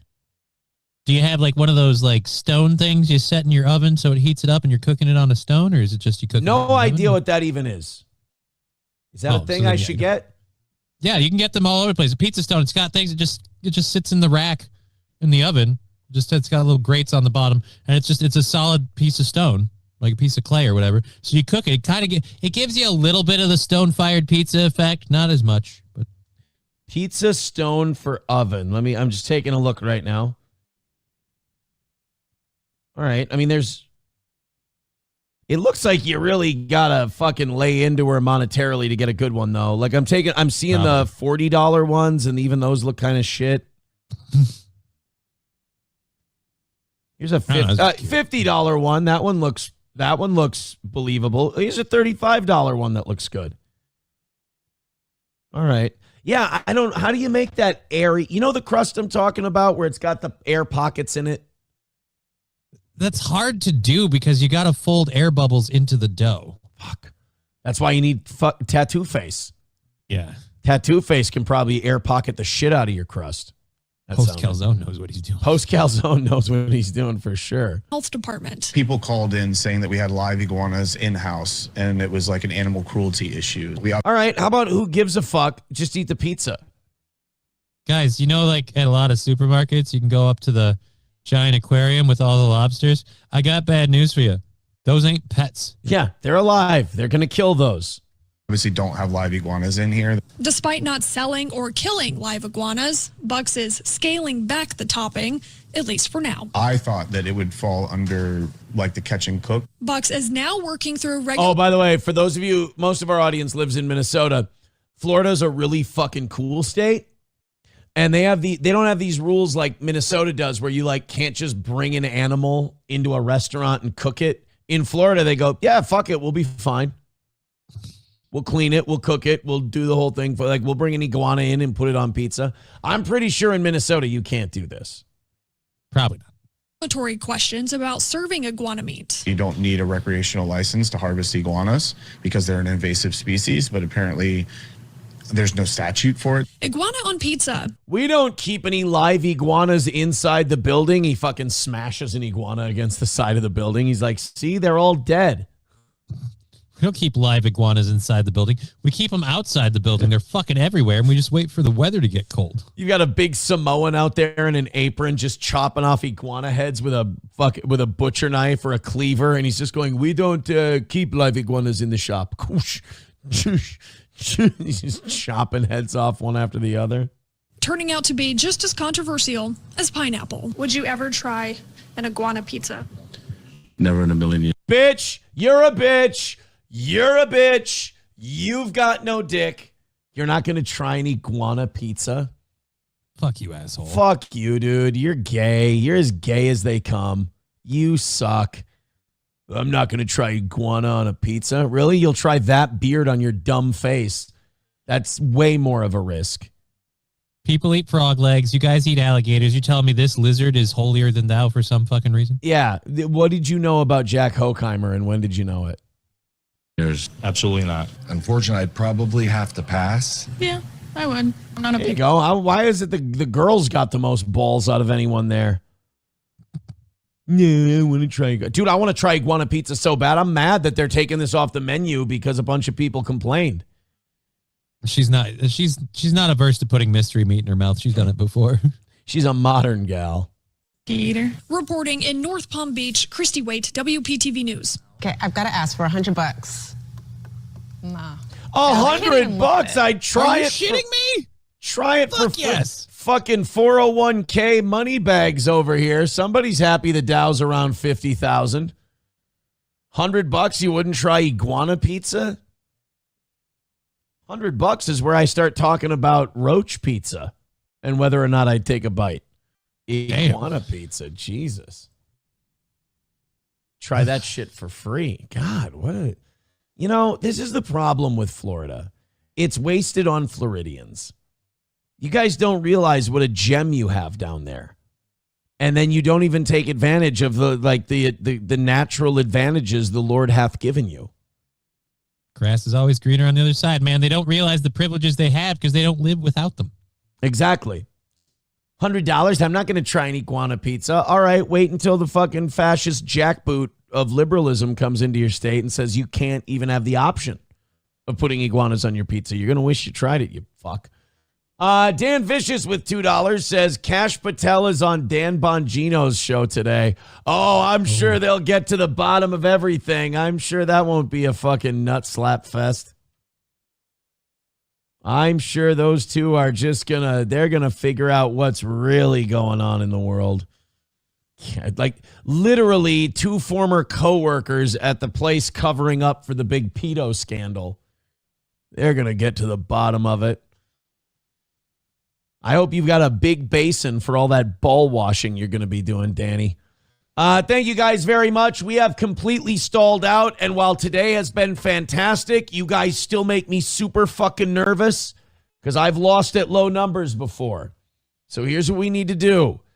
Hit like, hit subscribe, hit follow if you're broke. If you can throw a little something at the toe, finish it up because we're very, very close, and we'd like to just do the show without worrying about that being a thing we have to do at 10:25. So throw in a couple of bucks. We only need a couple more people throwing in, and we're good for today. And we're back on the winning side of things. So, ICE in Minnesota, Operation Metro Surge is over.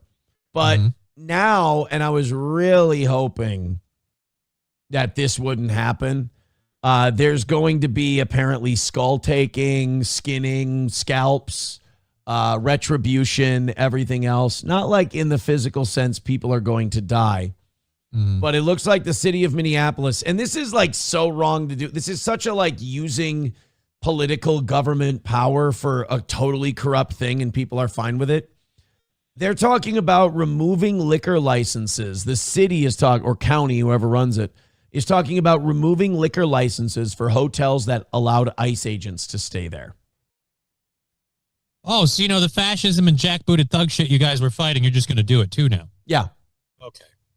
So a play like at a time where the economy, people are having a tough time, the economy's in tough shape. You've got these hotels that are like, yes, we'll absolutely take federal agent money because a lot of these guys are on a per diem. So, and they want to drink after the fucking day they've had. So it's like, yes, we'll take you in. We'll put you up in a room. You can have some booze. You can eat, drink, whatever. We're going to make bank off of this. And this will keep a little distance between us and the street and our employees and being unemployed. Absolutely, we'll take you. Well, instead, public pressure tried to bully these people. A lot of these people's hotels were vandalized and treated like absolute shit. And now that it's over and these hotels can finally breathe again, now the city and the county are like, well, maybe we'll take your liquor license away. For what? Trying to keep our doors open, you dick? This is Fox 9's reporting on it.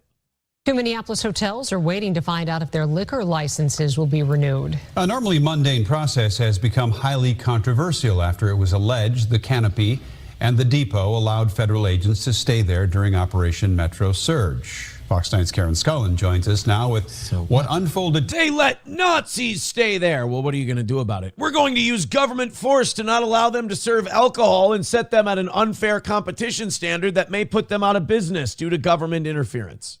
Can we track down and prosecute all the people that paid some of those protesters to be there? I feel like that's just as big a crime. No, we can't do that. They're the good guys. But Weird we're going after the hotels then. But the bartenders that slang the drinks and made the tips and were able to make their rent comfortably for the first time in a few years, yeah, fuck that guy. Today in a city council committee hearing. Karen, tell us about it. Well, critics say it was a big push by some Minneapolis council members to deny the two hotel liquor licenses, which some say there is no legal basis to do so. Now, there isn't. If they would have served like a 17-year-old, then yeah, one of the consequences is you can lose your liquor license. If you overserved somebody and they got in their car and killed 4 people, yeah, you can lose your liquor license over that. But where does this end? The whole because of the people you served, you can't serve booze anymore. I mean, that has never, shit like that never ends at a reasonable place. I mean, I would argue it's not starting in a reasonable place right now. This seems very similar to that whole thing when McCarthyism, when they started like blacklisting people in Hollywood because, you have these political opinions, we got to blacklist you. And then it just becomes a thing like word of mouth. Now all of a sudden you're blacklisted. Like how long until we get to that? Like I heard there was an ICE agent there. Shut him down. Yeah. And that's not an exaggeration either. That's exactly what's happening. Last several weeks, there have been plenty of protests outside hotels alleged to have housed ICE agents. And now 2 of the hotel's liquor licenses are up for renewal, with some saying they shouldn't get them. We believe that a liquor license is a privilege and that privilege should be reserved for businesses who keep the public safety in mind. Yeah, businesses who keep the public safety in mind. Like, people that don't care whether or not you have a criminal record. They just were doing their job. They didn't pick a political stance, you asshole. Not only that, but you had people vandalizing these hotels, smashing their windows, spray painting shit on them. And they took on a serious cost in serving these people. And I wish that citizen would just be honest and go, I want you to take away their liquor license because I don't like that they served alcohol to. And first of all, you're not mad they served alcohol. You're sad that you're mad that they gave them a room. You're just doing this not because it's morally connected to anything. You're doing it because this is the way you can hurt these hotels the most. How about instead you go stay at you can even just give money to the hotels that decided not to house ICE agents. Do that. Right. Support the business. But again, it's weird. Like, no, we've got to punish these businesses. Why? Because they're doing that thing where they try to stay in business. They're not picking a political side. They're not helping ICE in any way other than you can't even give them a hotel room. Well, I don't know if you know this or not, but that's kind of discriminatory. Yeah. And so if all of these places do that, it's going to create a problem. And do you think ICE is going to go up, guys? They won't give us hotel rooms. It's insane. I guess we're not going to Minnesota. Ho ho. It's fucking insane. Depot and Canopy are the two hotels at issue. Today, the City Council Committee of the Whole met to decide if there should be an investigation and therefore a delay on the vote for renewal. Do we want to take a moment to do due process and investigate the situation that our constituents throughout the city have raised up as a grave concern or not? This is literally mob rule. This Right. is literally a mob comes out and says, take away their ability to do business. And the city goes, should we consider it? No, you shouldn't consider it. And by the way, I don't know if you know this or not, but those ICE agents were attempting to do the due process part where they do the due process for illegal. It's weird that you guys are like, hey, due process, but you didn't care about it over there. So why does it matter here? Right. Right? That's what this is about. But ultimately, that motion to delay the vote failed, with thank- some saying there is no legal basis to deny the licenses. Thank God. As we've advised previously, there needs to be a connection between the licensed activity and the identified concern. So that's the county attorney. So that's the voice of reason. So while the city council retards are like, hey, how can we further destroy this once great city? The city attorney is standing there going, all right, I have to put a stop to this because this is insane and there's no legal reason for you to be able to do this. The city attorney is basically telling them, guys, you can't go forward with this because all you're literally doing is carrying out a vindictive revenge plot openly at a city council meeting. You can't legally do any of this. And there's going to be, white supremacists staying at hotels. There's going to be... White supremacists are allowed to stay at hotels. Black Panthers are allowed to stay at hotels. Anti-Semites are allowed to stay at hotels. You can't take away the hotel's business license because of it. The hotel can decline to serve the person. They can say that we're not going to give a room to you. We know who you are, Aaron, and we don't want your kind around here. That's fine. But the city council cannot find out that a white supremacist stayed at a hotel and then punish the fucking hotel for taking a $200 fee off him. Most hotels don't look too hard into your background when you book a room, too. That's just it. Like, I've never booked a hotel room and they look at me and they go, so how do you feel about blacks? Like blinds, like blackout blinds or shit? No, black people. I don't really see how that's really. Are they the ones that are doing the turn down service? It doesn't bother me. What's going on? I mean, your maids are all Mexican, right? I'm assuming, because it seems like a good place. all kinds of things, prostitutes, drug addicts, whatever the case is. God forbid. We don't want to get to the day where prostitutes use motels. I mean, could you imagine a society where that happened? Next, we're going to have people who just come into this country and start committing crimes, and they're going to stay at hotels. Yeah, we should get people to round them. Oh. And others said to deny would result in unwanted consequences and that workers would be impacted. So the truth is there has been loss of business at these hotels. People have canceled because of the threat of losing their license. So that has happened. Reduction of hours has happened, as well as layoffs are planned. By the way, you can tell which city council members are representing the wealthier parts of town, can't you? Mm-hmm. That guy's a little closer to the burbs, I think. So now there will be a vote on Thursday on whether these two prominent hotels get their liquor licenses renewed. Jesus fucking Christ. They're actually going to have a vote on it. And honestly, I'm worried that they might lose. They're probably going to lose their liquor licenses.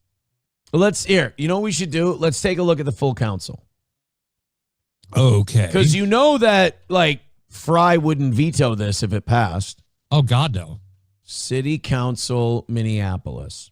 Let's see what they look like. And let's see if we can decide. I'm just trying to find pictures of them. We're on the city council page. View ward map. I don't give a shit about that. I just want to see. Here we go. Council members. All right. Ready? Yes vote. Okay. To renew the liquor license. Yes vote or no vote. Ward 1, Elliot Payne. Renew the liquor license. I'm going to say yeah. I'm going to say Elliot's for it. I'm going to say Elliot's for it too. Robin Wansley. Yes or no? No. I'm going to say no. Michael Rainville. We give that a yes. I think he's a yes. Well, we already saw him talk. All right, yeah. So, Latricia Vitaw. No. Vitaw, hell no. That's what she's going to say. So that's 2-2. Pearl Warren, Ward 5. No. Jamal Osman. I'm going to say no. I'm going to say no, too. I was going to say yes on him, but he's been really anti-ICE this whole time. Yeah. Elizabeth Schaefer. Nope. I'll say she's a no, too. Soren Stevenson. I don't know anything about Soren Stevenson, so I'm firing from the hip here, but I'm going to say also a no. I'm going to say he's a yes. Okay. So right now we are at 4-3 no on my part. You're on 5-2 no. Jason Chavez. Ooh. There's based Mexicans, though, you know? There's really based Mexicans out there. Yeah, I'm going to say yes. I'm going to give him yes. Benefit of the doubt. I'm going to say yes. You know why? Servers. That's racist as fuck, the thing I just said. I was really proud of that, too. Fuck. That was really racist. That was effortlessly racist. All right, so that's 9. I think you're at 6-3 no, and I'm at 5-4 no. Yeah. All right. Aisha Chugtai. No. I think she's a no. Jameson Whiting. Again, I don't know anything about him, so I'm going to fire from the hip and say no. He's probably not going to do it. I'm going to say he's a yes, but again, I don't know anything about him either. Arun Chowdhury. I wasn't she one of the ones we saw talking to? Yeah. I think she's a no. She's a no. And then Linnea Palmisano. Totally I think no. She's a no for sure. That's a no. Holy shit, they're going to get rid of their liquor license. They're going to fucking cancel these people's liquor license for that sure. That last chick was the chick who played the liberal in the Hitler bit we watched. Right. Put glasses on her. You can't tell the difference. Veldrain with $2 says, my prediction of what Dan Bongino's chat looks like right now. This message has been removed by moderator. Yeah, I think so. Tom, I'm so glad Tom Myers is in the chat today. I've missed Tom Myers. I misunderstood Tom Myers. I thought he was like a mentally retarded, like guy you can't pick on troll type. Mm-hmm. I think Tom Myers is just a guy who likes to have a good time. Well, then God bless him. I think Tom Myers just likes to have fun. I think he's another win for the toe kind of guy. He says spray painting a hotel isn't as bad as shooting someone after you take their gun. Yeah, but the hotels didn't do that. Right. The people did that. You want to persecute the people, prosecute the people responsible, not persecute, excuse me. You want to prosecute the people responsible for that? Sure. No, I don't see how, like, the Hyatt Inn and Suites is somehow responsible for what those dudes did in the heat of the moment. And I do want to persecute, not prosecute the people on Epstein Island. I want to persecute them. I want to put them through the ordeal. Tom Myers says, Aaron seems tense. Is he still smarting from yet another L? Hey, we haven't lost yet, motherfucker. In fact, we're very close. Thank you for those couple of $2 drops there. Guys, finish it off. Tom Myers is watching now. Look, I can look like a failure dick in front of the internet in general. I am not going to tolerate looking like a loser dick in front of Tom Myers. That's a new low for me. I will admit that openly. Tom Myers being here puts an extra level of pressure on this situation. So if you've ever loved me in the past or you've ever might love me in the future, gifted memberships, Streamlabs, PayPal, Venmo, Super Chats, Rumble Rants. I would rather Tom Myers gets the satisfaction of knowing that he's the reason why we knocked it out today and took a win rather than lose in front of Tom Myers. I get you. I want to be very, very clear about this. And we're very close to doing it. Let's go. We are very, very close to doing it. So just push a little bit further. We've had a lot of those 20 and 25 drops today. A couple more of those were home free. Reformed Rapscallion says, I don't hate anyone. Try it. I ignore and I condemn, but I don't hate. It has helped my mental state.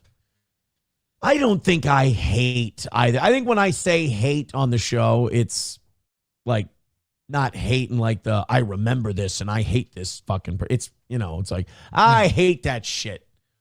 I think that's something people have to grow out of. People do it at different times. I still have a little bit of it. I still have to sometimes I get amped up about stuff. Like when we were talking about this story, I was thinking about how you said Jacob Fry wouldn't veto this, and I was just thinking I hate that guy. Like, but I also catch myself doing that. And I'm like, gotta let it go.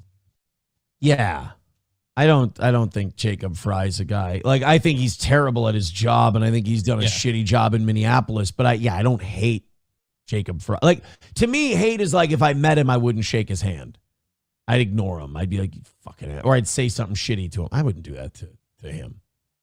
I'd say I wouldn't. MSO says R.I.P. Tom Myers. People are saying you get more than 25 viewers in your live streams yet.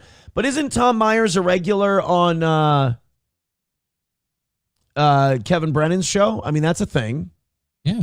That's a win. I think that's a win for so the he's Tom. in front of that audience. Yeah, I mean, if you're a regular on Brennan, I mean, we do 6 something on our shows. He does 6 something on his shows. Tom's on the big shows. Sloppy Slop with $5 says, open your throat, cup the balls, bitch. Look, like I said, I'd rather win in front of Tom Myers and Tom know that he had something to do with it than lose in front of Tom Myers. By God. $2 from Veldrain says, might be time for people to learn about 1930s Germany.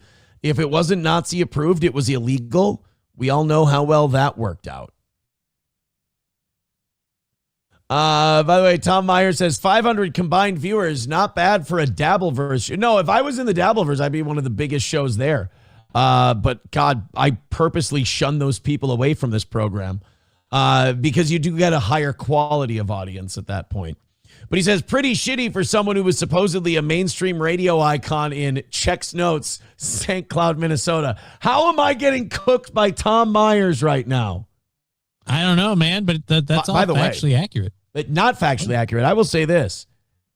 500 to 600 viewers for a St. Cloud radio host online is unheard of. It's never been done before. Yeah. So and I'd like to point out some of your other escapades have gotten you notoriety that I would say solidifies you as statewide. Yeah, Granted, your market in the radio industry was only in St. Cloud, but everybody knows you. Tom also says, what happened to the donation scroll? Or is that only good for goal weeks? I will say this. The reason I changed that to something else is because it looks kind of chintzy on clips. When it's being adjusted constantly? And not only that, but like when you post clips and you're getting views from people who aren't normally watching, it looks like what it is. It looks like a guy begging to hit a certain number.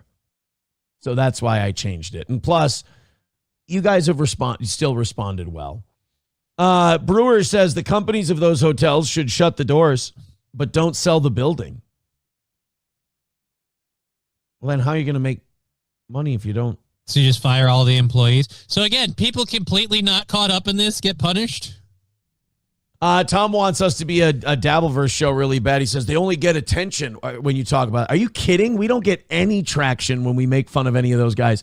We did like 10,000 views on the Elijah Schaefer shit, like 10,000 views on some Rogan shit we did last week, and then like hundreds of thousands of views covering the protests. Yeah, if we talk Dabbleverse, our numbers go in the shitter for sure. I mean, I know that you cling to it, Tom, but that's because you need it for your 20-some viewers. I don't. I never did.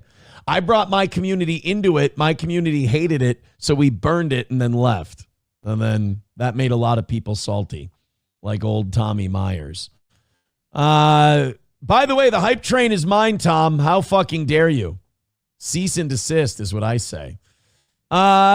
Keep going. We're getting there. We're getting close. We're almost there. But remember, you're donating.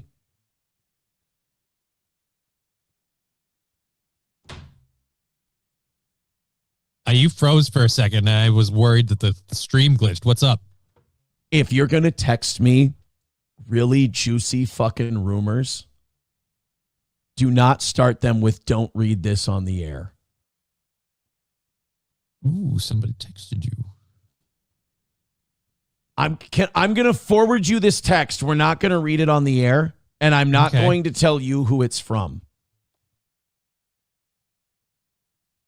Okay. But I'm going to send this over your way, and you tell me if this is like, holy shit, that's fucked up kind of news.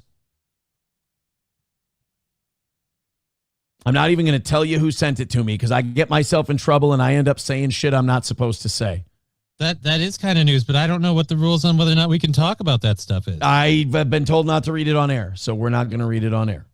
All right, then. I think it'll come out. I think the people involved in this particular rumor are not going to be able to keep it to themselves. And this will come out. And I would rather I'm not the one who brings it out. How's that? All right, then. All right, Johnny, you are you're good. See, now you're not going to be tempted. No, I'm not going to be tempted. Because you're going to be out now. Yeah, I'm heading but you are on at 1 p.m. Oh, boy. Yep. Oh, you're getting more dirt? Yep. Uh-oh. I think this is something that maybe needs to be shared with TM Zumach. There you go. I think I'm going to tell this person who texted it to me, break the news to TM Zumach. This is not something this is plutonium for me. I can't, can't handle it. Break the news to TM Zumach. There you go. No, this wouldn't get me in trouble if I said anything. I would be totally fine to say this. Right. I just don't want to be a part of any of the fallout that might happen from it. Holy fuck. Chad Buzmach says TM Buzmach. No, you gotta give Chad credit. TM Zumach's a good bit. Silverwolf with $1 says, don't worry, Tom. Soon you'll be a fan and Aaron can make fun of and destroy your childhood by calling them Jewish propped up shows and apparently PDF files from the 70s, making you rethink your entire life. I mean, we did find out that Red Green had a Rothschild sign behind him. Yep. And we did find out that his Jack Hornheimer guy seemed super sus and had a couple allegations. It's not on us, dude. We're not the ones who fucked runaway kids. We're not making your reality. We're just reporting it. Exactly. I'm sorry that Jack Horkheimer is that? I think Jack Horkheimer. Chad Buzmach says Chad hasn't actually ever broke a story that wasn't already out or known. Not true. He broke a lot of the compound media stuff. He broke a lot. I learned a lot of that stuff from TM Zumach. You can't, Buzmach, you have this problem where there's one community that you are just hooked to, and that community lies to you a lot. And that's the Onion community. And they lying is like their second language, but they do this good job of gaslighting people like you by saying, oh, everyone else lies but us. That's like weird gay cult leader methodology. So no, I think you step up. The more I notice though, the more you step out and you join the good side, the steel toe bubble, you get more reasonable, which is good. Tom Meyer says Chad Zumach's hype train is already better than Aaron's hype train. Aaron allowed Chad to franchise the hype train, and I just started taking it back recently. But here's what I want. I'm going to say the number because we're close enough. We're 70 away. I want to knock that out before that 20 minutes is over. Yeah. And I don't want to do that in front of Tom. I don't want to do the 5 minutes from in front of Tom Myers. I want to get this 70 cleared up before the 5 minute mark. So Tom, I don't want to see Tom do. It's like Tom seeing me coming out of the shower. And this is a win for Tom because he gets to spend the rest of the day going, this was fucking dead in the water until I showed up. I made that happen. Exactly. Tom should parlay this into an appearance on MLC today. I would. There you go. All right, Johnny, take it easy, man. We will see you later. I think it would be a very funny bit if everyone donated as soon as you left. All right, cool. All right. Later. Bye. There goes Johnny K. Johnny K gone for the day. Tom Myers says, wrong. Chad owned your stupid hype train. No, he franchised it. There's a difference. And I let him use it. I'm actually a really nice guy. Buzmach said, everyone knew Compound was failing. I'm not taking anything away from Chad, but only Gino was dumb enough to not see Compound was hemorrhaging money. Quit this pick sides bullshit. Whoa! Feels like we're not having fun anymore, Buzmach. Seems like this is, people on Twitter say that you're very sensitive, and I haven't seen it. I'm going to be honest with you. I would defend you. But this is getting you're getting a little chippy, and I thought we were having fun. No, nobody knew that Gavin was buying Compound. Nobody knew that everyone was getting fired from Compound until TM Zumach broke it. And, Buzmach, you're doing the internet guy thing where you're letting these people get in your head too much. You're letting Zumach get in your head too much. It's supposed to be fun. And you're like, fuck off, fuck this sides bullshit. Take it easy. Admit that, you can laugh at the weird, goofy, dumb shit that Chad does. That's totally fine. But you got to admit when he has his hits, and he has had his hits. Jack's complete. Like, for example, a lot of the people who dislike him are failed comedians. Like, your boy's a failed comedian. He tried, he failed, he couldn't do it. Without me, he's nothing. And Chad still does stand-up comedy. He still gets paid to do comedy and open for relatively successful comedians. That's a win in his book. That doesn't mean you can't laugh at the things he does retarded. Phil Hurslett says the only thing Chad broke was the Tito's bottle from stumbling. Hey-oh, he's an alcoholic. Jack's complete lack of surprise says, why would you care, Aaron? Tom seems to be a bit of a fag and a douche. He's a faggy douche. Right. I don't want to lose in front of a faggy douche. I don't like losing in front of my home crowd, let alone a faggy douche. So Streamlabs, PayPal, Venmo, Super Chats, Rumble Rants, $70 away. Let's get a win and call it a W so we don't lose in front of old Team Tom. Did you see this Israeli movie producer that turned up dead? This is interesting. This was after, so this same day, some former Israeli cabinet member was just found dead in a hotel room. Just former Netanyahu cabinet member, just gone. Not, passed away. Not particularly old. I think they were in their 50s. Well, now this Israeli producer of the Apple TV spy thriller Tehran was found dead in her Athens hotel room. Dana Eden is her name. A producer filming the 4th season of an Israeli spy thriller, which won an International Emmy Award in 2021 and was nominated for a Critics' Choice Award in 2023, was found dead in her Athens hotel room in an apparent suicide. It sounds like a plot to an Israeli spy thriller, but the production company wants to make it clear that it was a regular... This is a weird way for the Israelis to put it. It was a regular suicide. Wait a minute. Excuse me, Israelis. Excuse me, the people who pack pagers with explosives. What is there other than a regular... Hold on. Time out. Saying it was a regular suicide would imply that there's another kind of suicide you're familiar with. Would you care to elaborate? Or am I heading down the road that leads to regular suicide? Who talks like that? Come on, guys. You're being conspiracy driven. You're being totally conspiracy driven. It was one of those regular suicides. Oh, hey, also, Buzmak, yeah, you're wrong on this one. Carlos Cameo pointed it out. He says, Zumock broke the big arrest in your personal life to the world. Don't sleep on that drunkard. He does get things right. Yeah, he broke that arrest. Got to give him that. Got to give the guy his flowers, Buzmak. If you're going to be, if you're going to be seen as an actual, guy with information, you got to give credit where credit is due, my man. I'm sorry. Yeah, I don't know. Like 2 Israelis dropping dead in the same week.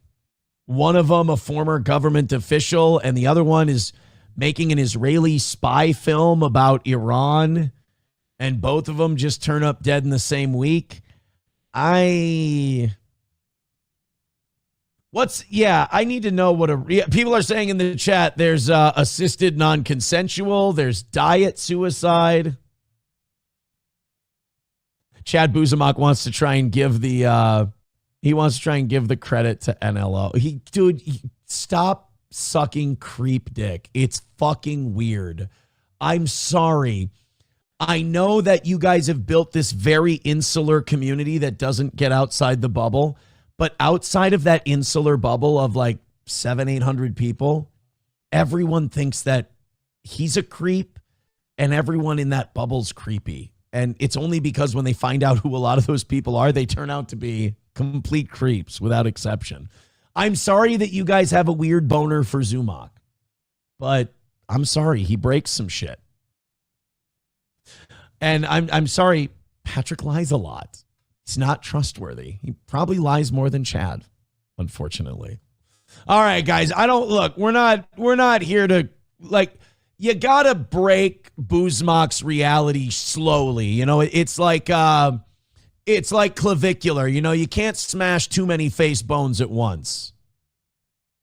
Poor Boozmock. Imagine shilling for a guy who talks about fucking kids. Ugh, gross. I hope you don't fit the phenotype. That would just be weird. All right, let's continue on with stories. See, we're going to take an L if we keep talking about this gay shit. I'm proving Tom Myers wrong right now while causing injury to myself and my own program. Hit like, hit subscribe, hit follow. And guys, you have had a great day today. Don't fuck this up.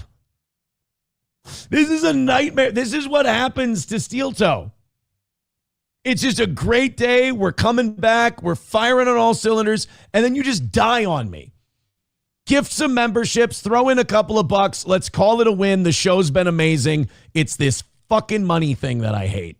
All right, let's go into the next one we've got here. Oh, God. No, we can't do the crippled pickle. The only reason the crippled pickle was going to be a story was because we did it when Johnny was here. We can't do... Oh, by the way, the Argentina thing. Remember that Milei guy they elected and he had the chainsaw and everyone thought he was going to be badass? Millions of Argentinians are in the street now and they're rioting. And they might be overthrowing Javier Milei because he wants 12-year prison sentences for anti-Semites.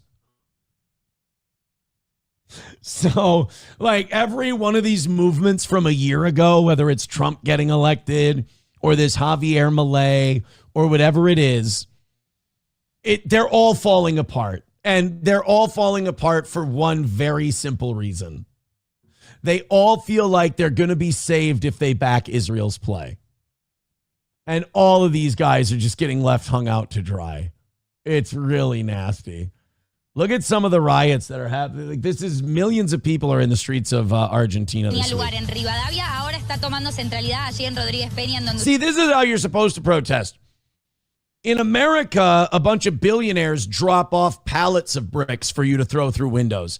In Argentina and these other countries where they have real protests, people smash shit and they just grab the pieces and chuck it at things. These guys are they do it for love of the game. Ustedes están viendo las imágenes. Es como que van corriendo hacia atrás en la zona del conflicto, por así decirlo. A las personas que estaban sobre Solís también empiezan a retroceder y ahora por lo que I like this guy here. He's throwing the rocks in a way where he can kind of do it over time. Like a lot of these young kids, they get exuberant and they start firing 100-mile-per-hour fastballs at windows. You're going to be there protesting for a while. Don't burn your arm out. vemos y por lo que escuchamos, el foco estaría entonces ahí en esa esquina de Rodríguez Peña, en la avenida Rivadavia. Oh, bueno, ahí agarraron una mesa y una Holy shit, these people really want to hate Jews, don't they? Just imagine, hey, 12 years in prison for anyone who criticizes Jews. And like, I'll throw fucking rocks at every one of you cocksuckers. Like, wow. You really feel a certain way about this. You're goddamn right I do. Sillas de un comercio. ¿Qué culpa tendrá el comercio? Fíjense. Esas sillas y esa mesa eran del comercio de la esquina. De la esquina, que rápidamente lo que hicieron, claro, es cerrar sus puertas. Yeah, this is Argentina. La van a usar de escudo. This is their reaction to the President Milei wanting to put people in prison for 12 years for anti-Semitism. And this was the same guy that like American MAGA people were loving. Remember Elon Musk when he was running Doge? He gave Milei Milei gave him a chainsaw. Like, yes, this is what we're going to do. We're going to change Argentina and make it based, and we're going to cut through all the red tape and the regulation and make it great again. And yeah, this guy's fucking awesome. And now all of a sudden, we want to put you in jail for 12 years for criticizing Jewish people. Fuck that noise. Same thing with Trump. Like, Trump had record high approval ratings when he came in.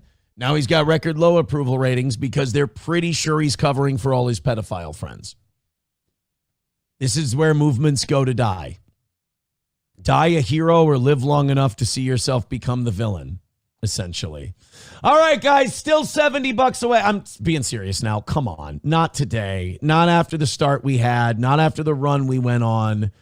Please finish this off. I'm fucking, the losing's getting tiresome, honestly.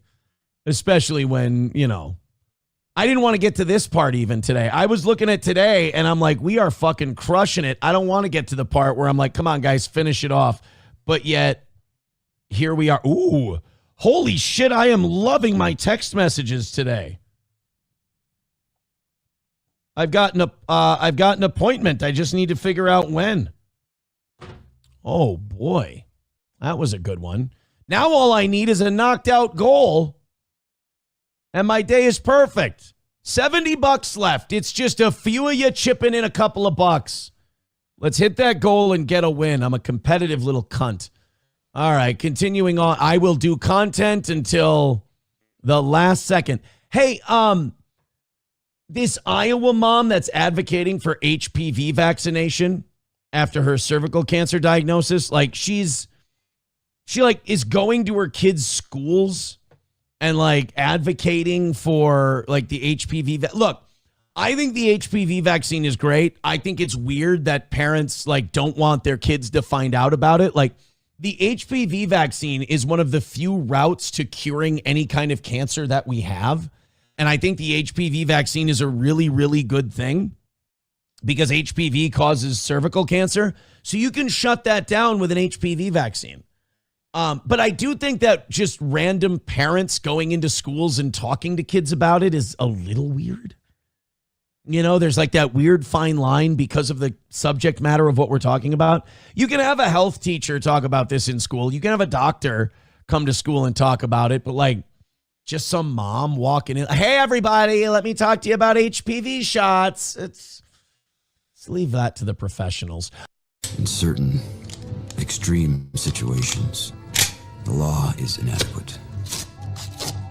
In order to shame its inadequacy, it is necessary to act outside the law, to pursue natural justice. This is not vengeance. Revenge is not a valid motive, it's an emotional response. No, not vengeance. Punishment.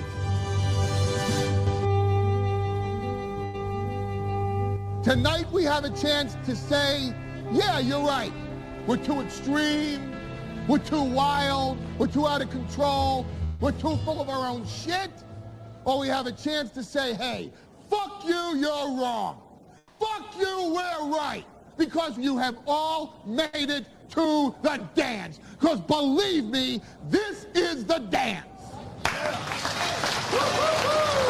Start the show.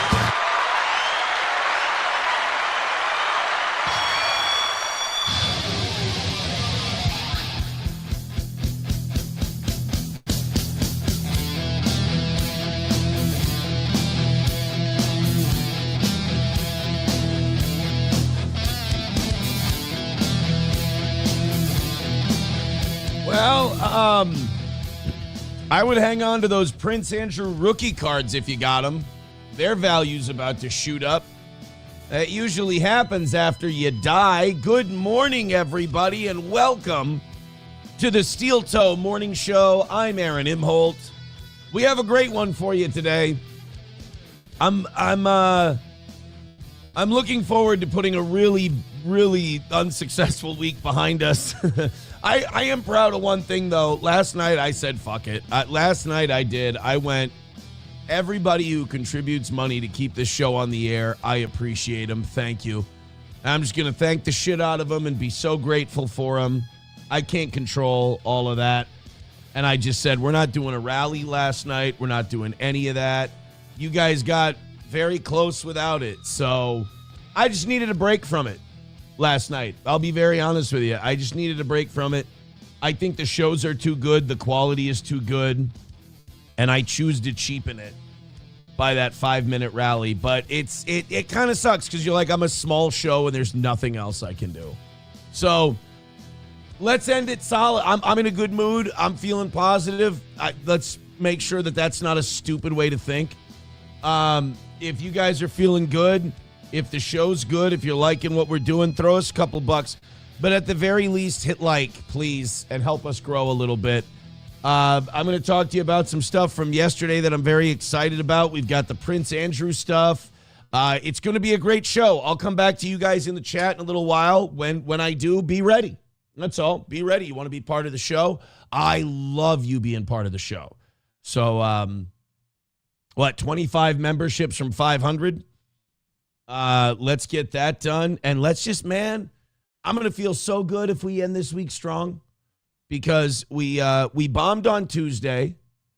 And then we've hit everything else. It's just that, hitting ain't everything. Sometimes I feel people like, don't you have any shame? It's like, oh yeah, a ton, a lot. I don't want to be on the internet. Are you kidding me? I've said that from day one. I'd fucking love to have the old gig back, but we're still making a go of it. And as long as we're still making a go of it, I'm here. We're going to be on the air. We're going to be doing a show for you. And I really just ask for your support. And I thank you very much. For those of you that do, it really does mean a lot. I think we're just going to roll with our fans, I just appreciate them. Yesterday was a really good day off the air. Yesterday I took a meeting that's very good. I'm going to say this because I get in trouble when I say too much. Just knock these things out for a little bit longer. That's what I'll say. I was very excited about yesterday. Just knock these things out for a little bit longer. To sound like a religious prophet, the reward is, the reward is coming. So just keep keeping this show on the tracks, and I appreciate you, and I love you, and you guys go above and beyond keeping this thing going. So thank you very, very much. We've got a great show today. It is going to be like the old school radio show. It is, for those of you who hate the internet people, and I do too. I mean, it really, to obsess over internet shows every day of every second of your life is pathetic. It's just fucking gay, but you can't reach those people. They're already dead.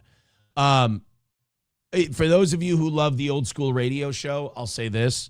Oz is not going to be here today because he doesn't think the roads are good enough.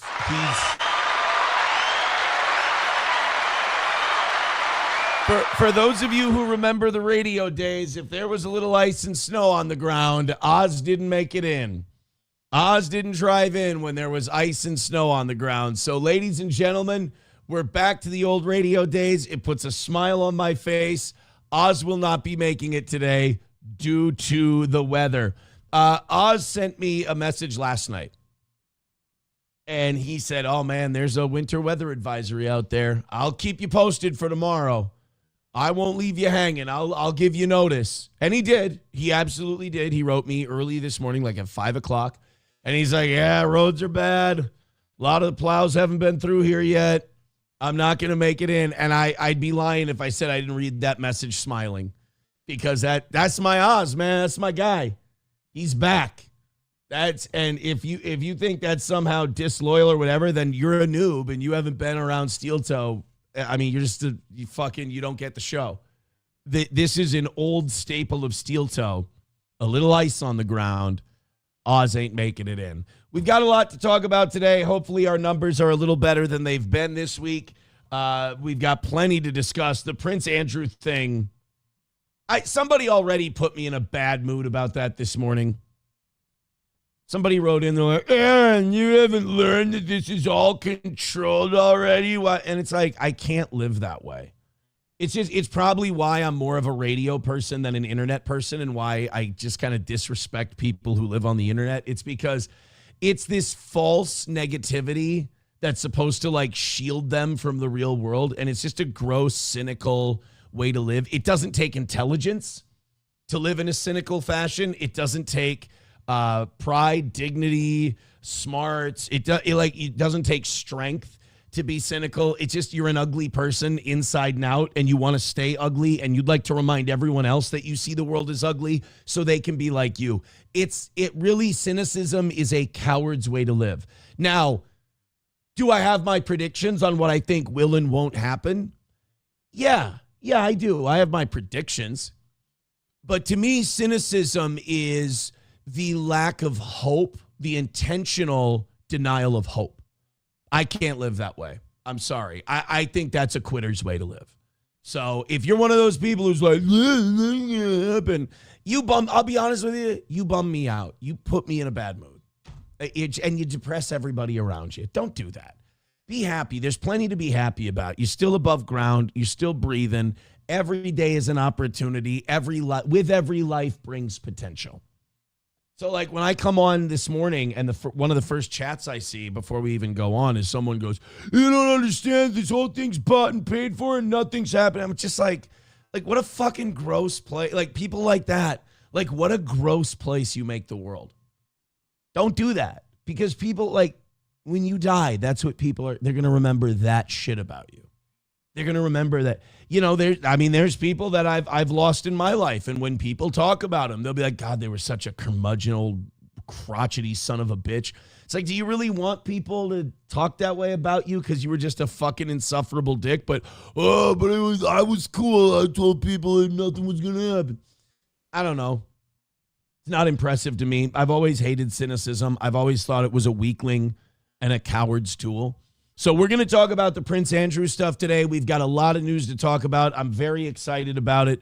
We will get into it. But first, I have found footage. I love found footage.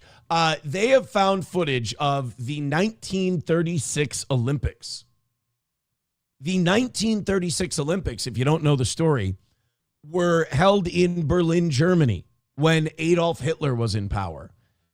Guys, they found a video of Hitler waiting for the Olympics to start that is not going to do a lot to dispel the meth rumors. Let's put this Hitler clip up here, which is one of the favorite things that I get to say in my job every day. This is Adolf Hitler at the 1936 Olympics. I'm going to break down the wall after we watch the clip, but this is him getting ready for the big show to start. Look at that jittery fucker. Honestly, dude, he's like a dog waiting at a sliding door to get back in the house. Look at Hitler go. He's just rocking back and forth. He either has to take a shit. He's geeked on methamphetamine. He's got the the Parkinson's tremors going. Now, I kind of looked into this a little bit, as I do with all Hitler footage. I analyze it like the Zapruder film. There are a few theories here. One, the video is sped up. If you look at the people around him, all their motions are kind of herky-jerky. If you watch the guy with the binoculars here when he turns, it's kind of like everyone's motions seem a little bit frantic, almost like it's a stop animation thing. The other theory is that Hitler had Parkinson's from a very young age and that he would get tremors regularly. Not just, a lot of people remember watching him in 1944, he'd have tremors. There is a theory that the Nazi high command kind of would hide it from the public and that he had the Parkinson's tremors way early on. Like he got it like a Michael J. Fox kind of an age. And then the other one is, of course, meth. The Nazis were into methamphetamine, but that the soldiers would take it for the Blitzkrieg so they could march long distances, so they could cover lots of ground, so they could have like a berserker, kind of an army. I think it's a combo. I don't think he was on meth at the Olympics. I think it's a combo of, they also said that Hitler would kind of get jumpy when he got excited, which is like, it's Hitler, so it makes it like oddly adorable. That you're like, here's one of the most evil men who ever lived, but he like gets super jumpy when he's excited. And you're like, aw, Hitler. Who's excited, Hitler? Is Hitler a good boy? You haven't been a good boy. How many Jews did you kill today, Hitler? Are you getting excited? Do you want to see the black man run the race? You don't want to see the black man run the race, do you, Hitler? No, Hitler, that's a bad Hitler. The black man gets to run the race, Hitler. Oh, no, don't growl. So I think it's Hitler being excited and Hitler having Parkinson's. Look, I would love the story that, Hitler was doing the Walter White Baby Blue before the Olympics, but I don't think so. I think he was a sick guy. Hot take. I think he was an excitable human being. You've seen his speeches.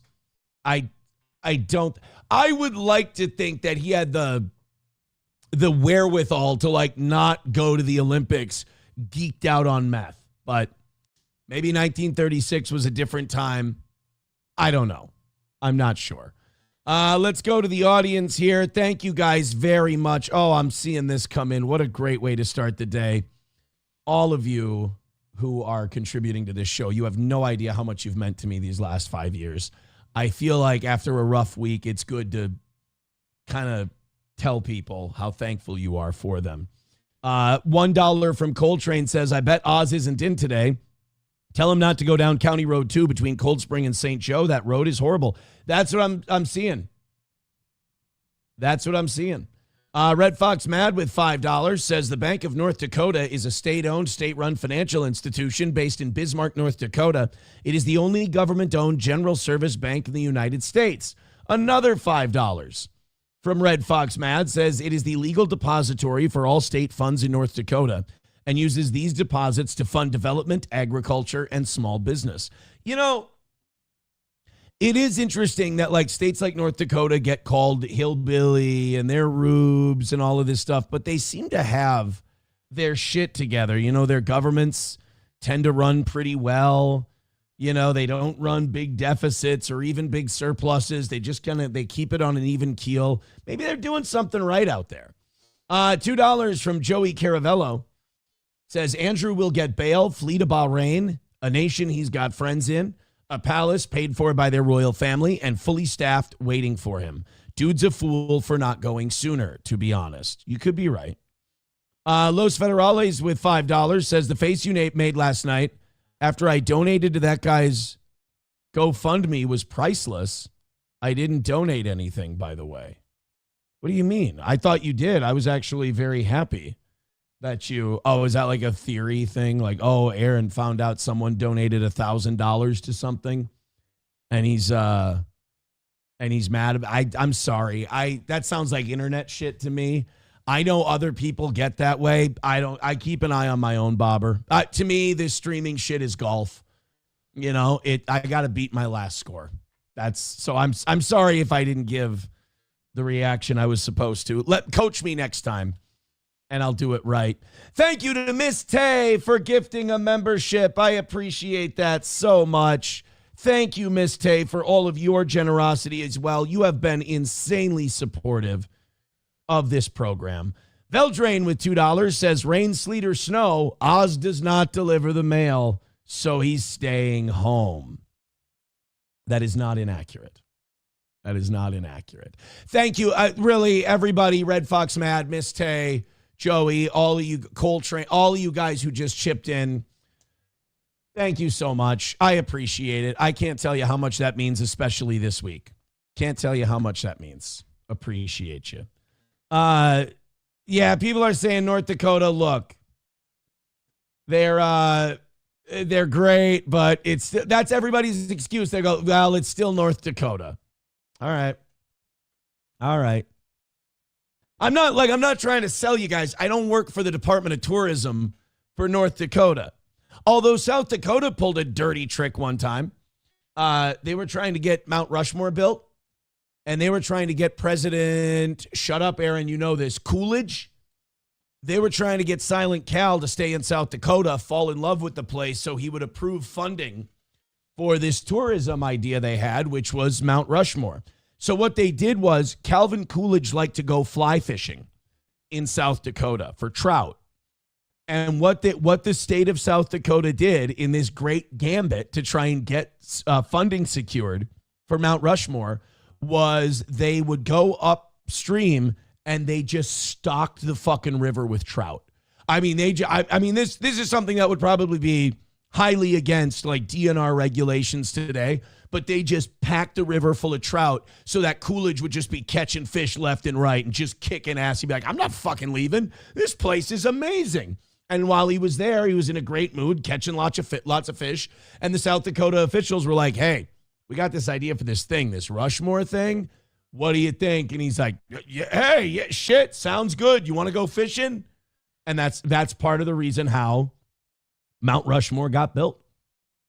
Stack says based bank, press X to doubt. Apparently North Dakota's got a based bank. Apparently they've got a based bank there. Shows... Show is cutting out every couple of seconds, says some soaper. I don't have that over here. I'm sorry. I don't have that over here. I don't know what to tell you. Oh my goodness. Thank you, Zen Man, for the gifted membership. That is so kind of you. So kind. Thank you for all the support, guys. Red Fox Mad with $5 says, in contrast, most commercial banks, BND is not a member of the FDIC. North Dakota Century Code 60910 provides that all Bank of North Dakota deposits are guaranteed by the state of North Dakota. God damn. And thank you, Chris Reese, for gifting a membership. Oh my God. Thank you, guys. I mean, again, anybody who gives money to this show and keeps it going, I thank you so much, especially after a tough week. So holy shit, I appreciate all you guys. Thank you. Hit like, hit subscribe, hit follow, and continue to do what you're doing. Tommy Jordan says, show is not cutting out. That person is lying. You got busted by Tommy Jordan. How do you feel about that? Ow, wait. By the way, Tommy Jordan, why don't I have all weight t-shirts? Why don't I have it? Why don't I have an I'll wait t-shirt? I deserve one. I have been a promoter. Even though you like creepy people, I have been a promoter, my man. All right, let's see if Los Federales is right, and I get a face here when he says that he donated $1,000. Now, I was pissed off at this point in the show because we were covering the story of this guy who had been arrested by this absolute evil Minnesota State Trooper on the date of his daughter's graduation.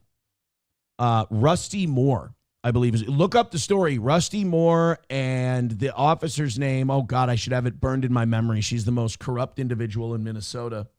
More so than Walls. I hate her more than Walls. She pulled this guy over for, like, he had a cracked windshield. And that's a distracted driving ticket. You give him a ticket or a warning or a fix-it ticket, and you send him on his way. And instead, she found out he was on Adderall, and she's like, well, you're impaired. And he had a prescription. He pulled out the bottle and everything. And she goes, well, you're impaired. I took a class, so I'm These cops are so fucking crooked, and the way they have this whole system up is so antithetical to the way you're taught. She's like, well, I'm an impairment specialist now because of some bullshit class the academy had me take. Just another way that they can detain you without you actually breaking the law. It's fucked up. She goes, you look like you're on stimulants. And he's like, yeah, I have a prescription for Adderall, but I'm allowed to drive. Well, I'm taking you in, and you have to pass a drug test, and the test results don't come back until the next day. So you have to spend the night in jail. Meanwhile, his daughter's high school graduation was that day. He's now suing, but it's costing him a fortune. This lady's a piece of shit, and I, honest to God, hope she gets cancer.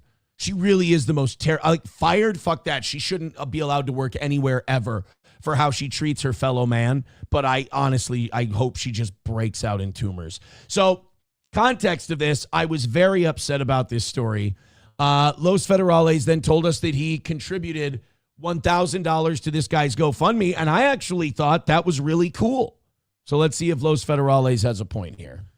Los Federales with $1 says, thanks for bringing that story to us, Aaron. I just donated $1,000 to his GoFundMe to help with legal costs. What a bunch of bullshit. Thank you so much, Los Federales. That's incredibly generous of you. Yeah. Oh my God. So I'm on the internet, right? And this guy who lives his real life in the real world had a totally human emotion to the thing I wrote. I think I got him. Don't be that guy. Don't ever, ever, ever be that guy. You're going to be better than that, and I'm going to make sure you are. Coltrane, thank you very much for the gifted membership. Thank you, guys. I appreciate this so much. That you have no idea after the week, after a rough week, you have no idea how much this support means. Veldran, and by the way, I mean rough week on the show. Like, the numbers have been bad. We're down about $1.50. Not the end of the world, but just cool to see you guys, give us some support. I appreciate it. Veldrain says, First Cousins Bank of North Dakota is legit. First Cousins Bank, you son of a bitch. Zen Man with $5 says, don't let this bank info distract you from the fact that in 1966, Al Bundy scored 4 touchdowns in a game while playing for the Polk High Panthers in 66 city championship versus Andrew Johnson High School. It is important to know. Joey Caravello with $2 says, Johnny causing trouble in New Orleans. Hey, you guys give money to support this show, I'll play your shit. Ow, wait. Lich Gal gifting a membership. Thank you very much, Lich Gal. Look at all the different people chipping in this morning. I love this so much that I wish every day could be like this. Thank you. Keep it going. Unbelievable. $2 from the Tommy Jordan. He says, thousands have been telling me you offered me a gig. Well, that's very generous to put that number in the thousands. Tommy, I would love to work with you in some capacity. I think you're a very fascinating guy, even if it's just like a short interview. I would like to get an introduction because I've only seen you for like 5 minutes on Brennan or Husey, one of the two. I just think you're a character. I think you're a character. I think you just got to stop following pedos is all. And then you're going to be, I think, perfect in my book. A lot of you guys tether yourselves to people you see as bigger streamers. These are people who were failures until, they were able to latch onto my bigger coattails. Like 30 people watching them. So a lot of you guys, those people are gatekeeping you because they don't want to see you get bigger. I think Tommy's got bigger. I would never do that to someone. I want everybody to get big. I want everybody to have Mr. Beast numbers. That's what I want. To me, this is all golf. Someone else shooting a good score doesn't affect my score at all. 199 from Nerd Locations says, are you going to cover the Sean Strickland interview? You think I should? I was thinking about it. We covered his thoughts on the Rousey-Carano thing last night, but he had a lot of other takes about a lot of other shit. And I don't think Sean Strickland's opinion carries much weight culturally, but I think he's very entertaining to listen to, even if I think he's being a retard. I find him very entertaining. Thank you, Nerd Locations, for the 199, and thank you, Tommy Jordan, for the... I got this in my head from fucking Husey. Thanks for the 2. I appreciate that.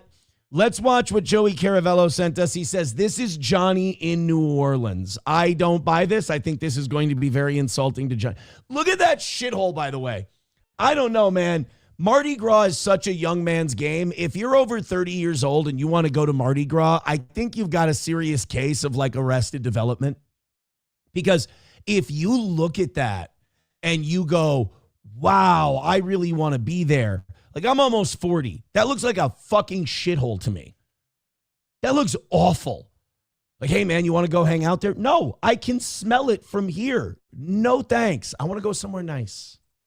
At about 7 o'clock Sunday morning, as crews cleaned up from a busy Mardi Gras weekend on Bourbon Street, video shows National Guard soldiers shoving a man to the ground.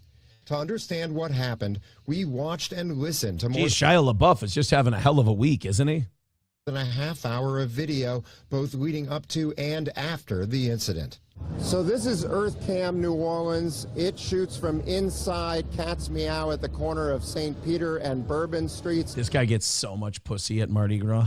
It streams live 24/7 on the internet, and most of this incident was captured Where's by the Johnny Earth Cam part? Right here at this corner, but some of the incident happened further up St. Peter and was not visible on camera. All right, we have one of the most vibrant party scenes in America at any given time. Who should we send? Let's send the guy who looks like he just does money laundering all day. Here's what we know. 3 members of the Louisiana National Guard were standing at the corner of Bourbon and St. Peter's Streets when Rob Carrozza, owner of the High Grace Bar, came over to offer his support. That is a bar owner that definitely does not sell drugs on the side, by the way. That is a guy, the only thing he pours is legal and government approved, and he's got a license for it, I guarantee.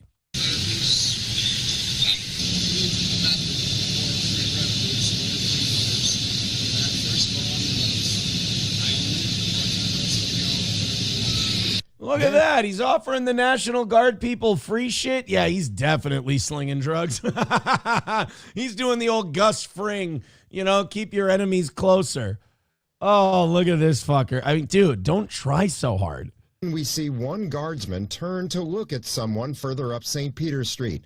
And that's when Carrozza explains he thinks the man has cerebral palsy, a childhood neurological disorder that often causes brain damage and spasticity. I'm guessing this is where your Johnny character comes in, Mr. Caravello?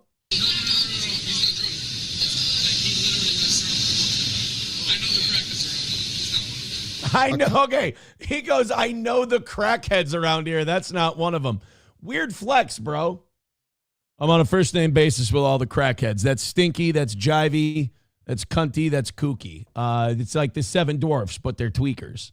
A couple minutes later, that man walks into the view of the camera and up to the guard members.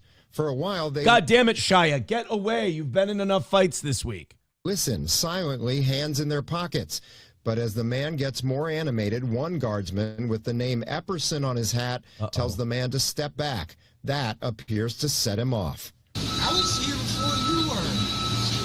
You walked up on me. That is incorrect, sir. But then again, you have cerebral palsy. Again, it's important to note, not a crackhead. After 2 minutes of arguing, two of the guard members turn away. But Epperson keeps engaging with the man, Epperson. repeatedly Disengage, telling him to Epperson. step back. Disengage. 3 more guardsmen walk up with snacks, and Epperson starts pointing in the man's face. This is not what we call de-escalation, boys and girls. This is, this would be tear gas at Whipple.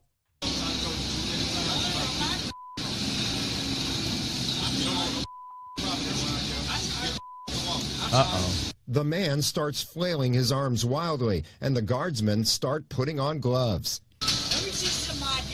And that's when I love this kid. Let me see some IDs. Like, oh boy, you're about to get anally searched, pal. Sorry, just for the trouble. Guardsman with the name Tony on his hat steps in.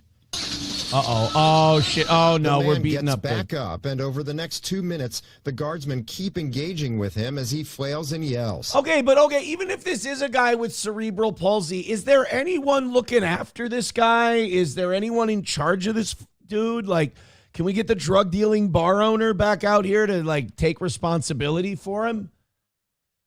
Also, look at this. There's a pile of garbage in the street. Who wants to go to this? It stinks. Then Epperson grabs the man from behind, and another guardsman helps him throw the man face down into a pile of garbage. Oh, that's demeaning.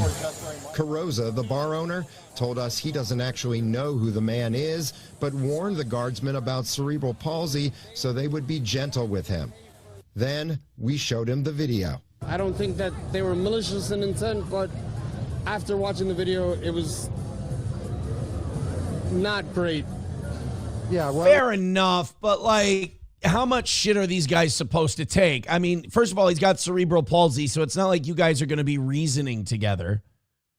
You know, it's not like they're going to be like, sir, you're being a little boisterous. You're being a little absurd right now. We need you to back down a little bit. Like, you can't reason with him. So what are they supposed to do? I mean, he won't leave him alone. At some point, you got to detain him. What was your reaction when we showed you the video? To be fair, even if he was of sound mind and body, even if he was drunk. Doesn't this guy also kind of look like he has Down syndrome? Not trying to shit on the guy. It's just, you know, it's ironic. Maybe that's why he was like so sympathetic to this guy. It was a lot of people for one guy. He came up to them. So not the best look. I mean, like I said, I support police, National Guard, everybody, but it was an overreach. We kept watching the video, and Jesus, about 10 look at all minutes those after the incident, a supervisor arrives and appears to suggest the guardsman could have handled things differently. If you can't de-escalate, get out of the way. State Oh, good. You know what? Good for him. You don't see that very often. One of the higher ups being like, yeah, you guys kind of fucked that one up. That's nice to see. I have such a low bar for like law enforcement and a low bar for like the National Guard. That like if a guy's 1/4 human, I'm like, oh my God, look, a saint. Mandy Landry said the incident raises concerns. From what I could see in the video, it was a clear overreaction. Landry sits on the House Judiciary Committee, which oversees got a huge the ass. Louisiana National Guard. To see a man pushed down like that who obviously was a little bit different than other people was concerning, especially when there were 5 guardsmen there on the corner. Yeah, I don't think anybody was being threatened. That's a good point by the officer. Like, you guys could have just walked down to the other end of the street.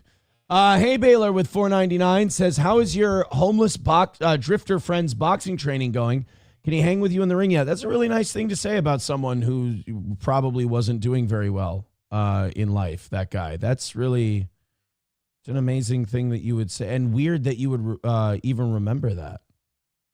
That's strange. I mean, that on your part, like, that's weird for you, and I'm sorry. Thank you for the $5. Loaded Wrench with $5 says Johnny at his last interview. Oh God, they're having people are having a lot of Johnny sightings today. This is amazing. We also have Miss Tay with another gifted membership. TDR Shit Show with a gifted membership. Oh my God. Thank you guys. This is amazing. You guys are fucking fantastic today. $1 from Los Federales says, Aaron, you ever thought of allowing viewers on stream with you? Like, have a segment or something where someone can join for 5 or 10 minutes? Is that a shit idea? Yes, only because there's things I can't talk about. I'm not supposed to say. I cannot trust that. They think it's funny to do that, and I'm not doing that. So, it's a terrible idea. Chinese Jello Baby gifting a membership. God damn, man. Thank you, Chinese Jello Baby, with a gifted membership on Rumble. I fucking love the start of today's show. Thank you guys so much for what you're doing. 18 memberships from 500. Thank you guys. Keep it up. Keep it going. I'm loving this fucking show today. Just and hit that like and share button, man. Hit that like and share button. McBuster says, this is like watching the mainstream media avoid Epstein. Why is the National Guard at Mardi Gras? That might be a regular thing just because of the size of the crowds. I think the National Guard being at Mardi Gras might just be, that might not even be a special thing. That might be normal. Is the National Guard usually at Mardi Gras? Yes, the National Guard is commonly deployed to security operations. They work alongside local law enforcement to enhance safety, with 2026 operations including staffing checkpoints, particularly in the French Quarter. Their presence is a regular feature to help manage large crowds. So it's a normal thing for the National. I'm guessing just because of sheer crowd size. This is this is another one where people are saying this is Johnny at the last. Johnny at his last interview. Let's check out.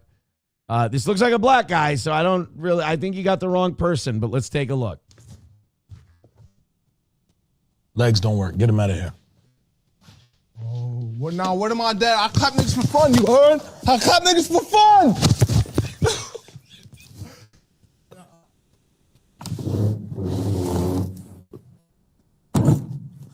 Somebody needs to explain Drewski to me, by the way. I don't get Drewski. Seems like every white person's black friend. Like, he's not too black. So white people are like, oh, he's a card. I love him. And he's just kind of, I believe in the hood, they call him a corny ass. You know, I don't get Drewski. Maybe he's really good, and I'm totally reading the room wrong on this one. Look, I've fucking been wrong before. I'll be wrong again. I don't get Drewski. He seems kind of cringe. As the kids like to say, holla at your boy. Chris Reese gifting another membership. Thank you, man. Thank you, man, so much. Everybody who's chipping in today. Unbelievable. I mean, just to have the week kind of start, the end of the week start this way. Thank you, buddy. Just more memberships coming in. Appreciate you all day.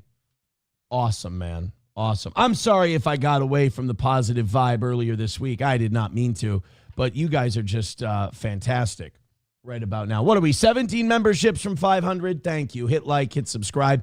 Zen Man gifting a membership. Jesus, God damn. Loaded Wrench over on YouTube gifting a membership. Yeah, I mean, look at G. Shepardini. gifting a membership on YouTube. YouTube getting in the membership game. Oh my God, you guys, thank you. 16 Rumble memberships away from 500. Keep it up, keep it going. This is a great start to today's show. Yeah, I need to see what people think about this Drewski guy. Because, again, I haven't watched him. I watched him do a white face thing that I was like, oh, this is fucking dreadful. Some Soper says, I don't find him funny. G. Shepardini says he plays both sides. I don't need him to, play sides or anything. But Clee Torres says, yep, you're way wrong. All right, maybe he might be a funny guy then. Might be funny. Yeah, hey Baylor, I'm gonna cut you loose, buddy. Thanks for the $5, but you're just kind of a negative guy. And I'm sorry, I know other shows need those people. I'm in a luxurious spot where I don't need you. It's just like he's weird. He's like, what about this homeless guy that you wanted to help box? And he keeps asking about him. Creepiest part is he doesn't care at all. He's just like, I think I can own Aaron this way. And it's like, I feel bad for you. I kind of pity you, but like, you'll figure it out on Reddit today, I'm sure. Odd. Thank you very much, Rusty Grammar. I appreciate Rusty throwing in a gifted membership. God, keep up the vibe, guys. I'm loving it. Keep up the vibe. Thank you so much. Somebody, too, says, who else is going to bale the hay? That guy's never baled hay in his life. He sits online all day. I know this guy's complete schedule start to finish just based on the way he writes. And I will tell you this, hey, Baylor, and I know you're not going to hear me because I'm the devil. The way you live your life is remarkably unhealthy for you. Just, that's me caring. Silverwolf with $5. Because, like, look at all these people having fun. We're having a good time, and you just make yourself mad. It's too bad. It's a waste of potential. But I think you probably have time to turn it around.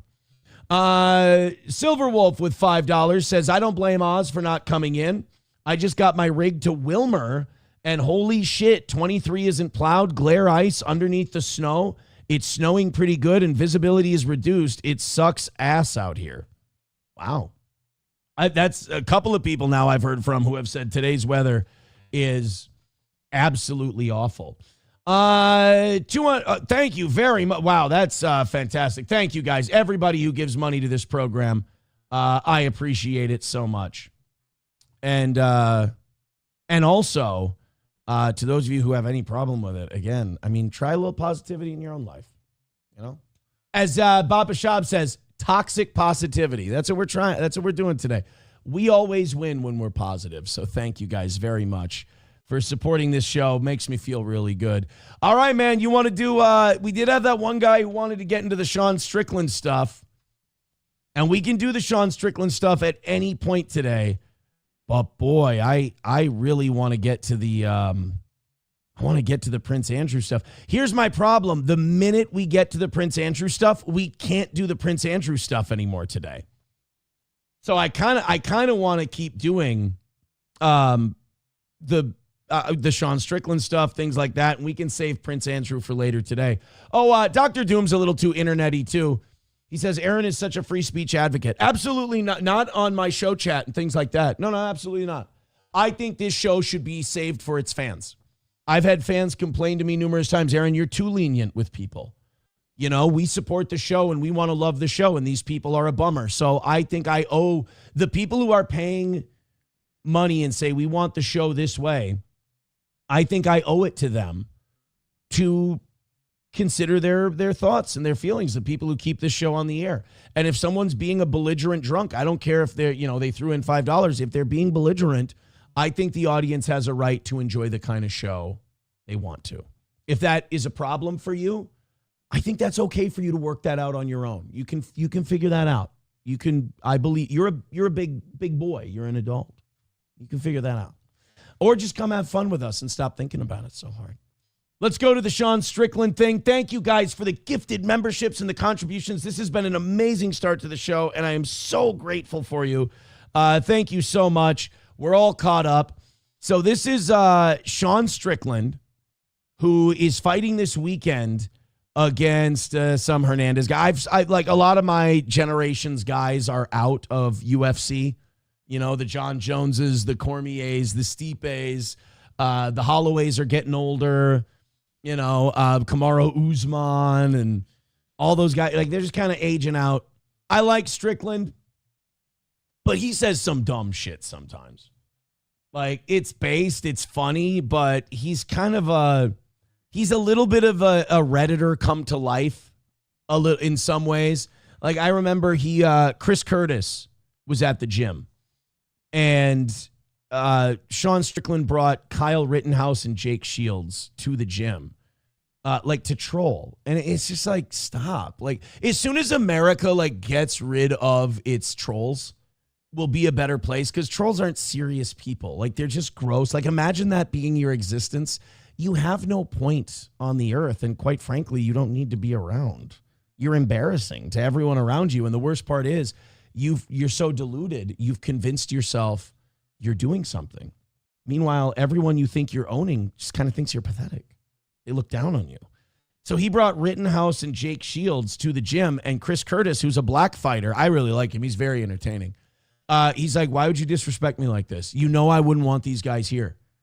Like, this is our gym, and you bring these guys here, and it's just fucking disrespectful to me. And it was at that moment that Sean Strickland kind of realized, oh, I'm not a troll guy. Rittenhouse is a troll guy. Jake Shields is definitely a troll guy. I'm not one of them. I like Chris Curtis. He's a friend of mine. We get along. I respect him. So he did ask those guys to leave. So, like, Strickland walks it right up to the line of, like, pathetic Reddit puke and then walks it back and remembers, oh, I still go outside once in a while. I'm a human being. This is him. We played the clip of him talking about Rousey and Carano yesterday, and I sort of agree with his take on the Carano-Rousey fight, which is, do we need to watch two women who are approaching menopause beat each other up? I don't think that's a noble pursuit. This is a fight that should have happened 17 years ago. We missed the boat on it. Shit happens. He also said Ronda's going to storm her and just going to beat her right away. I don't know if that's true. I think Ronda's going to win, but Ronda's 39 years old, and Ronda Rousey hasn't fought in a competitive fight in years. I don't think she has that steamrolling in her anymore. I think they're going to feel each other out at the beginning. Stop it. And I think Ronda Rousey will win late first round, early second round. But I don't think she's just going to steamroll her in 30 seconds like the Ronda of old. People make that mistake with her. They make that mistake with Mike Tyson. They've been making that mistake with Mike Tyson for 20 years. Maybe 25 years. Since he fought Lennox Lewis in 2001. They've been making that mistake of like, Mike's found the streets. Mike's a badass again. Mike, when he went to prison, Mike was done. Mike was out of his prime. I mean, yeah, he came up and he won a couple of trinket belts after he got out of jail and he made a bunch of money. But like, he was never Mike Tyson again. Mike Tyson hasn't been Mike Tyson probably since Buster Douglas knocked him out in 1990. The Mike Tyson of the 80s was an absolute monster and a killer. The one after Tokyo just wasn't the same guy. But yet, everybody thought that guy was going to show up again. We trick ourselves because we like these people. But Sean Strickland started going off on the Super Bowl halftime show, on America, on people. Sean Strickland is just, I don't know, how do I put this? Sarcastic and angry guy. You know, they made it gay. Ronda and Gina. Whoever thought about that, man? They're going to be half naked and might be making it a little better. Ronda Rousey can fight. That bitch can fight. I think she lost a few fights to her ex, but bitch can fight. Jesus, she was hit by a partner. She was beaten by, who was she? She wasn't dating Dana White at one time, was she? Ronda Rousey was with somebody famous. I can't remember. I like Gina. She's like super conservative. She was hot. You know, I was like a kid when she fought. I may have jerked off to her once or twice back in the day, but dude, I was like, hey, you know what I mean? Like, I like Sean Strickland to a point, but he's cringe. Like, Sean Strickland's kind of cringe. Like, he's saying stuff. I can see why he and Jake Shields get along. Like, he says stuff sometimes to be like, right, guys? Am I right? They're like, you get to a certain age where you're like, you realize, and it's usually too late. And for those of you who did it on time, congratulations. You're a well-adjusted human being. You're probably not watching this show anymore. But there's a point you get to in life where you go, oh my God, the giggity shit and the, am I right? It's so cringe and it's so gay and you just don't look like a grown-up. You look like a fucking 12-year-old. And it's embarrassing to everyone but you and you don't see it, which makes it even worse. And then like a Sean Strickland goes online and reads the people telling him, oh, this is so cool, Sean. So you think it's good and that just further poisons the well. You might have jerked off to her once in a while. Oh, dude, he jerks off. Jerking off is, oh, man, you don't say that shit in public. It's like, yeah, because it's fucking gay to say in public. What, by 12? You know, I was jerking off when I was 12. Nobody gives a fuck. You know what this is? This is an open mic comic doing crowd work, and they just don't know how yet. You put some oil on it, you know? Do some dollar bills. People might give a fuck. No one gives a fuck about women's sports. You take the weakest, softest motherfucker here, and you guys would beat up Amanda Nunes. Like fucking the fat guy in the Hawaiian shirt. No offense here. And then there's easy. Because I might want to see that fight. The fat guy in the Hawaiian shirt versus Amanda Nunes. I feel like Strickland's setting him up. Like it sounds like he's trying too hard to be on a Reddit page. Nothing wrong with women. I mean, they do great things. You know, they cook. Oh, they clean. Dude. There are no women in prison, right? Like, right? They cook and clean. Dude, we're all like 16 years old, man. It's great. He's a douche. He's cringe. I like some of the stuff he says. I like him as a fighter, too. I'm a fan of his. He's got a great jab. I think he's got a great stand-up game. He's a good boxer. I respect him because of that. I respect the guys who do good stand-up work in UFC. I can't fucking stand the cuddling. Take your judo gay. BJJ has an extra J in it because of how gay it is. I like the stand-up shit. Fucking fight like a man. Don't get down on your back and then, oh, I tripped you with my feet and now I've got your arm in it. Fuck off. That's why I didn't go to fucking prison. Knowing I'm going to have to go be surrounded by a bunch of fucking dudes for 30 years. I'm not doing that shit. Problem is, nobody's laughing. This is like watching an open micer bomb at a comedy set. This is hard to watch. We've empowered them too much to ruin society. Look at the NFL, dude. You had that. I don't even want to say that faggot's name because, like, you know, I'm talking about the halftime show guy, the Puerto Rican, right? Puerto Rican. Bad Bunny. Bro, yeah, that fucking faggot. Like, dude, it is so crazy that this is America now. Like, back in the day, dude, the NFL was the fucking standard of being a fucking man. Dude, they had Whitney Houston singing the halftime show like the blackest, or the national anthem like the blackest lady you've ever seen. They had Lady Gaga descend in from the roof. Fucking NSYNC did a halftime show. Justin Timberlake. And let's calm down. Prince played a guitar and made it look like it was coming out of his dick behind a sheet. All right? Let's stop pretending that it was always this uber masculine shit. Yeah, it used to be I miss when they would, you know, give each other permanent brain damage and murder their families. Fucking retard. I think they all get together around a table and say, you know what, guys, how do we fucking ruin this sport? How do we gay it up? How do we fucking ruin it? Why don't we bring a gay foreigner who doesn't speak fucking English and have him perform it? Man, hockey is like the last man sport. An NHL player came out as gay. Notice he's not saying anything about Epstein or anything actually culturally relevant. He's just like, Strickland really is Reddit. Like, Strickland really is the easily distracted dipshit. That, like, if you're a guy and you follow him, like, I want to learn to be a man, I'll be like Sean Strickland. You are learning to be every consumer culture problem in the United States of America. He thinks Bad Bunny is an issue. Sean Strickland is the perfectly distracted American. But he says faggot, man. He's so based. Yeah. Okay. Oh, no shit. Well, that guy's definitely going to beat him in the locker room. Mental illness is real. No shit. We're watching it.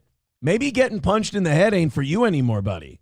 And, you know, if you fucking, like, the way I feel about gays is very simple. If you're fucking gay, dude, go suck cock. Like, dude, I wouldn't.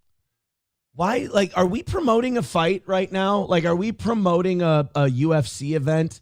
Can Dana White take the microphone away from this retard? And it's so weird because I like him, but I'm watching this and I'm like, this is try-hard internet meme shit. And I think I'm just getting too old and unfortunately too mature to like watch. Like, it's hard to see through shit and not call it out. And especially internet meme type people, they don't like being called out because they think they're the coolest guys in the room. But you guys are pretty simple.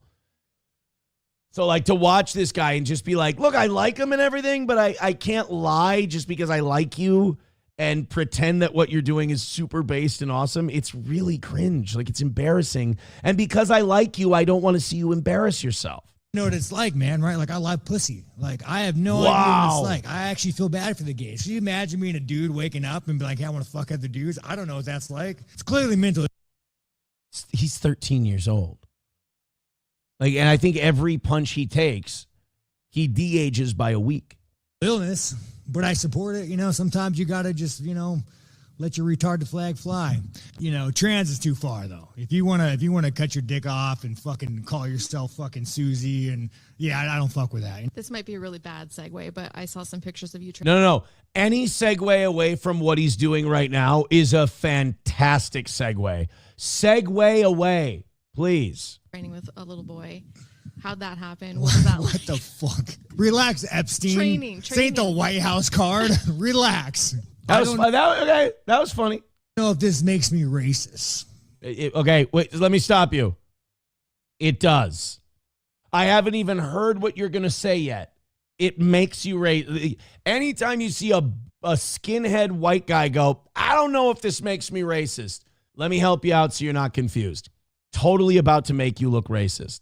But every time a big black man shows up to the gym, especially on a boxing day, I just assume that you know how to box. Weird, man. So when you're talking about Chimaev going to the White House, you know, he's best friends with like a fucking warlord dictator that murders people. So yeah, it wouldn't surprise me if this administration puts a fucking terrorist on the White House card. Fine ass. That's base. That was a base take. ESPN reporter. I mean, you know, dude, the ones that's like, how did you get this job? I could probably connect some dots. Is he talking about Ariel? He's talking about Ariel Helwani, isn't he? I think he's talking about Ariel Helwani. I like Ariel. People to give a fuck, making an attractive blonde girl, and like everybody gives a fuck. You get little LaQuisha down in Compton gets kidnapped, or fucking Detroit. No one gives a fuck. Yeah, you know that part about you said, I don't know if this makes me sound racist? That made you sound racist.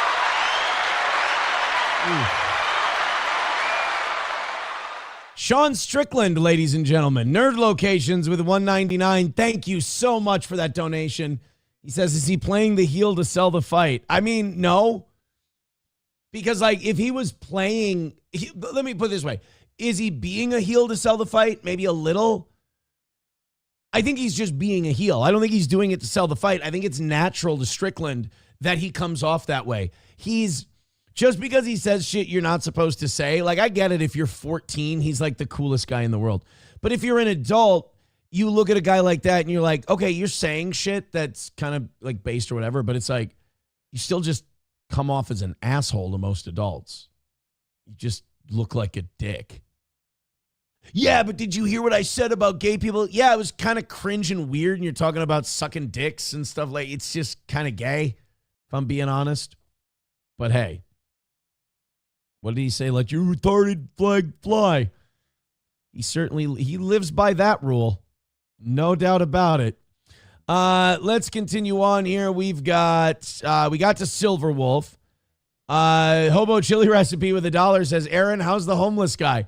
Pretty good. I will say, Hobo, I love you, buddy, but you probably got to stop living your life for me too. Like I noticed, like you popped up. You don't usually pop up on my Twitter. I don't follow you, but you popped up the other day. You tweet about me a lot. Like not when I'm not on the air. And I just want to make sure you're okay. I mean, I don't care, but since you're here, I kind of want to make sure you're all right. Because it's a little bit of an obsession. And I'm not saying that to be funny or for the show or anything. I just got you here. Just thought I'd let you know. Happy Wawa customer. Thank you so much for the gifted membership. Awesome.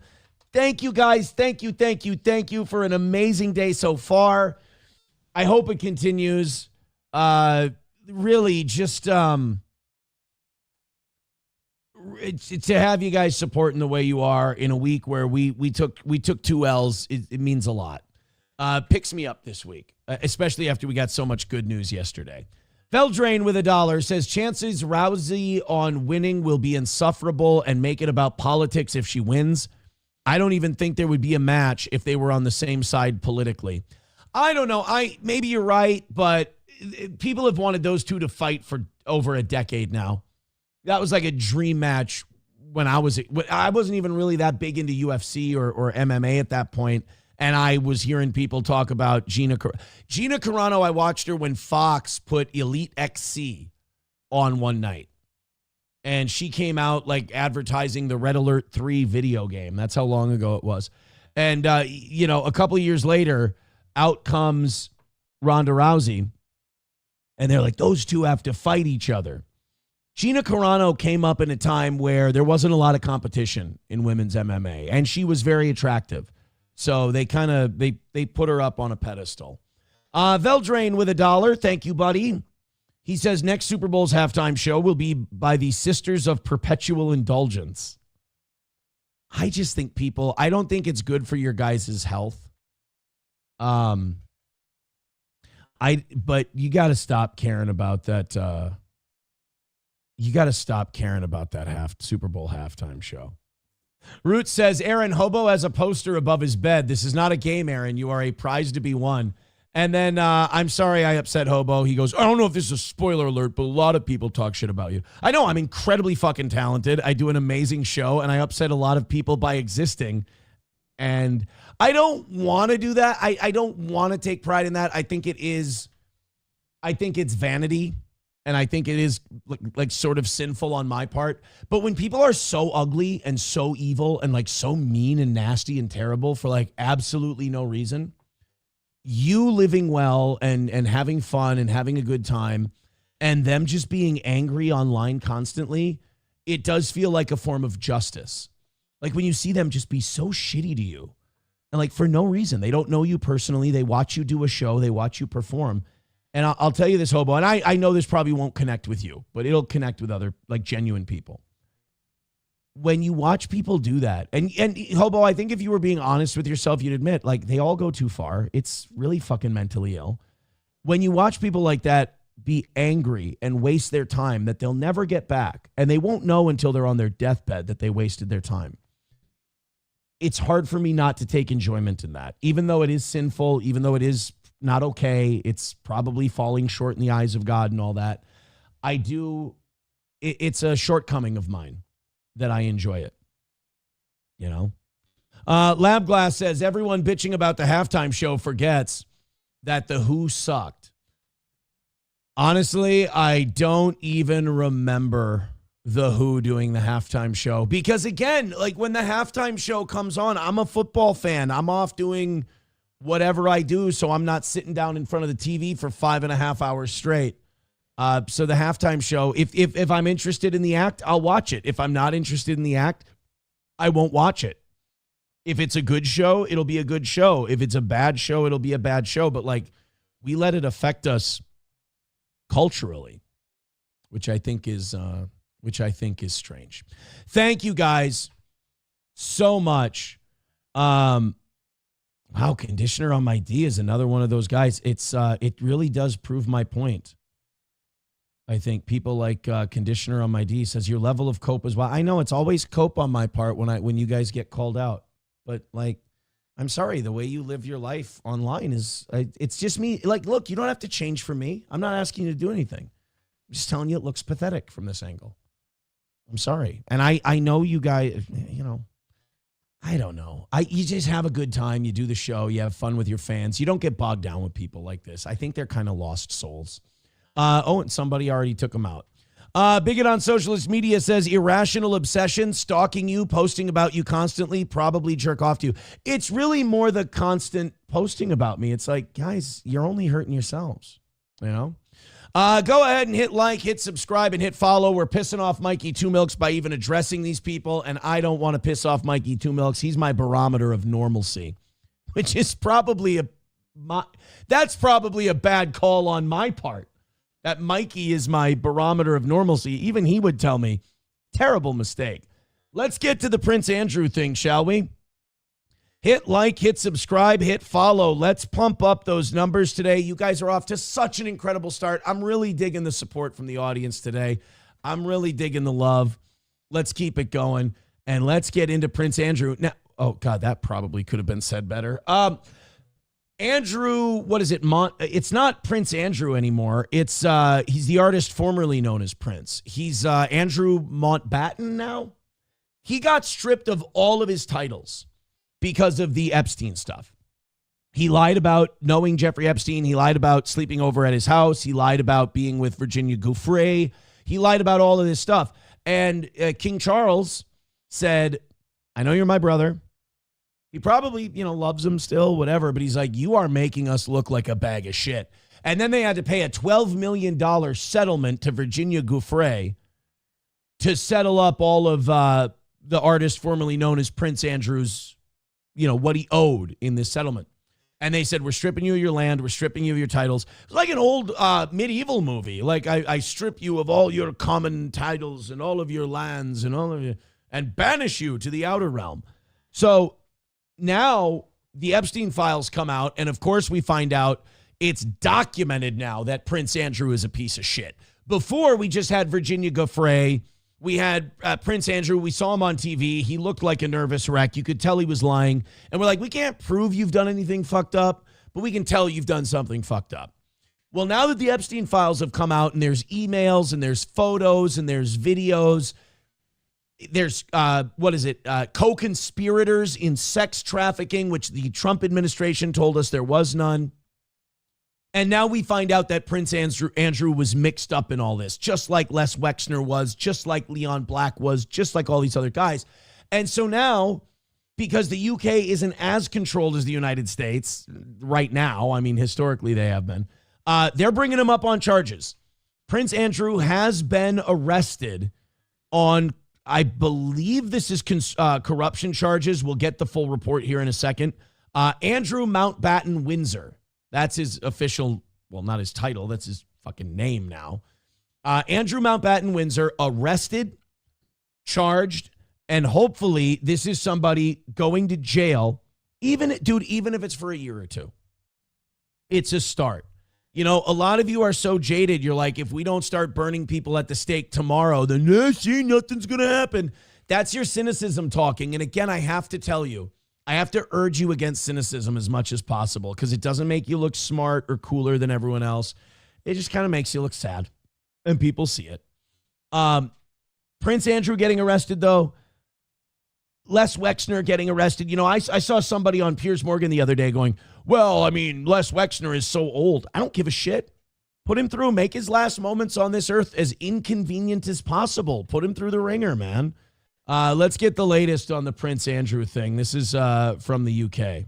State, the police have arrested Andrew Mountbatten Windsor. It's an extraordinary revelation and development on this story involving the Epstein files and all the allegations that have been swirling around about Andrew over the many years, from Virginia Giuffre, now sadly deceased, and since then, and certainly what's been contained in the Epstein files as released in the last few weeks. But the police have arrived at Sandringham Estate this morning, where Andrew has made his new home. It's his 66th birthday today. Yeah, I don't give a shit. That's even better. Awesome. Arrest him.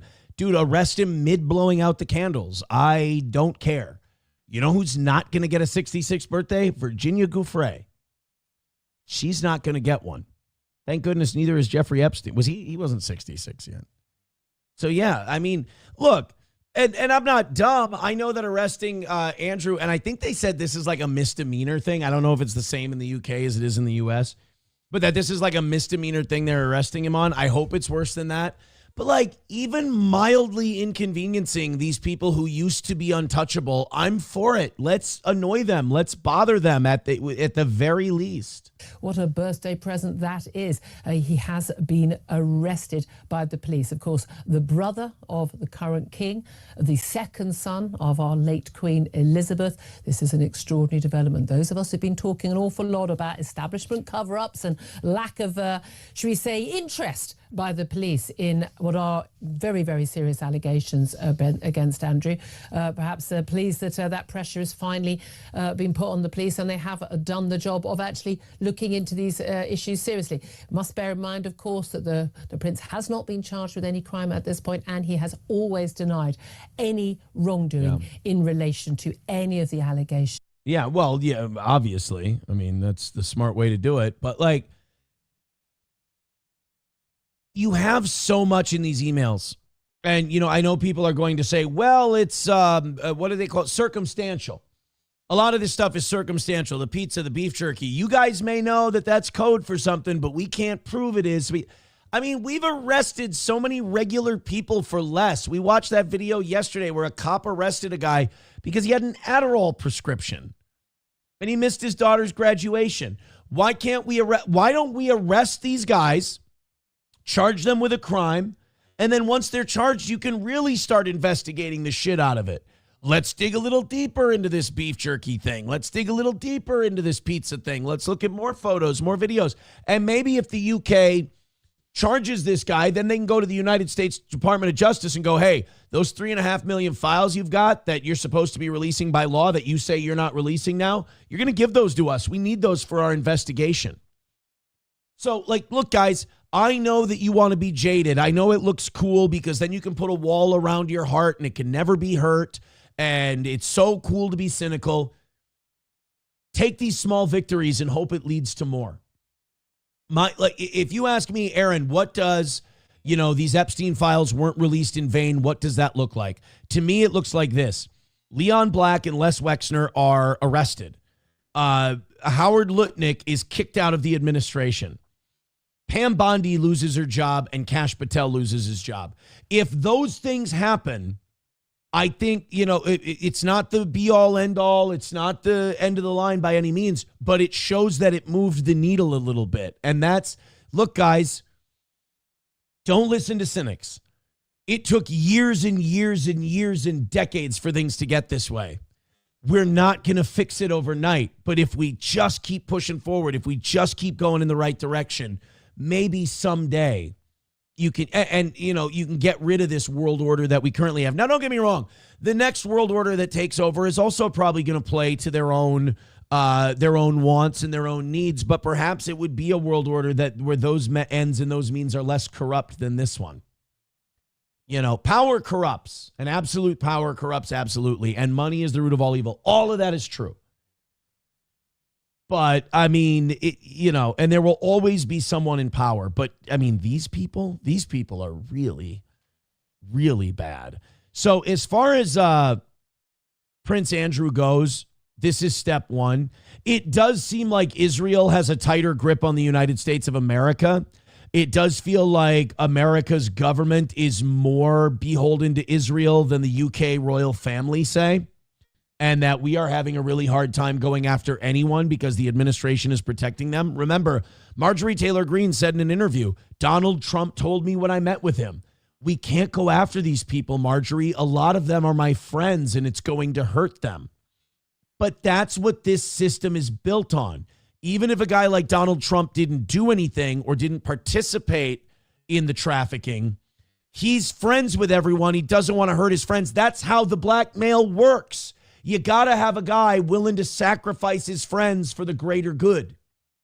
And I hate to talk to Donald Trump like he's a 10-year-old, but if these people are trafficking children, Don, or they were part of it, are they really your friends? Fair question, buddy.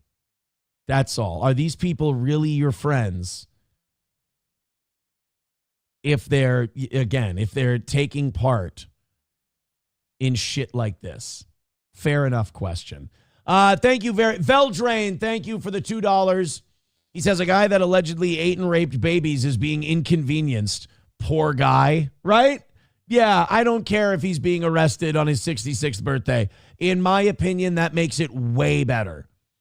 That makes it awesome that he's being arrested on his birthday. Main Vein with $1. I am excited to hear your thoughts on this. I mean that. Great show so far today. Thank you for your support. Keep it going. Anything you throw in just makes me so happy. I appreciate you. And those of you who can't, dude, you don't think I know, like, things are tough right now for people. So absolutely, just hit that thumbs up button. And I appreciate that shit as well. If you're doing something more than just sitting there staring at me, I think you're going above and beyond. Because all I ask is that you sit and stare at me. If you do anything more than that, man, you're one of my favorites. Main Vein with $1. Says former Prince Andrew isn't any different than the rest of the royal family for generations. They are satanic pedos, descendants of Vlad the Impaler. You see King Charles' demonic portrait. Yeah, you guys remember that? The demonic, oh God. It really is kind of a hiding in plain sight thing. King Charles, by the way, does he have cancer anymore? Like he had like asshole cancer that was supposed to kill him, and he's just, he's doing great. Like he probably has the cure, for fuck's sake. Yeah, this is the painting. You remember the fucking Vigo the Carpathian painting they made of Prince Charles? Like, what? It, like, clearly looks like he's got devil fingers, and you put it upside down, it looks like a demon. Like, there's Baphomet is in his fucking jacket in this painting. It is weird. And then you go like, hey, that looks satanic. And they're like, you're crazy. You're like, but no, but I'm not. I feel like they get away with you're crazy. They get to go, you're crazy, and then move on. It's like, no. Call me crazy, that's fine. But address the shit that we just asked you about. It looks like a demon in his painting. That looks like Baphomet. Nah, you nuts. Speak on it, please. Veldrain with $2 says bros before legal woes. I guess that's Trump's, he's a loyal puppy, I suppose. Main Vein with $1 says this world isn't getting any better till Jesus comes back, Aaron. Yeah, they'll try to kill him again, too. Main Vein with another $1 says, I feel bad for my kids that they have to grow up in this fucked up time. Maybe, but I'm wondering right now that, maybe we just know how fucked up it is at this point. Like, it's not a secret anymore, but like, you probably grew up in the same fucked up time. Think about that for a second. I mean, World War I. Who was World War I fought amongst? Like even the Napoleonic Wars. Why did they go after Napoleon so hard? Because Napoleon was a general that rose up. He wasn't given it by birthright. He wasn't given it by, being ordained by God. Napoleon earned his spot as a world leader, and it was after a bunch of crazy Freemasons overthrew a monarchy.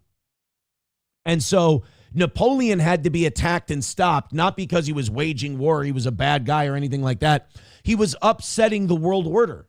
He was an individual man who made a difference and upset the entire world order to the point where the kings of Europe encircled him and all attacked him at once to stop him because he knew that time could be up. The party could be over if this Napoleon guy wins. And he almost did.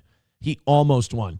But as far as World War I goes, those were all relatives fighting each other. They were all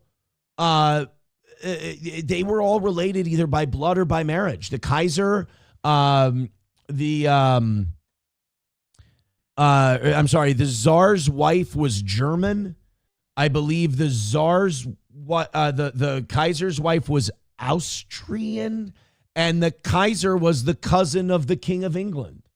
It was all incestual. It was all a family like civil war. So yeah, it's are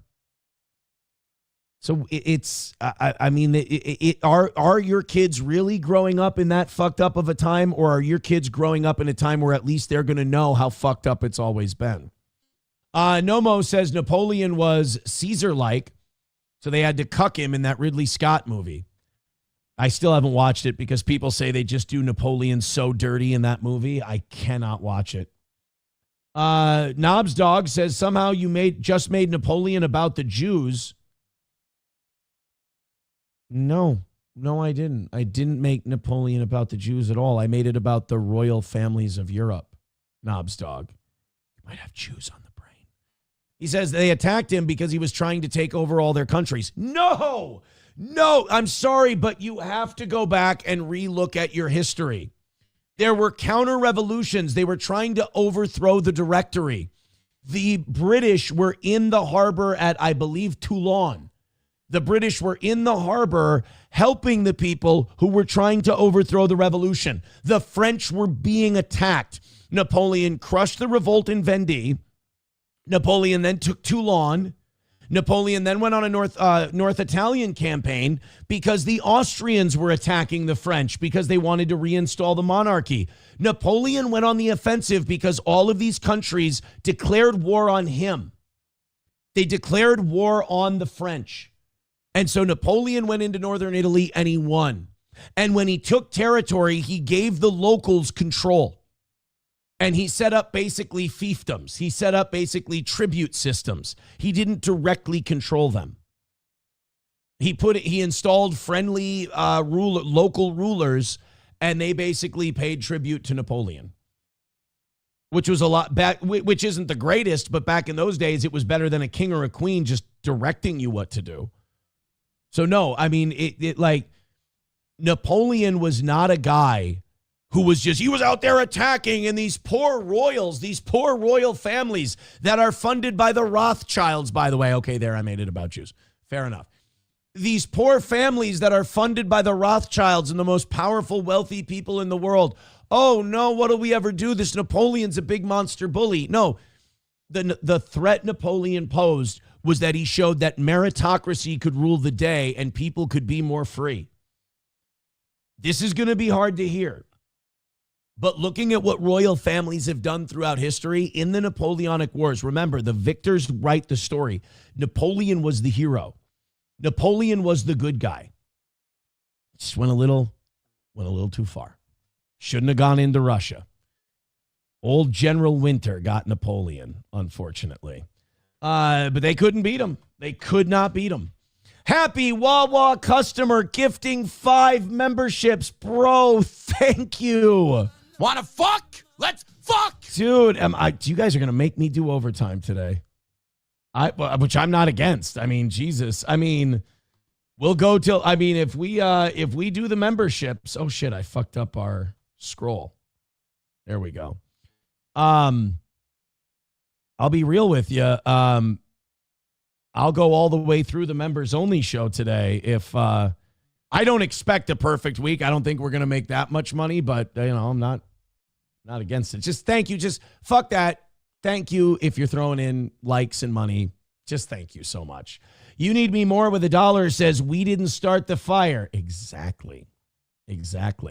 McBuster says the threat Napoleon posed was leaving his frozen fingers in Russia. King Kong Dong says Hitler was the good guy. Okay. And made the same mistake of Russia is what Aaron is saying. All right. Okay. I did not say that. Hobo says this is a Napoleon dick suck. It kind of is. I like Napoleon. Napoleon's probably my favorite historical figure ever throughout all of history. I'm fascinated by Napoleon Bonaparte. Grand Poobah says, skip the Napoleon movie and just YouTube the battle scenes. They're great, but the rest of the movie is Hollywood trash. Baba Shab says, Rothschilds own the banks in London and Germany.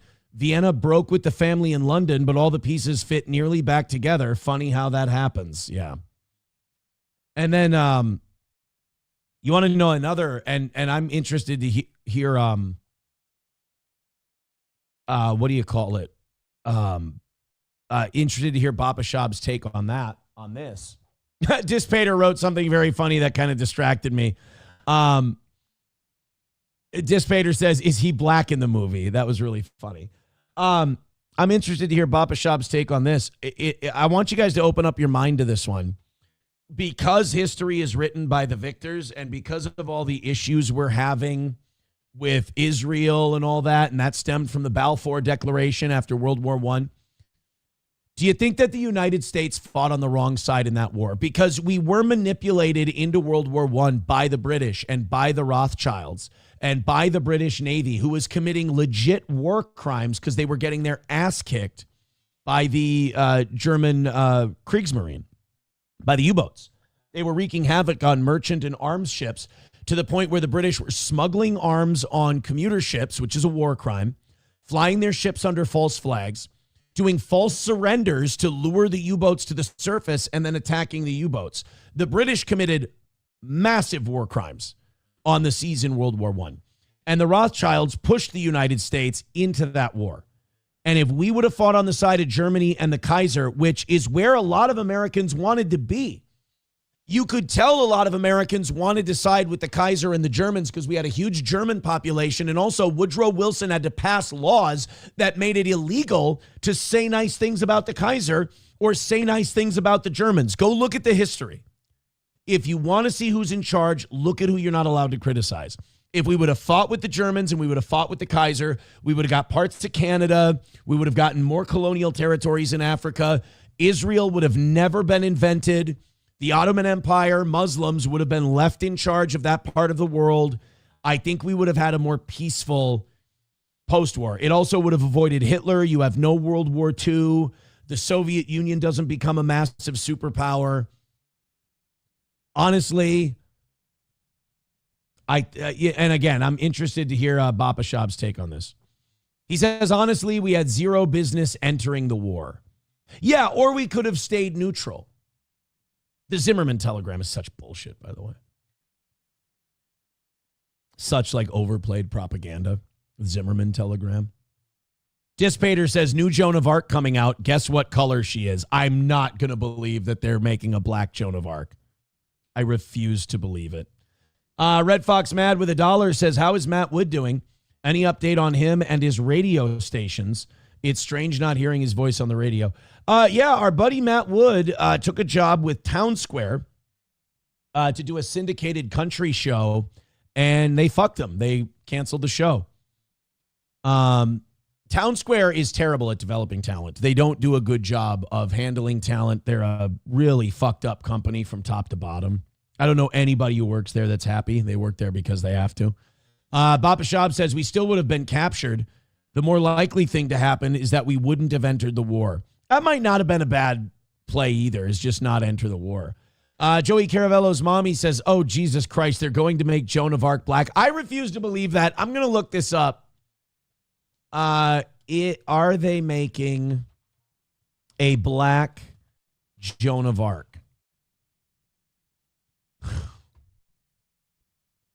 Hey, I'm going to put it on the screen. You guys read amongst yourselves. I'm going to need a second on this one to be quite honest. I'm not going to read this right away. You guys, I'll play a little, can we get a little music bed so everybody can read this on their own? Here, get you a little music bed. There you go. I need a moment. You guys read.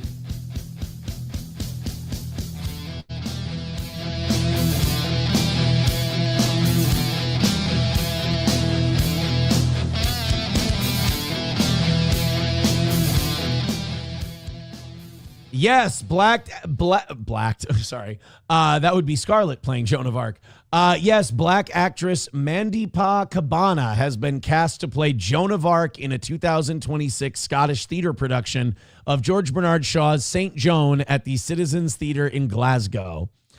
And they'll take that on the road eventually. It'll make its way here.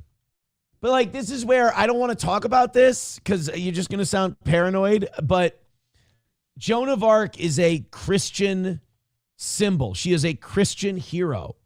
And to me, making her black is intentional on the part of the people who run show business and theater and all of that to demoralize us, to take away our history, to, make it a history that doesn't belong to us. It's just kind of anathema. It's kind of just in the ether. It doesn't have a location. It doesn't have a tradition. It doesn't have a culture. It doesn't have a skin color. If they were to make Shaka Zulu starring Brad Pitt, I would be a little less paranoid about this. But I don't see that movie happening anytime soon, although it would rule. Another one of my favorite resistance figures in history, Shaka Zulu. I mean, fought against the British Empire. Got his fucking dick kicked in, but fought against the British Empire. Love Shaka Zulu. Redbird with $2. Thank you so much, Redbird. Thank you, everyone, for your support. He says, look at the actor's picture. How much torturing do you want to do to me today? Actress playing Joan of Arc. Is it like a so black she's purple thing or what? Mandipa Cabana. Let's take a look. Oh, yeah.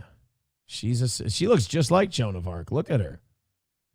It's incredible. I mean, the resemblance is uncanny. That's exactly what Joan of Arc looked like. Oh, but the horse is white. See, there's Joan of Arc in 1426. And there's Joan of Arc in 2026. I can't tell the difference. And if you can, guess what? You're a Nazi. $2 from Trucker 18-Wheeler. Trucker says Epstein came after this guy. Phrasing. Thank you very much to... I missed it now. There we go. Redbird with $5 says, while you're at it, look at the actor for the Helen of Troy movie. Why? Why are we doing this? Why are we doing this? Yeah, Miss Tay says, oh my God, they're twinsies. I mean, I can't even tell the difference between them. Fuck you, dude says, we was French martyrs and shit. We was burned at the stake, Kang. At least we get to see her be burned by the English, says Bapa Shab. How will you know when she... Never mind. Never mind. Nope, never mind. Never mind. It is not important. Some Soper says, damn, this is excellent. Aaron should have taught history. Maybe. Maybe I should have been a history teacher. But I get to teach you guys history. All right, let's take a look at this. This is Trucker 18-Wheeler sent this in. Hey, guys, thank you so much. I cannot tell you enough how great you've been so far this morning. Everybody contributing to this show is just really just warming up my week, man. All right, who's this? Avoid child abuse charges, and the United States never pursued extradition. In 1976, Francis Duffield Sheldon owned a private island in Lake Michigan, not as a vacation home, as a base of operations. Sheldon came from Michigan royalty, descendant of a state governor, lumber fortune, Yale graduate, former Air National Guard. He volunteered with Big Brothers, ran what he called a nature camp for troubled youth on his island. I wonder if I have an idea, theoretically speaking, because it'll never happen, but if we banned all Ivy League people from holding any kind of office or position of power, I think we could probably fix a lot of our problems, because a lot of the Freemasons, a lot of the Skull and Bones Society and Bilderberg Group people are all Harvard and Yale graduates. I mean, look at our presidents. Police discovered it was a child pornography operation. Boys were flown to the island via his private plane, filmed in sexual acts, footage sold to wealthy subscribers. When police raided his Ann Arbor home in July 1976, Sheldon was gone. Flew his private plane out 3 days after his associate was arrested. Please don't tell me where he flew it. Please don't tell me where he flew the plane. Don't. Trucker 18-Wheeler, thank you so much for the money. I appreciate your support of the show. We can't be on the air without people like you. But if this says that his plane landed in Israel, I'm going to be fucking furious. Fled to the Netherlands. A federal warrant was issued in February 1977, but the U.S. took no action to bring him back. Sheldon lived openly in Amsterdam for nearly 20 years, maintained access to his family trust, reported to have died in 1996, never faced trial. Police had found customer lists with names of wealthy subscribers. None of the clients were ever charged, which raises one question. If police had a client list of men who paid to abuse children, why wasn't a single client ever charged? Because they own and run everything, and your freedom is unfortunately an illusion. T. Jefferson says Helen of Troy has been black before. Vanessa Williams played her in 1997. Well, then there you go. Veldrain with $2 says it's fine, Aaron. Cleopatra was black too. Was she? That's one thing, like, black people do that. They're like, what about the ancient Egyptians? Like, bro, they weren't black. Like, they weren't like black people. They were like Arabs. They were bronze people. So that I've never heard of that guy, to be honest with you, but just another example of how Epstein is, not the problem, but the latest representative of said problem. Thank you guys very much. Continue hitting like, continue hitting subscribe, continue hitting follow. I have no idea what the numbers are today. I just know that the audience has been great and the show has been fire. Let's keep it up. You ever wonder how the Chinese stay so skinny? I hope you don't. But if you ever have, apparently this is a big thing amongst the youth in China. You know, every time a country is going to overtake the United States, they forget to tell you a couple things. Number one, the United States has rigged the global finance system so that if we go down, everybody goes down with us. China, for example. Do you understand that China back in the 90s completely threw their currency on the floor? It's worthless outside of their borders. They just created enough of it to support 2 billion people. You can't use the Chinese yuan outside of China. It's fucking worthless. So what they did instead was they decided to invest in American debt. And so what they do is they borrow America over $1 trillion. And then they get this wonderful thing called interest payments. And those interest payments are paid not in Chinese currency, but in stone cold American dollars. Goddamn, son, they're stone cold. And China gets to make all of its foreign investments and its foreign policy deals and its Belt and Road Initiative off of your taxpayer money that we spend to pay back our debt to China. They grow their global empire. The problem with that is if China ever called in that debt, America will print the money, pay them back with worthless dollars, and now China's got no access to dollars and their currency is fucking worthless. So while China is building this economic empire, it is completely tethered to the United States of America. So this idea that Japan was going to overtake us in the 80s or China's going to overtake us now, you guys are assuming that the United States are the good guys. We have built a suicide pill into the global economy where if we can't have it, nobody's going to have it. We will drag the world into a depression. Look what we did in 2008. Those same mechanisms are still in place. The world runs on the dollar. We go down, they all go down. Why do you think Gaddafi and Saddam and all these other people who advised getting off the petrodollar, all of a sudden after years in existing, they all have to die? It's because if that dollar isn't the world's reserve national world currency, we can't put our suicide pill and install it in every economy across the globe. So that's number one, why China will not be overtaking us anytime soon, because any disaster that befalls us befalls them. Issue number two, we like to think of their young people as these incredibly educated, super smart people. Their teens are retards just like ours. This is the new Chinese fad amongst teens and 20-somethings. They don't want to get fat, but they want to eat. So they're putting cellophane and plastic over their mouths and then putting the food in their mouth. So they get a little bit of the taste, they get a little bit of the texture, but they don't swallow the food and eat it and get fat. Again, there is no culture in the world that will overtake us behaving this way. Mira, en China hay personas que están metiéndose plástico en la boca antes de comer. ¿Pero por qué lo hacen y qué se supone que logra esto? En realidad, allí se ha vuelto popular una tendencia. They're Callista Flockhart maxing. There's no, this doesn't take over. This is a bad imitation of American 90s culture.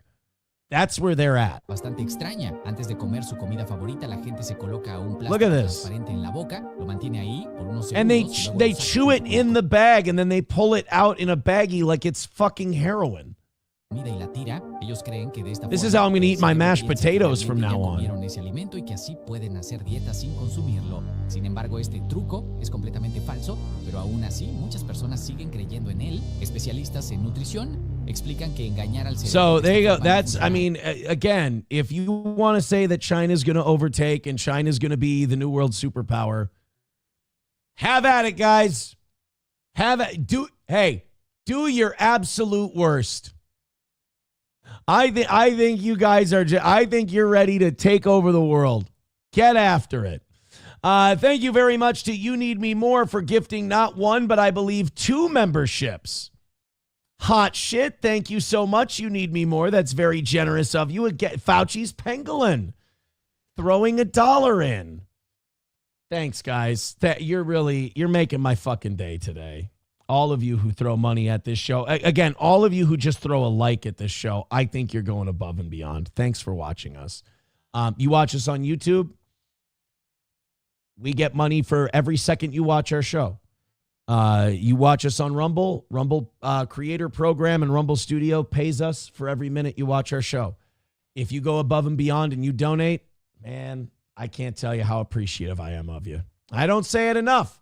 Toad Climbs Mountains gifting a membership. Thank you, Toad. He's got his own drop that he requested. All the way Virginia, bitch.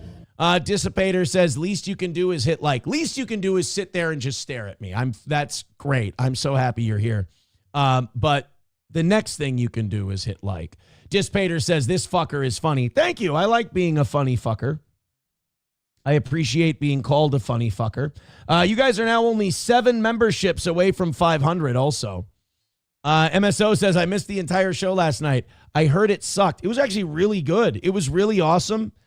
We didn't run a rally segment or anything. It was, I tell you, man, it was nice doing the show the way we did. I got a little heated during that police segment, but it was a fun show. All right, I got to give you guys an update on the shit river. Poopy river, take my mind. Don't let the feces torture me. In Washington, D.C., if you didn't know this, they're having infrastructure problems.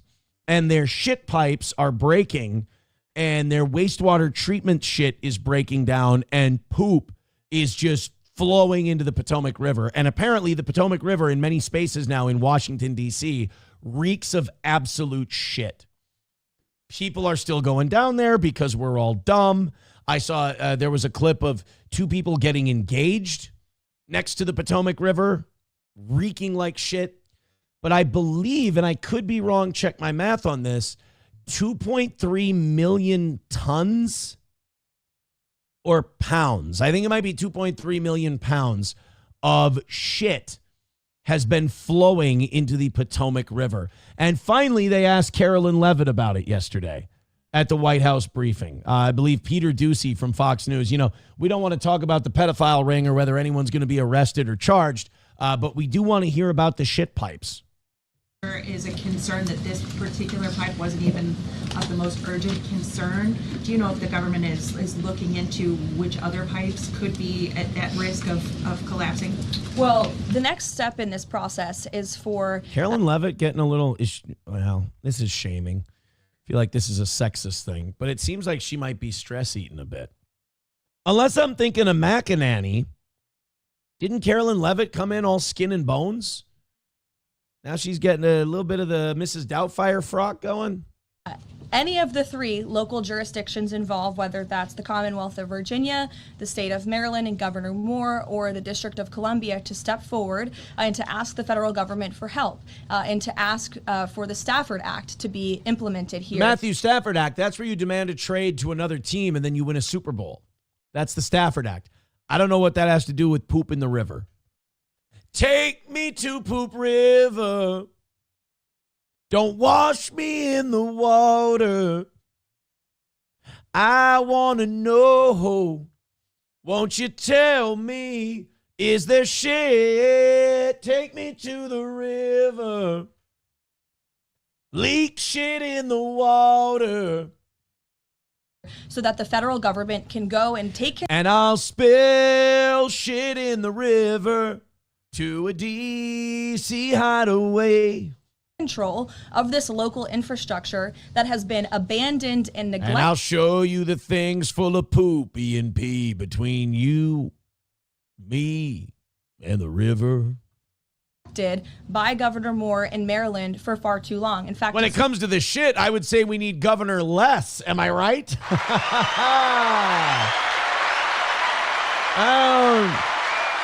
All due respect to Governor Moore, Governor Less is maybe what this world needs at the moment. No secret that Maryland's water and infrastructure have been in dire need of repair. Get Governor Scat in here ASAP. We need some answers.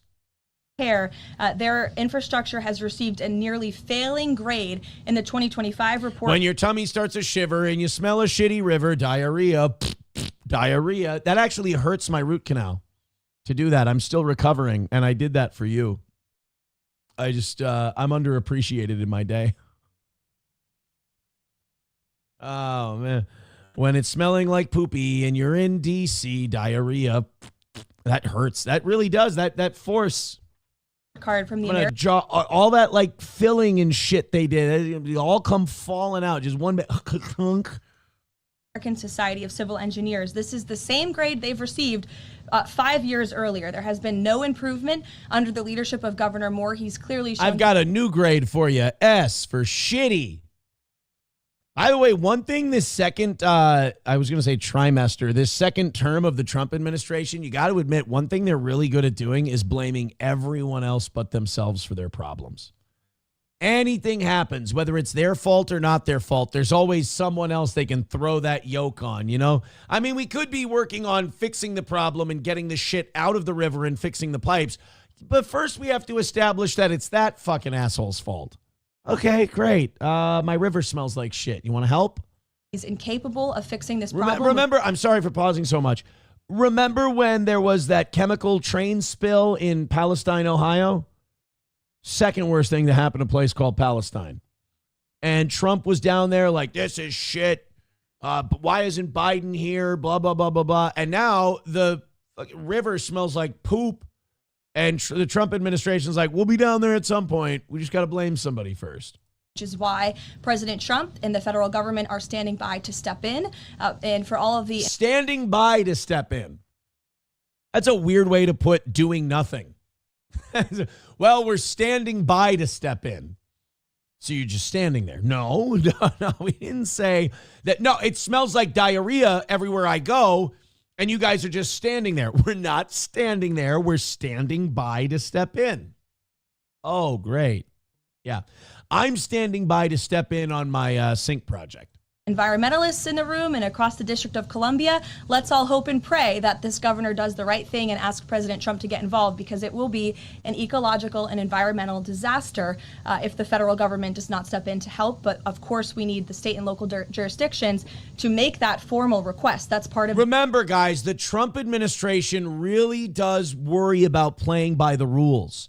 This is not an administration that likes going to court and challenging things and then just doing whatever the fuck they want to do anyway. That's not how they operate. This is not an administration that just did an ICE mission in Minnesota that violated numerous court orders, and they figure they'll just fight it out in front of the Supreme Court someday. They need to be asked pretty please in triplicate before they step in and help Poop River. Poop River. The legal process to move forward. Peter. So you said that any of the three Democrats just need to ask. A few minutes ago, Maryland's Governor Wes Moore asked. He said, if the president wants me to ask nicely, our response is this. Please, Mr. President, do your job. There we go. Come on, white Corinne Jean-Pierre. What do you got for that one? He's saying, hey, clean this shit out of the river, dipshit, shit river. Which I say, I'll ask the president, and we will provide you with the next steps. But oof, that was a rough one for old KL. He's like, oh, you said they have to ask for help. Well, this guy is asking for help. I'll check with my boss right away. Weren't prepared for that one, were you? In all seriousness, the federal government has been preparing plans. The White House has been in contact with FEMA, with the Army Corps of Engineers, with the Environmental Protection Agency. It's poop. Get the fucking poop out of the river. Get the poop. Do the poop. How many people are we going to call? It smells like shit in here. Fix the shit smell. Imagine if you fixed problems at your home the way the government fixes them. All right. Smells like shit. Clearly the toilet's backed up. I'm going to call a couple plumbers. I'm going to talk to them about what maybe I should do. Once we decide what we should do, we're going to determine what kind of tools. We're going to develop a party that's going to go out and get those items. And then we're going to... Could you just plunge the fucking thing so we can at least get the shit smell out? And then we'll worry about the more permanent solution later. I just want it to stop smelling like poopy. Yeah, we've been standing by. This is a problem we want to fix. Right, you've been standing by. In other words, thumb planted firmly up our asshole, which this administration has gotten deathly used to lately. Except when it comes to bombing countries that have never attacked us. Then that thumb is taken right out of our ass, stuck right where it doesn't belong. For the federal government, but for everyone who lives in the District of Columbia, including all of you. So you're welcome. To your point about that, there are a lot of events. You're welcome. As they go down by the river to have lunch, and it smells like a fucking dirty diaper. You're welcome. Oh, thanks. Appreciate it. Never, a sloppy Joe never felt so awkward. For America 250, the president wants people from all over to come to the nation's capital. Is he worried that by the summer, the Potomac River will still smell like poop? Deucey. He is worried about that. How about a guy named Deucey asking about poop? It's fitting. Hey, your city smells like shit. I think they should leave D.C. smelling like shit. The smell will match the town in general. I think it's perfect. I think that's actually the perfect smell for Washington, D.C. is rancid ass. Don't fix it. Make it like a monument, if you will. Let's go and thank you to Veldrain with $2. Says Kash Patel was seen bathing in the Potomac River and said the water is fine. Yeah, he was shit. I heard Kash Patel was drinking it. He was like, it's no big deal. He's like Bill Murray eating the Baby Ruth in the pool in Caddyshack. He thought it was great. Kyler, thank you so much, Kyler, for gifting a membership to Steel Toe over on Rumble. Thank you, guys. Thank you so much. Today is going so well. I hope it continues. Thank you for showing your support. You guys are amazing. You are 6 memberships away from 500. And again, thank you. Nigel says, I was in VC with him yesterday and gave some clips. What the fuck are you guys? Guys, do you have like a private chat you can break into? Like, do you have nobody knows what the fuck you're talking about. I'll be back in the chat when you guys are done with your private comment. No, I'm just kidding. No, Ryobi, it was not Kyler Quinn that gifted that membership. It was a different Kyler. I'm sorry if that upsets you. People wondering where Oz is. We are back to the old school Steel Toe. If you guys miss old school radio Steel Toe, stand by and stand guard. Oz had nasty weather this morning, and Oz could not make it in. And that was one of my favorite running jokes of the old radio days is when Oz would drive into the studio. But if there was a day where, people would write in because the second mics would come in at, I would start at 5:30. The second mics would come in at 6. And at 5:30, the show would start and people would be writing in on Tuesdays. Oz ain't going to make it. Oz isn't going to be here. There was a little bit of snow on the ground. Oz won't be here. Although I have heard from people that the roads are treacherous where his drive would be. So I don't blame him at all. Oz wrote to me last night and said, it's not looking good, but I'll keep you posted. And then at like 5 this morning, he told me he wasn't going to make it, which to me is plenty of time. Bappa sent something in. He says this is related to the DC story. All right. I don't think the gay F word was needed.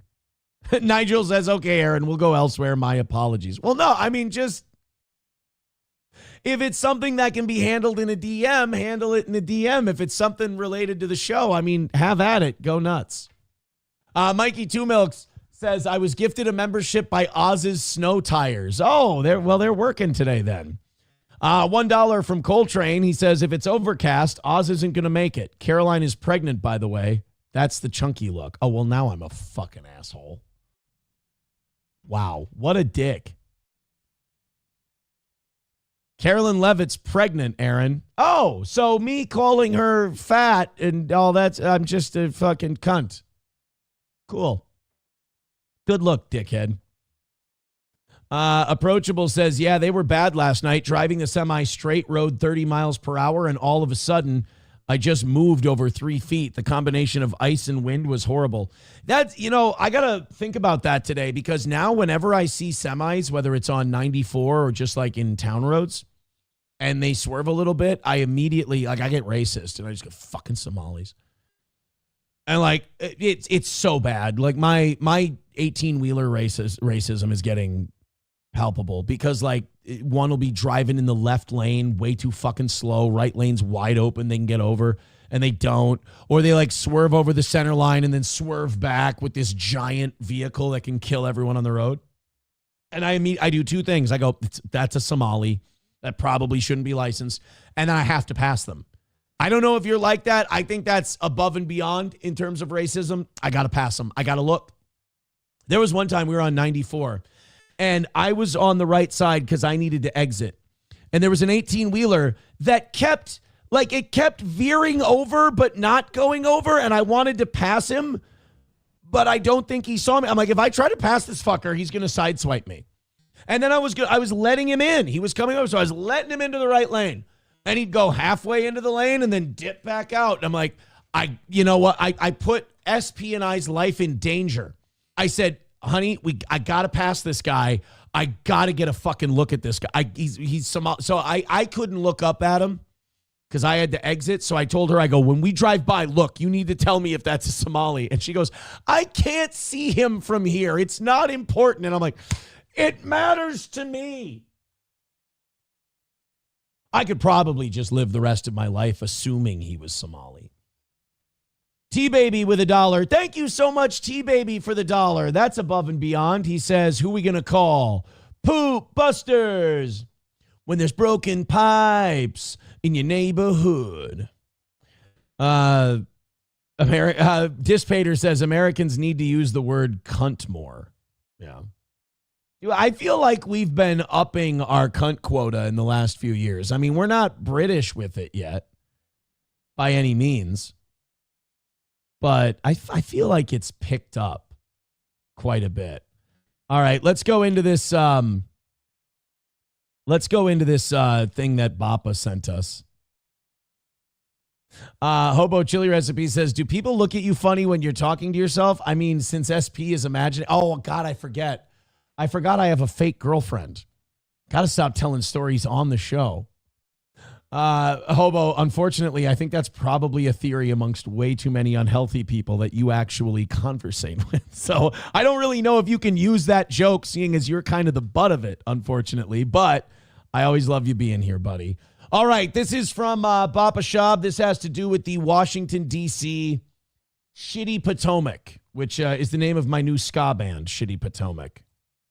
When I arrived at DC Water, this was an organization that looked very similar to our industry. It was predominantly, white male at the top. But I see where this is going.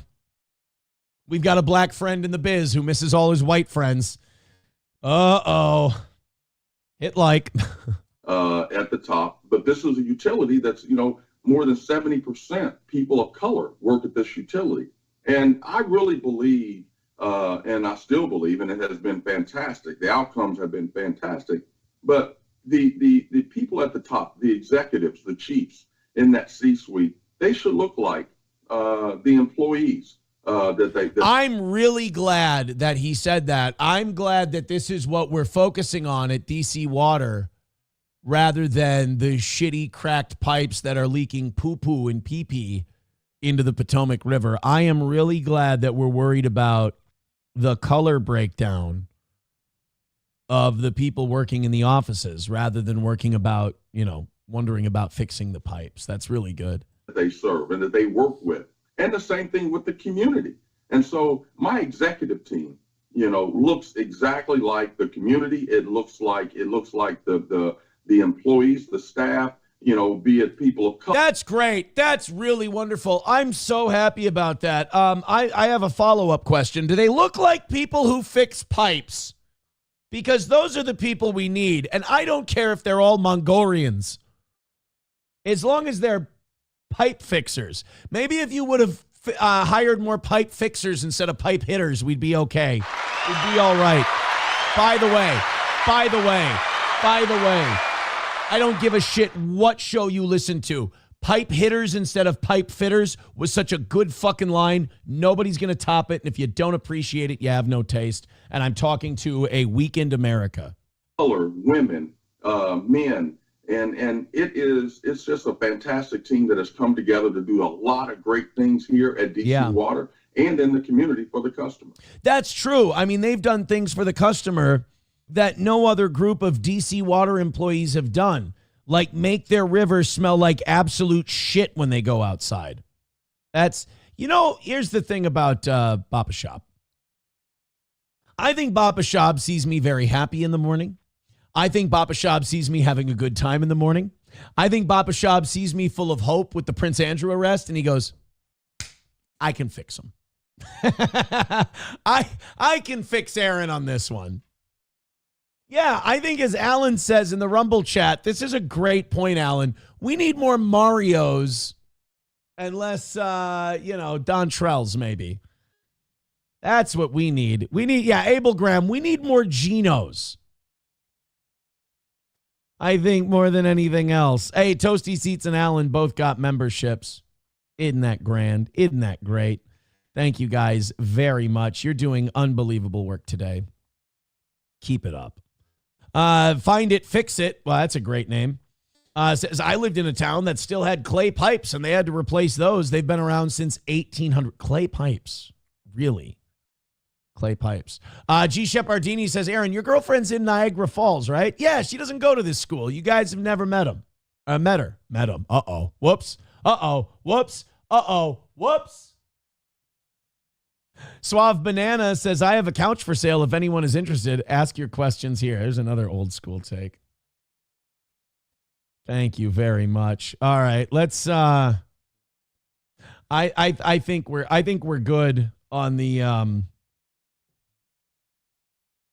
what do you call it? The shit pipes. By the way, speaking of shit pipes, we should probably talk about this story that Adam just sent us.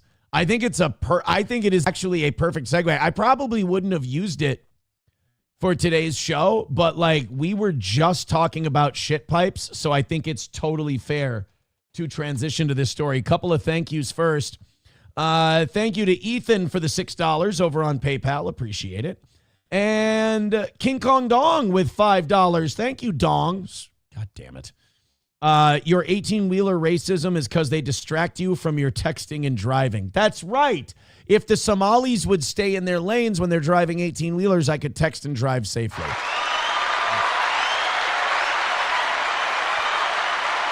It would be a hell of a lot easier. Redbird with $1 says, I clearly need to up my game if I'm not ruining your mood regularly enough. You guys have been unbelievable today. This is a great end of the week if it keeps up.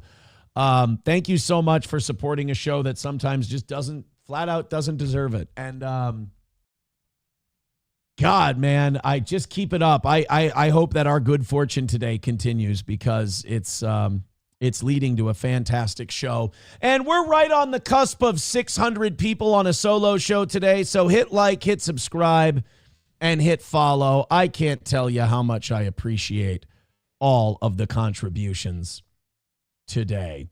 So we were just talking about shit pipes, right?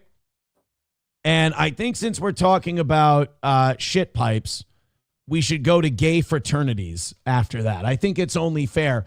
Adam found this story about a disturbing fraternity hazing that was exposed by police. This was at the University of Iowa. This was one day ago, and this is really fucked up. This is a new story. This looks like one of those, like in a movie, like the Batman movie, Batman Superman, where they bust up that sex trafficking ring and it's all these really scared Asian girls in cages. This is kind of what this hazing thing looks like. Try not to get boners.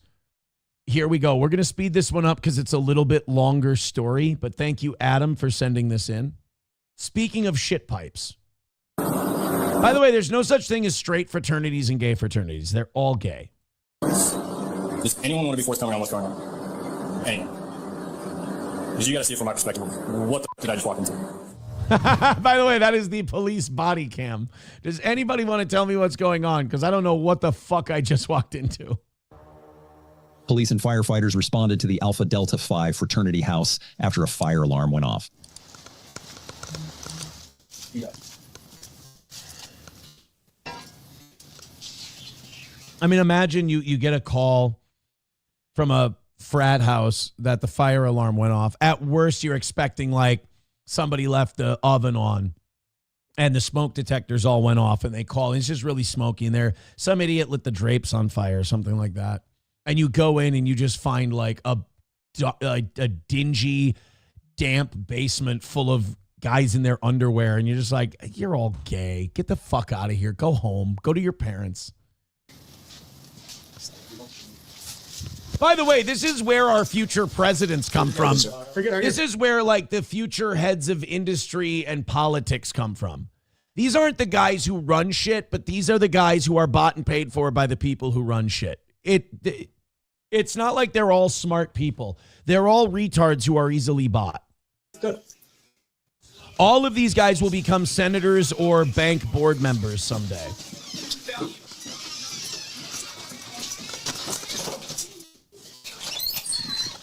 Hey guys, what's going on here? The firefighters are like, look, before you come in here, I just need to let you know, you're going to feel the urge to shout the word fag as soon as you get it. Just try to stay calm, all right? We're all wearing body cams.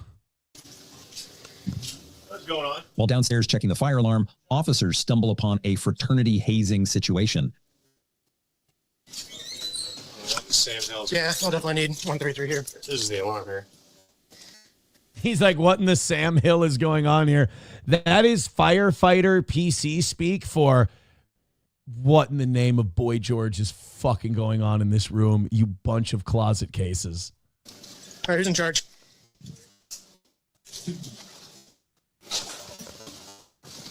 Looks like we have quite a bit of hazing. Okay, just say gay shit. This is Engine 13. We got really gay shit going on here. It's and Chief, I'm sorry. I know this is a matter of opinion, but I don't think anyone's going to argue with me. Too gay, quite frankly. Too gay. Okay, faggot, what's next? Ask again, who's in charge? We can talk upstairs. No, we're gonna talk right here. Who's in charge? I mean, the Jews, mostly. But, oh, you mean the fraternity. Oh, I'm sorry, officer. I misunderstood your question. Is very obviously gay. I look at him and I'm like, well, you're gay. A couple of us are. I mean, I don't know. I don't know what to tell you. Okay, well, we need to find someone who's in charge, because this is ridiculous. Hey, this stops here, guys. This is a police department. This stops here. Who's in charge? Upstairs. How about we start cleaning this up? Everyone take their blindfolds off. It is. It's like they're rescuing Cambodian hookers. And I don't even want to know what the shit on the ground is. It's all just probably different kinds of lube. That guy's covered in like puke and shit. And I don't want to know what the white stains on that guy's shirt are. This is all kinds of like, you should all be in jail.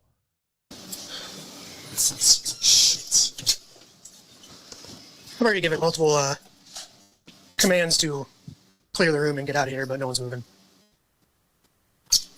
Start shooting at their feet. Apparently they're taking this pretty serious. Yeah, yes. You in charge? You said. Still haven't found out who's in charge? No one asked for house, Dad. Where's he at? Summit. Working at Summit. Summit, that's cool. So you have obviously, coming here? yeah, lieutenant's coming in. Okay, cool. Yeah.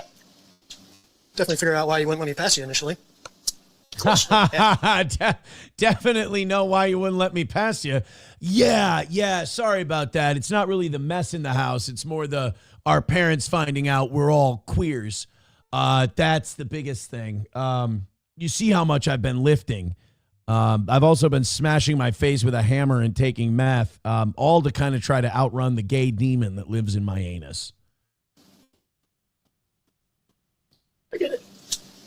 I would probably be calling your house dad or whoever to get him here, since ultimately he's probably in charge, right? Unless someone else is in charge.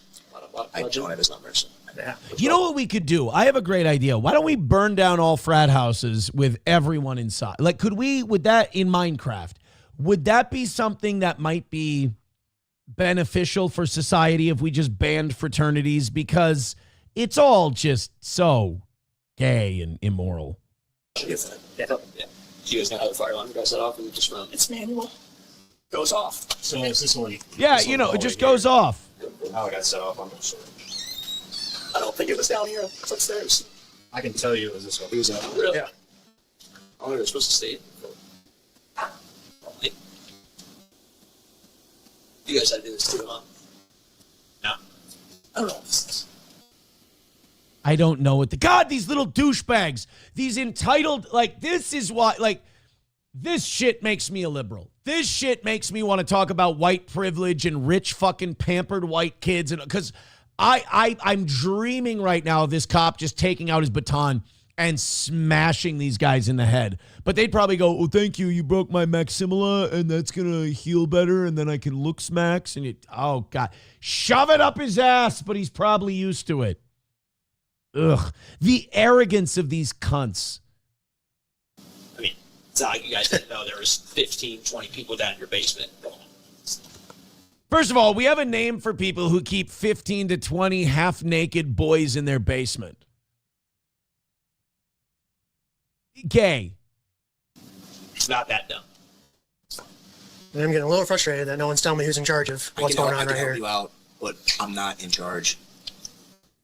Literally, I'd like to help you, but I'm not in charge. Yeah. Like, if they didn't have a bunch of gay guys in the next room standing around covered in shit in their underwear, I would say these guys are kind of based and I like them because, like, they're not giving the cops shit. None of your fucking business. Leave us alone. But they want answers as to why the guys are covered in shit in their underwear in a room and not allowed to move. This does seem like a situation cops are not legally allowed to leave. They kind of have to figure out what the fuck is going on here. He asked you to play your house dad. Yeah. I don't have his order. How do you not, he's your house dad. How do you not have his number? Okay, and what are you doing here? He's a live-in. He lives upstairs. Oh, so you do live here? He lives here. Well, well, this guy's saying he lives here. This guy is saying he doesn't. The fuck? Your buddy here is saying different. So my name's Lieutenant Carlson, University of Southeast Department. Who's in charge of the house? Our house dad's at Summit. Okay, we need him now. He's at Summit. Okay, can we get in contact with him? So here's the deal. From what I'm being told, this is like shutting down chapter type stuff. I need to start talking now. It's 1 o'clock. Yeah, that's fine. Yeah, you know, we didn't ask what time it was, fuckhead.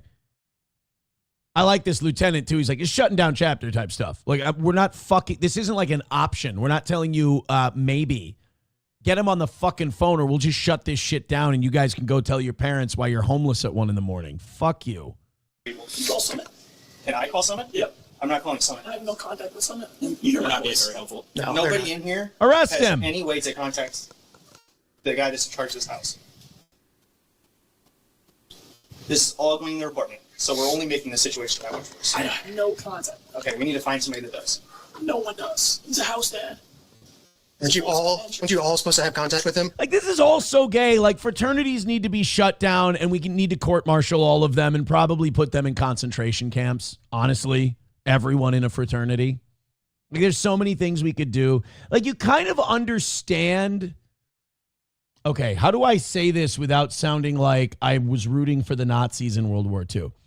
You kind of understand groups that come to power and just identify certain things and go, we're suspending the Constitution so we can get rid of this. Because the Constitution protects, in this sense, evil, terrible people who are bad for our society and leading us down a bad path. So here's what we're going to do.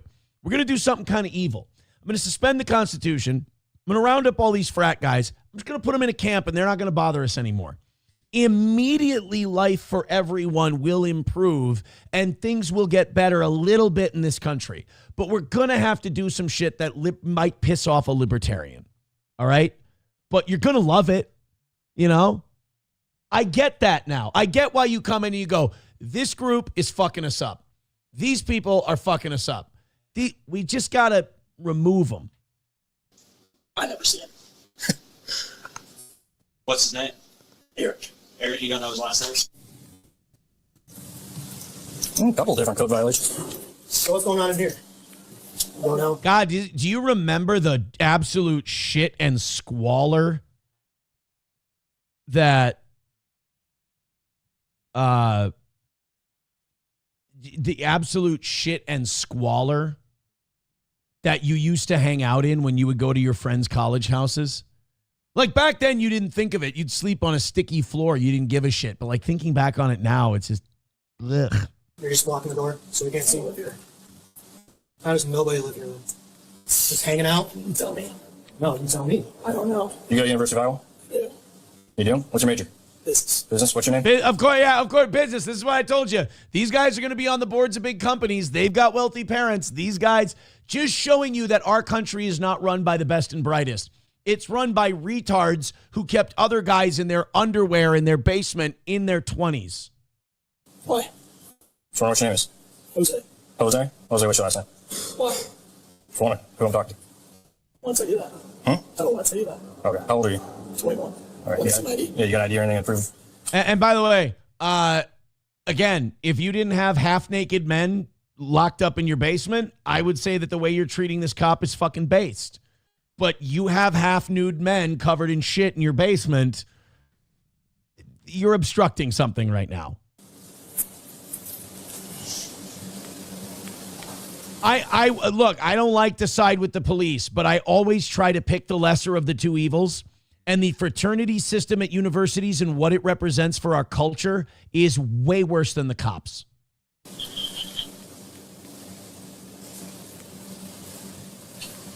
Vaping is gay, by the way. We should take out all vapors. You think it's fake? You think it's fake or you know it's fake? There's two different things there. Campus 142, one by DL, number at Iowa when you're ready. It's definitely not Jose. I go by Jose. I need to talk to these people. I need to step over here. I'll step inside. Okay. Look at this. Is anyone in here that needs medical attention? Is anyone here that is against their will? Is there anyone here who is not participating in this? I.e. a leader? Is there anyone with any sort of physical injury? No. Huh? Like, how weak of a person do you have to be that you want to do this? Like, how shitty and not having your own personality do you have to be that this is something you willingly do? The low self-esteem you have to have. It's almost like this.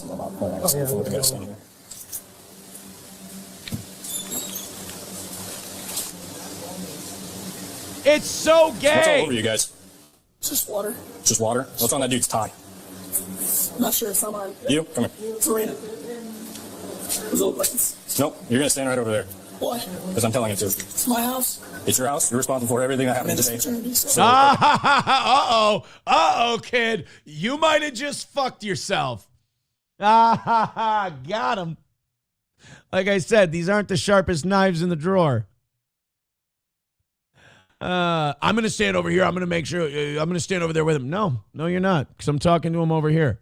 Well, it's my house. Oh, it's your house, is it? I thought it was the house dad's. So this is your house now. That's great.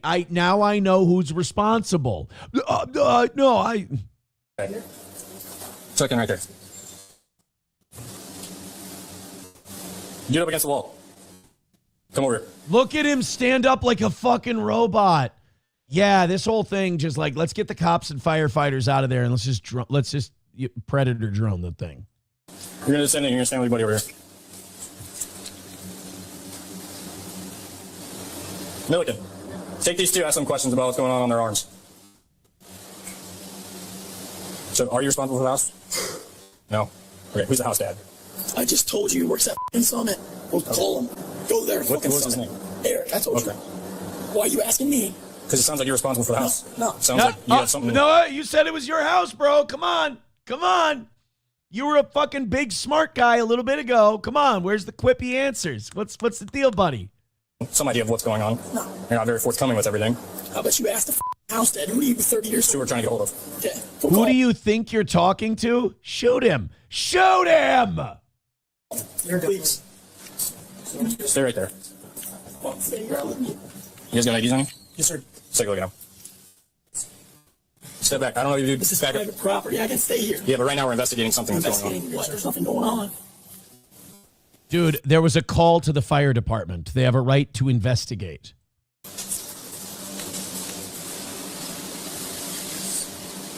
And you can't be a law enforcement officer and leave this scene. You can't see this and go, all right, guys, have a good night. Somebody's already been raped. Like, there's fluids all over the place. Like, there's no way there hasn't been a crime committed already. Be forthcoming on what's going on. Any. Because you got to see it from my perspective. What the did I just walk into? Celebration. You know what I mean? Celebration or what? Of life. Okay, sweet. If this ends with that kid down here getting his teeth knocked out, I'm all for this. Okay, you two. The reason I pulled you guys aside. We're here for public safety at this point. What's on your arms? Oh. Where are you guys going now? Ew, that's cum. That's semen. These guys have semen on themselves. Ah, it's gay. They're all gay. It's all of Satan. It's all demonic. It all needs to be, there needs to be a cleansing flame. Wicker Man shit. 127, can I get you back down here? What's on your neck? Jizz. They're jacking off on them. That's what they're doing. You're all gay. Blood. Is it? Shine your light. Is it blood? That's what I'm asking. Want to taste it? No. Okay. Hit him. Do you see why we're here? Why we're asking questions? I don't know. You got the wrong guy. I hope they find a lump on this kid's pancreas the size of a fucking toaster oven. I really do.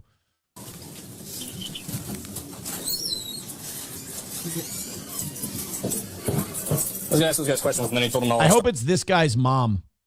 And for some reason, he was adopted by an obese black woman, and she just smacks the shit out of him. All right, now. What's up? I was going to ask those two guys questions, but then they all started falling out. Say what? No, I stopped them, but he was... Misunderstood. Did you pull these guys out? No, I went to go talk to those guys, and then they started coming out. Why do we come out? So I said that. So they should come out. You said it? I did. So you're in charge. I know you said you're not in charge. Oh, I thought you weren't in charge, dipshit.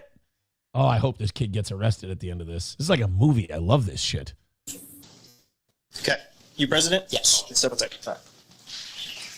The officers finally speak to the fraternity president. I'm going to tell you first and foremost, I'm a little frustrated, but we're going to get through it, okay? What's going on tonight? It's their lead up to initiation. Okay. Yeah. What's the deal with what are we doing in the basement? It's basically a ritual where they're blindfolded. Okay. And get messed with. Okay.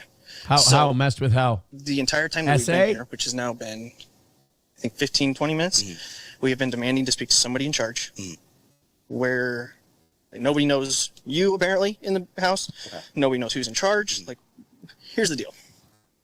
We have a hazing event, right? We're going to do a report because we responded to a fire alarm, which we were trying to get people to evacuate because of the fire alarm. But from my understanding, you guys refused to evacuate from a fire alarm after an officer is ordering everybody to vacate the premise. And then on top of that, we find this hazing event. We want to speak to somebody. Nobody knows anything. Nobody knows anyone. Nobody knows what's going on. This is going in a report. The University of Iowa is going to see this. Okay. And with the stuff going around across the country, students dying from hazing events, I'm not saying it's to that level. I'm not saying any, but the university has a very, very strict policy on hazing. If I can't talk to people, and if people aren't going to cooperate with me, that's their right. They don't have to speak to me. However, that means only my observations are going to go into this report. And I'm telling you right now, it's going to look worse than if people can kind of explain to us what's going on, right? Because then I can at least put your guys' side of the story in it as well. So I guess I want to know what we got going on. Like, you're saying it's a ritual prior to initiation? Yes. Okay. I guess I'm asking for some cooperation and some coordination with your people here to just tell your people, like, hey, if that's what people need. Gun! He's got a gun! Oh, sorry. That. Oh, if only Alex Preddy was still alive and we would have wasted that one on, never mind. To do, just politely tell us that, right? So I guess I'm looking for you to kind of be a leader here and help us out a little bit and start trying to keep everybody in line. Okay? I apologize. Okay, let's go back inside. I just want to, if we can get that guy out of there, I just want to coordinate some way to make sure that there's no injuries, there's nothing. Where did which guy? president? Yeah. It's okay. I just texted him and so I told him you gotta leave. It's your guys' house. Okay. However, if the supervisor of the house, president, says he is not welcome here, then I'm going to escort him off property. Of course, these douchebags are wearing bar stool gear. Ugh. How cringe. I think If he refuses that, then he's going to be arrested. Yeah, we'll walk him out. Okay, We'll I make would, sure of that. I would take care of that because Yeah, the longer he stays here, I mean, he's getting close to being arrested. Oh, look at that guy. I like how quick that guy moved. Oh, we're not so glib and shitty anymore, are we?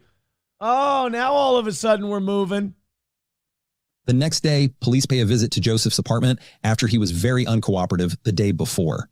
After 10 minutes of talking, he again proved to be uncooperative and difficult to deal with.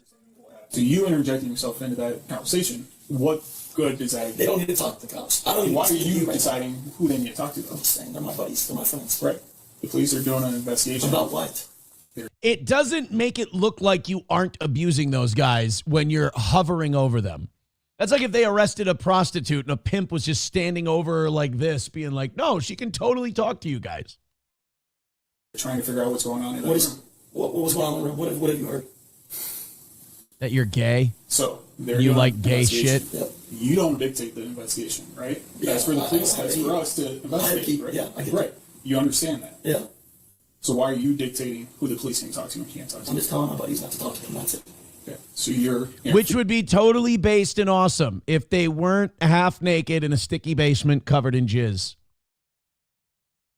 That's the human trafficking element of this is the only thing that's got my suspicions aroused. hearing what the police officer. Aroused, I just realized, was the wrong word to use. Not at all. Not at all. Are He, you- he never said, "Oh, if you don't get away, you're getting arrested." He never Good said impression, that. dickhead. Step away.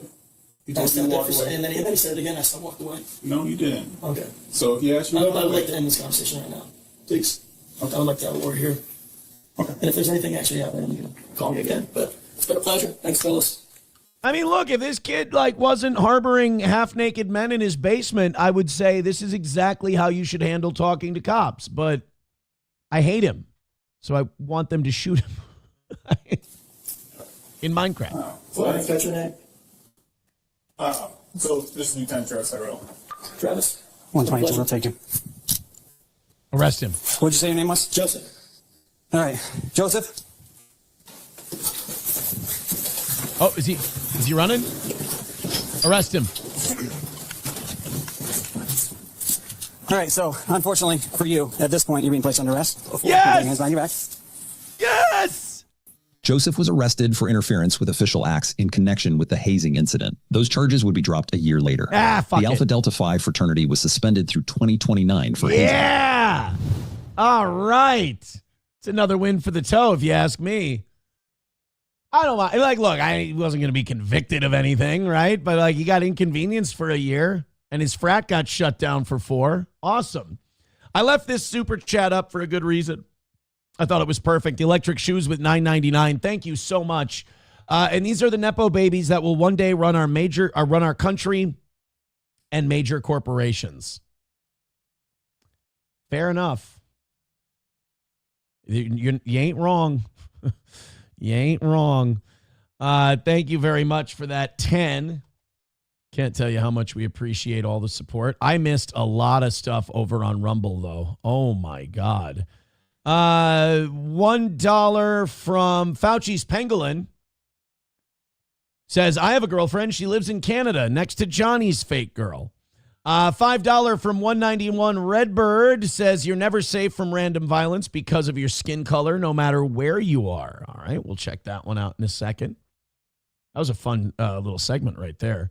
Los Federales with $1 says, hey, Aaron, when you joined your fraternity, Magna Cum Laude, and they put you in the room full of dicks, how many dicks did you choke on? You see, I'm gay in that joke.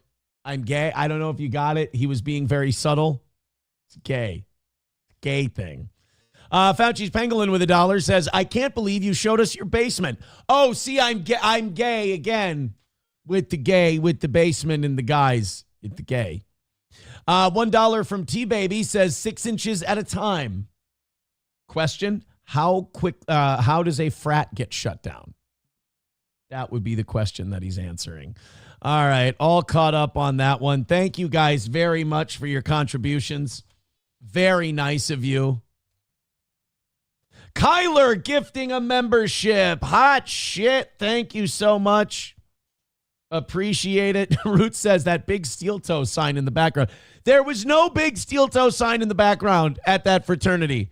And you cannot pretend there was. How dare you? How goddamn dare you?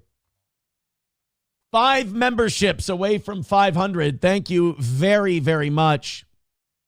Very kind, very nice. Keep it going. I am really appreciating everything you guys have been throwing at the show today. Oh my God, I'm choked up like a little homo. Hit like, hit subscribe, and hit follow. We did hit 600 during that segment. Thank God every day this week we got to that number of 600. I appreciate it. Rumble's been really low this week by about 50, 60 people from average, which is too bad. YouTube's been down by like 5 or 10. It really hasn't been that much. But thank you guys very much. Keep it going. Almost back up to 600. Just make sure you keep hitting like. Tommy Jordan now. Wait, shit. 5 gifted memberships from the kid coming in hot. Look at this fucking Tommy Jordan. The man who rules the world. Thank you, Tommy. Appreciate the 5. Keep it going. Mikey Two Milk says, you really should be sitting in front of the logo, not the text of your sign. Move over. Here's the problem. I did that. Remember when I did that? I sat in front of the logo when we first put this thing up. And then you guys said, hey, stop covering up the logo. And now, stop sitting in front of the title of the show. You cover up the... Can't win. Watch this. Watch. I'm going to move in front of the logo and watch what the chat does immediately. Watch this. Check it out. Just give me a second. Ow, wait. Main Vein gifting a membership. Thank you very much, Main Vein. How close are we on Rumble from 500? Where does that put us now? That puts us 4 away. 4 memberships. And then I have to go.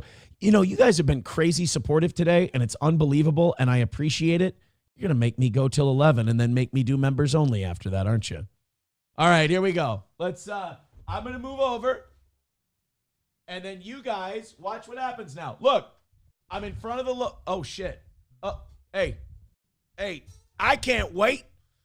Now I'm like that. Now I can't. My mic is way the fuck over there. I'd have to move the mic stand over here. But look, I'm in front of the logo. Isn't that great? Look at the chat. So gay. Looks better. Steel toe right to the head. No, it doesn't look better this way. Approachable says, I agree. It looks way better.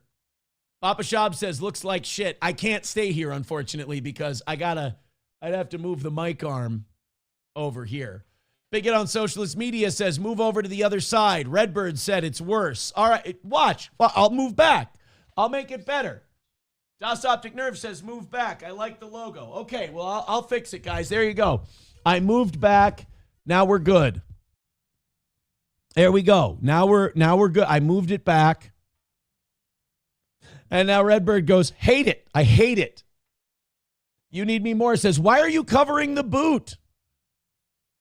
Chad Buzamuk, mic arm is in front of the wording now. My Lab Glass says, you shouldn't take up so much of the sign. See, there's my point I was making here, and I've made it perfectly. I've made my point so perfect. No matter what I do, my own fans are going to hate it. Resterly says, should have made a vertical sign. Well, it was a gift from a fan.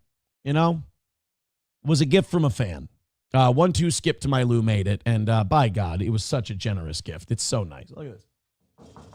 Look at that. That's a heavy-duty fucker right there. That's real wood, motherfucker. I just waiting one day for that whole thing. I mean, it's anchored to the wall, but I'm just waiting for like some Final Destination shit. Wham! I wonder if I'd get a Honda. I wonder if I'd get a Red Boy if I got clocked right in the head by my own sign. I mean, of course, I'd never see the Red Boy come in. I'd be unconscious, possibly dead. $1 from Main Vein says it's February break for a lot of schools this week. Might be what's going on with the numbers. I mean, they've been down a little. They haven't been an astronomical amount. Keep hitting like, keep hitting subscribe, keep hitting follow. We are at 600 again. I appreciate that. Hanging out with you guys a little bit here before we go on to the next thing. Fauci's Pangolin with $1 says, when Aaron was in college, he called that Tuesday. That's not true. Sloppy Slop with $1 says, look at Indiana Jones here with his queer-ass shirt. It's a fucking button-up brown shirt. What do you want? What do you want? Redbird says if you lost 40 pounds, you could sit in the middle. Helpful. It's helpful. You have no idea how helpful that is to me. Thank you guys for your unbelievable contributions to this program. Appreciate them so much. Keep it up. Hit like, hit subscribe, and hit follow. Let's talk about our pals at 1775 Coffee. You still haven't tried it? Now's your shot. The 1775 starter kit just dropped in only 1,000 units. You're getting the bold dark roast that hits hard, the smooth medium roast, and the Vitality mushroom coffee for clean energy and laser focus with no crash. All single origin, small batch, toxin-free, mold-free. Plus, you're also getting a gold spoon clip because freedom isn't scooped with plastic. A frother strong enough to stir up your coffee and your mother-in-law's opinions, and a black 1775 tumbler. $170 worth of coffee and gear, yours for $99. This is for the ones who've been watching 1775 blow up on Rumble, wondering if it's actually worth it. Spoiler, it is. Go to 1775coffee.com/studio and grab your starter kit before they're gone. Bold beans, clean fuel, and a morning routine that stands for something, just like Rumble does. That's 1775 Coffee. Thank you, guys. Thank you so very much. Oh, a couple more to get through here. Approachable with $1 says, Aaron, you should actually try moving about 2 feet to the right so you're not blocking any part of the sign. Oh, you want me to be completely off camera. But wait a minute, then you wouldn't see my face. Oh. Silverwolf with $1 says, if your sign knocked you out, I'd pay for the goal for a week. Hold on, let me unanchor the fucker. Kidding? There's some kind of catch there that I'm not understanding because that sounds like a goddamn deal. Redbird did send this story in. I was going to do this last night, but we got a little busy. That 13-year-old guy that got his neck cut by some fucking recidivist creep in Florida. Jermaine Lynn Long, the alleged attacker, targeted the teen while he was walking along the boardwalk with his family. So just some random fucking slashing like that Iritska chick. Doctors say just 1 millimeter deeper and it could have been fatal. Probably won't hear about this from mainstream media since it doesn't fit the narrative. Black recidivist fucking psycho. Just slashing someone's neck. Some mentally ill weirdo who's been in and out of jail, in and out of the county for years and years. Slashing some kid's neck. Yeah, I know it's kind of a bummer. There's all of his arrests from the past 4 years. 1, 2, 3, 4, 5, 6, 7, 8. Guy's crushing me in the mugshot department. I'm being mugshot mogged by this Negro. Shoot. No, see, Los Federales sent a picture into the show here. I don't think this is that's not what the sign says. It's not Magna. It doesn't say Magna cum laude, and that's not my chin. That's edited heavily. It's not what my chin looks like. Oh, man. And by the way, thank you, Tommy, for those gifted memberships. We want everybody getting memberships on YouTube and Rumble. All right, let's go to this Oklahoma City story. So apparently in Oklahoma, they want to cut down on the number of titty bars that they have there. I didn't know that Oklahoma was like a strip club haven. You know, like you think of Oklahoma, you think of like Tornado Alley, Bible Belt, conservative values. But a lot of those conservatives got kinks, man.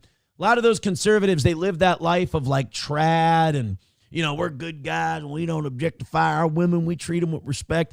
And on the down low, they need to go, have a pair of titties shaking in their face. And so in Oklahoma, they're trying to crack down on this by requiring exotic entertainers to get licensed. Now, I'm against all this over-licensing that government does, but I do think it's funny that they want to do this. If you want to kill stripping, if you want to kill strip clubs, if you want to get rid of it, make these girls regulated and licensed, and you will destroy the employee base of a strip club. Like, there's a lot of strippers out there that are basically like Scarlett Hampton.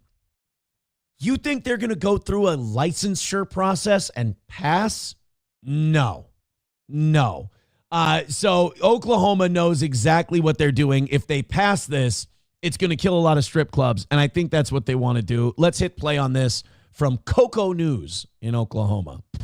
It's meant to curb human trafficking, and that's what the intent of the bill will be. State Representative Stan May says tackling human trafficking in Oklahoma means tighter regulation on adult entertainment. He says he knows. I mean, he's not wrong. I mean, a lot of prostitution stems from strippers. It starts with the dance. You don't think those girls are making money on $20 private dances, do you? I don't know. They're probably way more than 20 now. They were 20 when I was 19. I don't know. I haven't been to one in decades. It was never for me. Like, I don't get it. You can't touch. You can't do anything. It's just, I don't know. Didn't seem like something worth paying for. I guess if you have to pay for it, though, it's the place to go. Of at least 2 victims in the area he serves. Both were trafficked at the age of 12 by their parents. Holy shit. In order to escape those situations, they literally run away. Well, now they've got nothing to fall back on, and they wind up in the same trap. What a fucking hillbilly haven you live in. Jesus.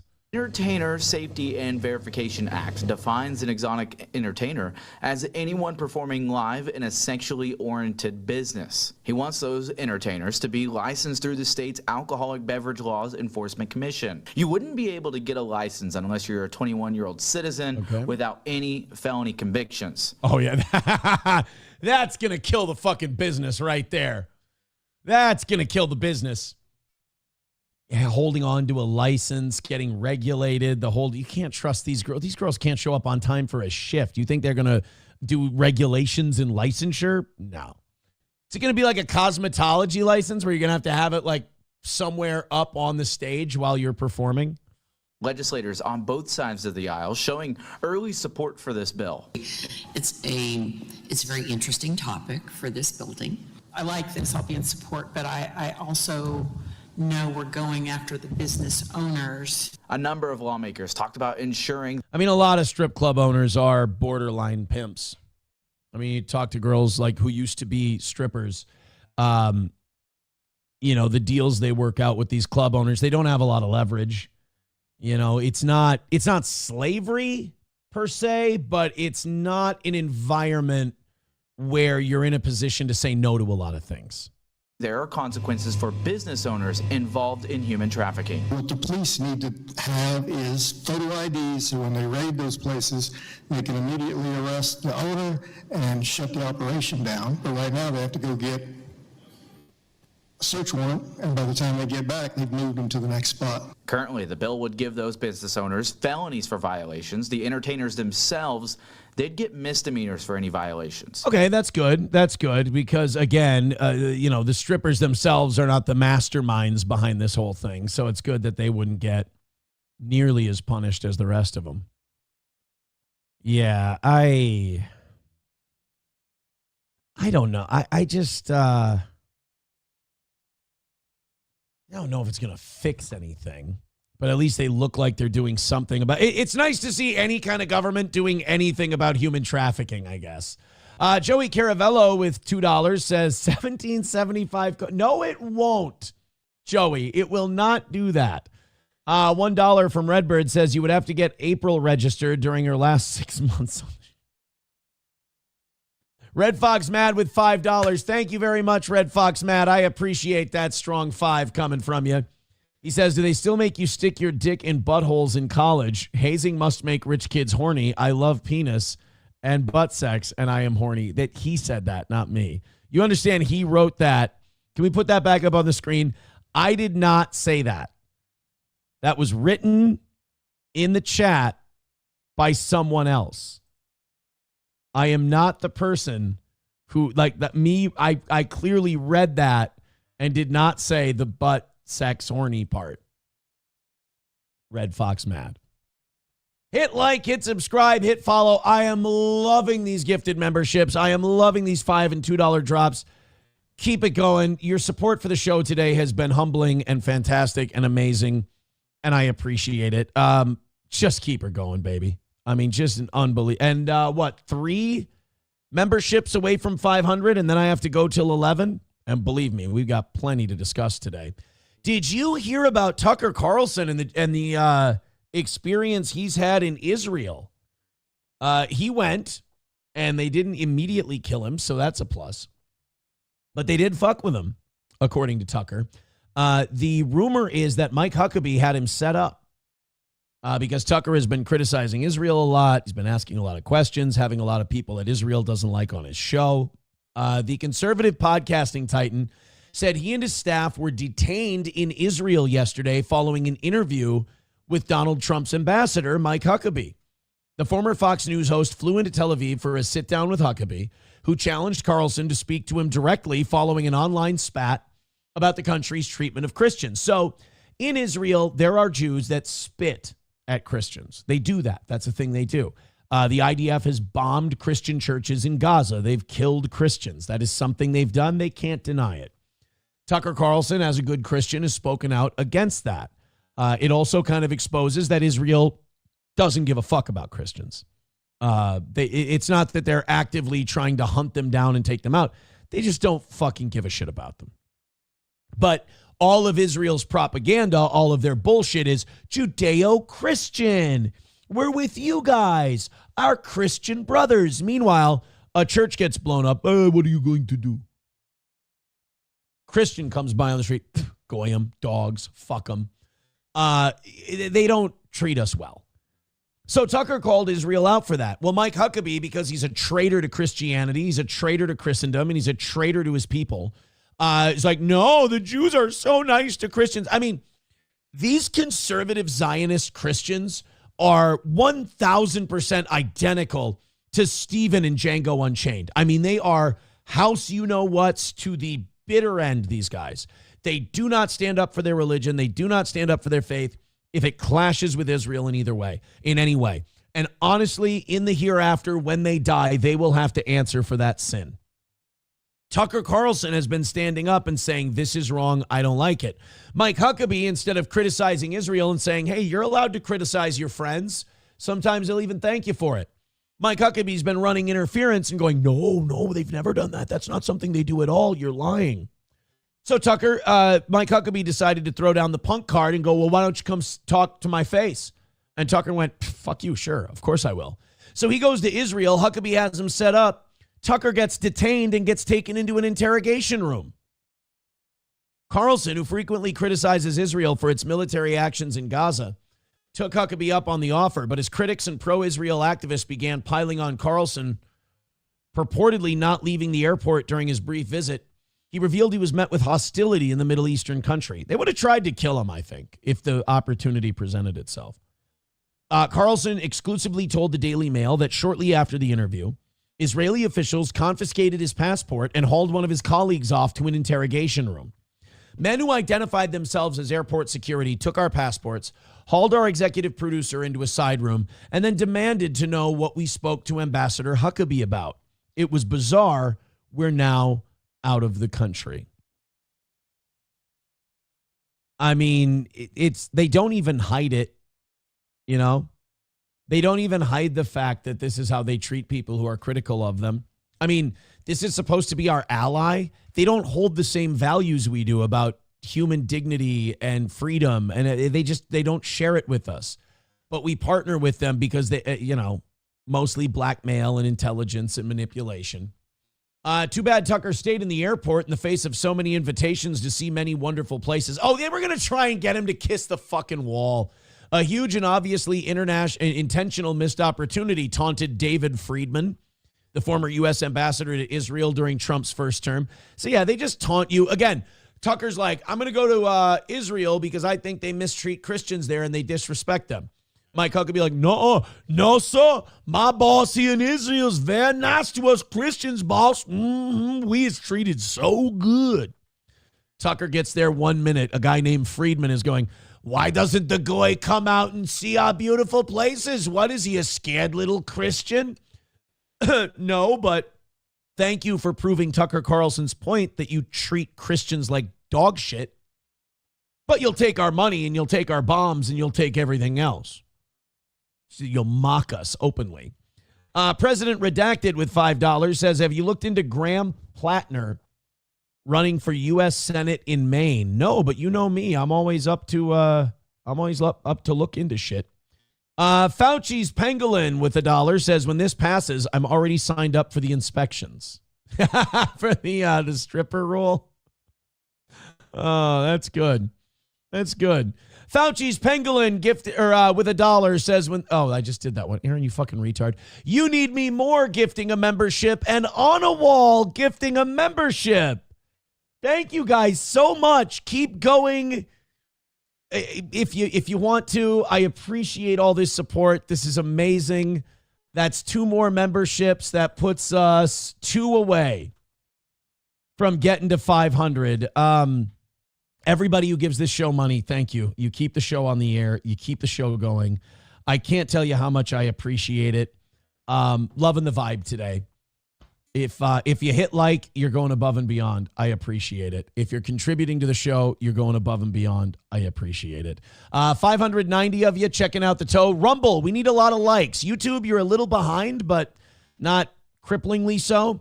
Rumble, we could use a lot of thumbs up in the chats. Root says, I would go to Tel Aviv. I got a thing for Jewish broads. I can't help it. Well, I mean, look, we're not going to kink shame here on the program. Graham Plattner. Do we have Tucker's interview with Huckabee isn't out yet, I'm assuming, is it? I'm guessing Tucker isn't.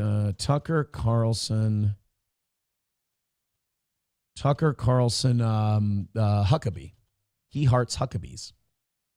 Israel, 13 hours ago, Israel purging Christians from the Holy Land in the plot to keep America from noticing.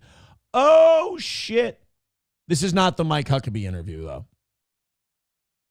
This is a different thing. There's something about true things that just sound different. When you hear something that's true, there's a different pitch or tone or vibration. You know, this is what, Baba Shab, I want to say this to you because you and I are kind of the deepest into this shit. Do you, here's something that frustrates me genuinely about Tucker. Tucker says Jews a lot, but he's afraid to say Jews. He throws these little 4chan code words, Reddit code words. He throws this bullshit in there so he has plausible deniability instead of just coming out and saying it. Vibrations. We all know what the vibrations thing means. Say what you want to say, bro. Hard to describe. But when someone says something true, even if you don't exactly understand what it means, it sticks with you. The truth rings differently from lies. And recently, for a lot of different reasons, mostly because of the pressure being exerted on our society, you're hearing a lot of lies, but you're also hearing a lot of true things. And some of them are about the nation of Israel.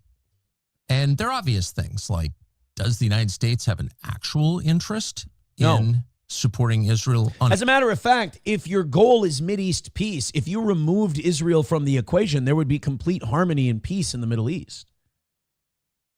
If you would remove all the people we've overthrown to make Israel happy and everything else, they probably wouldn't be at war with one another. Equivocally, is Israel really our closest ally? No. Is there a good reason for this? We have zero reason to be enemies with Iran, by the way. Zero reason. They've never attacked us. We've overthrown their government a couple of times in the past century. We've fucked around. We've embargoed them. We've sanctioned them. We let Israel have as many nukes as they want while we start putting all these rules and definitions on Iran, whether they have a nuke or they don't, which they don't. And we act like they're our biggest enemy. If we left Iran alone, they would leave us alone. Why are so many members of Congress taking money from a foreign government lobby, et cetera, et cetera, et cetera? These are all true things. They point to the truth. They are questions that evoke true answers. And the response to this has been very, very telling. You get yelled at. You the get response screamed has at. been You get they try to destroy you. And screaming, accusations. It has not been engagement. Almost nobody on the other side of the debate has said, For sure. Let me calmly explain why Israel's our greatest ally, and we should say fund the killing in Gaza. Here's why it's good for the United States to spend this much money on Israel's, well, at this point, You know what they go to? What the only reason, Tucker's a little wrong. They do give you a reason. They go, well, because these fucking Muslims are dangerous. You know, to go back to that whole Muhammad Ali quote. I ain't got no quarrel with them Viet Cong. Ain't no Viet Cong ever call me. You know, I Israel's enemies are not my enemies. I didn't make them. They did. ESO Horny with a gifted membership. Thank you very much, ESO. It went to Bo Beardington. Thank you for the gifted membership on YouTube. Yeah, YouTube. Don't let Rumble steal your thunder on all the gifted memberships, you know. Malice says, guessing you already heard, but Andrew got arrested. Can't stick around. Got to head to work. No, we already, we talked about the Andrew thing. We covered it today. It was earlier in the show. Sai Chan says, is this a left or right wing channel? Neither. I got some shit I'm liberal about. A lot of shit I got more shit I'm right about than left about. But I would say mostly we try to break that dynamic a bit. ESO says, you're still on that left wing, right wing bullshit. Go crawl back under your rock. ESO, could you do me a favor, buddy? Love you. Appreciate you. Thank you for all your generosity. Could we not yell at the new fans? Can we? And you know what? I don't want to single out ESO. That goes to all of you. If there's a new fan in the chat, can we support them and encourage them? And is that something we can do? That would be nice. It's not, I would just like it if our first instinct would not be to yell at the new fans of the show. It's just, it's a request. Just wondering. Just wondering. You have 90 thumbs up, says you need me more. Let's get to 100 thumbs up. No reason we can't. Get after it. Why do you have 13 thumbs down? Because there are people who their whole life is just following me around and hating what I do. I mean, I don't get it either, but hey. Puzmak says, fuck the new fans. This is our area. No, we need new fans. Puzmak, no offense, but the low quality of people like you who live online all day, I need people who are going to be new fans of the show and say things like, novel things like, I have to go to work now. I need people like that. I don't need the bottom feeders like you yelling at those people. It makes us look like, NLO, honestly. It makes us look like we have a bunch of Kensington dwellers, if you will. Sorry to hurt your boys' feelings. Approachable with $1 says, I would like to welcome the new fans properly. Oh, thank God. Thank God. Hello. Hi there, new person. Put your money in or keep your fucking opinion to yourself. It's not what I'm saying. It's not how we're going to welcome our new fans to this program. And Sai Chand, thank you for joining us, and we appreciate you being here. All right, everybody, hit like, hit subscribe, and hit follow. You guys are doing an unbelievable job today, and I appreciate it so much. You're almost done. You're almost done with the amount of support you've given. I don't think we're going to get perfect today. I really don't. I don't think we're going to get perfect this week. That's really far away. It would have to go even more insane than it's gone. But like hitting today, that's a happy end of the week, and I'm a happy guy. So thank you guys so much. Chad Buzmak says, I'm at work as we speak. Stop defaming me. Then I apologize. I've underestimated you, and I feel that's probably a common thing in your life. But that's good. I've been underestimated too. You and I, birds of a feather. In fact, all the people who follow Chad Buzmak on different Reddits and Discords, I want you all to know he's one of ours and we love him. And he and I are like, I understand him completely. There you go, Buzmak. I think I helped you out with that whole community. That was mean. That's a shitty thing of me to do. All right, let's. So now we told you about Tucker Carlson saying that he got stopped in Israel and he was detained and his team was questioned and everything else. The United States Embassy, of course, has a decision to make now. They have to address this. The U.S. Embassy has a citizen of their country, Bappa, by the way, closed circuit to Bappa Shop. This is going to make you mad. The U.S. Embassy is there to represent the needs and the wants of American citizens in foreign countries. They are there to be an advocate for their safety. So the U.S. Embassy was told, hey, Tucker Carlson, United States citizen, all of his employees, United States citizens, were here in Israel to interview Mike Huckabee and have a discussion. Tucker says he was detained at the airport, his passport was taken away, and his workers were questioned. You would think the U.S. Embassy would go, oh my God, that's terrible. Please don't do that to American citizens. We don't stand for that kind of thing. Nope. The U.S. Embassy in Israel immediately got down to the business of trying to debunk Tucker Carlson's story on behalf of the Israeli government. Tucker Carlson sparked anger among his fans and many in the isolationist wing of the GO. Are we isolationists now? Is that our... Fuck you. After the Daily Mail ran a headline claim... It's funny that they call you isolationist when you say, hey, I don't think we should bomb innocent people in countries that haven't attacked us.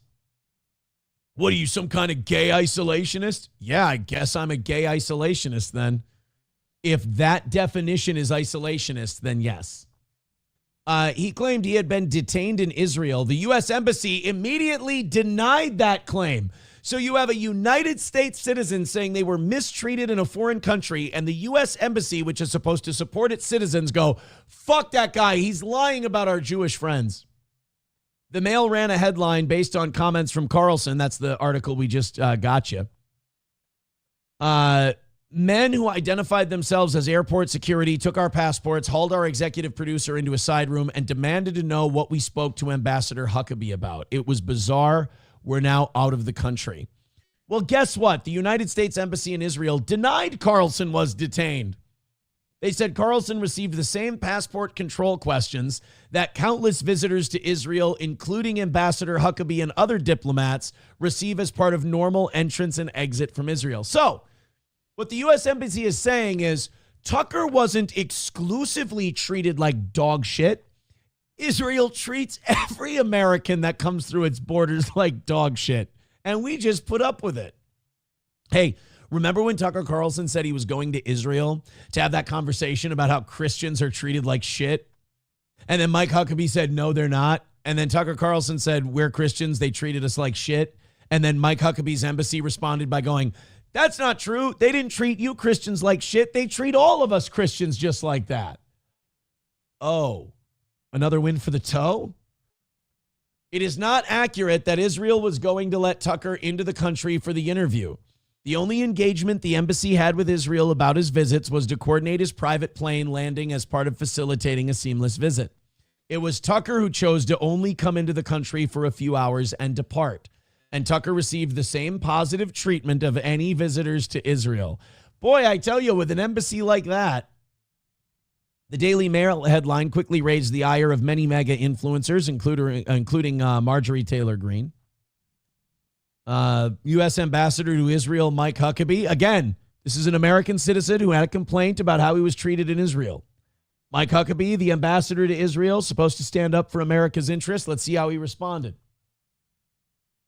Everyone who comes in and out of Israel, every country for that matter, has passports checked and routinely asked security questions.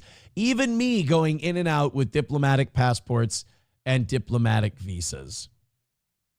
They're leaving. Why would you want to talk to them if they're leaving? They're fucking off. They're getting out of your country. So nice. It's so nice that America is, so independent, so strong, so forceful in defending its interests everywhere but Israel. Trucker 18-wheeler with $1 says, new fans, F them all. They're all faggot retards. Can we not? Can we not? Trucker 18-wheeler with $1 says, you'll fit right in. Let's be nice. Can we please be nice to them? Roots Calhoun talking about, guys, can we stop stalking our listeners? Roots says, I just clicked on Caliente's page. She's good looking. What the fuck is she doing here? Stop it. Let these people be fans of our show. What we have to do is stop telling people that come here and like our show and genuinely enjoy our programming. We have to stop saying things to them like, what the fuck are you doing here? I know you guys don't mean anything by it. I'm sorry, I just had an epiphany. I talk to my audience, they're like they're retarded children. I know you guys don't mean anything by it. But when you say things to our nice audience members like, what the fuck are you doing here? Believe it or not, they feel rather unwelcome. Dispater says, this channel is great. I mean, I have a good time with it. I have a good time with it. Angry internet dummy doesn't like it, but there's a very simple solution to that. We took care of it. 600 of you checking out the toe. We're back, baby. We're back. Keep hitting like, keep hitting subscribe, keep hitting follow. That's with our numbers being down. We're up over 6.